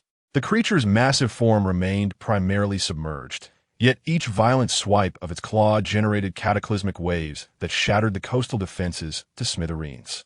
The soldiers stationed on the shore were already battered and bruised, their garments tattered, smeared with blood and mud. They gripped their weapons tightly, unleashing a relentless barrage of fire upon the gargantuan monstrosity that emerged from the sea. Yet, the bullets merely grazed the creature's armored shell, leaving only faint white marks, inflicting no significant harm. But not a single soul faltered. The soldiers' furious roars intertwined with the gunfire and the beast's howls, as the acrid scent of gunpowder and the metallic tang of blood hung thick in the air. Within the base, time seemed to stand still. All eyes were fixated on the screen, eagerly awaiting the outcome. Suddenly, a blinding flash illuminated the display, followed by a thunderous explosion as a massive column of water erupted from the sea. "We did it! We succeeded!" the general exclaimed with exhilaration, prompting jubilant cheers to erupt from the personnel within the base, as they embraced one another, reveling in this hard-won victory. In an antiquated office, secretary, he stood beside the elder, his gaze drawn to the brilliant light on the screen, a flicker of excitement crossing his eyes. At that moment, his phone rang. It was the general from the launch base. "Hello, General, what is the situation?" Secretary, he quickly answered the call. Secretary, the missile launch was successful. The beast has been struck, and all signs of life have vanished. The general's voice carried a trace of fatigue, yet was more saturated with joy. Secretary, he hurriedly relayed the conversation to the elder, whose taut nerves finally relaxed, a look of relief spreading across his face. He sighed gently, as if a great weight had been lifted from his heart. "Wonderful, simply wonderful," the elder murmured, a glimmer of liberation shining in his eyes. Secretary, he summoned Director Yuan, he instructed. Secretary, he nodded promptly and exited the office. Shortly thereafter, an energetic elder entered the office in haste, his face marked by urgency. The elderly man gestured for him to take a seat. "Director Yuan, we have triumphed. That colossal beast could indeed not withstand the might of the nuclear bomb." Observing the excitement etched on Director Yuan's face, the elder continued. "The most crucial task ahead is your research. It is imperative that you produce results swiftly to spare the citizens of our Dragon Nation from the threat of apocalypse." Director Yuan solemnly nodded, determination gleaming in his eyes. "Rest assured, we shall exert every effort. Moreover, our research has already yielded preliminary progress, and a portion of the critical data has been deciphered. We will expedite our work to ensure completion in the shortest possible time." The air was filled with cheers, celebrating this victory. Unbeknownst to them, a massive octopus lurked silently in the depths of the ocean. When it witnessed the colossal creature obliterated by the nuclear bomb, a fleeting expression of human-like fear crossed the octopus's eyes. The carcass of the beast slowly descended to the ocean floor. Without hesitation, the giant octopus glided forward. With its sharp tentacles, it probed the creature's wounds, searching relentlessly for something. Suddenly, its tentacle paused, as if having found its target. It swiftly retracted, extracting a crystalline object that shimmered with an otherworldly glow. This crystal emitted a ghostly blue light in the dark abyss. A glint of avarice flickered in the eyes of the giant octopus as it carefully consumed the crystal. In an instant, its body swelled, and its strength appeared to surge rapidly.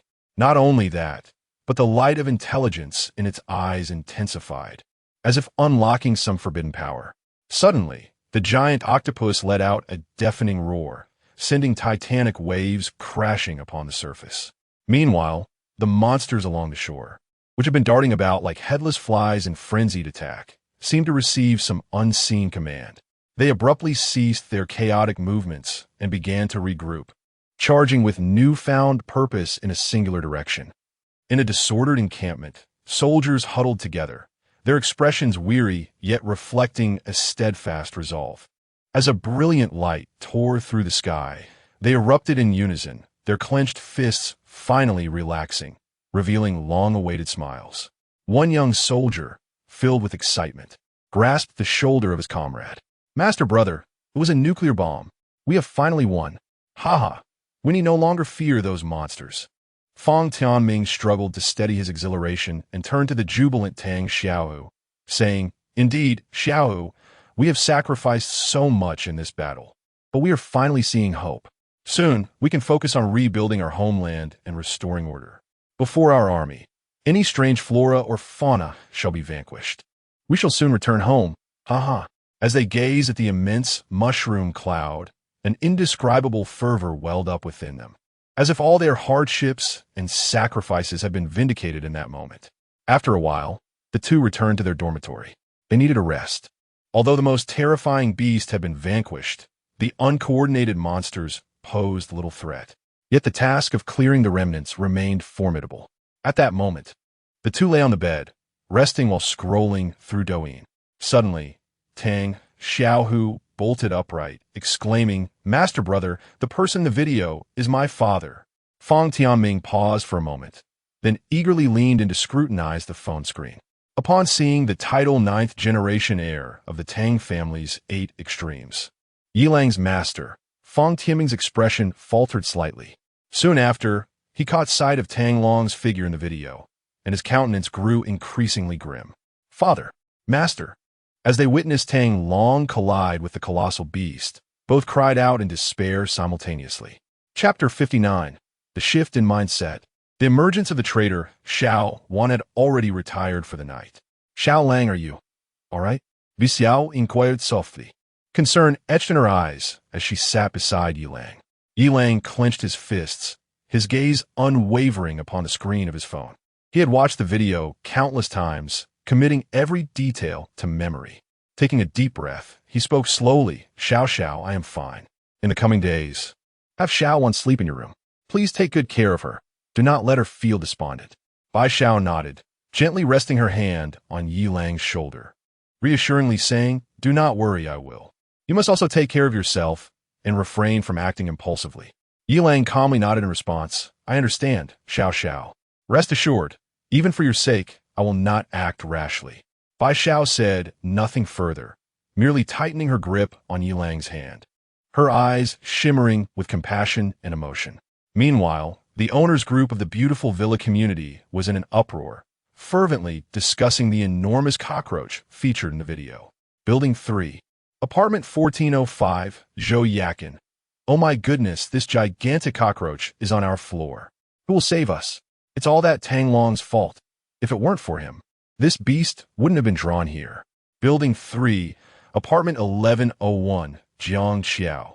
Building 3, Apartment 1405, Zhou Yakin, sister. Are you crazy? That is Yilang's master. Quickly, retract your message. Zhou Yakin promptly retracted her message. Building 3, Apartment 1101, Jiang Xiao retracted a message as well. Building 3, Apartment 1511, Deng Fenglai. Now that this terrifying cockroach is in Building 3, no one is safe. We must think of a solution. Building 3, Apartment 1507, Zhang Xianglai. What solution could there possibly be? Did you not see how massive that cockroach is, resembling a cow? And there is more than one. Who can contend with that?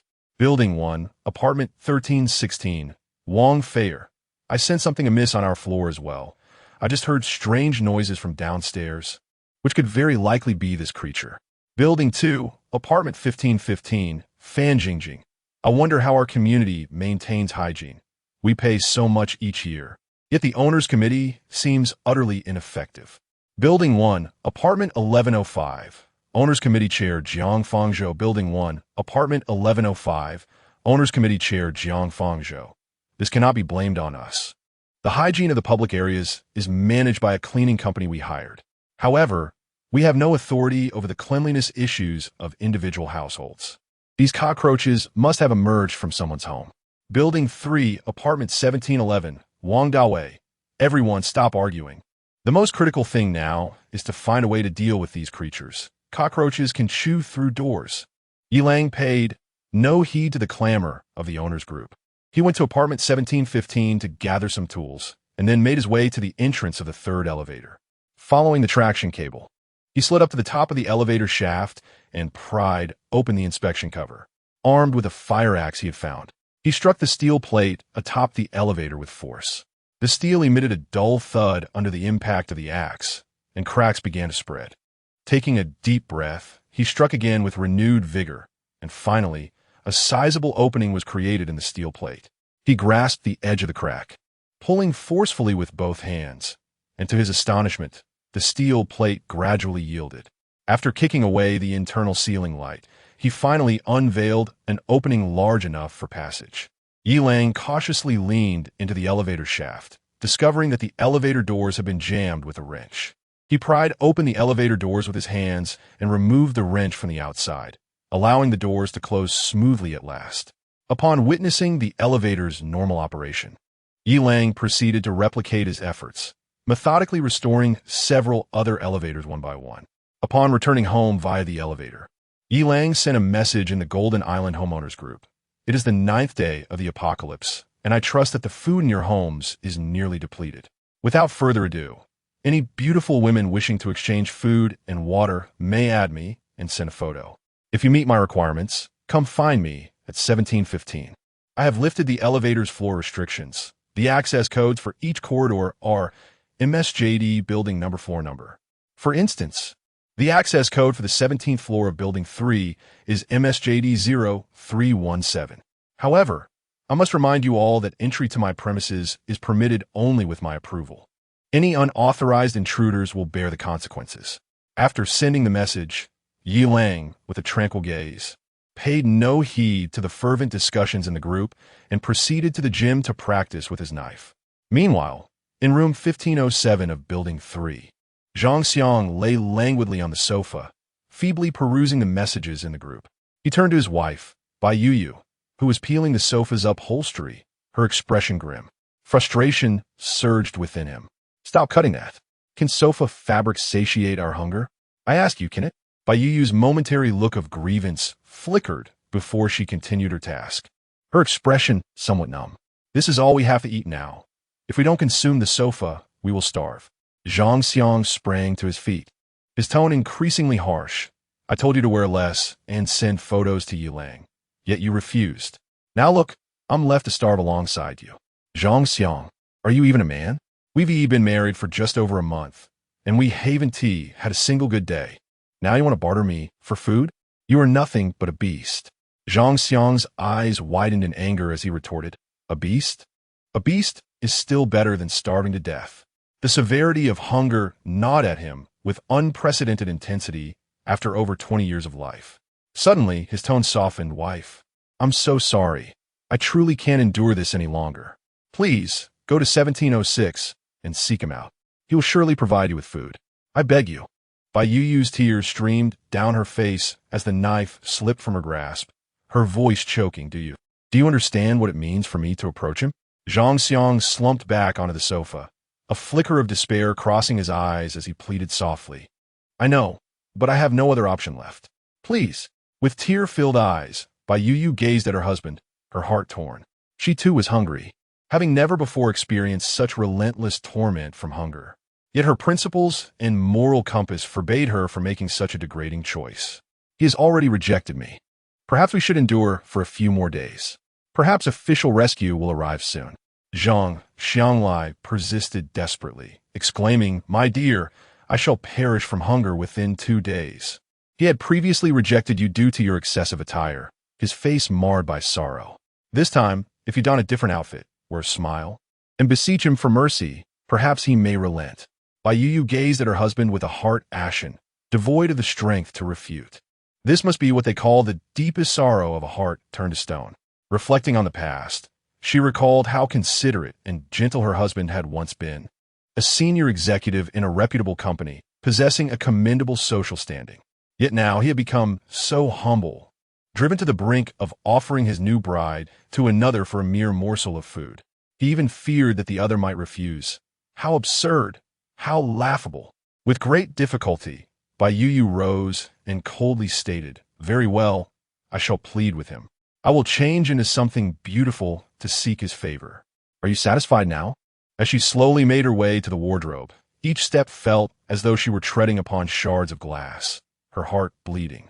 Zhang Xianglai's eyes reflected a complex mixture of emotions, swiftly transforming into a desperate yearning for survival. He eagerly nodded. Wonderful. My dear, wear the wedding dress. Do with a wedding dress.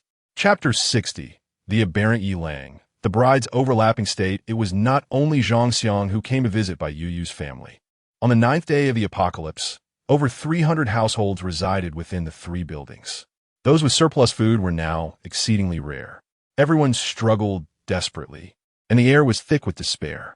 Many who had previously disregarded Yi Lang and looked down upon him began to harbor different thoughts. After all, when faced with the prospect of starving to death, what value do chastity and dignity hold? After practicing with his sword, Yi Lang rinsed himself off briefly and stepped out of his home under the complex gazes of the women. Upon arriving at 1715, he opened his phone and instantly, a flood of notifications appeared. He first examined the messages from friends he had previously added. From Building 1, Apartment 1205, Chun Suchin, Yi Lang.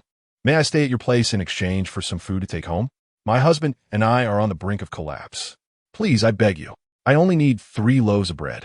Images. Ding name. Chun Suchin, age, 27, height, 170 centimeters, weight, 50 kilograms, inner qualities, 90 points, overall score, 87 points, current husband. Meets system requirements. Please accommodate the host promptly. Yi Lang replied calmly, sure, 3rd building, 1715. Come over with your aircraft.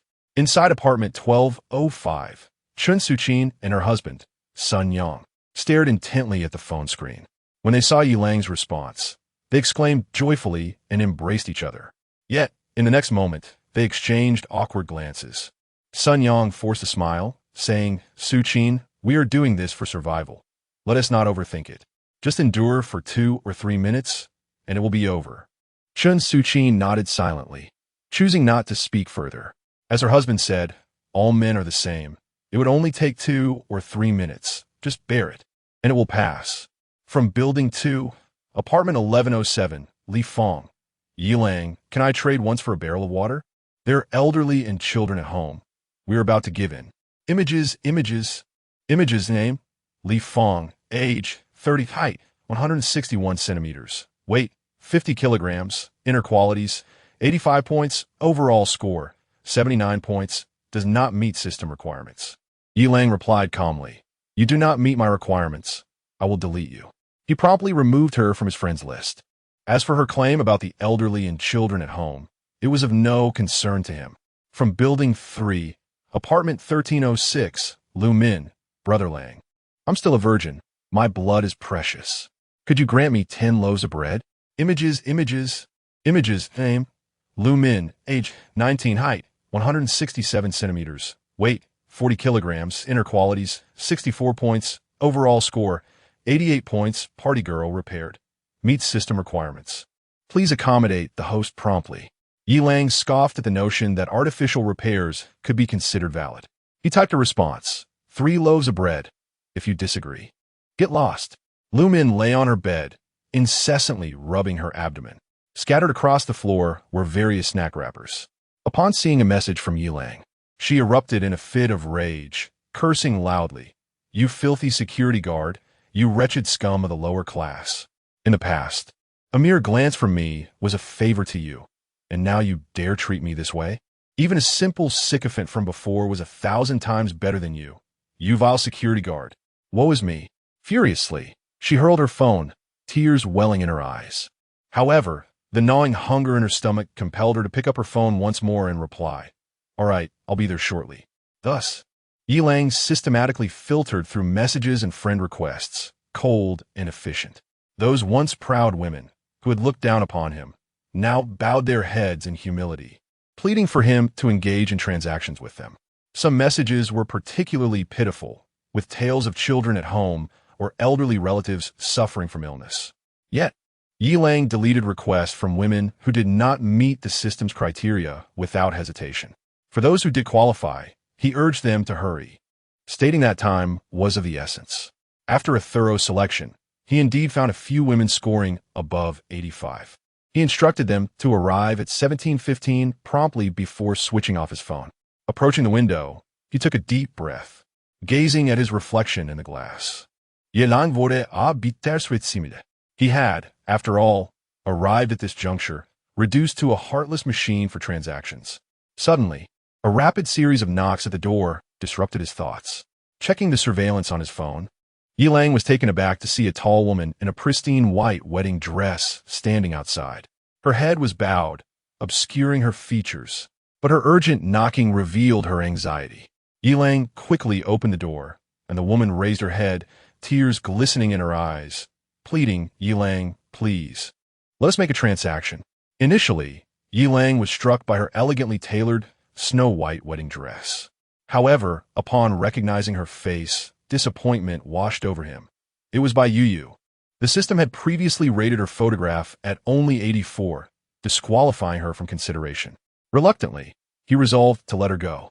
Why waste time on someone who could not enhance his strength? Just as he prepared to refuse her, a notification chimed. System alert. Target is in a special state. Overall score temporarily increased to 86.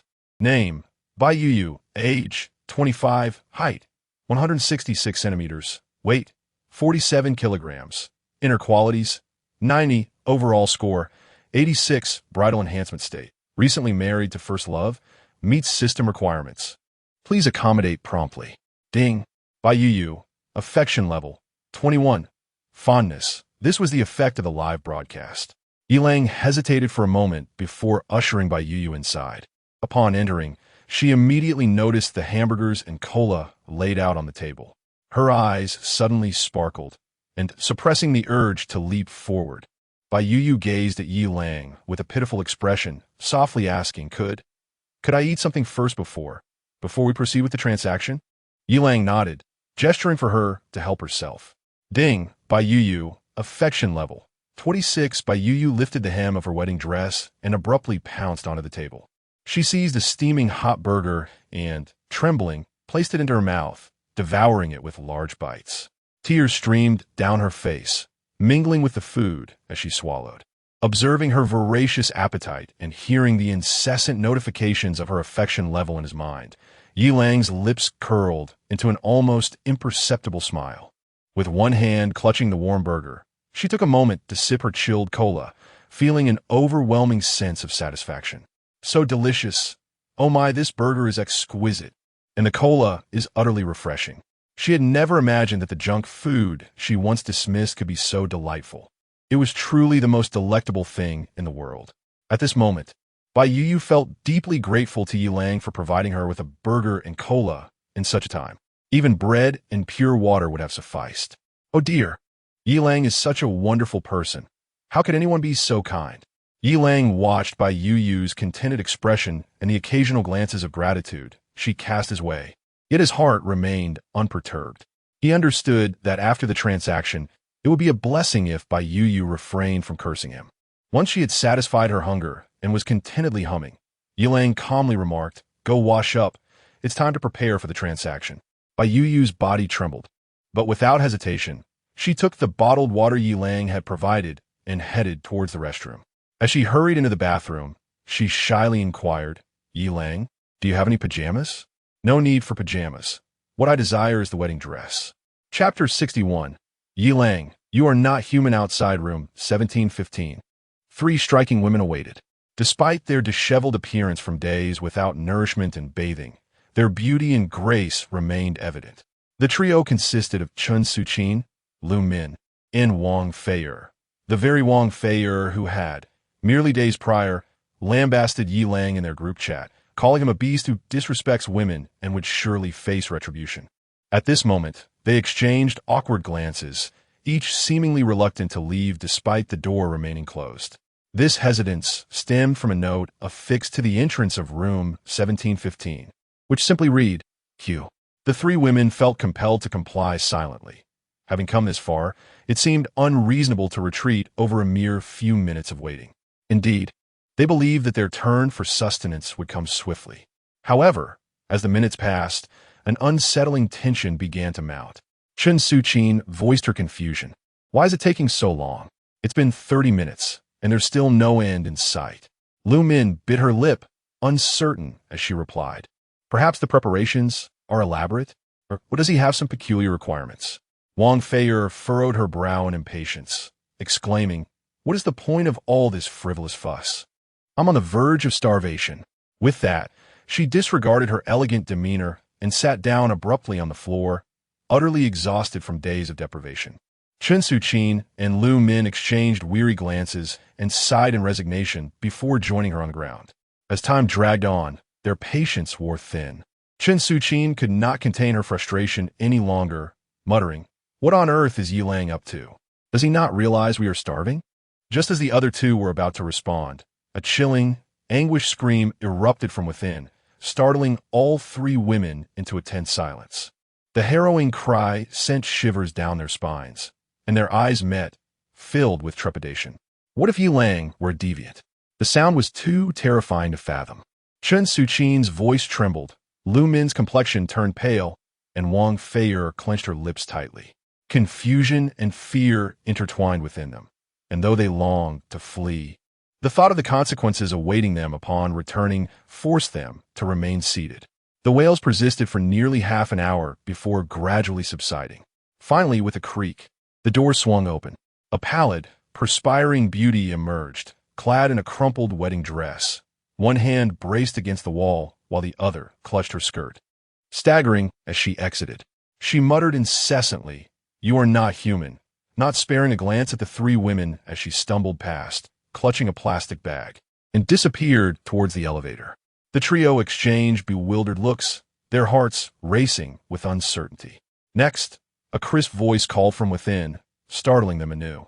Though fear coursed through her veins, Chen Suqin steeled herself and stepped inside. Upon crossing the threshold, her attention was immediately drawn to the Peking duck laid out upon the table. The roasted duck was sliced as thin as a cicada's wing, glistening in a golden hue and emanating an irresistible aroma.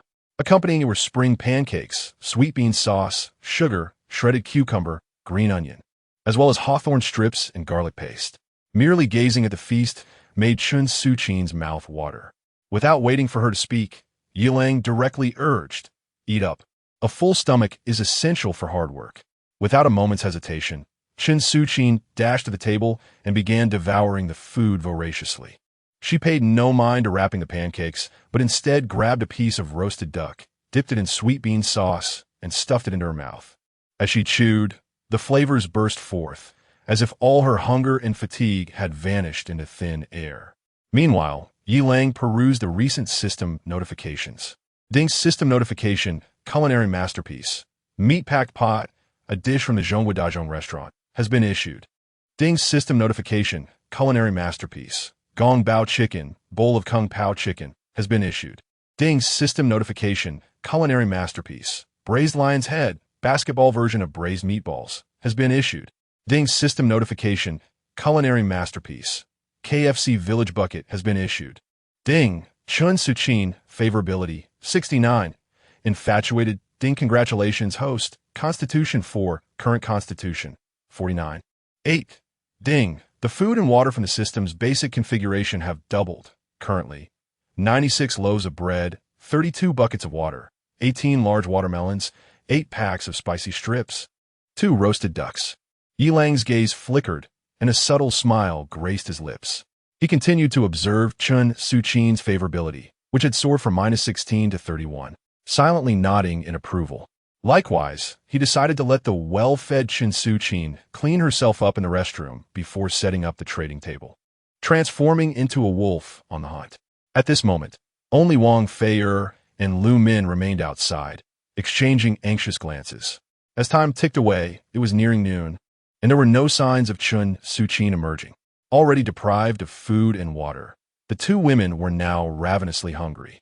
Wang Feier could no longer contain herself and pleaded with Lu Min, "Sister, I haven't eaten or drunk anything for 2 days. Could you please let me in first? I really can't hold on any longer." Lu Min was understandably reluctant. She too was starving. The enticing aroma wafting from the room only exacerbated her hunger. She bit her lip and coldly replied, "Why should I? Who isn't hungry? Just wait patiently outside." Despair flickered in Wang Feier's eyes as she slumped helplessly to the ground, silently praying for Chen Suqin to emerge quickly. After another piercing scream, within half an hour, Chun Su-chin finally stepped out of the room, her complexion pale and her steps unsteady. She clutched her skirt at the back, holding a bag in her hand. Wang Fei-er and Lu Min rushed towards her, urgently asking, "What happened? Did Yi Lang hurt you?" Chun Su-chin shook her head, her gaze vacant as she continued walking forward. Are you very hungry? If not." Lu Min suddenly, in a magnanimous tone, turned to Wang Fei-er. "No, no, no." Wang Fei-er hurriedly waved her hand to interrupt, her voice trembling. "You go ahead. I suddenly feel no hunger. You, next." Lu Min, left with no choice, could only muster her courage and step into the room. "Oh, isn't this the first blood sister?" Yi Lang's teasing voice suddenly echoed. Chapter 62. A meeting approaches. My little man Lu Min was momentarily taken aback before she quickly regained her composure. Her cheeks flushed as she replied shyly, "I have no experience. Yet you tease me so. You're truly naughty." Yi Lang merely smiled in response, choosing not to reveal her true nature. "Let us see it in person." He then subtly lifted his chin, gesturing towards the dining table. Following his indication, Lu Min's eyes widened in astonishment. Before her lay an array of delightful pastries, cream cakes, tiramisu, caramel pudding, and more. Unable to contain herself, Lu Min lunged towards the table, savoring the sweet cream melting in her mouth, momentarily forgetting all her troubles. Indeed, sweet treats are a splendid remedy for the soul. Meanwhile, Wang Fei-er was so famished that she could hardly stand, leaning against the wall and gazing longingly at the door, silently praying for a swift arrival, as her hunger was becoming unbearable. Suddenly, she was startled by a blood-curdling scream. What is happening so soon? She was perplexed, as was Lu Min. After an indeterminate amount of time, the door creaked open. Lu Min was unceremoniously tossed out by Yi Lang, landing on the ground with a painful groan. She watched helplessly as Yi Lang pulled the stunned Wang Fei-er inside, closing the door with a mocking smirk. Lu Min struggled to rise but found herself utterly drained. The pain she had not noticed on the way there now overwhelmed her, rendering her nearly breathless. She could only slump on the ground for a moment of respite. Yet, the sudden scream from within ignited a thrill within her. Indeed, the cries of others warmed her heart, as if alleviating her own suffering. When Yi Lang opened the door again to hurl Wang Fei-er outside, Lu Min had already vanished from sight. "Yi Lang, you are inhumane. I merely spoke a few harsh words about you in the group, and you torment me like this?" Wang Fei-er shouted, her face a mask of indignation. Yi Lang, however, paid her no mind, merely chuckling coldly as he returned to his room, leaving behind a scene of chaos and a heart full of resentment. Wang Fei-er clenched her teeth, forcing herself to stand, taking slow, deliberate steps towards the staircase. Upon returning home, Yi Lang first indulged in a refreshing shower, scrubbing vigorously. Then, he sank into the sofa, beginning to review the system notifications. After perusing over 20 notifications, a satisfied smile crept across his lips. His current physique stood at 59. It was inevitable, for Lu Min and Wang Fei-er had strayed from the right path from the beginning. An increase of 3 points in physique could be attributed to the heightened initial affection brought about by the live broadcast. Additionally, the system had provided an abundance of exquisite culinary options: hot pot, barbecued meats, spicy skewers, milk tea, and more, perfect for a change of palate. The system's basic configuration now indicated, ding. The food and water provisions of the basic system configuration have doubled. Currently, 768 loaves of bread, 256 barrels of water, 144 large watermelons, 64 packets of spicy strips, 16 roasted ducks. He was now closer to his goal of bursting the universe with abundance. As the mealtime approached, Yi Lang rose from his seat at 17:15 and made his way home. Within a lavishly adorned room, an exquisite woman sat quietly by the window, gazing at the setting sun in the west. The screen of her phone displayed a message Yi Lang had posted in the homeowners group of the luxurious Jean Island villa. With a twinkle of mirth in her beautiful eyes, she murmured to herself, "We shall meet soon, little man." She then waved her hand behind her, and several men with fervent and infatuated expressions responded in unison, "Yes," before swiftly exiting the room. Upon returning home, Yi Lang found Tang Xiaowan already awake. watching television with the four women. Although her mood remained somewhat somber, the presence and intentional cheer of the four women alleviated the despair somewhat. Seeing Yi Lang return, Tang Xiaowan quickly stood up, a complex emotion flickering in her eyes as she managed a strained smile. "Senior brother, please do not rush in increasing your strength. I believe you will avenge my father." Yi Lang nodded slightly, a reassuring smile gracing his face as he gently comforted her. "Do not worry, I have it under control. You must be hungry. Let us eat." With that, he turned to the table, opened the portal to his system space, and an array of delectable dishes instantly filled the table, their aromas wafting through the air. Upon seeing roasted duck and milk tea, Tang Xiaowan's dull eyes brightened momentarily. After posting photos to the homeowners group, Yi Lang urged everyone to sit down and enjoy. He pulled Tang Xiaowan beside him, skillfully rolled up some roasted duck, and handed it to her. Tang Xiaowan accepted the duck, taking a delicate bite, a flicker of emotion crossing her features. She recalled the days before the apocalypse when her father would occasionally take her to that renowned roast duck restaurant, the echoes of laughter and warmth still resonating in her mind. Now, as tears rolled down the corners of Tang Xiaowan's eyes, Yi Lang gently patted her back, softly reassuring her, "Do not cry. Master fears your tears more than anything, and so do all of us brothers. Eat well. If you lose weight, Master will surely feel heartbroken watching from above." Tang Xiaowan nodded earnestly, striving to swallow her tears as she began to eat heartily. After the meal, Yi Lang remained resolute in his pursuit of strength. Amidst the complex gazes of the women, Yi Lang calmly stepped out of the house. After bringing the most beautiful woman into the room, a unique form of training commenced. Later, when Bai Yu returned home clad in a disheveled wedding dress, Zhang Xianglai paid no heed to his wife's distress and suffering. He snatched the bag from her hands, tore open the packaging, and began to devour the bread voraciously. Observing Zhang Xianglai's gluttonous demeanor, Bai Yu felt a chill wash over her, with not a single word of comfort offered. A bitter smile emerged on her face as she sighed softly, silently retreating to the bedroom. Closing the door, she could no longer hold back her tears. The feelings of helplessness and grievance surged within her like a tidal wave, drowning all her strength. She shed the wedding gown that symbolized the culmination of love, revealing a body marred by bite marks and bruises. Inhaling the indescribable scent that lingered on her skin, a wave of nausea surged within her. What troubled her further was her inability to wash away the remnants of her torment. She could only endure the assault of that odorous stench and the pain, as if they conspired to drag her into an abyss of despair. That beast, after ravaging her like a violent storm, had not even granted her the modest request for a cleansing. Perhaps it was a twisted semblance of mercy from him, considering she was not likely to conceive. Yet as Bai Yu traced her body as scars and bruises, a flicker of thought crossed her mind, causing her gaze to grow distant.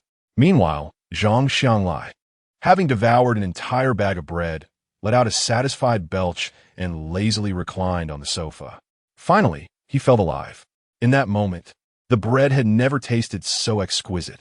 Each morsel, broken down by his saliva, seemed imbued with the vitality of life, filling the void in his stomach. That fleeting satisfaction allowed him to temporarily forget the apocalypse and the sacrifices of his wife. However, the thought of her darkened his expression. Observing Bai Yu's unsteady gait and the disarray of her wedding dress, he had initially brushed it aside, but now guilt surged within him, accompanied by a wave of discontent. Did he simply give in to her? Was it not possible to refuse? Or was it her desire to comply? The flames of anger within Zhang Xianglai blazed ever brighter. Unable to direct his fury at Yi Lang, he turned his wrath towards Bai Yu. He sprang to his feet and strode towards the bedroom. With newfound strength, he flung open the door. Bai Yu, numb, looked up through tear-filled eyes to see her husband's face. She mistakenly believed he had come to console her, only to be met with a chilling remark. "Are you truly this despicable?" Unable to even resist. Get out. Chapter 63. The complete form of Chow the Thief. Slaying a cockroach to soothe one's hunger. A similar scenario unfolds in countless households today. These men, ensnared in hunger and despair, redirect their anguish onto their wives.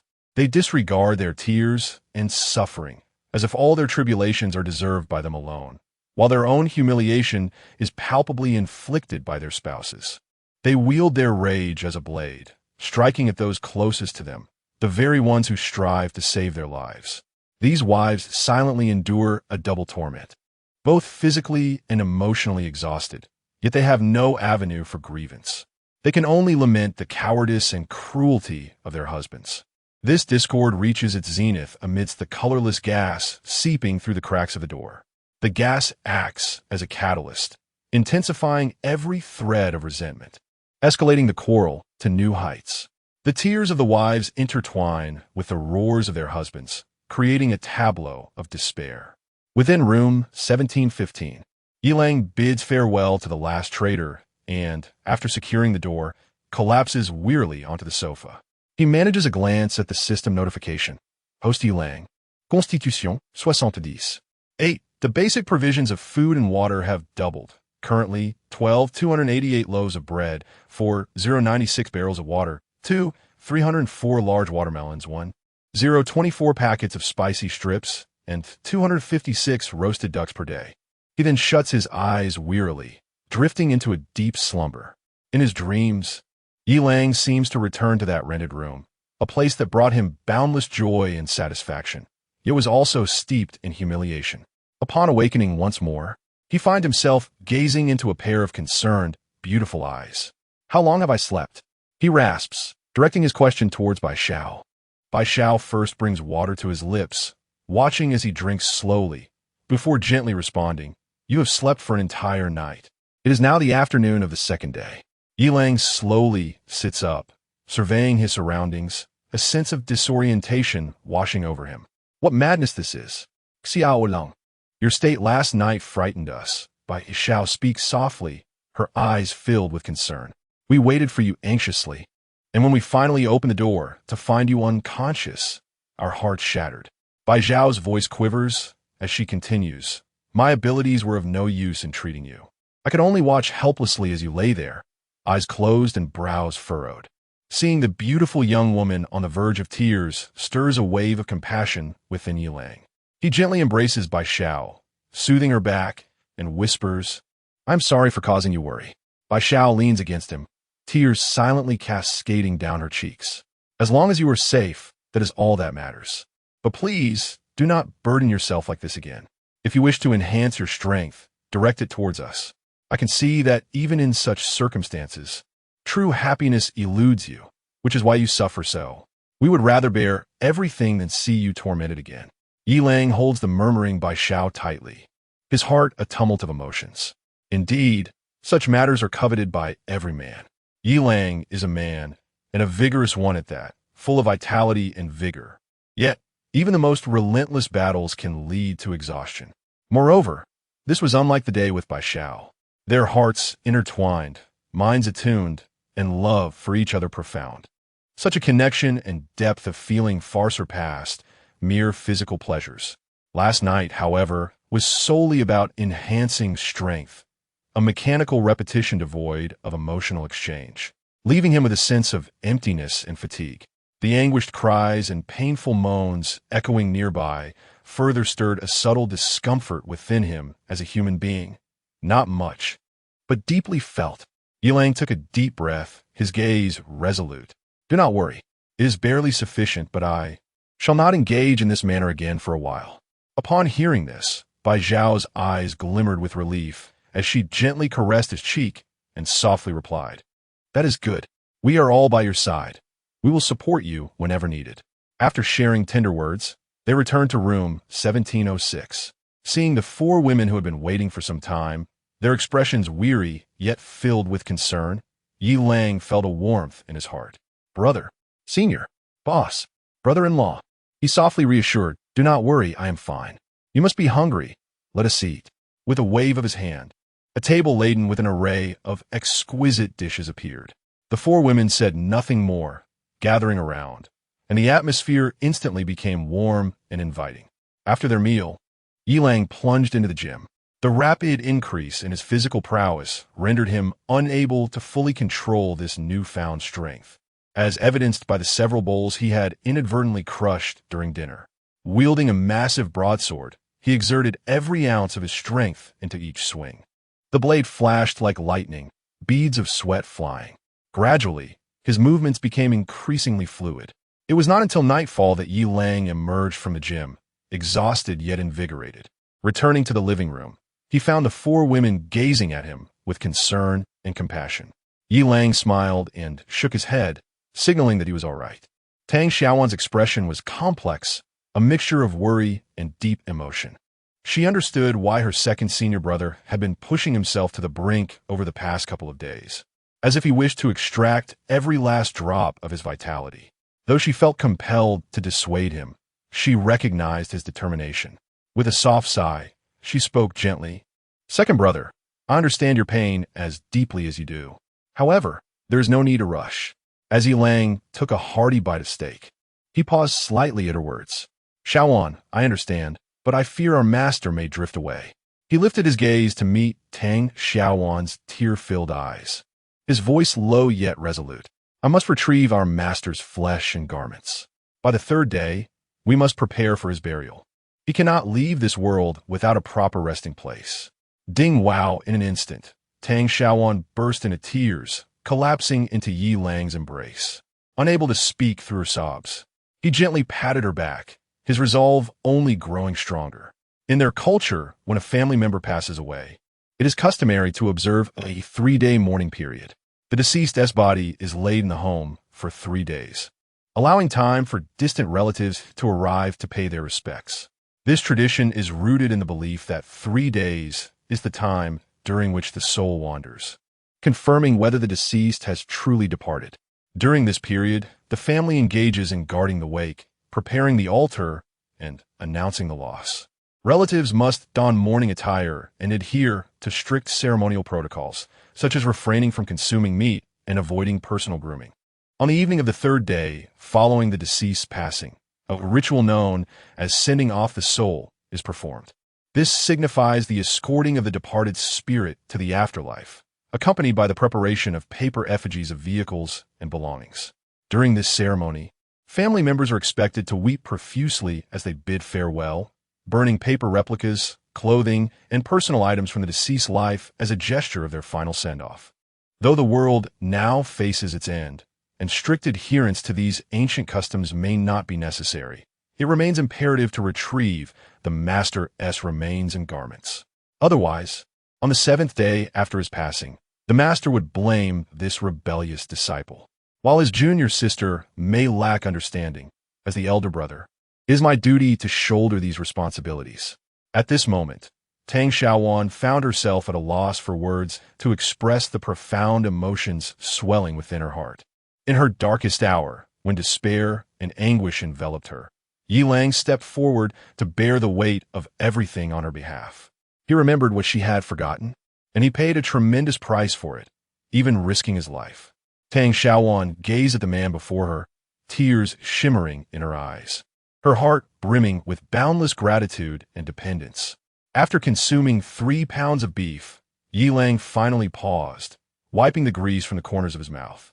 Noticing the worried expressions on by Xiao, by Jin, Xiongting, and Tang Xiaowan, he chuckled lightly, patting his belly and feigning ease. "Do not worry. I am full. I will hunt a few monsters to work off the meal. It's nothing to fret about." The 4 women looked at him, their hearts aching yet filled with admiration. Tang Xiaowan could no longer contain her tears. She stepped forward, gently grasping Yi Lang's hand, her voice choked with emotion. "You must return safely. We are all waiting for you." Yi Lang said nothing further, merely ruffled Tang Xiaowan's hair, his gaze resolute yet tender. He picked up the massive blade and, with the already concealed Yao Shi by his side, turned to head towards the door. Chapter 64. Encountering abdominal muscles again. The brash Oi hero emerges as Yi Lang and Yao Shi ascended to the 14th floor.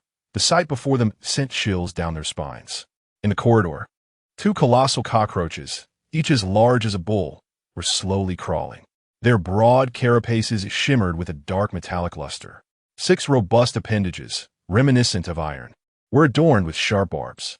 As they moved, their claws scraped the floor, sending sparks flying and producing a spine-tingling, crackling sound.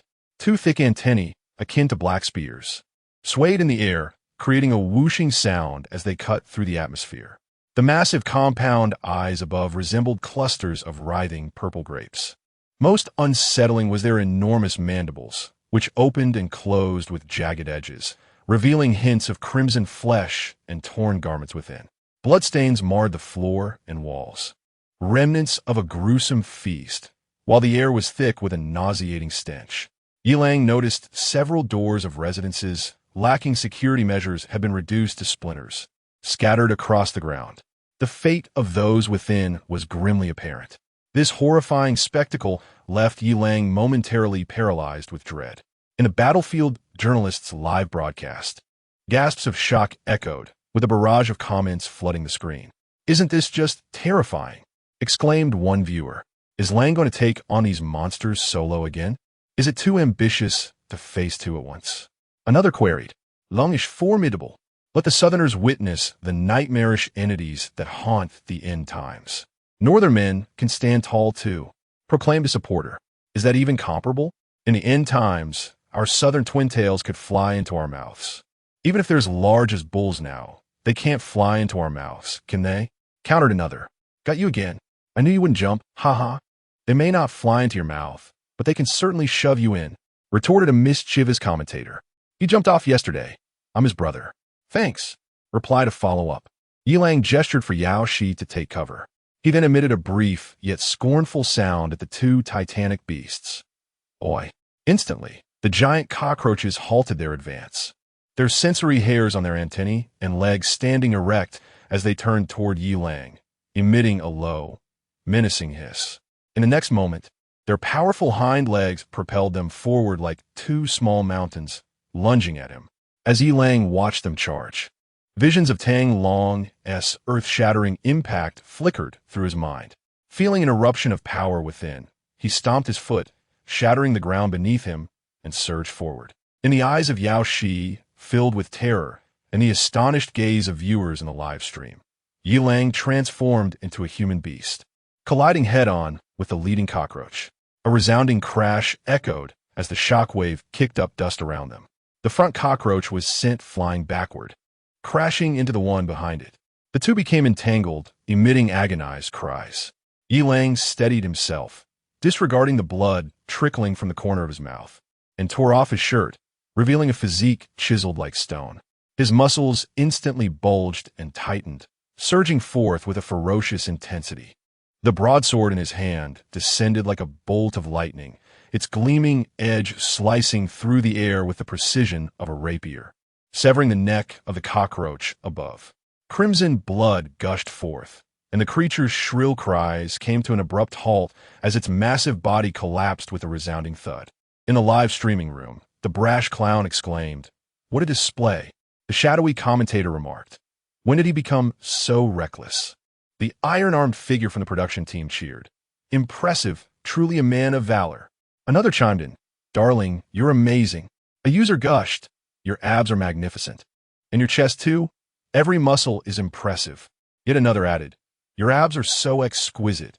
Mine are just rough." One more urged, "Come on, be a bit more composed." Meanwhile, the cockroach beneath finally struggled to rise. Its eyes gleamed with a murderous intent, roaring as it lunged once more at Yilang. Observing its robust limbs, adorned with sharp barbs, Yilang felt no fear. He gripped the hilt tightly, positioning the blade to intercept and deftly ensnared it. The blade cut through with a silvery arc, precisely slicing into the joint of the cockroach. With a sharp crack, one of its legs severed. Yilang spun, evading the creature's lethal strike, and thrust the blade into its abdomen. The cockroach emitted a heart-wrenching wail, struggling to retreat. Just as Yilang prepared to pursue, a buzzing sound erupted. A swarm of mosquitoes surged through the window, enveloping the scene like a dark shroud. Yilang's gaze sharpened, yet he did not retreat. The mosquitoes, the size of soccer balls, descended with a thunderous hum, surrounding Yilang and the two bloodied cockroaches. He felt the sharp proboscises of the mosquitoes prick his skin, yet they could not penetrate it. His enhanced constitution, exceeding 70 points, allowed his skin to harden like iron at will. This formidable strength was the reason for his direct and ferocious combat style. Such prowess rendered stealth akin to that of an assassin somewhat inappropriate. With a cold snort, Yilang's body trembled violently, scattering the swarm. The mosquitoes, realizing there was no blood to be drawn from him, turned their frenzy upon the cockroaches, biting furiously. The cockroach he had slain soon became a desiccated husk. The other, besieged by the swarm, let out frantic cries. Seizing the opportunity, Yilang swung his blade, ending its life in a single stroke. The live streaming room erupted once more, the barrage of comments cascading like a waterfall. The brash clown wondered, how has he grown so strong? Mosquitoes can't pierce his skin? Another user remarked, I told you he was cheating. We should report him. A commentator speculated, has his constitution evolved again? I can only make my hand bigger and tougher. How does he manage to harden his entire body? Another user lamented, mine only hardens in one small area. His full body hardening is too overpowered. A playful user added, to the two gentlemen above, any wishes to see just how tough you really are. Let us become friends. Under dire circumstances, one must act swiftly, quickly. Help my partner turn over, do not dawdle. Does this imply that our system of extraordinary individuals could ultimately achieve a level akin to that of the illustrious Lang? Quite possibly. The dawn of our era is upon us. Haha. Those who once deemed us unsightly step forth. We are far superior to that insipid natural faction. Yilang dispatched the remaining mosquitoes with deft strokes, scrutinizing them closely, his expression turning grim. These two were not the colossal cockroach that had slain Tang Long. At that moment, a thunderous roar erupted, and a scarred giant cockroach emerged from a nearby abode. Moreover, trailing behind, it was a horde of slightly smaller cockroaches, each exuding an aura of menace, their eyes glinting with cunning and ferocity. Upon seeing that scar, Yilang smiled, a broad grin illuminating his face. Oi! Chapter 65. What is wrong with giving you a bath? As the mocking provocation echoed, that cockroach surprisingly unfurled its wings. Not just it, but also those slightly smaller ones behind it spread their wings. The next moment became a nightmare for many southern viewers in the live broadcast room. The swarm of cockroaches surged towards Yilang like a black storm, and the room fell into a hushed silence, leaving only the sound of rapid breathing. Yilang did not utter a word. He merely tightened his grip on the broadsword, charging into the black tempest with reckless abandon. His figure flickered within the storm, the blade slicing through the night like lightning, each strike precise and lethal. Wherever the blade traversed, the smaller cockroaches fell one after another. The cacophony of their shrieks intertwined with the sounds of the blade cutting through flesh, a metallic scent permeating the air. Though the swarm of mosquitoes arrived late, they quickly joined the fray like a dark cloud looming overhead. A cold glint flickered in Yilang's eyes, and his strikes grew increasingly fierce. He showed no mercy as he wielded his blade against both the mosquitoes and cockroaches. Each swing unleashed a whirlwind of carnage. Time seemed to blur until Yilang finally paused. His broadsword was stained with blood, yet miraculously unblemished, neither dulled nor shattered. The corridor lay strewn with the bodies of giant cockroaches and mosquitoes, leaving no space to step. Only the scarred giant cockroach remained, gasping for breath yet still letting out desperate shrieks. The mosquito swarm had long since dispersed, leaving only a few stragglers buzzing weakly in the corners of the ceiling. The mutated mosquitoes, now the size of soccer balls, had acquired a semblance of intelligence, wisely evading danger. Yilang's gaze was fixated on the scarred giant cockroach, memories flashing back to the moment it had collided with and torn apart Tang Long. Taking a deep breath, Yilang slowly lowered his sword and approached the giant cockroach step by step. Fear flickered in the creature's eyes as it struggled to retreat, but escape was futile. Yilang raised his iron fists, descending upon it with a mad frenzy. Each blow, thrust, hammer, smash, ram, cleave, shake, hook, and lean, carried the weight of boundless fury, the sound of shattering bones resounding clearly. When Yilang finally ceased, the giant cockroach's head was grotesquely deformed, blood and flesh a gruesome mess, devoid of any further motion. He panted heavily, his eyes shimmering with exhaustion and relief. Master, ha ha ha, master, your rebellious disciple has avenged you. Yi Lang laughed towards the heavens, tears streaming down his cheeks. Despite shedding no tears upon his master's death just days prior, now they cascaded forth like a breached dam.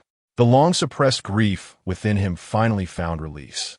Yi Lang knelt beside the carcass of the cockroach, allowing his tears to mingle with sweat.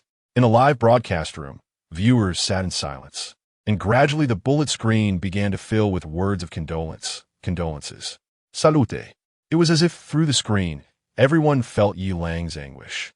The profound bond between master and disciple evoking deep emotion. After regaining his composure, Yi Lang slowly rose, taking up the broadsword once more, and began to eviscerate the giant cockroach. As the blade sliced through, its abdomen was laid bare, internal organs and white flesh scattering across the ground. Yi Lang meticulously searched and finally discovered some partially digested fragments of flesh and remnants of clothing within the stomach sac, remnants belonging to Tang Long Trembling. He carefully extracted these pieces and placed them into a prepared plastic bag. Just as he was about to rise, he noticed something unusual beneath his feet. Upon looking down, he found a white, fluffy mass congealed in the brain of the giant cockroach, slightly larger than a ping-pong ball. It appeared to have subtle layers and emitted a faint glow. Intrigued, Yi Lang gingerly picked it up and stored away.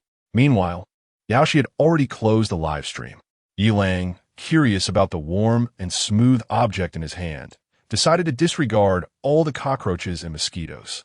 However, he only found similar fluffy substances within a few larger cockroaches, while the others yielded nothing. Without further thought, he gathered these fluffy masses and quietly took Yaoshi's hand as they departed. Upon returning home, Tang Xiaowan saw the plastic bag in Yi Lang's hand and burst into tears, disregarding the bloodstains as she threw herself into Yi Lang's embrace. After a considerable effort to console her alongside a few other women, she finally ceased her sobbing. Subsequently, Tang Xiaowan, still weeping, took the plastic bag and placed it into a small wooden box, gently closing the lid and cradling it in her hands, tears once again blurring her vision. Yi Lang gently stroked her head, whispering words of comfort, assuring her that their master would not blame them within 3 days. They needed to be strong, for their master in the heavens hoped they would live well. Tang Xiaowan nodded earnestly, hastily wiping her tears away. She then took Yi Lang's hand and led him toward the bathroom, saying, "Brother, let me give you a proper wash. The smell of blood is too strong." Yi Lang, feeling flustered, waved his hands in protest. No, I can manage on my own." Yet, Tang Xiaowan insisted, "Brother, you've done so much for me and my father. What's wrong with washing you?" She added, "Or do you not wish to fulfill the old man's last wish and allow him to rest in peace?" Reluctantly, Yi Lang yielded to Tang Xiaowan's insistence and allowed himself to be pulled into the bathroom. As he cast a desperate glance for help, the disapproving eyes of the other women rejected him. They thought, "What a shameless man, taking advantage and playing innocent." Ultimately, nothing inappropriate transpired. The 7th day of mourning for their master had not yet passed, and he had not yet been laid to rest. A chill lingered in the air. Despite Tang Xiaowan's fervent insistence, even resorting to playful banter and teasing, Yi Lang maintained his last shred of rationality and did not acquiesce. He understood Tang Xiaowan's eagerness to express her gratitude for all he had done, but the time was not right. Their master was watching from above. Moreover, it would be a pity to squander the 99 points of affection she held for him at this moment.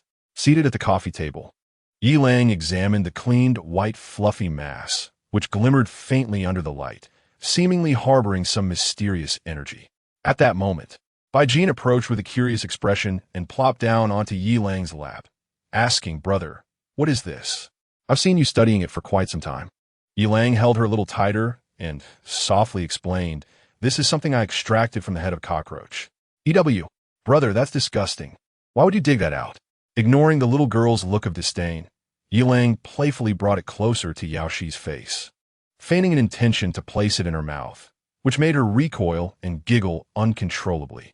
Suddenly, Bai Jin froze, her gaze fixed on the piece of flesh, a peculiar light flickering in her eyes as she murmured, "Brother, there seems to be something amiss with this." Yi Lang was taken aback. about to inquire further when a flame suddenly erupted from Bai Jin's hand, causing her to hastily shake it off. The flame extinguished in an instant, leaving Bai Jin pale and trembling as she stammered, "Brother, it appears to slightly enhance my mental power." In that brief moment, my fire-related abilities surged unexpectedly, nearly spiraling out of control. Yilang's brow furrowed as he retained possession of the flesh.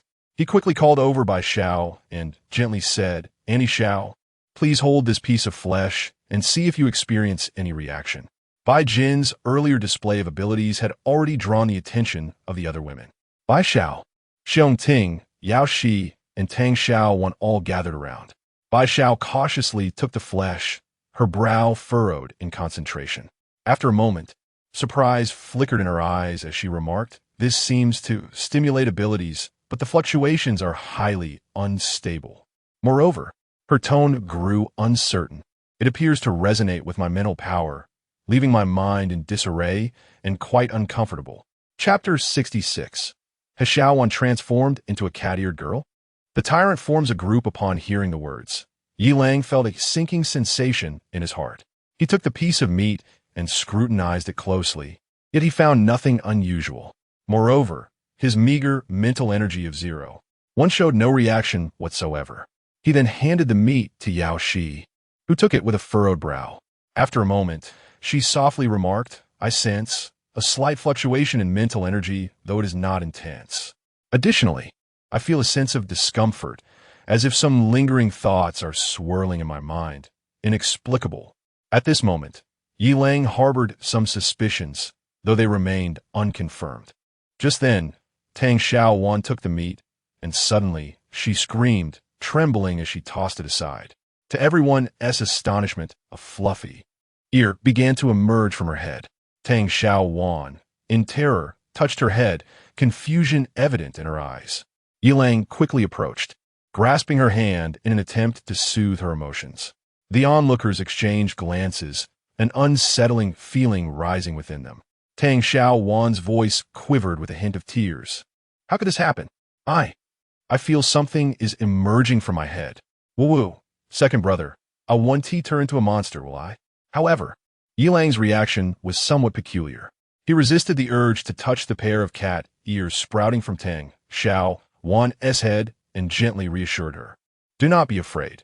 You have merely awakened a special ability, which is a good thing. Furthermore, your transformation is not unattractive at all." With tear-filled eyes, Tang Xiaowan looked uncertainly at Yilang and the 4 girls, her voice barely a whisper. "Really?" "Indeed," Yilang and the 4 girls replied in unison, their eyes sparkling, leaving Tang Xiaowan with a flutter of anxiety in her heart. When she finally took out her phone to capture a selfie in the mirror, she discovered that a pair of cat ears had indeed sprouted atop her head. These furry ears were exceptionally adorable, adding a touch of vivacity to her already beautiful face. As she turned to look further, "Second brother, how rude. Don't hold on to my tail. Alas, and Bisiao, why are you also grabbing my tail? Sister Yao Shi, you're being excessive. Don't rub your face against me. Sister Xiong Ting, didn't I say anything about you? Sister Bai Jin, don't put it in your mouth."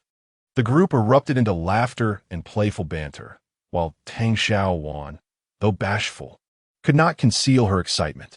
Meanwhile, changes that were anticipated unfolded within the Wuyo MCN building. Inside, Wang Tianlai sat at the head of the conference table, his expression dark as he gazed sternly at those present in the meeting room. "Are you all trying to pressure me? Have you forgotten the benefits I have provided you?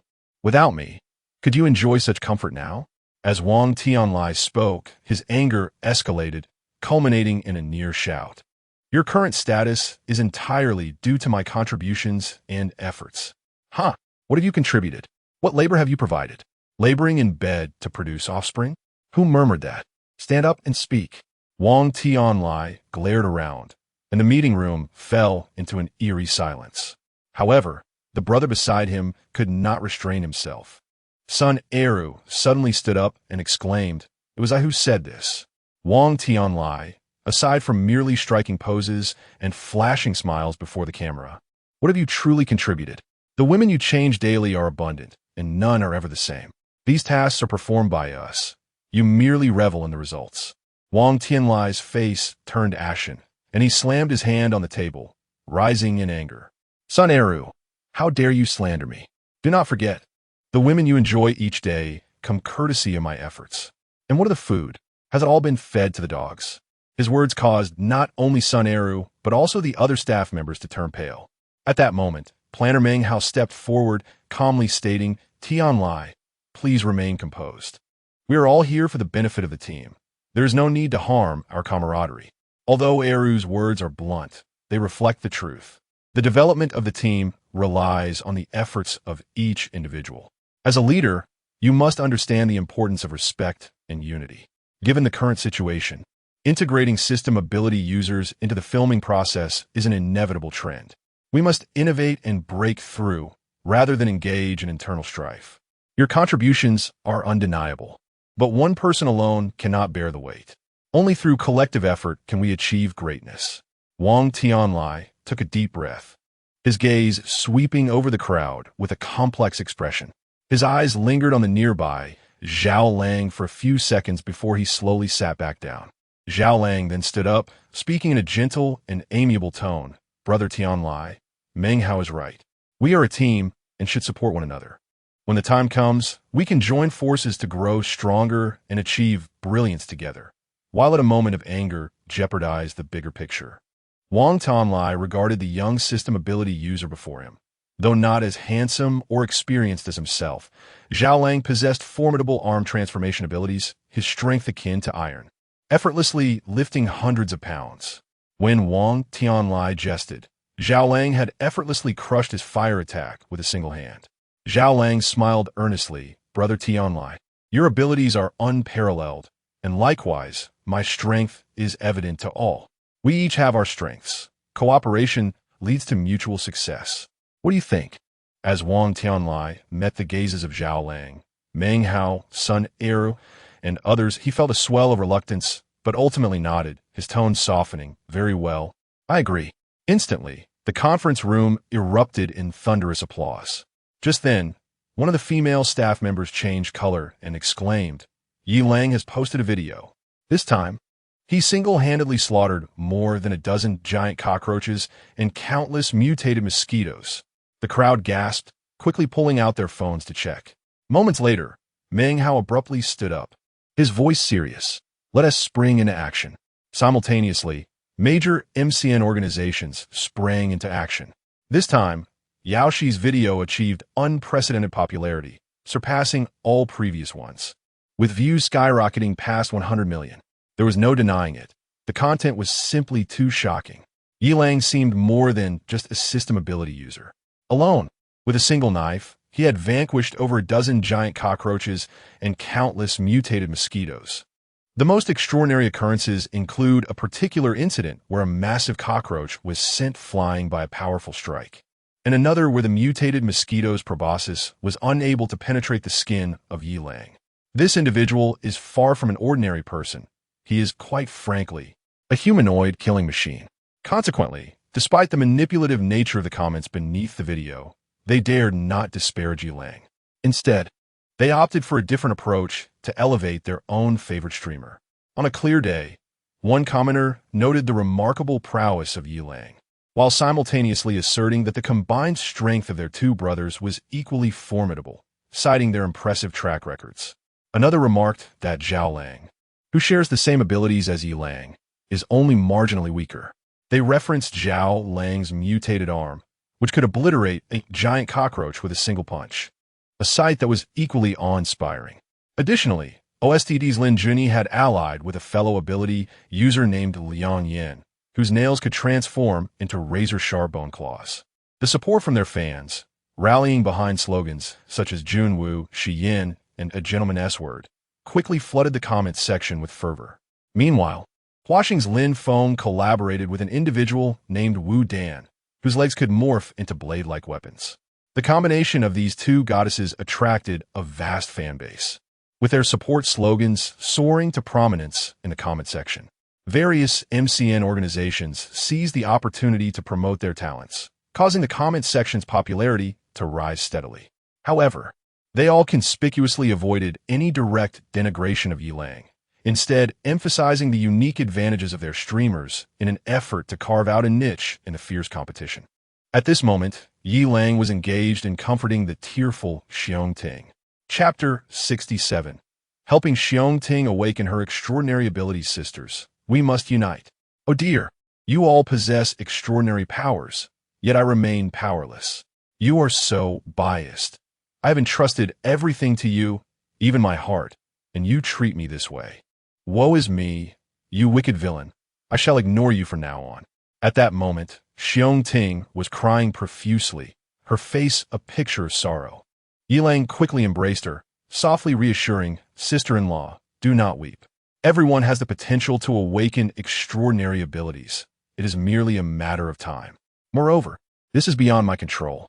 Upon hearing these words, Xiong Ting's sobs intensified. "You deceived me. Aunt Bai and little Jean both told me they gained their powers because of you. You are biased. It's all because I once scolded you on Weibo. Woe is me, I have already apologized, yet. Yi Lang found himself both amused and exasperated. He finally comprehended Xiong Ting's misunderstanding. He gently whispered a few words in her ear, and instantly, her tears ceased, her expression transforming into one of disbelief as she gazed at him. In the next moment, her cheeks flushed as if they might bleed, and she murmured, "Really? Must it happen so many times? Wouldn't that lead to my immediate demise?" Yi Lang shrugged his shoulders. "That is the answer. I have conveyed it to you. Whether you can endure it depends on you. Do not blame me for favoritism." Xiong Ting bit her lip, her eyes a tumultuous blend of desire and fear, but ultimately she nodded, taking a deep breath as if steeling herself. "Tonight, do not treat me as human. I will ensure the mission is accomplished." Xiong Ting was, in truth, an exceptionally strong-willed girl. Although her demeanor was gentle and somewhat naive, her inner resilience was unwavering. Having lost their parents at a young age, she and her sister, Xiong Yuan, relied on each other for survival. The hardships and suffering they endured were known only to them. Xiong Ting always aspired to embody the role of the strong elder sister, silently shouldering all burdens. Yet, time and again, it was Xiong Yuan who stepped forth to protect her, leaving Xiong Ting feeling both warm and helpless. She longed for strength, not solely for self-preservation, but also to safeguard her sister. Furthermore, it was a yearning to possess what others had. This was not vanity, but a longing for equality, a shared belief fostered by two children who had lost their parents and depended on one another for 20 years. Thus, the previous night, Xiong Ting approached her battle with Yi Lang fortified by immense courage and determination. She would not concede defeat. Even amidst pain, she would grit her teeth. Alas, the disparity in their strengths was insurmountable, and she was gradually crushed under the relentless pressure, barely managing to defend herself. Ultimately, she swayed like a delicate flower in a tempest, at the mercy of the storm. Fortunately, her objective was achieved. When Aunt Bai, with a heart full of concern, entered to tend to her wounds, Xiong Ting proudly raised her frost-covered right hand towards this dear sisterly figure before succumbing to unconsciousness. Meanwhile, Yi Lang, with a hint of regret, checked the prompt regarding Xiong Ting's affection for him. After an entire night of effort, the affection level remains at 99, seemingly requiring a catalyst, much like Tang Xiaowan. Indeed, upon bringing Tang Long home, Tang Xiaowan's affection had already reached 99. Yi Lang, however, was not anxious. Good things take time, and he understood the need for patience. He continued to peruse the notifications in his mind, discovering numerous alerts regarding exquisite culinary delights, predominantly hot pot, barbecue, grilled fish, and skewered delicacies. This made perfect sense, as these dishes were ideal for the two sisters to enjoy together and were reasonably priced. Yi Lang felt a slight tug at his heartstrings, moved by the deep bond between Xiong Ting and Xiong Yuan, which only intensified his longing for that B2B connection. Under Xiong Ting's relentless efforts, Yi Lang's physical condition had improved to 74. 3. A smile graced his lips as a surge of ambition coursed through him. What did the apocalypse matter? In a world where he alone lacked extraordinary powers, he was determined to wield his iron fists and a mighty blade to conquer the entire desolate realm. However, Yi Lang's moment of fervor was abruptly interrupted as a group of women surrounded him, voicing their discontent. Xiaolang, we aren't criticizing you, but you have gone too far. Xiao Ting fainted this morning. Exactly. You have no idea how swollen her injuries were. It took immense effort to heal her. We understand your eagerness to gain strength. But you cannot disregard Xiao Ting's well-being. Yes, if only you would allow her to catch her breath or find a teammate. With a swift motion, Yi Lang seized by Jin and Yao Shi, effectively silencing their raucous objections. He then encouraged Bai Xiao to continue. Blushing, Bai Xiao bit her lip and proceeded. We discussed and decided to form pairs. I will team up with Xiong Ting, while Bai Jin and Yao Shi will pair together, creating a mutually supportive alliance. Noticing Bai Zhao's increasing embarrassment and her voice dwindling, Yi Lang felt elated internally but maintained a serious demeanor, his tone tinged with difficulty and pain. This is difficult for me to agree to. My love for each of you is unwavering, and I wish for us all to be wholly united in that moment. Therefore, Aunt Xiao, you need not say more. I cannot consent. Bai Xiao, Bai Jin, and Yao Shi quickly discerned the underlying intentions of this man. How can you deny us when your eyes gleam like a hungry wolf? Why sit so upright if you disagree? Bai Xiao, her voice a mix of embarrassment and frustration, retorted, Do you wish for our demise? Indeed, I nearly perished last time. So did I. Faced with the trio's wide-eyed stares, Yi Lang ceased to jest. Teaming up was permissible, but he refused to limit the number of participants to pairs. In a multiplayer scenario, adaptability and teamwork were paramount. Restrictions were counterproductive. The three women finally comprehended the ulterior motives of that deceitful man. Gritting their teeth, they voiced in unison no, yet in the end, they succumbed to Yi Lang's relentless determination and shamelessness. He audaciously declared that should they refuse his proposition, he would become a man none of them could possess. It was a situation that elicited both frustration and amusement, leading them to reluctantly acquiesce. What other choice did they have? The pinnacle of success and culinary delights depended on this unscrupulous man. As the three women engaged in negotiations with Yi Lang, Tang Xiaowan quietly observed from the sidelines. A flicker of complex emotions dancing in her eyes. She yearned to voice her thoughts, questioning her exclusion while they paired off, but ultimately, her pride held her tongue, leaving her to silently grapple with a tumult of feelings. What had become of her second senior brother? Did he truly intend to wait until the seventh day of the old man's passing? This was an apocalyptic scenario. Merely surviving until tomorrow was a struggle, rendering adherence to conventions trivial. That wretched second senior brother was utterly despicable. However, no one anticipated the abrupt turn of events that followed. With the release of a notification video from the elderly figure, the sky over Dragon Country came crashing down. Chapter 68. The 10th Day of the Apocalypse. The Sky Has Fallen lunch was a lavish affair for Yi Lang and his companions.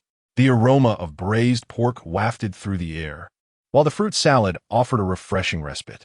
Last night, Xiong Ting had taken it upon herself, at the behest of several women, to order an abundance of palate-cleansing vegetables, fruits, and beverages, noting that the relentless fare of fish and meat could become tiresome, warranting a change in flavor.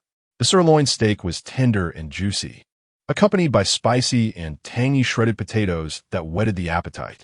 The Buddha jumps over the wall soup was rich and flavorful, and the caramelized cherry tomatoes melted in the mouth.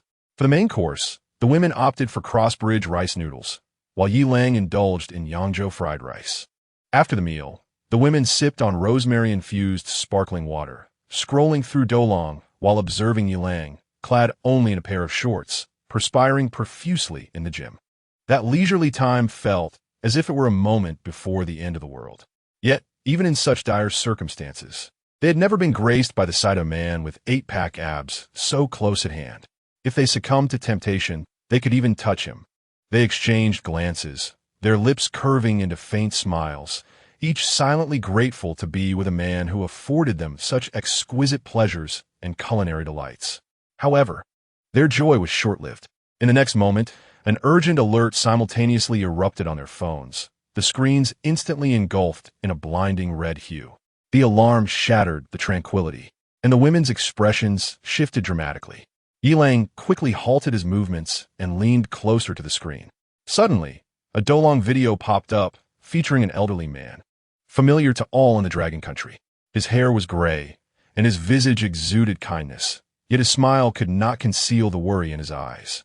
His voice was steady, but imbued with an undeniable sense of urgency. Children, today marks the 10th day of the blazing sun. I understand all too well the feelings of anxiety you have harbored while waiting for rescue at home. As the head of our community, I must apologize directly into this microphone. Our military, police, and security forces have been wholly engaged along the coastline over these 10 days. The creatures emerging from the sea are far more terrifying than any monsters depicted in science fiction. Not even nuclear weapons can deter them. We have suffered a devastating defeat. First and foremost, remember this ironclad rule. Keep away from all coastlines, even the mouths of inland rivers. The sea harbors countless monsters, though they were quite palatable before their mutations, as well as unknown, terrifying beasts. 4 days ago, satellites captured an image of a moving island floating in Jiaozhou Bay. Upon closer inspection by reconnaissance planes, it was revealed to be the back of a colossal creature. 3 days prior, an even larger giant octopus was discovered. The coastal area, extending 300 kilometers, has become a forbidden zone, and many cities have seen our compatriots go missing. Now, I must impart some vital information for survival in this apocalyptic reality. This is the final gift the government can offer you. Regarding food, insects with hard shells, or elytra, such as cockroaches, locusts, longhorn beetles, and ladybugs, contain a pure white meat rich in fat and protein, and are safe for consumption. As for water sources, the seemingly terrifying tumors on vines yield a non-toxic juice when cut, which can be simply filtered for drinking. There exist various aggressive mutated plants, such as cacti that can launch razor-sharp spines and carnivorous Venus flytraps that feast upon human flesh, their roots or stems storing precious water supplies. This knowledge has been dearly earned by the children of the courtyard. Then there are matters concerning extraordinary abilities. I believe many children are already aware of these abilities, and some may have even awakened them.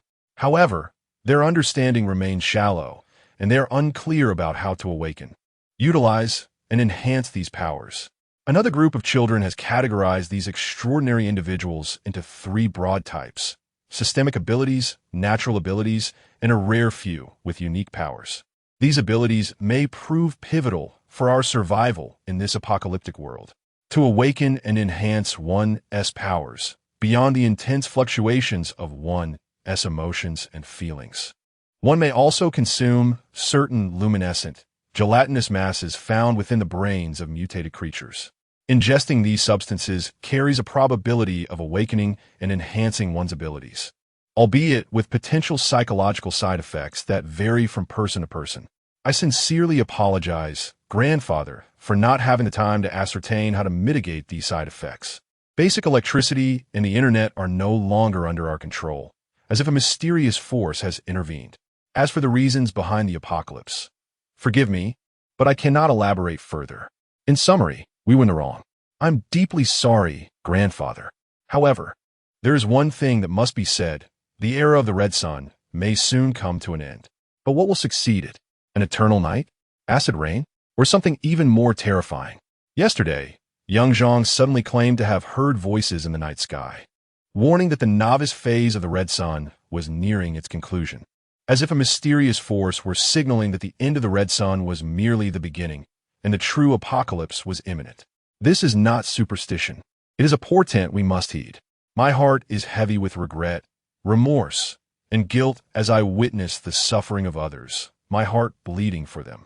I am sorry, grandfather. I am sorry to those elderly souls who perished of hunger in the air raid shelters, and to the children who could not wait for rescue. Yet, please remember this. Our ancestors survived ancient floods, plagues, and famines not through steel and concrete, but through an indomitable spirit engraved in their very bones. Moreover, I have grown old and somewhat verbose. Do not trust any shelters or rescue teams claiming to represent the government. Those are mere illusions. I can assure you that all our armed forces have moved towards the true battlefield. Therefore, children, you must rely solely on yourselves, unite, and assist one another to find a glimmer of hope in this desolate world. I believe our nation possesses an unwavering resolve. Above all, Do not abandon hope. No matter how arduous the path, endure and bear witness to the sun of tomorrow. Cough, cough, cough. Bang.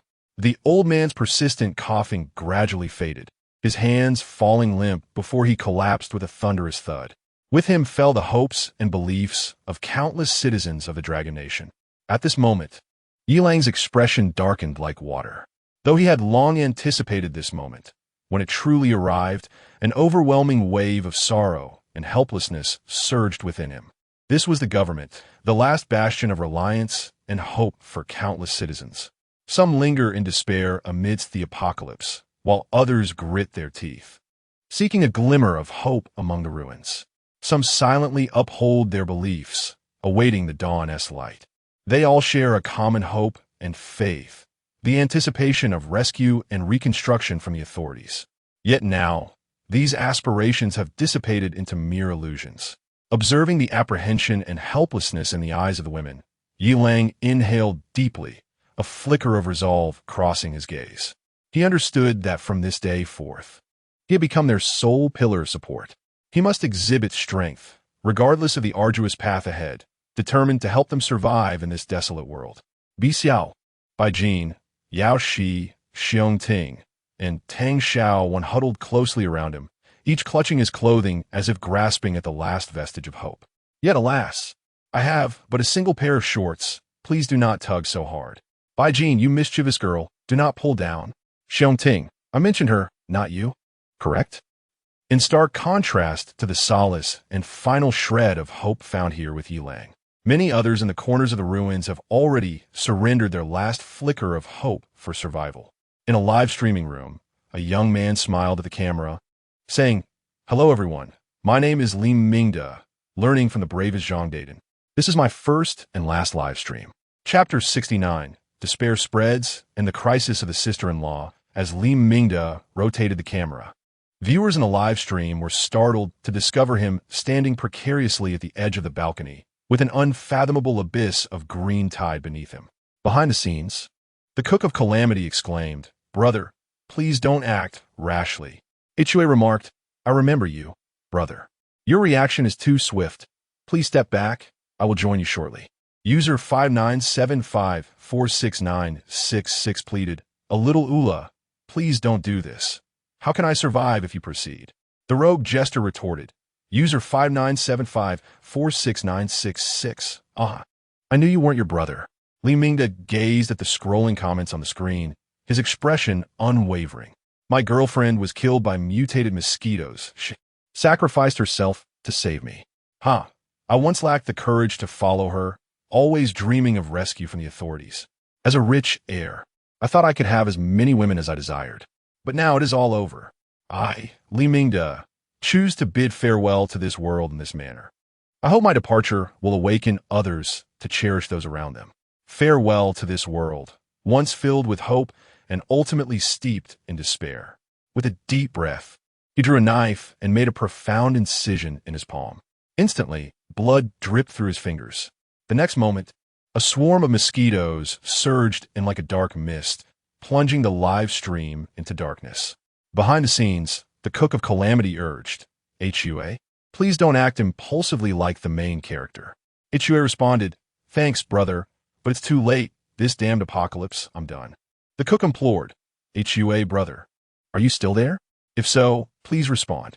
In a live stream of Candy Bear 3, a voluptuous girl with delicate features gazed at the screen in utter despair. "You filthy lot, disgusting creatures. All you do is make me expose myself day after day. If you want milk, go find your mother's." Amidst her tirade, tears streamed down her cheeks. She forcefully tore off her tight-fitting top, showing no signs of modesty. "Though I detest you lecherous fools, I am not heartless. Thank you, brothers, for your company these past days. Now that you've seen me, it is time for me to go. I hope my mother hasn't T1'd too far, sob sob." With that, the girl removed her hairpin and made a deep gash across her chest. In the next instant, a deafening buzz filled the air as countless mutated mosquitoes poured in through the open window, rushing towards her. In her final moment, she cried out through tears, "Wishing all you brothers peace and joy." The once dark live stream fell silent, save for the echo of buzzing. Shortly after, Regular viewers began to flood the comments.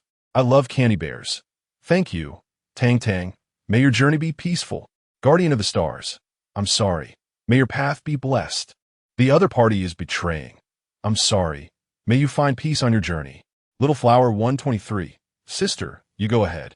I still have one last pack of self-heating hot pot at home. I wish to finish it before I leave. The same scene is replayed in various corners. Despair spreads like a plague, and the spark of hope has vanished from the eyes of every struggling survivor. It is not merely despair.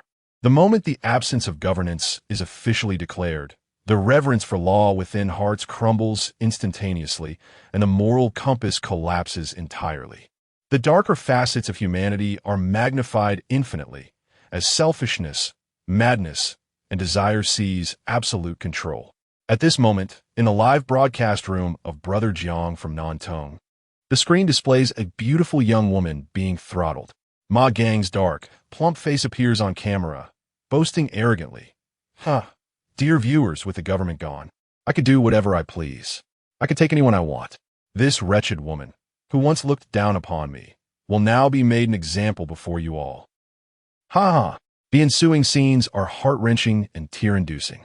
Yet, the barrage of comments in the live chat is not solely filled with condemnation and abuse. Rainbow Bubble Beast, you are utterly devoid of conscience. People like you will face retribution. Half-days, come off it. With the government gone, what retribution can there be? This is the apocalypse. A brutal apocalypse. Oh wait, stop it. Enough. Enough. Enough. Drink not and drive. This is how it should be. In the apocalypse, women are merely trophies for men.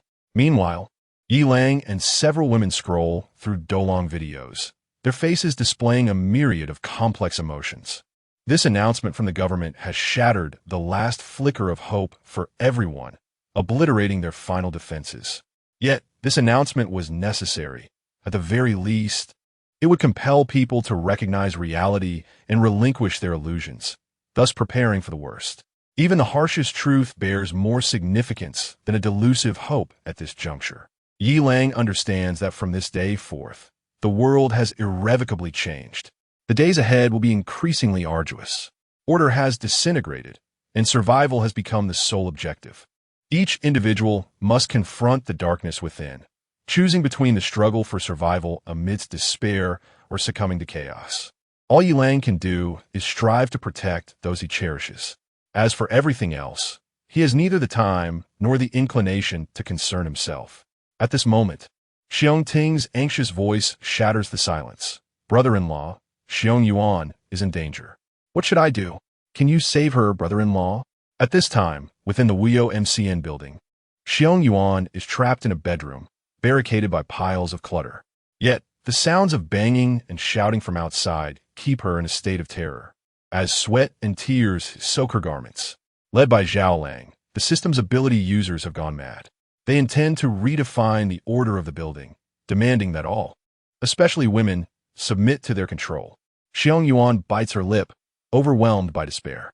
This group of former lower-tier ability users has now become utterly deranged, their eyes filled solely with desire and the lust for power. Witnessing their treatment of Wang Tianlai and the natural ability practitioners, akin to the way one might command a dog, Xiong Yuan was acutely aware that should she be captured, her fate would be even more dire. She surveyed her surroundings, realizing that the windows had been sealed shut and the sole ventilation duct was far too minuscule for her to escape through. What should I do? Suddenly, with a resounding crash, Zhao Lang's iron arm burst through the door panel, provoking a shriek from Xiong Yuan as she cowered into the corner. In her despair, she sent a final message to her sister, Xiong Ting. Sister, Zhao Lang and his cohorts are coming in. I will never allow those beasts to prevail. In my next life, I shall be the elder sister, and I will protect myself. Trembling, she concealed her phone within her bosom, her eyes reflecting a glimmer of resolute determination. Zhao Lang's arm continued to tear at the door, splintering wood flying in all directions. Beside Xiong Yuan, two kitchen knives levitated, one aimed at the door, the other poised at her own throat. At last, Zhao Lang's arm broke through the final barrier, causing the door to crash down. His grotesque visage emerged at the threshold, eyes glimmering with a fervent madness. just as Xiong Yuan prepared to unleash her powers. A jarring video call notification pierced the air. A glance at her phone revealed it was her sister, with Zhao Lang still moments away from entering. There remained a fleeting chance for self-termination. She accepted the video call. In the next instant, Yi Lang's face appeared on the screen, his voice calm as he instructed. Hand the phone to Zhao Lang. Chapter 70. The astute Zhao Lang. At this moment, Zhao Lang was filled with fervor, his eyes gleaming with an almost fanatical light. He had long set his sights on Xiong Yuan, a captivating beauty with an alluring figure, and moreover, she was a unique individual. To him, she represented the ideal quarry. With the local authorities rendered ineffective and the nature-based superhumans utterly ineffectual, those endowed with system-based abilities could finally act with impunity. Zhao Lang tore through the final panel of the door, a sinister smile curling at the corners of his mouth as his gaze fell upon. Wait? Who was she speaking to on the phone? Why was she smiling? Wasn't he that a flagrant disrespect for the situation at hand? Zhao Lang felt a surge of anger, resolved to thoroughly dominate her later. Yet, as he beheld Xiong Yuan approaching with an air of confidence, phone in hand, he felt a flicker of unease. Zhao Lang. This is Yi Lang. Let us converse. Zhao Lang was momentarily stunned. The visage of Yi Lang on the screen sent a tremor through his core. How could this formidable man possibly know Xiong Yuan? His hands trembled slightly, the ferocity in his eyes waning, replaced by a glimmer of fear. Yi Lang, do you know Xiong Yuan? Yi Lang casually patted the anxious Xiong Ting beside him and replied coolly, she is my sister-in-law. In an instant, Zhao Lang's complexion drained of color, his clenched fists slackening helplessly. Yea. Yi Lang, I was unaware of her connection to you. I shall take my leave at once. Wait. Yi Lang's voice was frigid, continuing unabated. Release all the women you have captured. Zhao Lang's expression darkened. Yi Lang, you are overstepping. While Xiong Yuan is your sister-in-law. What do those women have to do with you? Please don't. His voice dwindled to a whisper, fading into silence as he met Yi Lang's gaze, which bore a chilling intensity that sent shivers through his very soul.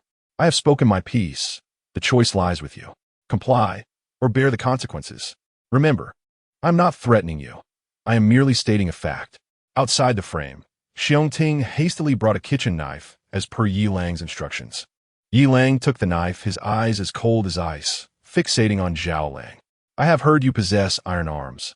I wonder how you compare to me. With those words, Yi Lang gripped the knife's blade with one hand and exerted a slight pressure. In an instant, the blade contorted into a spiral shape. Zhao Lang was left dumbfounded, cold sweat streaming down his brow, the last vestige of hope evaporating in an instant. Was this truly human? My iron arms merely possess a bit of rigidity and strength, yet I am still flesh and blood. How could a human hand contort a blade in such a manner? Zhao Lang's voice quavered as he forced a semblance of a smile. Yi, Brother Lang, I will heed your words and release them immediately. He turned and hurriedly departed. Xiong Yuan let out a sigh of relief, her tone brimming with excitement as she said, Yi Lang, thank you for rescuing me and so many of my sisters. Wrong. Huh? What do you mean wrong? Xiong Yuan looked at Yi Lang with confusion. Yi Lang remained silent, his gaze fixed coldly upon her. At this moment, Xiong Ting was behind Yi Lang, frantically mouthing words to her younger sister. In an instant, Xiong Yuan understood. Her face flushed as she awkwardly corrected herself, saying, Thank you, brother-in-law. I will be obedient from now on. Yi Lang's lips curled into a satisfied smile as he replied, Contact me anytime if there's a situation. Also, I have 2 tasks for you. First, verify whether Zhao Lang has adhered to the plan. Second, gather comprehensive information about the entire building, including floor distribution, personnel structure, and surveillance layout. Xiong Yuan felt a bit uneasy from what he said. It seemed he intended to come over. Would that mean putting herself in a compromising situation? The thought made her shiver with disgust, yet she steeled herself and nodded, understood. Brother-in-law, I will take care of it promptly. After hanging up, Yi Lang noticed that Xiong Ting had finally reached 100 points of favorability. Just as he was about to speak, Xiong Ting excitedly threw herself into his arms, exclaiming, Brother-in-law, thank you so much. Really, thank you. Yi Lang gently patted Xiong Ting's back, reassuring her, It's all right. I can't just ignore my sister-in-law.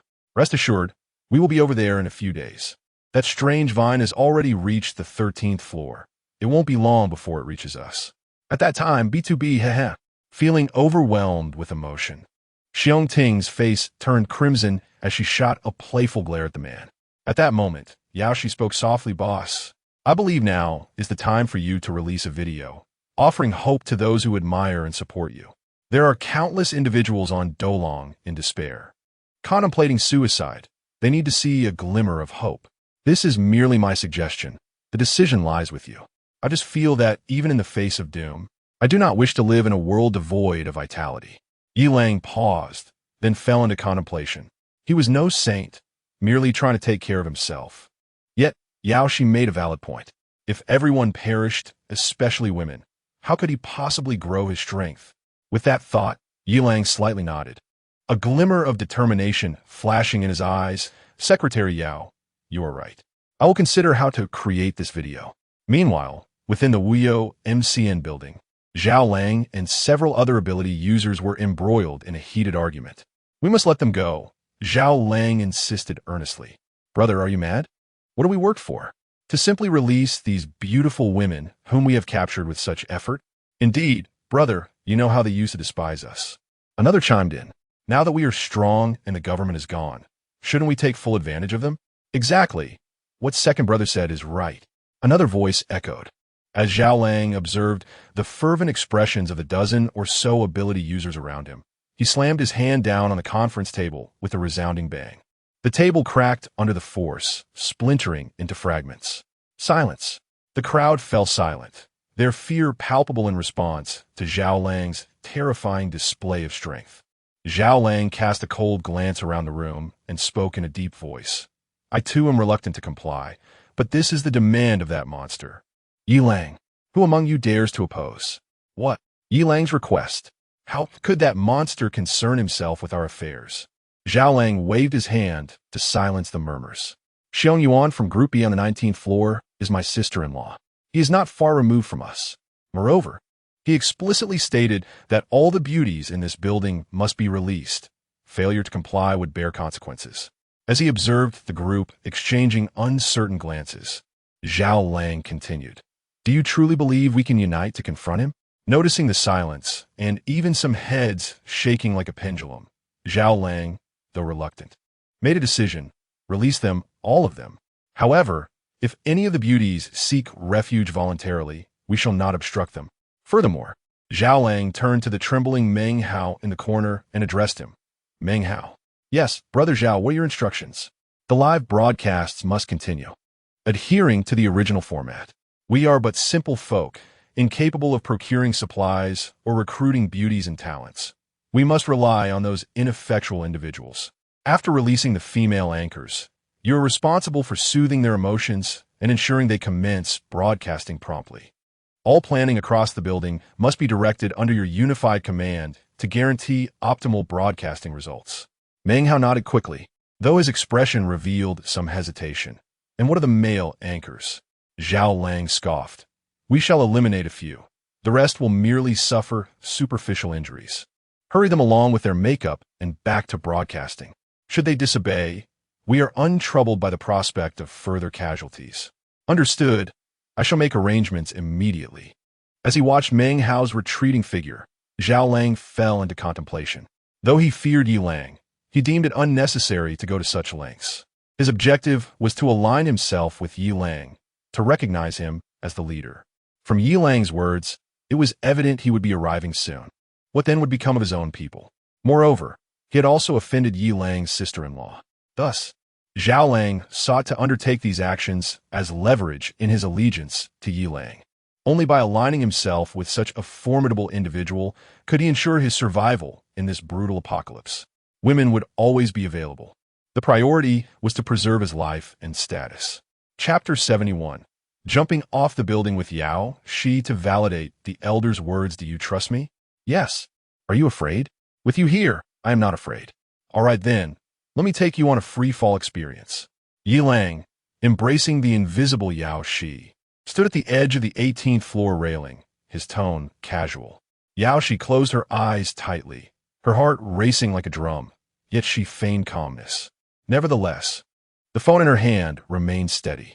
At that moment, the livestream chat was inundated with comments. Xiao Hua 123, no dear, are you really going to jump? Ji Kuan, if you give up, then I might as well not live. Chao Yang, honey, this can't be real. You're joking, right? To Aaron Yang, please don't scare me. If I can endure, why would you give up? A little round, honey, don't. Why calm, honey, please. Mina, honey, don't. Emiya, honey, please. Upon reading the barrage of comments, Yilang felt a wave of frustration wash over him, his lips twitching slightly. Who told you I was going to jump? Although I'm jumping. It's not the kind of jump you think. This height. And the green tide below is 2 to 3 meters high. I won't be harmed. The viewers in the live chat breathed a sigh of relief. A little round. You scared me. I thought you didn't want to live anymore. To Ernyang. So that is how it is. Just be careful. Xiao Chunan. Brother Lang is truly mischievous. Look how scared our Tun Yang is. Tai Guai Li from the production team. Wait. Brother Lang just said he is still jumping. Wang Zai Zi. I can't believe it. How can you not be hurt? Brother Lang don't. Yi Lang ignored the comments. And at that moment, he leaped off the ledge with Yao Shi in his arms. The wind howled around them. And Yao Shi bit her lip, her heart racing even faster. Yet Yi Lang laughed effortlessly, enjoying the breeze against his face. They plummeted rapidly, Yi Lang adjusting his posture. In a mere 3-5 seconds, they penetrated the green tide and landed heavily on the soft grass below. Bang! The impact created a large crater in the grass, scattering clippings everywhere. Yao Shi opened her eyes, discovering herself unharmed, and immediately looked at Yi Lang with admiration. Yi Lang set Yao Shi down, rubbing his slightly sore legs, and spoke lightly. See, I told you it would be fine. With my physique and a 2 to 3 meter cushion, I wouldn't be injured at all. The viewers in the live chat were left in disbelief. Is this even human? It must be a monster in human skin. Yi Lang had no time to dwell on the opinions of the viewers. At that moment, they seemed to be immersed in a vast ocean of greenery, with the green tide undulating around them, as if they had entered another world. Yi Lang surveyed his surroundings, noticing that the ordinarily inconspicuous weeds now towered like small trees. Moreover, they seemed almost sentient, slowly closing in toward them, their leaves brushing against one another, producing a rustling sound. Not only that, but the flattened grass rapidly regained its stature. Yi Lang, however, was not preoccupied with such thoughts. He focused intently on a particular direction. In his hand, the broad blade danced with a fierce vigor, its gleaming edge slicing through the encroaching underbrush. The foliage fell in response, unveiling a narrow path ahead. Before long, Yi Lang discovered one of his objectives for this expedition, the Venus flytrap. What had previously measured merely a few centimeters to a few decimeters now towered at an astonishing height of 5 meters. The immense, gaping leaves of the flytrap displayed their serrated edges, as if capable of devouring all in their path. As Yi Lang approached, the plant seemed to sense a threat, its leaves quivering slightly, the teeth glinting ominously. Undaunted, Yi Lang gripped his blade tightly and advanced. In an instant, the flytrap launched its assault, its massive maw snapping towards him. With a sharp gaze, Yi Lang deftly sidestepped, his blade slicing accurately into the crevice of the flytrap's leaf. A deep gash was carved into the thick foliage, juices splattering forth. The injured leaf snapped shut and retreated, only for 2 new leaves to swiftly take their place. Attempting to ensnare Yi Lang once more. With a cold smirk, he moved nimbly, his sword flashing like lightning, inflicting further wounds upon the new leaves. The flytrap emitted a low, throaty growl, its leaves quivering violently, juices spilling profusely. Just as Yi Lang prepared to close the distance, the serrated edges of the flytrap suddenly shot towards him. Yi Lang's gaze sharpened.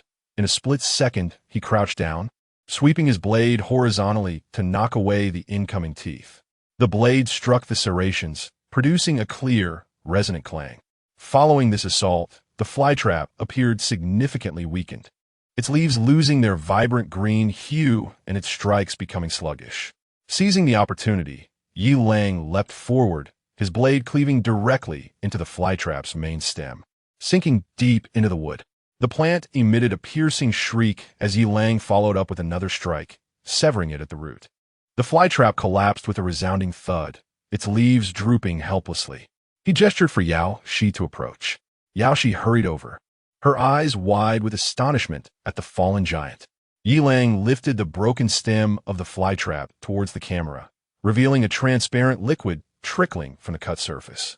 Having consulted the system about whether his enhanced physique could withstand ordinary toxins, he received an affirmative response.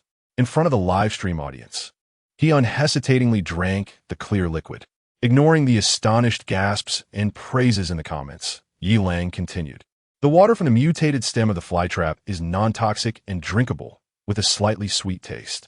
As for its strength, it is not overly formidable. With the right tools and protective gear, defeating two magical claws, like that of the ability user I just vanquished, would be effortless. Without waiting for the audience's reaction, Yi Lang pressed on towards his next objective. Before long, he arrived at a dense thicket of towering thorns. The thorns were as hard as iron spikes, intertwining with one another and reflecting a cold light under the sun's rays. Sensing Yi Lang's proximity, the thicket quivered slightly, and suddenly, countless sharp spikes shot forth, raining down like a torrential storm. Yi Lang's resolve solidified. His blade whirled like the wind, deftly knocking the spikes away. With steady strides, he advanced towards the thicket, which continued to launch its projectiles, albeit with diminished force. Yi Lang continued to wield his broadsword with unparalleled precision, deftly deflecting the dagger-like spikes. After a relentless series of 5 strikes, the thorny thicket ceased its assault, its branches sagging in defeat. Taking a deep breath, Yi Lang swiftly approached the heart of the thicket, expertly severing the main trunk, which toppled with a resounding thud. Upon observing the fractured stem devoid of a visible water source, he struck the base vigorously several times, ultimately uncovering a trickle of water seeping forth. Cautiously, he collected it and took a sip, confirming its delightful sweetness. Addressing the camera, he remarked, "The roots of the thorny thicket also harbor drinkable water, albeit in lesser quantities than the Venus flytrap, yet sufficient to meet the daily needs of a family of 3. Yi Lang then picked up a sharp spike and pressed it against his palm, continuing, "The offensive capability of the thorny thicket is slightly superior, but its methods of attack are rather singular. As long as one masters the rhythm, evades the concentrated assaults, and utilizes protective gear, even an individual with special abilities can manage." Unperturbed by the barrage of comments in the chat, such as "Heroic brother," "So moving," "I want to bear your child," he silently rose and continued on his journey. They now headed towards the direction of the residential building, ready to confront the most despairing of mutated plants, the eerie vines. Chapter 72. Brother Lang, we will surely end you. As Yi Lang arrived at the foot of the building and gazed upward, even with his mental preparations, he couldn't help but gasp in astonishment.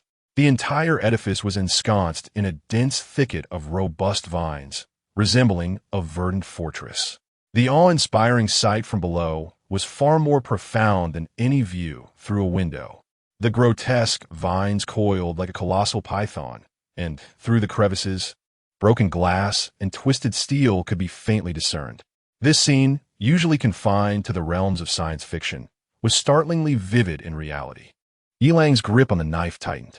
Yet, recalling the initial goodwill of the 8 girls from the previous night and the opportunity to rapidly enhance his strength, he inhaled deeply, a glimmer of resolve flickering in his eyes. Slowly, he advanced towards the writhing vines, uttering a brief, mocking taunt. Oi, the diminutive brain of the peculiar vine evidently bristled with fury at this sudden provocation. It abruptly twisted, and countless tendrils lashed out at Yi Lang like serpents, the air thick with the scent of vegetation. Yi Lang swiftly retreated, positioning his blade across his chest. Calmly observing the trajectory of the tendrils' assault, timing his move, he aimed for the weak points of the vines, swiftly severing them with precision, their sap splattering in all directions. Fortunately, the vines were not as resilient as he had imagined. With a slight sense of relief, Yi Lang continued to slice through the tendrils, each strike hitting its mark flawlessly. However, as he continued, he began to sense something amiss. Why did the vines seem to be endless in their assault? Upon closer inspection, he discovered that the severed ends were rapidly healing and regenerating at an astonishing rate. Yilang furrowed his brow. Sheer brute force would not suffice to eliminate the peculiar vines. He needed to locate their core to resolve the issue once and for all. Yet, with so many intertwined tendrils, how could one discern the core? Just as despair began to set in, Yilang noticed a massive tumor among the vines, glimmering with an eerie, cerulean sheen. This tumor was evidently far larger than those found on the tendrils themselves. A thought sparked in his mind. Perhaps this tumor, or the stem beneath it, was the heart of the vine. Taking a deep breath, he swiftly wielded his great knife and charged directly toward the luminous tumor. The sinister vine seemed to sense the impending threat, instantly tightening its grasp and frantically ensnaring Yilang. Caught off guard, he was struck by one of the tendrils on his leg, causing his movements to falter. In the next instant, countless tendrils coiled around him like venomous serpents. Luckily, Yilang reacted swiftly, positioning the blade of his massive knife outward against his chest.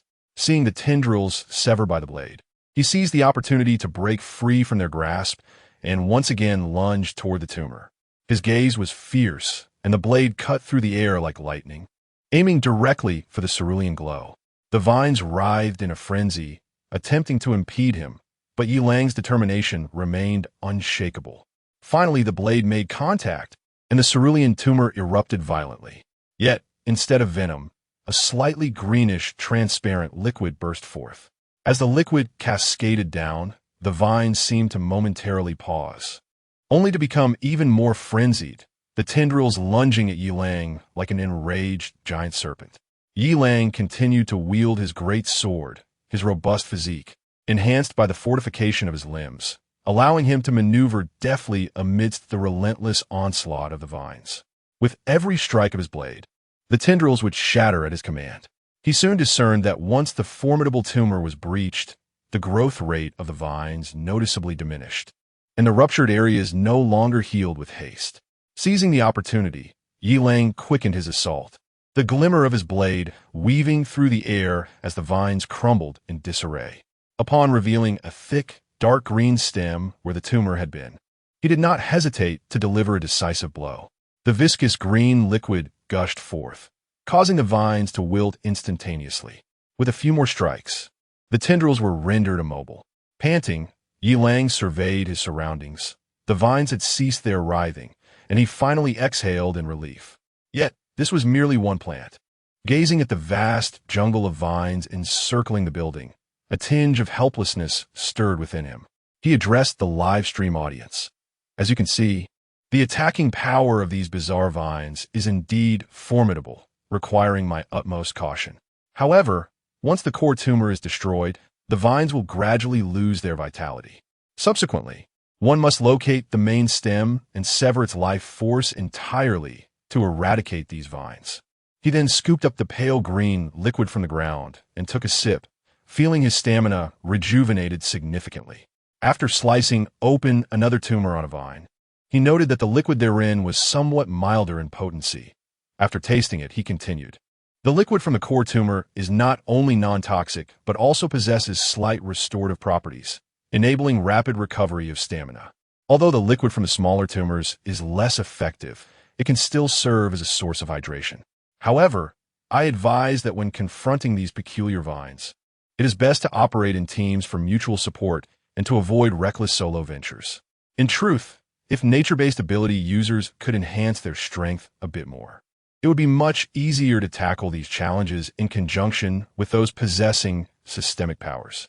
The comments in the live stream surged with fervor, admiration, emotion, awe, and expressions of overwhelming support flooded in, with many declaring a desire to bear Yilang's children. With an air of confidence, Yilang smiled slightly and continued, "Regarding the water source issue, I have confirmed the government's notification. As for food, I shall discuss the mutated cockroaches I dispatched yesterday. To be candid, these mutated cockroaches are formidable, especially their exceptionally hard shells and spiny protrusions. However, their abdomens and joints are relatively vulnerable, although they have become more ferocious.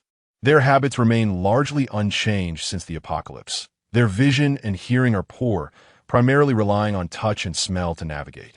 I firmly believe that if we can exploit their weaknesses and coordinate effectively, capturing and hunting them will not be a daunting task. As for the flesh of the cockroaches, I have yet to taste it, but they indeed contain a substantial amount of white meat, and I can also attest to the luminescent, fibrous substance within their brains.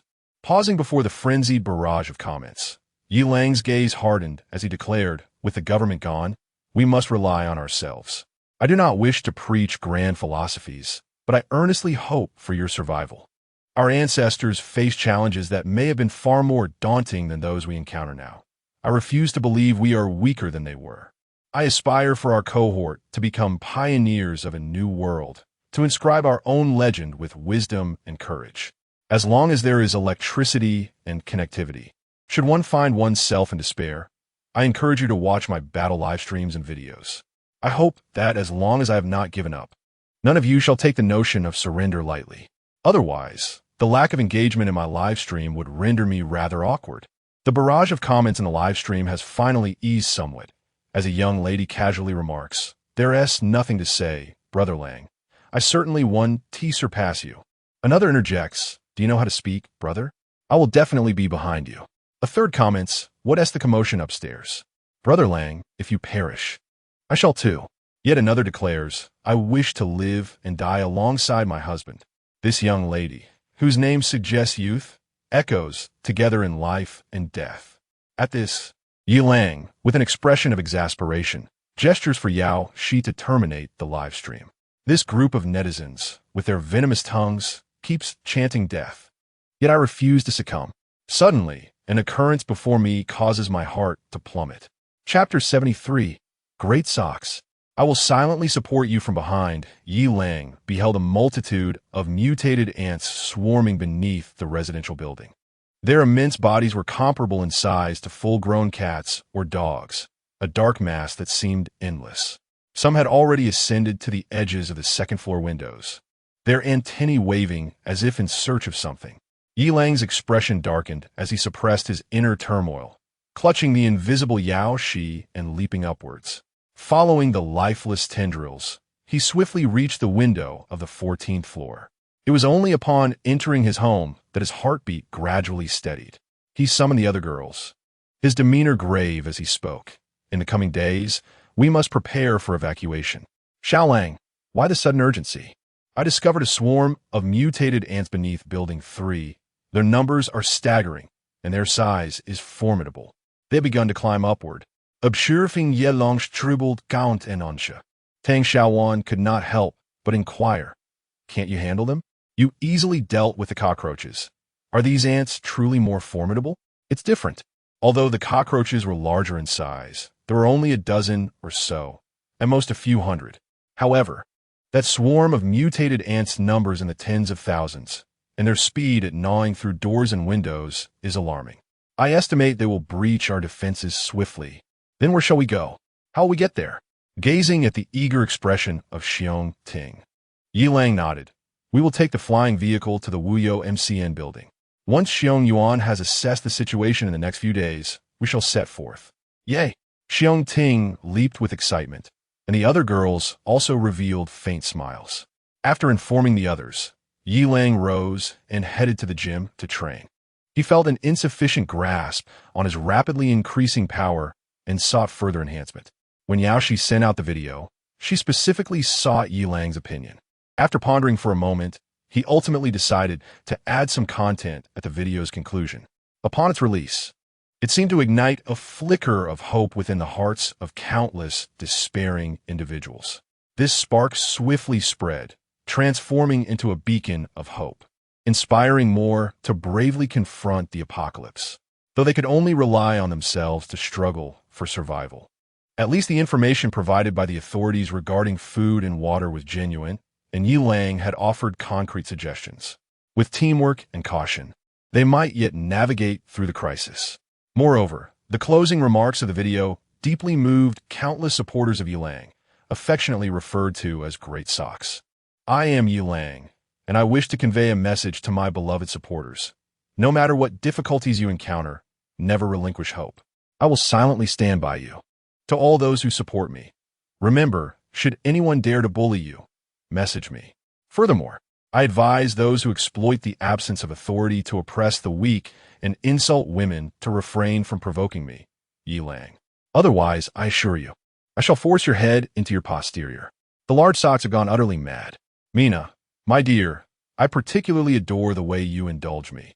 So incredibly handsome. Xiaohua 123. My taste in men is truly exquisite. I am utterly enamored with you, my husband. A small round one, even if it pains me. I would bear you 10 children. Chao Yang. When my period comes, I will do a handstand to hold it back. Xiaohua 123. My love. It is not only the supporters of Yi Lang amongst the large socks. Countless individuals teetering on the brink of despair have rekindled a flicker of hope upon viewing this video. Indeed, our ancestors thrived under far harsher conditions. How could we, as modern individuals, so readily surrender? Now, solutions for food and water have emerged, and the prospect for survival have substantially increased. Moreover, we still have the internet and Dolong. The electronic pickled vegetables have not yet given up. We must persist, for it is merely a matter of enduring some hardships. Yet, not everyone who watches this video feels elated. At this moment, within room 1507 of Building 3, Zhang Xiang looked grimly at the video. A surge of inexplicable jealousy and rage swelling within him. He lifted his gaze to see his wife, Bai Yu, engrossed in her phone, her expression serious. You shameless woman. You revel in the glory of your lover, do you not? I suspect he has captivated you, leaving you reluctant to part from him. Observing the fury and resentment in her husband's eyes, Bai Yu felt a tremor of unease, but chose not to retort. They had quarreled countless times, and she was weary.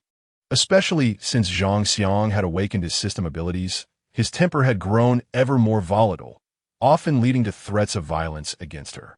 Regrettably, her water-based abilities were too feeble to contend with him. Moreover, he was not entirely incorrect. She had indeed dreamt of him the previous night, though she was uncertain if she had spoken in her sleep. What a wretch! How long can that brute continue to be so arrogant? The community is about to establish a patrol team, and I shall be among its ranks. Just wait and see. As Zhang Xiang had predicted, discussions about forming a patrol team in the community group were heating up. Chairman Jiang Fangzhou of the Owners Committee of Building 1, Room 1105. Hello, esteemed residents. I believe you have all seen the government's notification. There will be no rescue. However, we must take it upon ourselves to survive. After careful consideration, the Owners Committee has decided to form a patrol team. This will not only safeguard everyone's safety, but also enable us to eliminate mutated creatures to procure food and water. Zhang Xiang of Building 3, Room 1507. I support this decision. I am a system ability user. I wish to join. Li Mingshan of Building 1, Room 1104. How will the acquired food and water be distributed? Moreover, what cost must we bear to receive your food and water? Chairman Jiang Fangzhou of the Owners Committee of Building 1, Room 1105. Food and water will be allocated according to need. We are not like certain individuals who only consider themselves. Of course, members of the patrol team will receive a greater share based on their contributions. Therefore, I hope each household can lend a hand and participate in the patrol team. As for the cost, accepting assistance entails assuming corresponding responsibilities, which include aiding in patrols, maintaining community order, and cleaning common areas. This is not merely a transaction. It is a necessary collaboration for survival. I hope everyone understands and supports this initiative. Unit 1205. Sun Yang. I am willing to join the patrol team and contribute my strength. Moreover, I must remind everyone that the formation of the patrol team is of utmost urgency. A malignant incident occurred on our floor yesterday. Video. Sun Yang's words abruptly heightened the tension within the group, prompting everyone to click on the video link. The footage revealed a man, clad in a black jacket and wearing a baseball cap, skillfully using a slender piece of wire to pry open a door lock before swiftly entering the residence. Moments later, a bloodied woman stumbled out, desperately calling for help with a chilling scream. The man pursued her relentlessly, striking her down with a single blow before dragging her back inside. The implications of what would transpire next were all too evident. The scene abruptly ended, leaving a haunting impression. Another video depicted two burly men forcefully shattering a door and storming into a home, where terrified screams and the sounds of a struggle echoed. Shortly thereafter, a figure was dragged out, leaving a long trail of blood on the ground. The two videos plunged the group into a profound silence, as fear permeated the hearts of all present. Unit 1308, Fan Shi. Oh my goodness, this is terrifying. I agree to the formation of a patrol team, not only to confront monsters and secure food, but also to prevent such heinous events from recurring. As an ice-based ability user, I wish to join the patrol team. Unit 1316, Lu Peng. I am an ability user of the system. I wish to join the patrol team. Unit 1002, Dawa. I am a wind-based ability user. I wish to join the patrol team. Before long, over 10 residents expressed their willingness to join, and the atmosphere within the group gradually shifted towards determination and unity. Unit 1105, Chair of the Homeowners Committee, Jiang Fangzhou. Thank you all for your support and courage. Given the urgency of the current situation, we must act immediately. An emergency meeting will be held tonight at 9 p.m. to discuss the details and plans for the formation of the patrol team. We will gather at Unit 1702 in Building 2. Please make every effort to attend punctually. Furthermore, for the effective execution of patrol duties, all flying devices across the 3 buildings must be uniformly allocated to ensure comprehensive coverage without blind spots. Anyone wishing to use a device must first apply to the patrol team and obtain approval to avoid conflicts. Yi Lang observed the messages within the group, a cold smile curling at the corners of his lips. The performance is about to commence. The true claws of darkness are set to emerge. Chapter 74. The Patrol Team. A first perfect interaction with my sister-in-law after dining with several women. Yi Lang arrived at the gym to continue his workout. His physical prowess had surged dramatically the previous day, necessitating relentless training to master this newfound strength. While performing handstand push-ups on just 2 fingers, a sudden knock echoed through the air. Yi Lang furrowed his brow and approached the door. Peering through the peephole, he spotted an elderly woman with graying hair. Her weathered skin bore deep lines, and her kindly visage was tinged with exhaustion and anxiety. Yi Lang opened the door, and the elderly woman, somewhat embarrassed, implored, "Mr. Yi, could you spare me a bit of food? My grandson is absolutely famished. I beg you for assistance." Yi Lang's frown deepened as he coldly declined. "I'm sorry, I cannot help you." A flicker of despair crossed her eyes, her voice trembling as she pleaded, "Please, even a morsel of leftovers would suffice." Yi Lang remained composed, reiterating his refusal. "There is none." With a resigned sigh, the elderly woman turned and slowly departed, her silhouette appearing particularly forlorn. Yi Lang observed her limping away towards the doors of other residents, his hand hesitating on the doorknob. Yet, after a moment's reflection, he ultimately closed the door. Yao Shi, who had been discreetly watching from aside, felt a tumult of emotions. She sighed softly. "That elderly lady lives on our floor. She is quite kind. She just moved here from the countryside to help with her grandson, and now she faces such dire straits." Yi Lang slightly furrowed his brow and inquired softly, "Is it just her and her grandson at home?" After a brief contemplation, Yao Shi shook her head. "There should be a daughter-in-law as well, but she is rather fierce." Yi Lang pondered for a moment, disinclined to meddle in the affairs of others. However, the image of the elderly woman's white hair and her unsteady gait stirred something within him. Moreover, there was a distinct scent of blood surrounding her, and observing her limping left leg only intensified his concern. "Yao Secretary, please place 2 bags of bread at the elderly lady's doorstep shortly, but ensure no one notices." Yao Shi was momentarily taken aback, but she quickly nodded, a glimmer of warmth in her eyes. "All right, I will be cautious." Yi Lang turned and returned to the gym. Resuming his workout, Yao Shi silently watched his retreating figure, contemplating this seemingly cold man conceals a tenderness unknown to others. After another hour of rigorous training, Yi Lang glanced at the time. It was almost 9 o'clock. He retrieved his phone and opened his surveillance application. The screen displayed a clear real-time feed from Unit 1702. Impressed by the meticulousness of his junior, he observed several figures, both men and women, gathered in the living room, animatedly engaged in conversation. From today onwards, the patrol team of Meishu Golden Island is officially established. We welcome all neighbors to join us in safeguarding our community.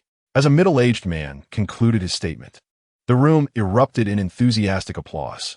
With a serious expression, he continued, to make a strong first impression, the patrol team will embark on its inaugural mission tomorrow morning at 9 o'clock.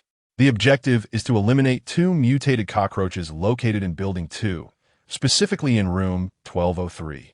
After meticulous reconnaissance, we have identified the presence of these creatures.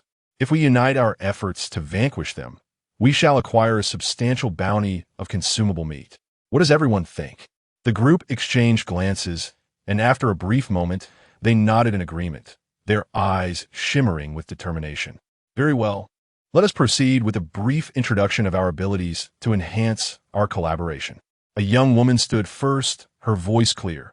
I am Fan Shi, an ice elemental wielder, capable of launching ice arrows. Following her, a robust man asserted, I am Zhang Chong, a system elemental wielder. My elbow joints can harden like steel, granting me formidable offensive power. I am Fan Yi, the last to rise spoke, his voice slightly trembling, yet adorned with a shy smile. A system elemental wielder with exceptionally sharp nails. Observing the scene outside the monitor, Yilang couldn't help but smile with delight. His expression remained radiant until he turned off the surveillance, and it grew even brighter upon seeing Xiong Ting. Ding system notification, supreme delicacy, rifle leg, oversized handgun leg, has been issued. Ding system notification, supreme delicacy towel roll, 3-pound towel roll, has been issued. Ding system notification, supreme delicacy underwater hot pot, has been issued. Ding congratulations, host, for achieving the first milestone of the 100 affection task. Ding completion rate, 66, passing. Ding congratulations, host, for gaining 1 free attribute point. Current free attribute points, 1. Ding congratulations, host, for one-time body part enhancement. The enhanced area is the torso. Ding congratulations, host. The underwater hot pot has been added to the daily basic configuration issued by the system. Ding system notification, supreme delicacy Zeus bowl of sushi, has been issued. Ding system notification, supreme delicacy heavenly tempura, 3-pound tempura, has been issued. Ding system notification, supreme delicacy Mexican roll, half-meter long Mexican burrito, has been issued. Ding congratulations, host, for gaining 1 free attribute point. Current free attribute points, 2. Bai Xiao, the empathetic older sister, took it upon herself to support Xiong Ting, whose injuries had yet to heal. Such a touching gesture indeed. After breakfast, Yilang proceeded with his morning exercises as usual, feeling the vigor of a physique rated at 76. 3. Along with the enhanced strength of his torso, his movements became increasingly agile and powerful. Currently, both his limbs and torso had undergone enhancement, leaving only his head above the neck yet to be fortified. The little wolf had also experienced a transformation, becoming even more fearsome. This filled Yi Lang with confidence for the upcoming battle. Similarly, the members of the patrol team were imbued with confidence as they assembled in the morning, brimming with vitality as they set out in formation. They swiftly overwhelmed the 2 mutated cockroaches with an unstoppable momentum. Yi Lang meticulously observed each member's every action, even recording the footage for repeated analysis. The subtle smile at the corners of her lips seemed to savor something intangible. Unlike Yilang, the members of the patrol team were genuinely relishing the tender flesh extracted from the mutated cockroaches. As Captain Jiang Fangzhou chewed on the pan-fried white meat, a frown creased his brow. It was a bit tough and tasted rather peculiar. As long as it's edible, Captain Jiang, don't be too picky. I'm starving and anything tastes good to me, Fang Mingda replied enthusiastically while devouring his portion. A glimmer of satisfaction sparkled in Fang Mingda's eyes as he thought to himself, it has been a whole day without food, and at last he could fill his stomach. Observing his teammates devouring their meals, he couldn't help but quicken his own pace. Although the flavor left much to be desired, each mouthful felt extraordinarily precious in that moment. Fan, he was also consuming a share of white meat with grace. Chewing it thoughtfully, his face still adorned with that shy and earnest expression. After the patrol team had their fill, they looked at the remaining substantial portion of white meat with expressions of contentment. Captain Jiang, how should we distribute this white meat? Li Wenxuan's question caught Jiang Fangzhou off guard for a moment, but after a brief contemplation, he responded in a serious tone. We will allocate 10 pounds of this white meat for each person. The remainder will be kept as reserve supplies, while part will be shared with other stakeholders. What? No way. On what grounds? Chapter 75. The emergence of Junior Hua as Jiang Fangzhou's words resonated. Dissent erupted within the team. Captain, we toiled tirelessly for this. Why should we share it with others? One voice protested. Moreover, there are quite a number of homeowners in Building 3. There's hardly enough to go around. Indeed, Zhang Chang affirmed. He is absolutely right. We cannot distribute it. Following Zhang Chang's declaration, the team members rallied in agreement, and the atmosphere grew increasingly tense. Jiang Fangzhou, seemingly unfazed by the brewing unrest, regarded the crowd with calm composure. We are not distributing to every household, nor is it a gift without merit. First and foremost, we will prioritize those capable and powerful individuals. Should they wish to join our patrol team, our strength would be significantly augmented, facilitating resource acquisition. Secondly, for ordinary homeowners lacking abilities, if they have women or young girls who can provide logistical support, such as maintaining tools, preparing food, washing clothes, and, well, you understand. Do you think we should proceed? As Jiang Fangzhou spoke, the eyes of the crowd sparkled with intrigue, and nods of agreement began to ripple through the group. Zhang Chang was the first to voice his approval. Captain, your wisdom shines through. Ha ha ha, in this apocalypse, one cannot expect to take my provisions without offering something in return. Indeed, in these dire times, women are merely playthings for us men. Ha ha ha. The laughter echoed, confidence swelling among the ranks, as they envisioned a future where they and their subordinates would be well fed. In contrast, Su Yanbo, masked and contemplative, furrowed his brow, growing increasingly wary of Senior Go's words. He discreetly cast a glance at 4 individuals in the corner, who maintained an expression of calm, devoid of the exuberance displayed by others. They were evidently the ones Senior Go had instructed him to monitor closely, the architects of this revelry. Su Yanbo felt a surge of vigilance and resolved to keep a watchful eye on their movements, intent on providing Senior Go with further intelligence. The excitement coursed through him. Playing this game alongside Senior Go was exhilarating. He inhaled deeply, striving to quell his rising fervor as he continued to observe, while Senior Go could scrutinize via surveillance. Only his first-hand perspective could capture the finer details. Yi Lang, too, observed the unfolding scene through the lens of the monitors, secretly devising strategies.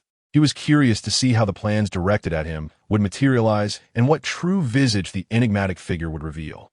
A subtle smile graced Yi Lang's lips, his eyes glinting with a hint of coldness. Lunch remained lavish. Thanks to Xiong Ting's efforts, the aroma of seafood hot pot wafted throughout the room. Tender slices of meat danced in the bubbling broth, while fresh vegetables soaked in the flavorful essence, their colors enticing. The team sat in a circle, devouring their meal with fervor, quenching their thirst with sips of cola or milk tea. Afterward, Yi Lang thoughtfully provided a large watermelon and tiramisu for dessert. The sweet watermelon burst in their mouths, refreshing and cooling, while the velvety texture of the tiramisu intertwined with a rich coffee aroma, delivering a delightful sweetness and profound satisfaction. After lunch, several young women languidly leaned against the sofa, engrossed in their phones, occasionally erupting into melodious laughter. This was indeed more delightful than the days preceding the apocalypse. In recent days, Bai Xiaohuan had been weighing herself intermittently, fearful of gaining weight. Unlike Bai Jin and Tang Wan, she was no longer youthful, should she gain weight. Shedding it would prove to be a daunting task, although that insipid man often claimed that a fuller figure felt better. It is a universal truth that no woman neglects her physique. Meanwhile, the residence group was abuzz with praises for the valiant efforts of the patrol team. Li Fong from Building 2, Room 1107 exclaimed, "Wow, the patrol team effortlessly dealt with those mutated cockroaches. They are incredible." Zheng Suqin from Building 2, Room 1210 added, I am so grateful to the patrol team. I can hardly believe we had mutated cockroaches on our floor. Thanks to them, we can finally feel at ease. The members of the patrol team are true heroes. Qian Song from Building 3, Room 1401 echoed. Indeed, the brothers of the patrol team are commendable. Sun Fu Lai from Building 1, Room 1703 chimed in. Well done. The patrol team members, upon reading the accolades in the group, wore expressions of pride. Jiang Fangzhou, suppressing a smile, quietly cautioned, do not let superficial praise cloud our judgment. There is nothing heroic about this. We must strive to be formidable. With that, Jiang Fangzhou sent a meticulously crafted message to the residence group. Hello everyone. I trust you have witnessed the actions of our patrol team. This is merely our duty. Safeguarding your safety is our obligation. However, we are in need of some capable and responsible team members, as well as logistical support. Candidates for team members must possess special abilities, while logistical personnel must be young and attractive women. As compensation, we shall allocate 2 pounds of the white meat featured in the video. Limited spots are available. First come, first served. Upon the announcement, the group fell into an eerie silence. On the 11th day of the apocalypse, the residents were not naive. Why must the logistical roles be filled exclusively by young and attractive women?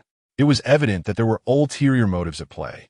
Though everyone was aware, none dared to voice their suspicions. The patrol team was numerous and empowered. Who would dare to question them? They were not as accommodating as Yilang. The patrol team members paid little heed to the silence, confident that some beautiful women, or their families, would inevitably come forward, unable to resist the lure of survival amidst hunger and the unknown. They understood this instinct. At that moment, Zhang Xiang, Sun Yang, and others wore expressions of eager anticipation, their eyes glimmering with peculiar excitement. They were all too familiar with the choices their wives had made in desperation. Now, it was their turn to relish this privilege, and a twisted sense of pleasure surged within them. Su Yanbo silently observed their expressions, recalling the instructions from Senior Go. These individuals harbored a deep-seated resentment towards Senior Go, and he knew he must scrutinize them closely. Yi Lang, too, was watching the green-eyed men, inwardly scoffing at the irony. It was indeed a remarkable coincidence that they all awakened their abilities. That amorphous mass of flesh was truly extraordinary. After inhaling the smoke emitted from the charred flesh, several women experienced a tumultuous surge of emotions, as if they had transformed into the monstrous, flesh-eating cockroaches. Among them, Tang Xiaowan exhibited the most intense reaction, her eyes gleaming with a primal ferocity. The responses of Bai Xiao, Bai Jin, Yao Shi, and Xiong Ting were comparatively subdued. It remains uncertain whether this difference stems from their shared identity as nature-based ability users, or if other factors are at play. Yilang also inhaled the smoke from a meat. He remained inwardly vigilant. However, he merely felt a slight restlessness in his body, while his mind was strikingly clear. Not only was he unaffected by the primal instincts, but he also felt a heightened sense of excitement and clarity. Upon inquiring about the reason from the system, it responded, "This fibrous meat is a unique substance that amalgamates both spirit and flesh. It appears to be a semi-finished product capable of stimulating and amplifying the emotional fluctuations of ability users. Your mental strength is nearly negligible, rendering you immune to its effects. Nonetheless, the murderous intent within the fibrous meat can awaken your latent combat instincts and thirst for bloodshed. Furthermore, it can fortify your willpower and enhance certain abilities in the future." Upon hearing this, Yilang felt a stir of realization and promptly asked the system about the potential abilities. The system replied, "The specific abilities cannot yet be determined. Please focus on improving your physical condition as soon as possible." Understanding this, Yilang's resolve to journey to the Wuyo MCN building grew even stronger. Chapter 76. The funeral of Tang Long and Xiao Wan's gift. It appears that these fibrous meat chunks indeed require further collection. However, what does the system mean by referring to this as merely a semi-finished product? What might the final product resemble? A crystal core, perhaps? Yilang felt an ominous premonition stirring within him, as numerous details corroborated the elder's assertions. This plunged countless individuals into the despair of the Crimson Sun's apocalypse, which might merely be the novice phase. If that is the case, what horrors await in the true trials or the genuine end of days? A sense of urgency welled up within Yi Lang. He understood that time was of the essence, and he must swiftly enhance his strength. Once he dealt with the puppeteer behind the scenes, he needed to make his way to the Wuyo MCN building post-haste. It was time to significantly bolster his capabilities. Taking a deep breath, a resolute glint flickered in his eyes. Yesterday, Bai Xiao and Xiong Ting had shared a bed, while today the two little girls, Bai Jin and Yao Shi, who had grown in entirely opposite directions, were huddled together on one bed, laughing and frolicking in a display of remarkable intimacy. The two little girls had indulged in quite the raucous night, and it was only after Bai Xiao gave them a playful smack on their bottoms that they finally rose from their slumber, rubbing their sleepy eyes. Bai Jin and Yao Shi grumbled in discontent, but obediently climbed out of bed. However, upon seeing an array of delectable breakfasts from KFC and McDonald's laid out on the dining table, their fatigue vanished, and they rushed toward the feast. The previous night, they had debated fiercely over which was superior, KFC or McDonald's, insisting that Yi Lang arbitrate their dispute. Consequently, this morning, both culinary delights lay before them.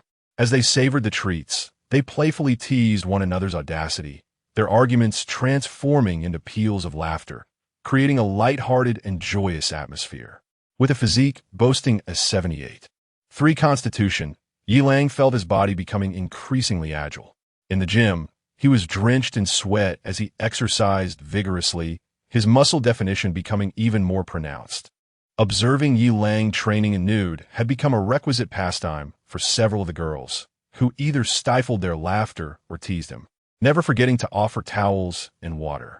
Tang Xiaowan, however, found it difficult to look, her cheeks flushed, her gaze flickering as she discreetly glanced away, internally exclaiming at how splendidly her senior brother's physique had transformed. Yao Shi and Xiong Ting, both seasoned in their experiences, exchanged knowing smiles, winking at each other, and deliberately amplifying their teasing voices. Senior brother, your physique is truly commendable. It seems junior sister wishes to touch it. You two naughty girls, I shall challenge you. Behold my kitten's charge. Wow, watch my ice and snow dance. The ghostly blade is unleashed, evading sight. Ha ha ha ha. Ah ha ha. This is exhilarating. Having someone else's wife is truly delightful. At that moment, within room 1702 of Building 2, Jiang Fangzhou, Zhang Xiang, Sun Yang, Zhang Chang, and other members of the patrol team emerged from several bedrooms, adjusting their trousers. Their faces were alight with satisfaction and pride, and upon seeing one another, they exchanged smiles of contentment, reveling in the joy of the moment. Jiang Fangzhou clapped Zhang Chang on the shoulder, chuckling softly. So, was the decision to recruit support staff the right choice?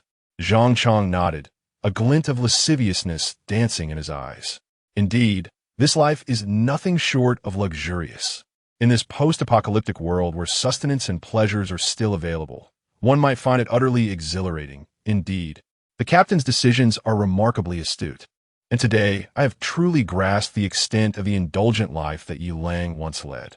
However, as Zhang Xiang uttered these words, an immediate tension filled the air, and the countenances of those present darkened considerably.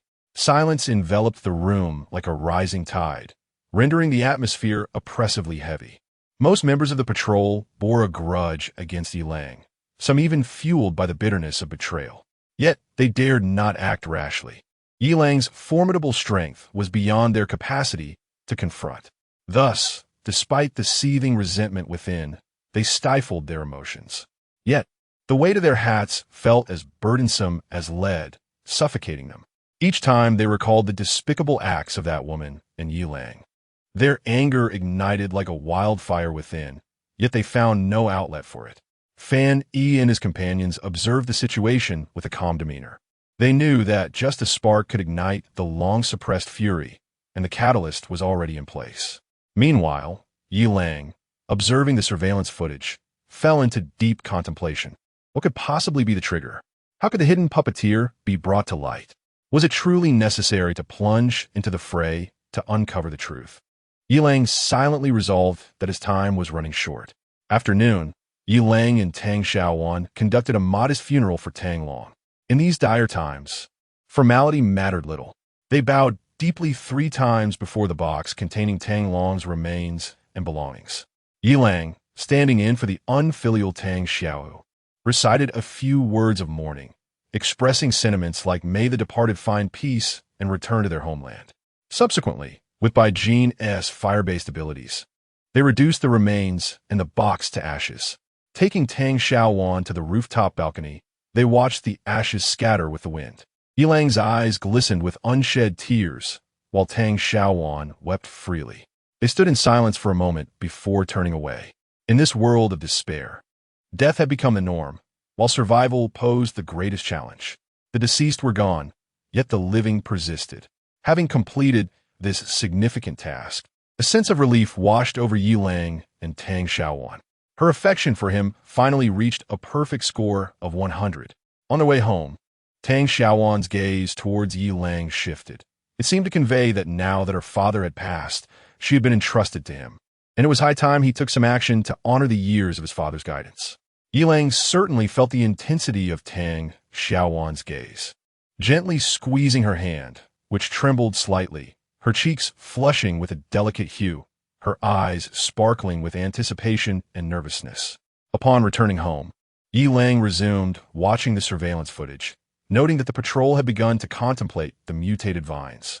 Several abilities users had indeed cut through a few vines and a malignant growth. Yilang observed attentively, reassured that they had no concealed tactics, allowing him to relax. Throughout the afternoon, Tang Xiaowan remained in a state of inexplicable excitement and anxiety, occasionally glancing at Yilang, then lowering her head to adjust her clothing. Her fingers unconsciously entwined. At this moment, the significance of the 4 elder sisters of the heart became apparent.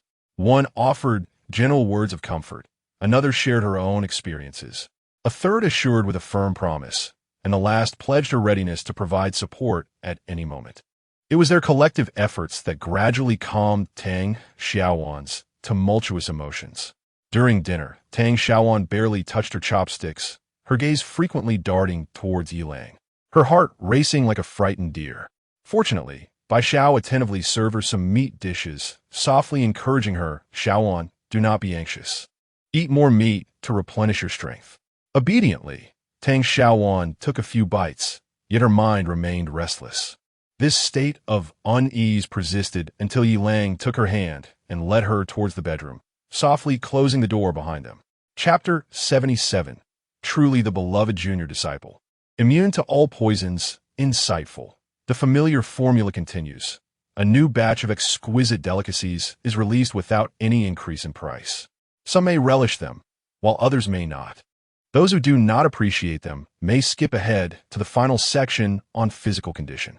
I wish all readers the delight of indulging in these supreme culinary delights 3 times a day. Ding, system notification. Supreme delicacy. Purple sweet potato and taro cheese brick. Container of purple sweet potato and taro cheese has been released. Ding, system notification. Supreme delicacy. Mango pomelo sago. 5-liter container of mango pomelo sago has been released. Ding, system notification. Supreme delicacy. Deep-fried pastry, 1-pound container of ear-fried pastry, has been released. Ding, system notification. Supreme delicacy. McFlurry, bucket of McFlurry, has been released. Ding, congratulations, host, on achieving the first milestone of the 100 affection level task. Ding, completion rate. 80, good. Ding, congratulations, host. You have gained 10 free attribute points added to physical condition. Ding, congratulations, host. You have received a body part enhancement. The enhanced part is the head. Ding, congratulations, host. You have acquired a bodily enhancement trait. Immunity to all poisons. Ding, congratulations, host. Your entire body has received an enhancement, and you have gained the enhancement talent. Insight, ability to perceive the emotions and movements of living beings within a certain range, predicting enemy attacks, etc. Ding, congratulations, host. The McFlurry has been added to the system's daily basic configuration. The food and water in the system's basic configuration are doubled. Currently, 24, 576 loaves of bread, 8. 192 buckets of water, 4, 608 large watermelons, 2, 48 packs of spicy strips, 512 roasted ducks, 2 servings of seafood hot pot. 1 McFlurry ding detected that the host has achieved a full body enhancement once, upgrading the strength module. Host, Yilang, physical condition, 88. 3. Please continue to enhance your strength, striving to reach 100 points to unlock a new module. Mental state, 0, 1. Please proceed with caution in allocating points. Enhanced traits, immune to cold and heat LV1, immunity to all poisons LV1, enhanced talent, insight LV1, enhanced parts, full body LV1, right index and middle fingers LV2, attribute points, physical points, 0, free attribute points, 0. Pain, pain, pain. The agony of this enhancement surpassed all expectations. Yilang, disregarding the prospect of second chance, sprinted into the gym at 2 in the morning, wielding his sword with fervor. Sweat poured down like rain. Muscles quivered at their limits, and each swing felt as if it were tearing at his very soul. Gradually, Yilang sensed a diminishing pain. The sword in his hand became increasingly light, as if merging with his very being.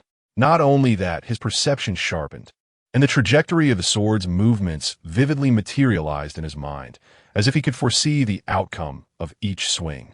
The commotion he caused roused the already restless Bijio, Bijin, Yao Shi, and Xiong Ting from their slumber. Witnessing Yilang dash into the gym in his bare state, the four exchanged bewildered glances.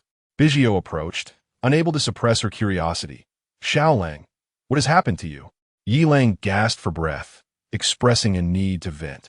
Bai Xiao rolled her eyes in response, saying, "Haven't you already vented enough?" Yilang was momentarily at a loss for words, retorting with irritation. "It's the restlessness from the surge of my newfound strength, Aunt Bai. You're quite inappropriate." Bai Xiao ignored the man's teasing, scoffing lightly as she approached Tang Xiaowan with a bottle of water. Upon seeing Tang Xiaowan, who appeared as pitiful as a battered kitten, Bai Xiao felt a pang of sympathy. Gently, she stroked the cat ears atop Tang Xiaowan's head and inquired softly, "Are you all right, Xiaowan?" Tang Xiaowan managed to lift her head, a flicker of gratitude shining in her eyes as she weakly replied, "I'm fine. Thank you, Sister Bai." Her voice, though faint, carried a hint of resilience. After sipping some water, Tang Xiaowan seemed to regain a bit of her spirit and eagerly asked, "Sister Bai, how is second senior brother?" She recalled how he had abruptly withdrawn, seemingly in a rush. Bai Xiao retorted, somewhat exasperated, "What do you think?" He asked, venting like a madman. "Don't concern yourself with him. This is a normal reaction to his increased strength. You should take advantage of his distraction to rest well." As she spoke, Bai Xiao raised her fluffy tail and began to administer treatment to Tang Xiaowan. Meanwhile, Yilang had been swinging his sword for a full 2 hours, gradually calming the restlessness and pain within him. He finally ceased his movements, drenched in sweat, and took a deep breath as he began to assess the system notifications in his mind. Firstly, his physique had reached 88.3, now 17 times that of an average adult. Yilang felt an unprecedented surge of power coursing through him, the definition of his muscles more pronounced, as if each fiber was proclaiming its explosive strength. Next came the system's subsequent notifications. What modules or abilities would be unlocked upon reaching a physique of 100? The system offered no concrete answers, merely emphasizing the urgency of enhancing his strength to explore further possibilities. Yilang then noticed the mental attribute, which displayed a specific value, 0, 1. Moreover, the system once again cautioned him to be judicious with his points, reinforcing his suspicion that the system seemed to reject mental power. Then came the traits. The initial interaction with Tang Xiaowan, marked by a goodwill level of 100, surprisingly bestowed upon Yilang the trait of immunity to all poisons. With this, he could face both poisonous plants and treacherous foes with composure. However, at level 1, this trait felt rather weak. It wasn't just immunity to all poisons. Resilience to climate was also at level 1. Yilang had tested this trait before. It was June 14th, and while the nights in the higher altitudes could still be a bit chilly, he had slept without a blanket for several nights without feeling the slightest chill. Of course, He still tucked his legs under the covers, as was his habit. Furthermore, he had previously placed his hand in the refrigerator's fresh-keeping compartment, feeling nothing at all. Yet, even when placed in a frozen layer, one can still feel the chill. It seems that this immunity to extremes is not entirely invulnerable. What if the level were elevated to level 2 or even higher? Yilang's heart brimmed with anticipation, for perhaps with the ascension of levels, these attributes would yield even more astonishing effects. Next came the most exhilarating aspect for Yilang, his talent, insight. Not only could he perceive the emotions and movements of surrounding beings, but he could also anticipate the attacks of his adversaries, akin to being endowed with wings. Furthermore, this insight bore an uncanny resemblance to the observation Haki found in the realm of pirates.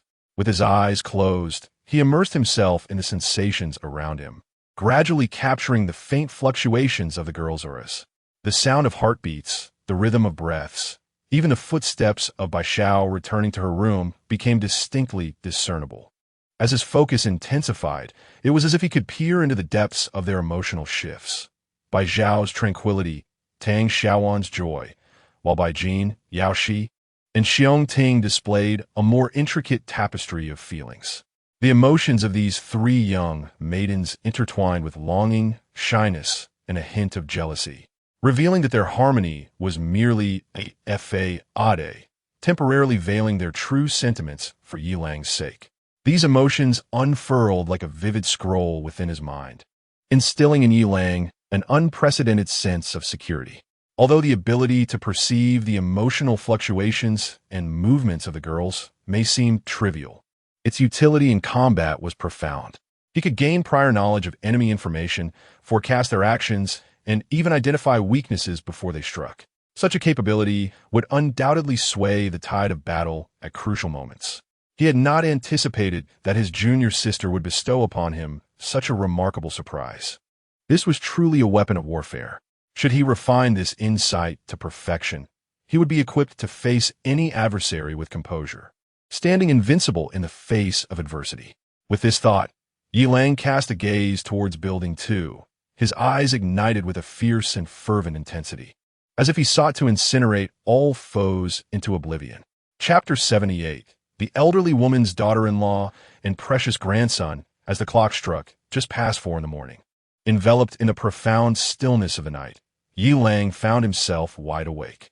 Noticing that Tang Xiaowan had succumbed to a deep slumber and Bai Jin was cradling Yao Shi, lost in dreams, only Xiong Ting remained awake, curiously tugging at Bai Zhao's arm, inquiring about something. Nevertheless, Yilang resolved not to disturb the tranquil dreams of the three women. In the morning, the atmosphere was lively as everyone enjoyed the breakfast prepared by Yao Shi and Bai Xiao, the aroma wafting delightfully through the air. Tang Xiaowan had shed her youthful innocence, revealing a hint of mature femininity, her gaze tenderly fixed on Yilang, filled with warmth and reliance. Yilang felt a stir within him, silently attuned to the emotions around him. He discerned that the feelings of the other four women had subtly shifted, a blend of admiration tinged with jealousy, yet underscored by profound affection for him. A smile crept upon Yilang's face. Indeed, women were born performers. After breakfast, while the women tidied up the dishes, Yilang turned his attention to the surveillance, monitoring the patrol team for any unusual activities. He discovered they were engaged in games with another's wife early in the morning, which relieved him, prompting a desire to exercise. A knock echoed at the door, causing Yilang to furrow his brow as he approached with caution. Using his insight, he sensed it was the same elderly woman from yesterday, her aura now even fainter. Upon opening the door, he found her once again pleading for food. Though her appearance was more haggard, her voice barely audible. Yilang declined her request yet again. A flicker of disappointment crossed her eyes as she slowly turned to leave.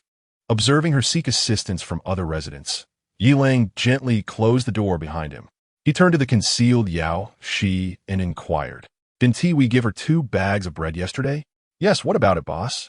Yao Shi replied. Yilang shook his head silently. The stench of blood had intensified around the woman, and it was apparent that both of her legs were now limping. Was it not enough that they had provided 2 bags of bread? Given her frail stature, She likely had little more than 2 tails of flesh on her entire body. Sitting on the sofa, Yilang furrowed his brow deeply. He truly did not wish to meddle in others' affairs, especially at such a critical juncture before the impending battle. Yet the peculiar state of the elderly woman rendered it impossible for him to turn a blind eye. Taking a deep breath, he resolved to intervene. Those who practice martial arts understand the importance of a clear mind, particularly on the eve of conflict. Lingering concerns could inevitably hinder performance. Yilang rose, instructing Yao Shi to follow him as they stepped outside. However, the scene that greeted him upon exiting sent a jolt through his heart. There lay the frail yet tenacious elderly woman at the elevator entrance, her complexion pale and breath faint. Yilang hurriedly approached to assist her, softly asking, "Madam, what is the matter?" With great difficulty, she opened her eyes, her breath barely a whisper. "Mr. Yi, I may not last much longer. I implore you to take me home. My daughter-in-law and grandson are hungry." A pang of urgency gripped Yilang's heart as he quickly urged Yao Shi, "Hurry," summoned by Xiao. "No need." Before Yao Shi could respond, Yilang continued. The elderly woman's skeletal hand had already fallen limply to the ground, clearly signaling that her life was nearing its end. Yilang stood in silence for a long while, until Yao Shi gently inquired, "Boss, what shall we do next?" Yilang slowly lifted his head. He first rolled up the old lady's pant legs, only to discover, to his horror, that both her legs were injured. How could she still walk? Yao Shi exclaimed, disbelief evident in her eyes. Yilang's gaze turned icy. This was not merely an injury, but rather wounds inflicted upon herself, flesh brutally severed. What? Why? Could it be? Oh my heavens! Ignoring Yao Shi's outcry, Yilang carefully lifted the old lady and made his way to the elevator, determined to confirm one last matter. Upon reaching room 1514, he sensed the atmosphere within through his keen perception, and his expression grew even colder. With a powerful kick, he forced the door open. Inside, he found a rosy-cheeked woman and a chubby boy ravenously devouring bread. To his horror, a bowl nearby contained chunks of meat, glistening with grease. The woman, startled by the intrusion, dropped her bread while the boy froze in shock. Displaying her brash nature, the woman shouted without first discerning who had entered. "Who the hell are you? How dare you barge into my home?" Yet, in the next moment, her tirade was abruptly halted as she recognized Yilang, her face paling. Stammering, "Why Yilang?" Frantically rising, she caught sight of the old lady in Yilang's arms, her expression turning ashen. She feigned the demeanor of a dutiful daughter-in-law and rushed forward, wailing, "Mother, oh dear mother, what has happened to you? You must let me," and bang. Yilang kicked the advancing woman away, sending her crashing to the ground. She let out a scream, blood trickling from her mouth as she gazed at Yilang in terror. The boy, frightened, cowered in the corner, his eyes filled with fear. Yet he clutched the piece of bread tightly, evidently afraid it would be taken from him. Yilang gently set the old lady's lifeless body down, his cold gaze sweeping over the room as he spoke in a deep voice. "The first time, I turned a blind eye. The second time, did I not provide you with bread? Why then must you resort to consuming her?" The woman's complexion shifted dramatically, and in the next moment, she erupted in a fit of rage, cursing the old lady. "Ah, so it is this old hag. All she does is eat and drink. She cannot fight off the monsters and cannot procure food. She deserves to die. Is it not enough that she drags us down? How dare she complain?" The woman's voice was hoarse, as if she truly felt wronged. Yilang scoffed coldly, his murderous intent intensifying. That old lady had no flesh to spare. Where has it all gone? Look at you and your son, rosy-faced and plump, clearly the result of gluttony. Have your consciences been devoured by dogs? You won't even spare your own kin. The woman fell silent, a flicker of despair flashing in her eyes. Yilang advanced, his voice chilling as he demanded, "Why, when you had bread, would you still eat a frail old woman? Tell me." The woman finally succumbed to fear, tears mingling with blood as they streamed down her face. Trembling, she uttered, "It was she who inflicted the wounds upon herself, not I. She was merely grieving for her grandson, for the lineage of the old Lin family. It has nothing to do with me." "Ha ha ha, it has nothing to do with you?" Yilang, filled with rage, laughed coldly. His voice, as frigid as frost. Did you inform her that you still had provisions? With that, Yilang forcefully kicked open the locked cabinet beside him, revealing it brimming with food. The woman turned pale, rendered speechless. Yilang gazed down at her with icy disdain, his voice chilling. Do you have any idea that she hobbled up and down the stairs in search of something to eat? Did you know that until her last breath, she spoke your names? Did you know she even begged me to bring her body back to you? The woman collapsed to the ground, weeping profusely, while the young boy cried out in despair. Yet, Yilang's keen perception revealed that these two felt not a shred of remorse, only an overwhelming fear of the unknown and an insatiable greed for survival. Yilang slowly approached the woman, his voice deep and chilling like the winds of the underworld. You are unworthy of humanity. Today, I shall act as the instrument of divine justice. Chapter 79. The True Punishment Triggered by a Gun. Boss, why did you only disable that wicked woman's limbs and not eliminate her entirely? And that little boy, he deserves to perish as well. Yao Shi inquired, her voice tinged with indignation and confusion. Yilang, cradling the elderly woman's lifeless body, replied calmly, that will be too merciful for them. I have taken their sustenance along with the old lady, and the door is sealed tight. What do you suppose that chubby boy will resort to in his hunger? Yao Shi was momentarily taken aback, a flicker of terror crossing her eyes before transforming into a grim satisfaction. That despicable woman, at first, would soothe her precious son, but upon realizing her efforts were futile, she would inevitably devolve into desperate curses. Yet, the chubby boy had already tasted the bitterness of survival, driven by instinct to persist. The sight of her beloved son succumbing to hunger would inflict upon her a heart-wrenching agony and an endless wave of regret, serving as her ultimate punishment. Her suffering would surpass that of the old lady, who had sacrificed herself for the love in her heart. In contrast, that vile woman would experience the consequences of betrayal and greed amidst despair and fear, ultimately tasting a torment more profound than death itself through the betrayal of her own flesh and blood. At that moment, the viewers in the live stream were astounded, the barrage of comments flooding the screen. The shit has hit the fan. What a relief, this is truly satisfying. Ah, Duck, Brother Lang, forgive me for criticizing your compassion earlier. You are indeed a living bodhisattva. The young man revealed his dark trousers. Brother Lang, that 50-meter knife is hard to retrieve. Let us speak up sooner next time. Behind-the-scenes cook, Brother Lang is incredible. Indeed, under Yilang's suggestion, Yao Shi had initiated the live stream. He aimed to unveil the harsh realities of the apocalypse devoid of governance to the viewers. Strangely, Yilang sensed a transformation within himself, becoming more transparent and composed. This feeling intensified as he scattered the ashes of the old lady into the wind, as if he had comprehended the dualities of human nature amidst the apocalypse. Yilang closed his eyes, inhaling deeply, silently wishing, may this wind carry away all resentment and sin. There was a thought Yilang refrained from expressing, fearing the viewers might be unable to bear it. His keen perception hinted that the chubby boy bore little resemblance to the man in the wedding photo in the room. Though merely a conjecture, considering the vile woman's malevolence and greedy nature, it was highly probable that the chubby boy was not of the Lin family lineage. How pitiable the old lady was. Upon returning home, Yao Shi, filled with righteous indignation, recounted the events to Bai Xiao and the others. The girls collectively condemned the vile woman, wishing her a wretched fate, expressing their utter dismay. Yet, Yilang remained unaffected, gazing quietly out the window. At that moment, his heart was tranquil, as if all disturbances had receded. The spark he had anticipated had ignited, though it was a disquieting kind of ignition.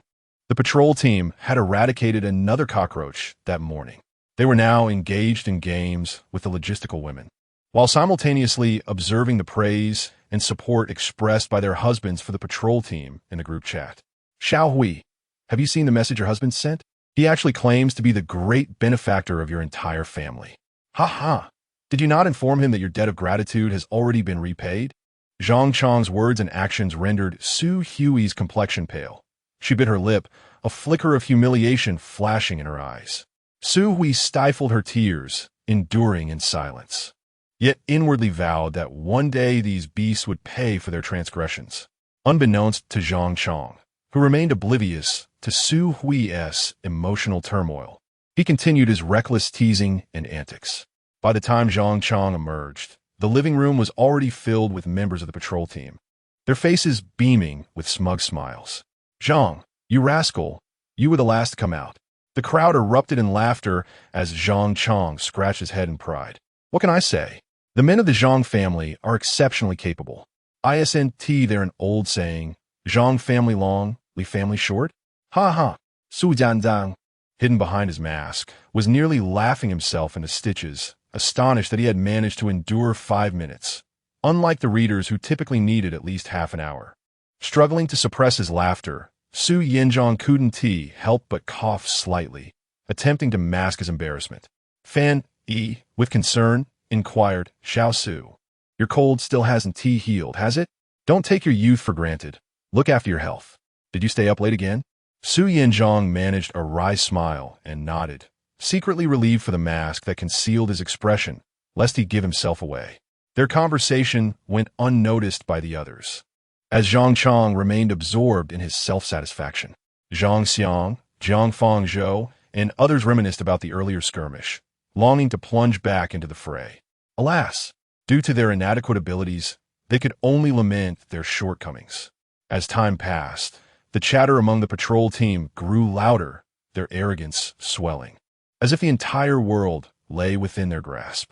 Inevitably, the conversation turned to Yi Lang, but this time, the silence did not linger for long.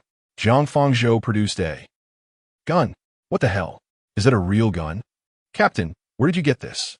The crowd erupted in excitement, surrounding Jiang Fangzhou, their eyes filled with shock and curiosity. Even Fan Qi hurried out from a nearby bedroom, disbelief etched on her face.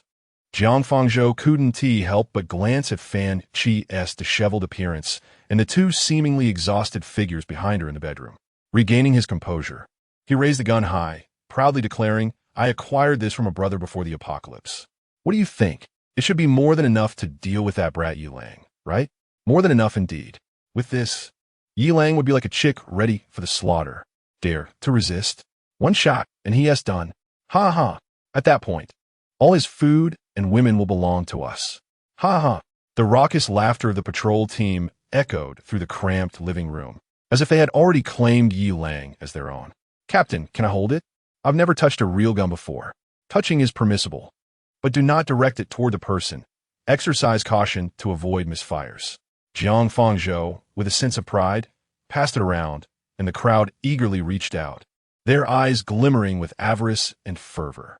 When it was Su Yanba's turn, he coincidentally coughed violently twice. In a moment of distraction, his hand holding the gun trembled slightly. The next instant, a deafening bang resonated, and the small living room was enveloped in an eerie silence. Su Yanba's eyes widened in terror, as a wisp of smoke curled from the gun's muzzle. I didn't mean to. I just coughed, and my hand slipped." As Su Yanba's murmurs echoed, the onlookers exchanged bewildered glances. At that moment, Jiang Fangzhou glanced at the bullet hole in the floor and suddenly burst into a fit of laughter. "Haha, it's nothing. Young Su is merely inexperienced. It's only natural for his hand to slip. However, we must be cautious to avoid genuinely injuring someone." Though a sense of trepidation lingered among the crowd, they were also swept up by Jiang Fangzhou's boldness, and the atmosphere became lively once more. Su Zanbo, amidst the teasing remarks, shyly returned the handgun to Jiang Fangzhou. Upon returning to his seat, Su Yanba's heart continued to race. There was no other choice for him. This was a gun after all. What if Senior Go did not review the surveillance footage? Would he not be shot dead in consequence? Meanwhile, Yi Lang was fixated on the surveillance screen, his expression exceedingly grim. How could the trigger be a gun? It simply cannot be a gun. Chapter 80. The Marvelous Solution and the Redemption of a Wife. How could Jiang Fangzhou possess a firearm? In a nation where guns are prohibited, how could he obtain one? The Dragon Nation officially enacted a comprehensive gun ban in 1996, a decision stemming from numerous considerations. The violent conflict between Matian Village and Jinggang Village in 1993 served as a profoundly shocking catalyst. On September 11, 1993, Matian Village initiated hostilities by firing homemade cannons at Jinggang Village, igniting a large-scale brawl that reverberated throughout the country. In this confrontation, firearms and various improvised weapons displayed astonishing might. Both sides deployed 4 artillery vehicles, 95 homemade cannons, 57 improvised guns, along with 233 kilograms of explosives, over 600 detonators, and 255 homemade grenades. The battle endured for a grueling 34 hours, rendering the scene akin to a hellish nightmare. Over 5,000 combatants participated, resulting in 3 fatalities, 40 serious injuries, and over 100 minor wounds. Matian town lay in ruins, with banks, warehouses, and shops obliterated, traffic disrupted, schools closed, and factories halted, leading to economic losses amounting to millions. The clash between Matian and Jinggang villages starkly revealed the immense dangers of unregulated firearms. It was this harrowing lesson that solidified the Dragon Nation's resolve to implement a comprehensive gun ban. With the enactment of the Gun Control Act on October 1, 1996, the possibility of citizens possessing firearms and ammunition without permission was thoroughly eradicated. How could a chairman of a homeowners association possess a gun? From where did Jiang Fangzhou acquire his firearm? Who is the mastermind behind this? Yi Lang's expression darkened as he contemplated countless possibilities, yet never anticipated the presence of a gun. Although his physique was many times stronger than that of an average person, the threat posed by firearms rendered even his formidable strength impotent. He had faced terrifying monsters and numerous foes with composure, yet now, the cold, unyielding muzzle instilled an unprecedented fear within him. Indeed, Yi Lang was afraid. For the first time, this valiant man experienced a sense of helplessness. Sweat trickled down his forehead, and his heartbeat thundered like a drum. He retrieved a cup of cola from the system space and gulped it down in an attempt to quell his inner turmoil. The icy sensation of the cola coursed down his throat, yet it could not dispel the chill that gripped him. Suddenly, Yi Lang froze, watching the portal to the space, visible only to him, slowly close. His pupils contracted, and a flicker of realization flashed through his mind. Whether it would work or not, one must try to know. With this thought, Yi Lang shouted towards Bai Jin, "Sister-in-law, hurry here." Bai Jin approached swiftly, a hint of confusion flickering in her beautiful eyes. "Shoot me. Use the fireball to shoot me." Bai Jin was taken aback, shaking her head repeatedly. "Brother, what are you saying? How could I possibly shoot you? You might as well shoot me." Yi Lang's expression darkened further. "Stop with the nonsense. Just shoot me." Reluctantly, Bai Jin bit her lip, channeling her fire-based abilities, as crimson flames erupted from her palm. Taking a deep breath, she aimed at Yi Lang, and the fireball soared forth with a piercing whoosh. Yi Lang, unflinching and undeterred, appeared before the panicked Bai Jin, who was on the verge of crying out. In an astonishing turn of events, a packet of Wei Long materialized in Yi Lang's hand. Miraculously, the fist-sized fireball vanished into thin air. "Ha ha!" Amidst a burst of raucous laughter, Yi Lang embraced the bewildered Bai Jin and began to twirl her around. Meanwhile, within the confines of room 1702 in Building 2, the members of the patrol team were wrought with excitement. As if they had already envisioned Yi Lang kneeling in submission, a gun pointed at him. "Damn it, I intend to toy with his woman right in front of him," declared the Green Hat Alliance, led by Zhang Xianglai and Sun Yang. "I will seize all the resources from his home and let him experience the taste of despair." Vented the anger of those, led by Jiang Fangzhou and Zhang Chong, who had been denied the supplies they sought. "I will beat him to death," roared the terrified individuals, spearheaded by Chun Dajiang and Fan Siyuan, who were cowed by Yi Lang's presence. Confidence surged through the group as victory seemed within reach. After all, it was a gun. No matter one's strength, one could only yield before its muzzle. "Captain, I can't hold back any longer. Let us strike now," one urged. "Indeed, Captain, we possess firearms. Why should we fear him?" Another echoed. "Let us eliminate him." Jiang Fangzhou pressed down with his hand, speaking calmly. "Patience. Let us wait until nightfall to act. We shall return home to recuperate and reunite with our families, preparing ourselves for a strike in optimal condition tonight." Though the group harbored reluctance, they acquiesced, nodding and departing. In room 1507 of Building 3, Bai Yu gazed at the lipstick stain on her husband Zhang Xianlai's neck, her heart heavy with sorrow and disgust. The Fade had crumbled entirely. Unable to contain herself, she demanded sharply, "Whose lipstick is that on your neck? Do you still want this family?" Yet Zhang Xianlai exhibited no remorse, sneering, "What? Is it permissible for you to indulge while I must refrain? Are you even human? You push me into this."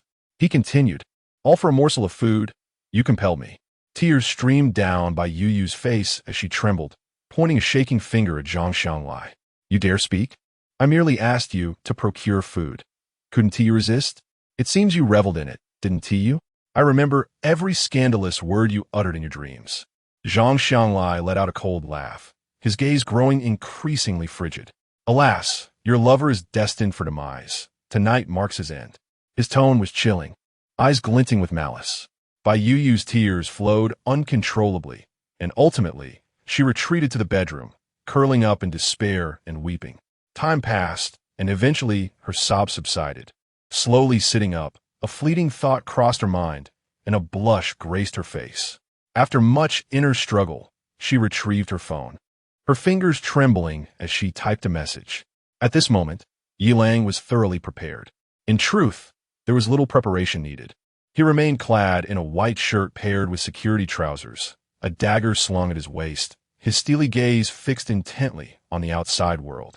Armed with the means to counter firearms, that group of ruffians certainly would not suffice to challenge him. The sound of a flurry of notifications chimed softly. Yilang glanced at his phone, and in the next moment, a playful smile graced his face. "Apartment 1507, by Yu. Yilang. The patrol team intends to take action against you tonight. Do exercise caution." "Apartment 1205, Chun Suchin. Wicked man, flee quickly. My husband and his companions are coming to kill you tonight." "Apartment 1316, Wang Feier. Darling, my husband Lu Peng, that beast, is coming to kill you. You must hide." "Apartment 1507, Yang Xiaoyan. I'll hold off my husband. You must leave at once." Chapter 81, A Daring Leap. Revelry in swift decisions, Yilang watched the redemption of this group of married women. A subtle smile gracing his lips, warmth swelling within his heart. Indeed, there exists a swift path to a woman's heart. The second path soon followed.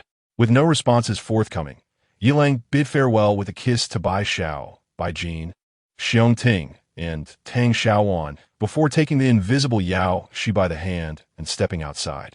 The night enveloped them like ink, the stars sparse in the sky. With a gentle tone, Yilang spoke to the unseen Yao Shi. "Are you afraid?"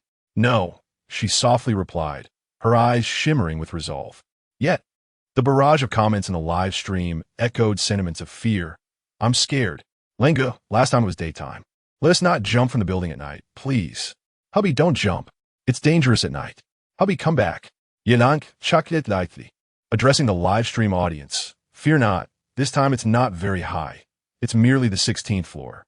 Only then did the viewers breathe a sigh of relief. "Hubby, you scared me.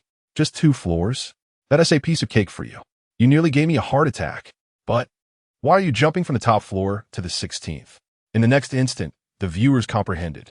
Yilang stood confidently at the edge of the rooftop, inhaling deeply, determination gleaming in his eyes.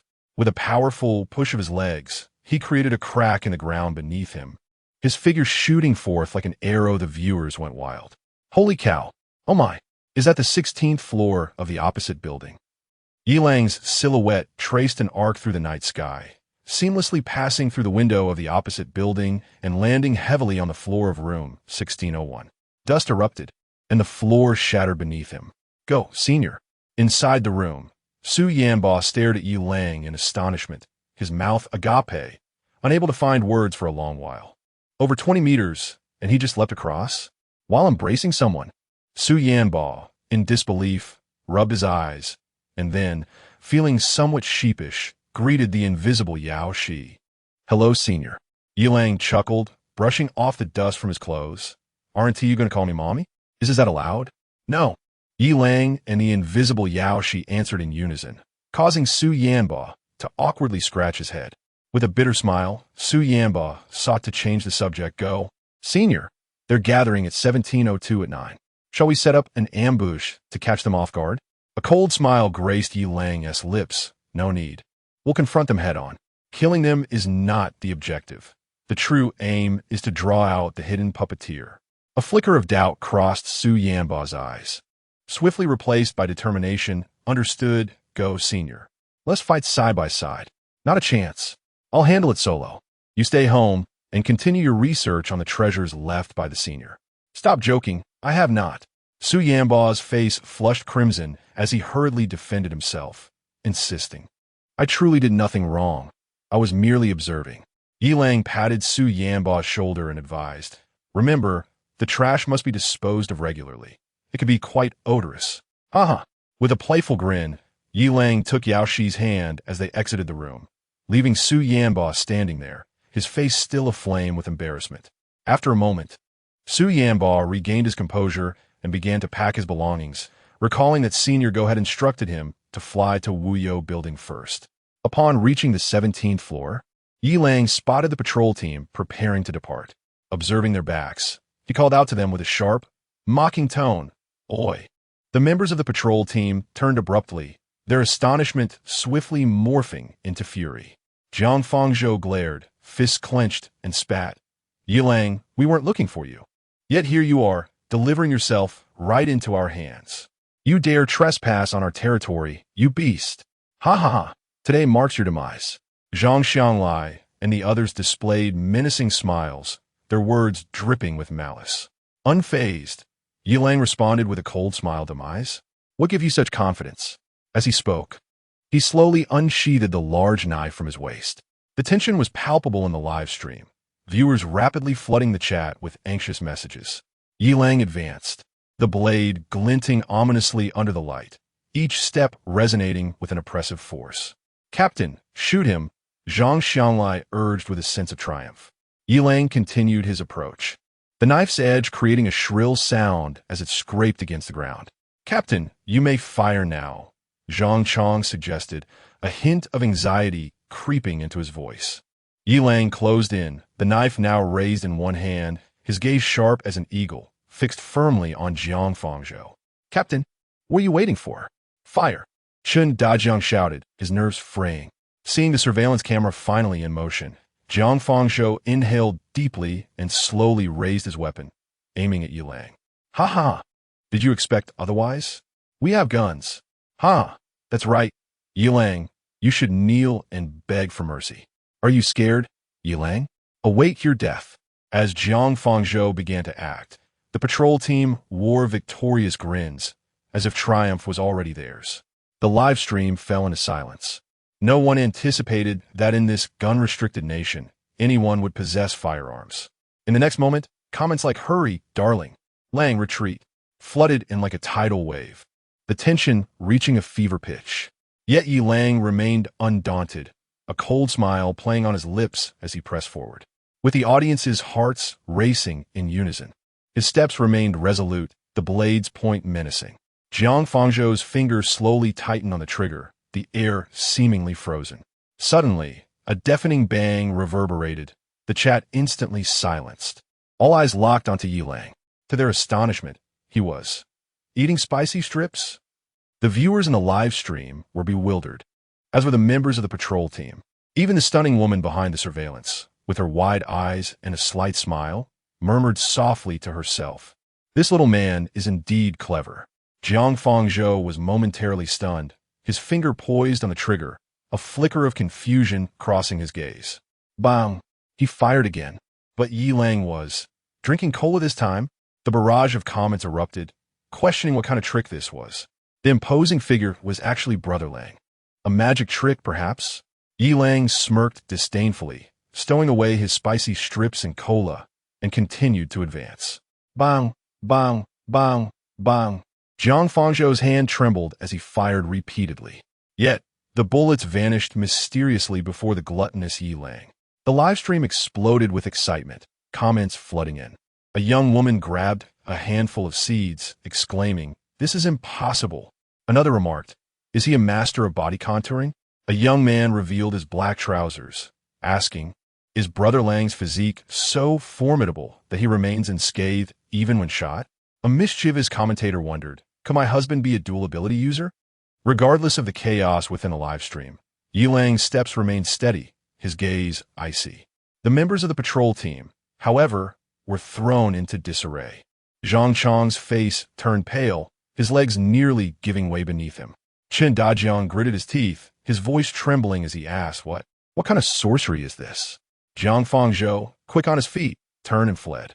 This triggered a chain reaction, with the patrol team members screaming in panic and scattering, the scene devolving into utter chaos. Yet, how could they possibly outrun Yilang, whose physique surpassed 80? With a cold snort, Yilang darted forward like a flash, swiftly catching up to the crowd. Then, with swift precision, he struck down over and over again. Chapter 82. Severed in half. 4 accelerated system abilities? The scene was one of bloodshed, filled with anguished cries as members of the patrol team fell one by one. With a series of swift, decisive strikes, the patrol team of 14 was reduced to 28. Indeed, the entire patrol was cleaved in two by Yilang, their upper bodies severed from their lower halves, creating a grotesquely bloody tableau. Yilang maintained an expressionless demeanor, no longer feeling nauseated, as if he had merely accomplished a trivial task. Within the livestream, the barrage of comments had ceased. All were rendered speechless by this horrifying spectacle. Yilang approached Jiang Fangzhou, brandishing his large blade, its tip lightly touching the ground, and coldly demanded, "Where are Fan Yi and the person behind him? Speak, and I shall grant you a swift end." Jiang Fangzhou let out a miserable wail, desperately attempting to stuff his protruding entrails back within himself. Upon hearing Yilang's words, he remained silent, a glimmer of obsession flashing in his eyes, and unexpectedly broke into a laugh. Blood trickled from the corners of his mouth as he stammered, tell you. Yilang's gaze turned icy. With a flicker of the blade, Jiang Fangzhou's head was sent soaring, blood gushing forth. He then advanced to face Zhang Xianglai, who was already pale and frozen in disbelief at his bisected state. Yilang looked down upon him with cold disdain, lifting Zhang Xianglai's chin with the tip of his blade, and asked, "Where is Fan Yi?" Blood poured from Zhang Xianglai's abdomen, and he emitted garbled groans. His eyes filled with terror. Growing impatient, Yilang frowned. With a swift motion, Zhang Xianglai's head too fell to the ground. Yilang did not bother to question the others. Those who had been severed could only endure for a mere 10 to 20 seconds at most. He turned, his gaze as frigid as ice, surveying the dismembered members of the patrol strewn across the ground. He had yet to locate the whereabouts of the claws, Fan Yi, the fangs, Zhang Chang, the spikes, Lu Hui, and the iron block, Sun Hao. Furthermore, that woman, Fan Shi, was also absent. Where had they gone? Were they not luring me here for a final confrontation? Were they? Yilang's mind raced with confusion, his brows furrowed as he scanned the vicinity, the stench of blood pervasive, yet devoid of any clues. Suddenly, a round of applause echoed, accompanied by a chilling voice from the shadows. "Yilang, you are indeed formidable. The master did not misjudge you." Following the sound, Yilang beheld Fan Yi, Zhang Chang, Lu Hui, and Sun Hao emerging from the darkness, their faces adorned with cold smirks. The livestream audience, finally regaining their composure from the gruesome display, reacted. "Another boss? This scene feels so familiar," remarked Ji Kuan. "Do you remember? Last time it was that claw, and now there are 4. Go for it, Brother Lang. Why, they're all so ugly. My husband is still the most handsome. Go, darling, destroy them," chimed the girl with twin ponytails. "Momo, haven't I told you that using the word destroy poorly is not advisable?" "My love, pierce them through." Yilang revealed a cold smile, his gaze sharp as a blade. "So you finally dare to show yourselves? Your little tricks end here."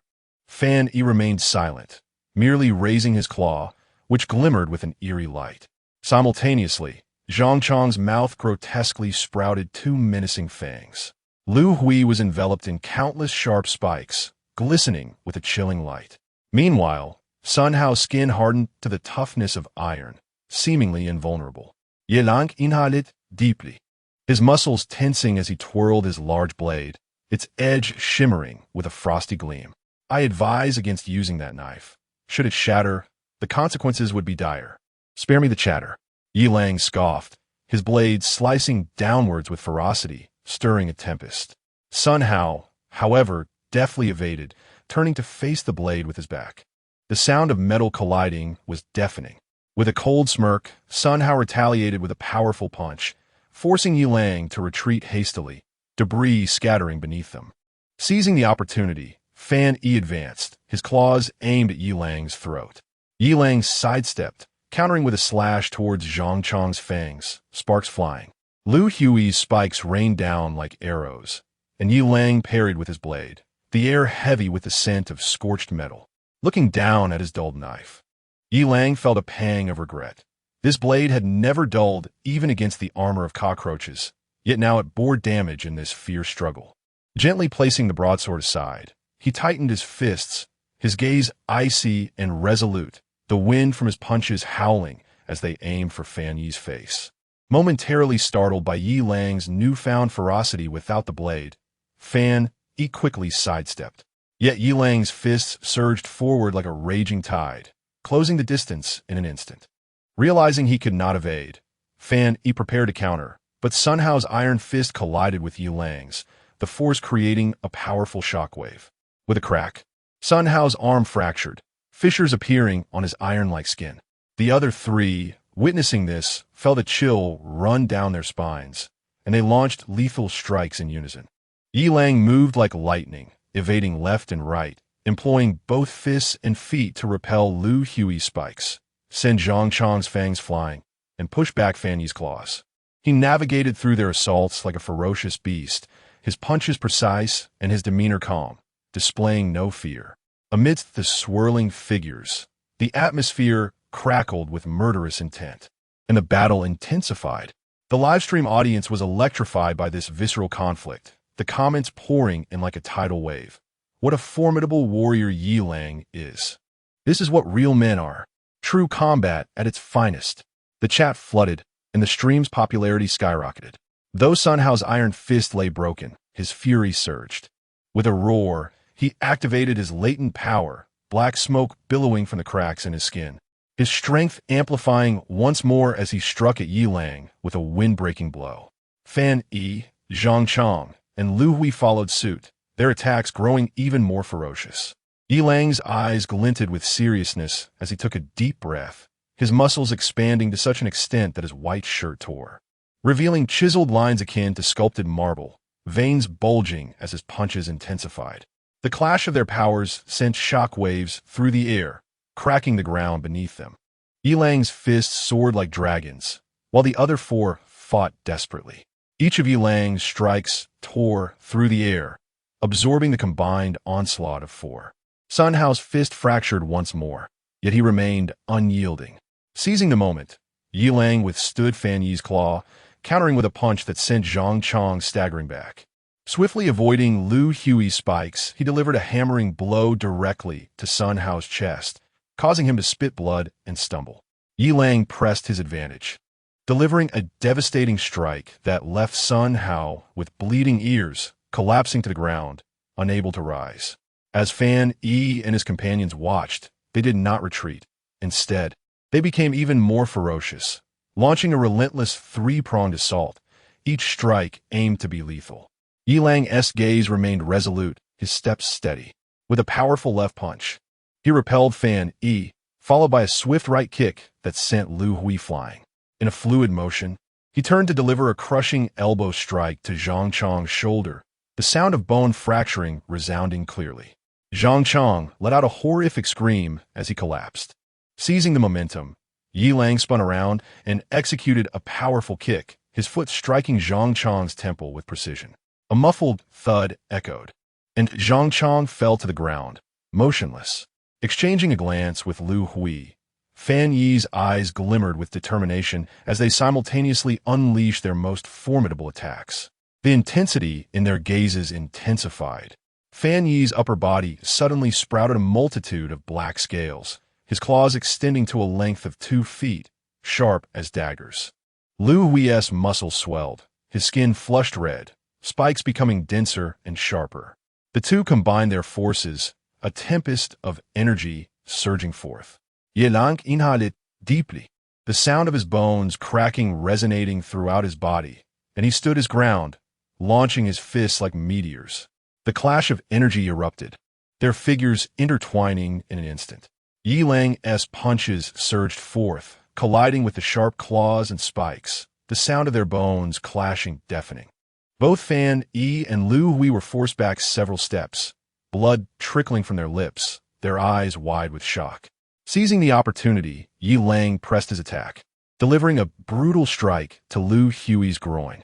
Lu Hui howled in agony, his body contorting. Without hesitation, Yi Lang's fingers shot forth like lightning, targeting the vulnerable gap at Lu Hui's throat. Blood erupted from Lu Hui's throat as he collapsed, convulsing, and within moments he lay still. The thrill was exhilarating, too exhilarating to contain, and Yi Lang felt the surge of blood within him. He stifled that impulse and turned to face Fan Yi, his eyes glinting with a chilling resolve. Where is that wretched master who sent you to your doom? Chapter 83.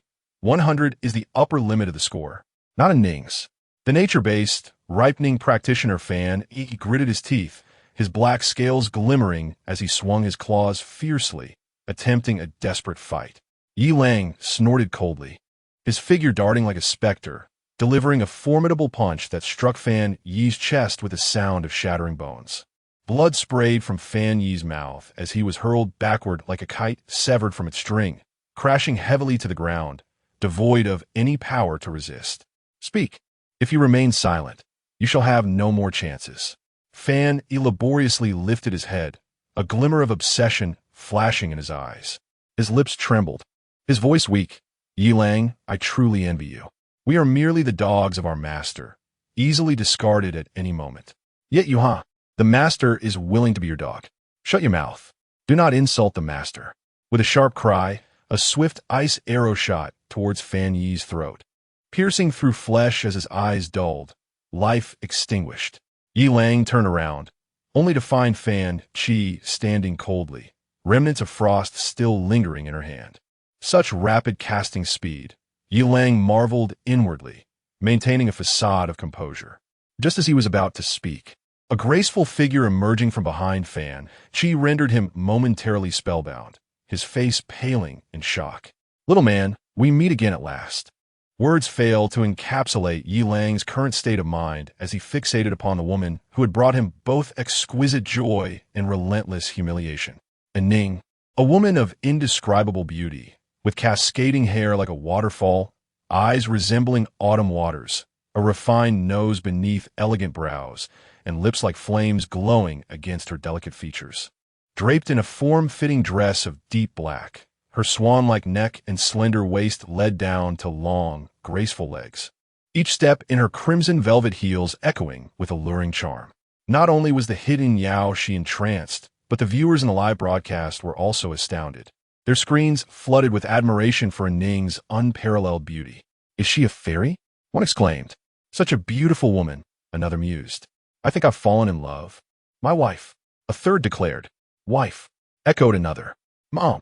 Mommy. And Ning approached with light steps, each tread seeming to press upon Yi Lang's heart, evoking a myriad of sweet and painful memories. Yi Lang clenched his fist, nails digging into his flesh, yet he could not quell the tumult within. Why is it you? The woman I love to the core, yet also loathe to the core. Little man, do you have nothing to say to me? Yi Lang's eyes burned crimson, his throat tightening, his voice hoarse. And Ning, are you the mastermind behind all of this? And Ning chuckled lightly, a glint of cunning in her eyes. You guessed correctly. Little man, why? Tell me. Give me a reason to spare your life. A charming curve graced Ning's lips as she beckoned to Fan Qi. Then earnestly continued, Little man, you have one final trial. Kill her, and I shall reveal everything to you. Yi Lang instinctively prepared to refuse. He vowed never to allow Ning to manipulate him again. Yet, suddenly, the system notification rang out, sending a jolt through his heart as he gazed at Ning with a complex expression. Ding! The system has detected a task target that meets the requirements. Name, Ning, age, 20, height, 168 centimeters, weight, 50 kilograms. Inner value, 100 points, only one man is the host. Overall score, 100 points. 100 is the maximum score. Although she meets the system's criteria, the host is advised to consider carefully. Ding! Another task target has been identified. Initiating the affection level for the task target. Ning.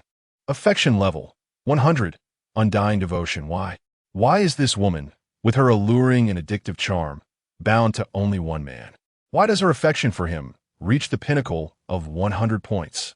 Why does she engage in so many self-torturous endeavors? Yilang's mind was clouded with doubt, but the answers could only be gleaned from Ning herself. Very well, this shall be my final inquiry of you. If the answer fails to satisfy, I shall not hesitate to bring you harm. He took a deep breath, his gaze resolute as it settled upon Fan Shi, his fists clenched tightly. Fan Shi cast a fascinated glance at Ning, her eyes suddenly shimmering with a cold light as she addressed Yilang. Refrain from your condescension. I am not one of those feeble natural ability users. With a swift motion, Fan Shi unleashed an icy arrow. Yilang did not overestimate his strength. Instead, he nimbly dodged, the icy projectile narrowly missing him and stirring a gust of frigid wind. Indeed, Fan Shi proved to be as formidable as she claimed, capable of rapid-fire ice arrows. Yilang felt a jolt of urgency and quickly took a sip from a can of cola. In the live broadcast room, viewers were astounded by Fan Shi's performance, the comments section erupting. Is this truly a natural ability user? How can she shoot ice arrows in succession? Did you see that? The speed of casting and attacking is astonishing. Brother Lang is really something, drinking cola at a time like this, but where did the ice arrows go? Upon noticing the disappearance of the ice arrows, Fan Shi frowned slightly. She raised her hand, and sharp ice spikes erupted from the ground, targeting Yilang directly.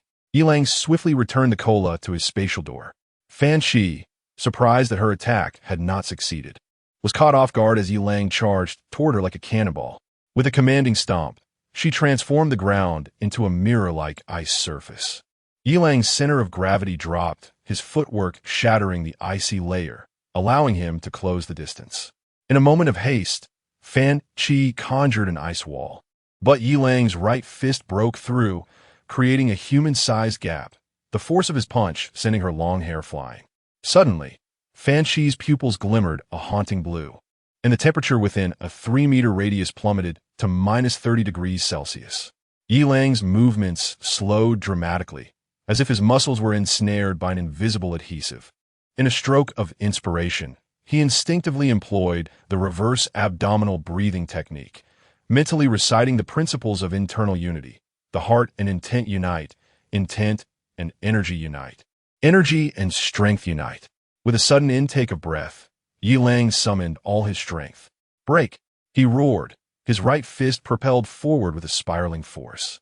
Fan Shi barely managed to cover herself with a layer of ice, which shattered instantly, sending her stumbling back several steps, blood trickling from her mouth. Seizing the moment, Yilang pressed the attack, his right fist hurtling toward Fan Shi's chest like a meteor racing toward the moon. A flicker of terror flashed in Fan Shi's eyes as she swiftly retreated, her hands forming intricate seals. Frost rapidly crystallized into a formidable ice shield. Yilang's fist surged with fierce energy, causing the ice shield to tremble violently, cracks spreading like a web. Fan Shi gritted her teeth, and the ice shield suddenly shattered, transforming into a multitude of ice shards that hurtled toward Yilang. In a moment of distraction, as Yilang savored a spicy snack, his fist pierced through the ice shield, creating a gaping wound the size of a bowl in Fan Shi's chest. Her body was instantly propelled backward, crashing heavily to the ground. As Fan Shi gazed at Yilang approaching with measured steps, she felt her consciousness gradually consumed by the biting cold. She cast one final glance at Ning, murmuring softly, her eyes gradually losing their luster. Yilang emerged victorious, yet the triumph was far from effortless. Was this truly the same feeble, nature-affiliated Esper? The speed of casting, the velocity of attack, and the intensity of abilities far surpassed any nature-affiliated Espers he had encountered. Yilang's expression darkened. Could this signify a new evolutionary phase for nature-affiliated abilities? Alarm bells rang in his mind. If he were to face several more opponents like this, Would he be able to cope? At that moment, Ning's eyes flickered with a look of reassurance, and she spoke. Congratulations, my dear. You have passed the final trial. I shall reveal to you everything you wish to know. Chapter 84. Memories of bliss and humiliation. Do you still recall our first encounter? In Ning's profound gaze, ripples emerged, as if she were traversing through time, returning to that fateful night of our initial meeting. Yilang undoubtedly remembered. At that time, he found himself thrust into the eye of a storm, embroiled in the tumult of public opinion online, with the words of his senior and junior disciples piercing his heart like needles. Overwhelmed with indignation and confusion, he ventured into a bar for the very first time, where the dim lights and raucous music enveloped him. He drank incessantly, attempting to numb himself with alcohol. In a hazy moment of clarity, he lifted his gaze to find Ning standing beside the bar, clad in a black dress that accentuated her snow-white skin, enchanting and beguiling. A subtle smile graced her lips, yet her eyes betrayed a hint of imperceptible bewilderment and helplessness. In that instant, Yilang's heartstrings were silently plucked, and without fully comprehending his own intentions, he found himself drawn towards her. To his surprise, Ning did not reject his flirtation or invitation to drink. Both were lightweight drinkers, their cheeks flushed and gazes glazed after just a few sips. One was drowning in sorrow, unaware of its taste, while the other continued to drink without respite. Before long, both found themselves in a state of intoxication, the distance between them gradually diminishing. Eventually, they stumbled out of the bar, arriving at Yilang's rented apartment. The subsequent events became a blur, akin to a dream, with only the memory of their candid exchange, fueled by alcohol, and the intertwining of their emotions remaining clear. That night, as the winds and rains intertwined, the thunder outside seemed to accompany their interaction. It was also that very night that Yilang's nightmare began. Yilang was certain that Ning was a first for him. Yet, her subsequent insatiable cravings astonished him, her wildness intertwined with fragility, leaving him in a state of contradiction and confusion. During that period, their days revolved solely around eating and sleeping. Even a vigorous athlete like Yilang found it increasingly challenging to cope, as the dual fatigue of body and spirit brought him to the brink of collapse. Furthermore, Ning gradually grew dissatisfied with mere tenderness. Her demands became increasingly bizarre, accompanied by an indescribable thirst for knowledge. Initially, Yilang attempted to appease her, but her requests became ever more excessive and peculiar, inciting a sense of dread within him. She began to document their encounters meticulously, resembling a diligent scholar.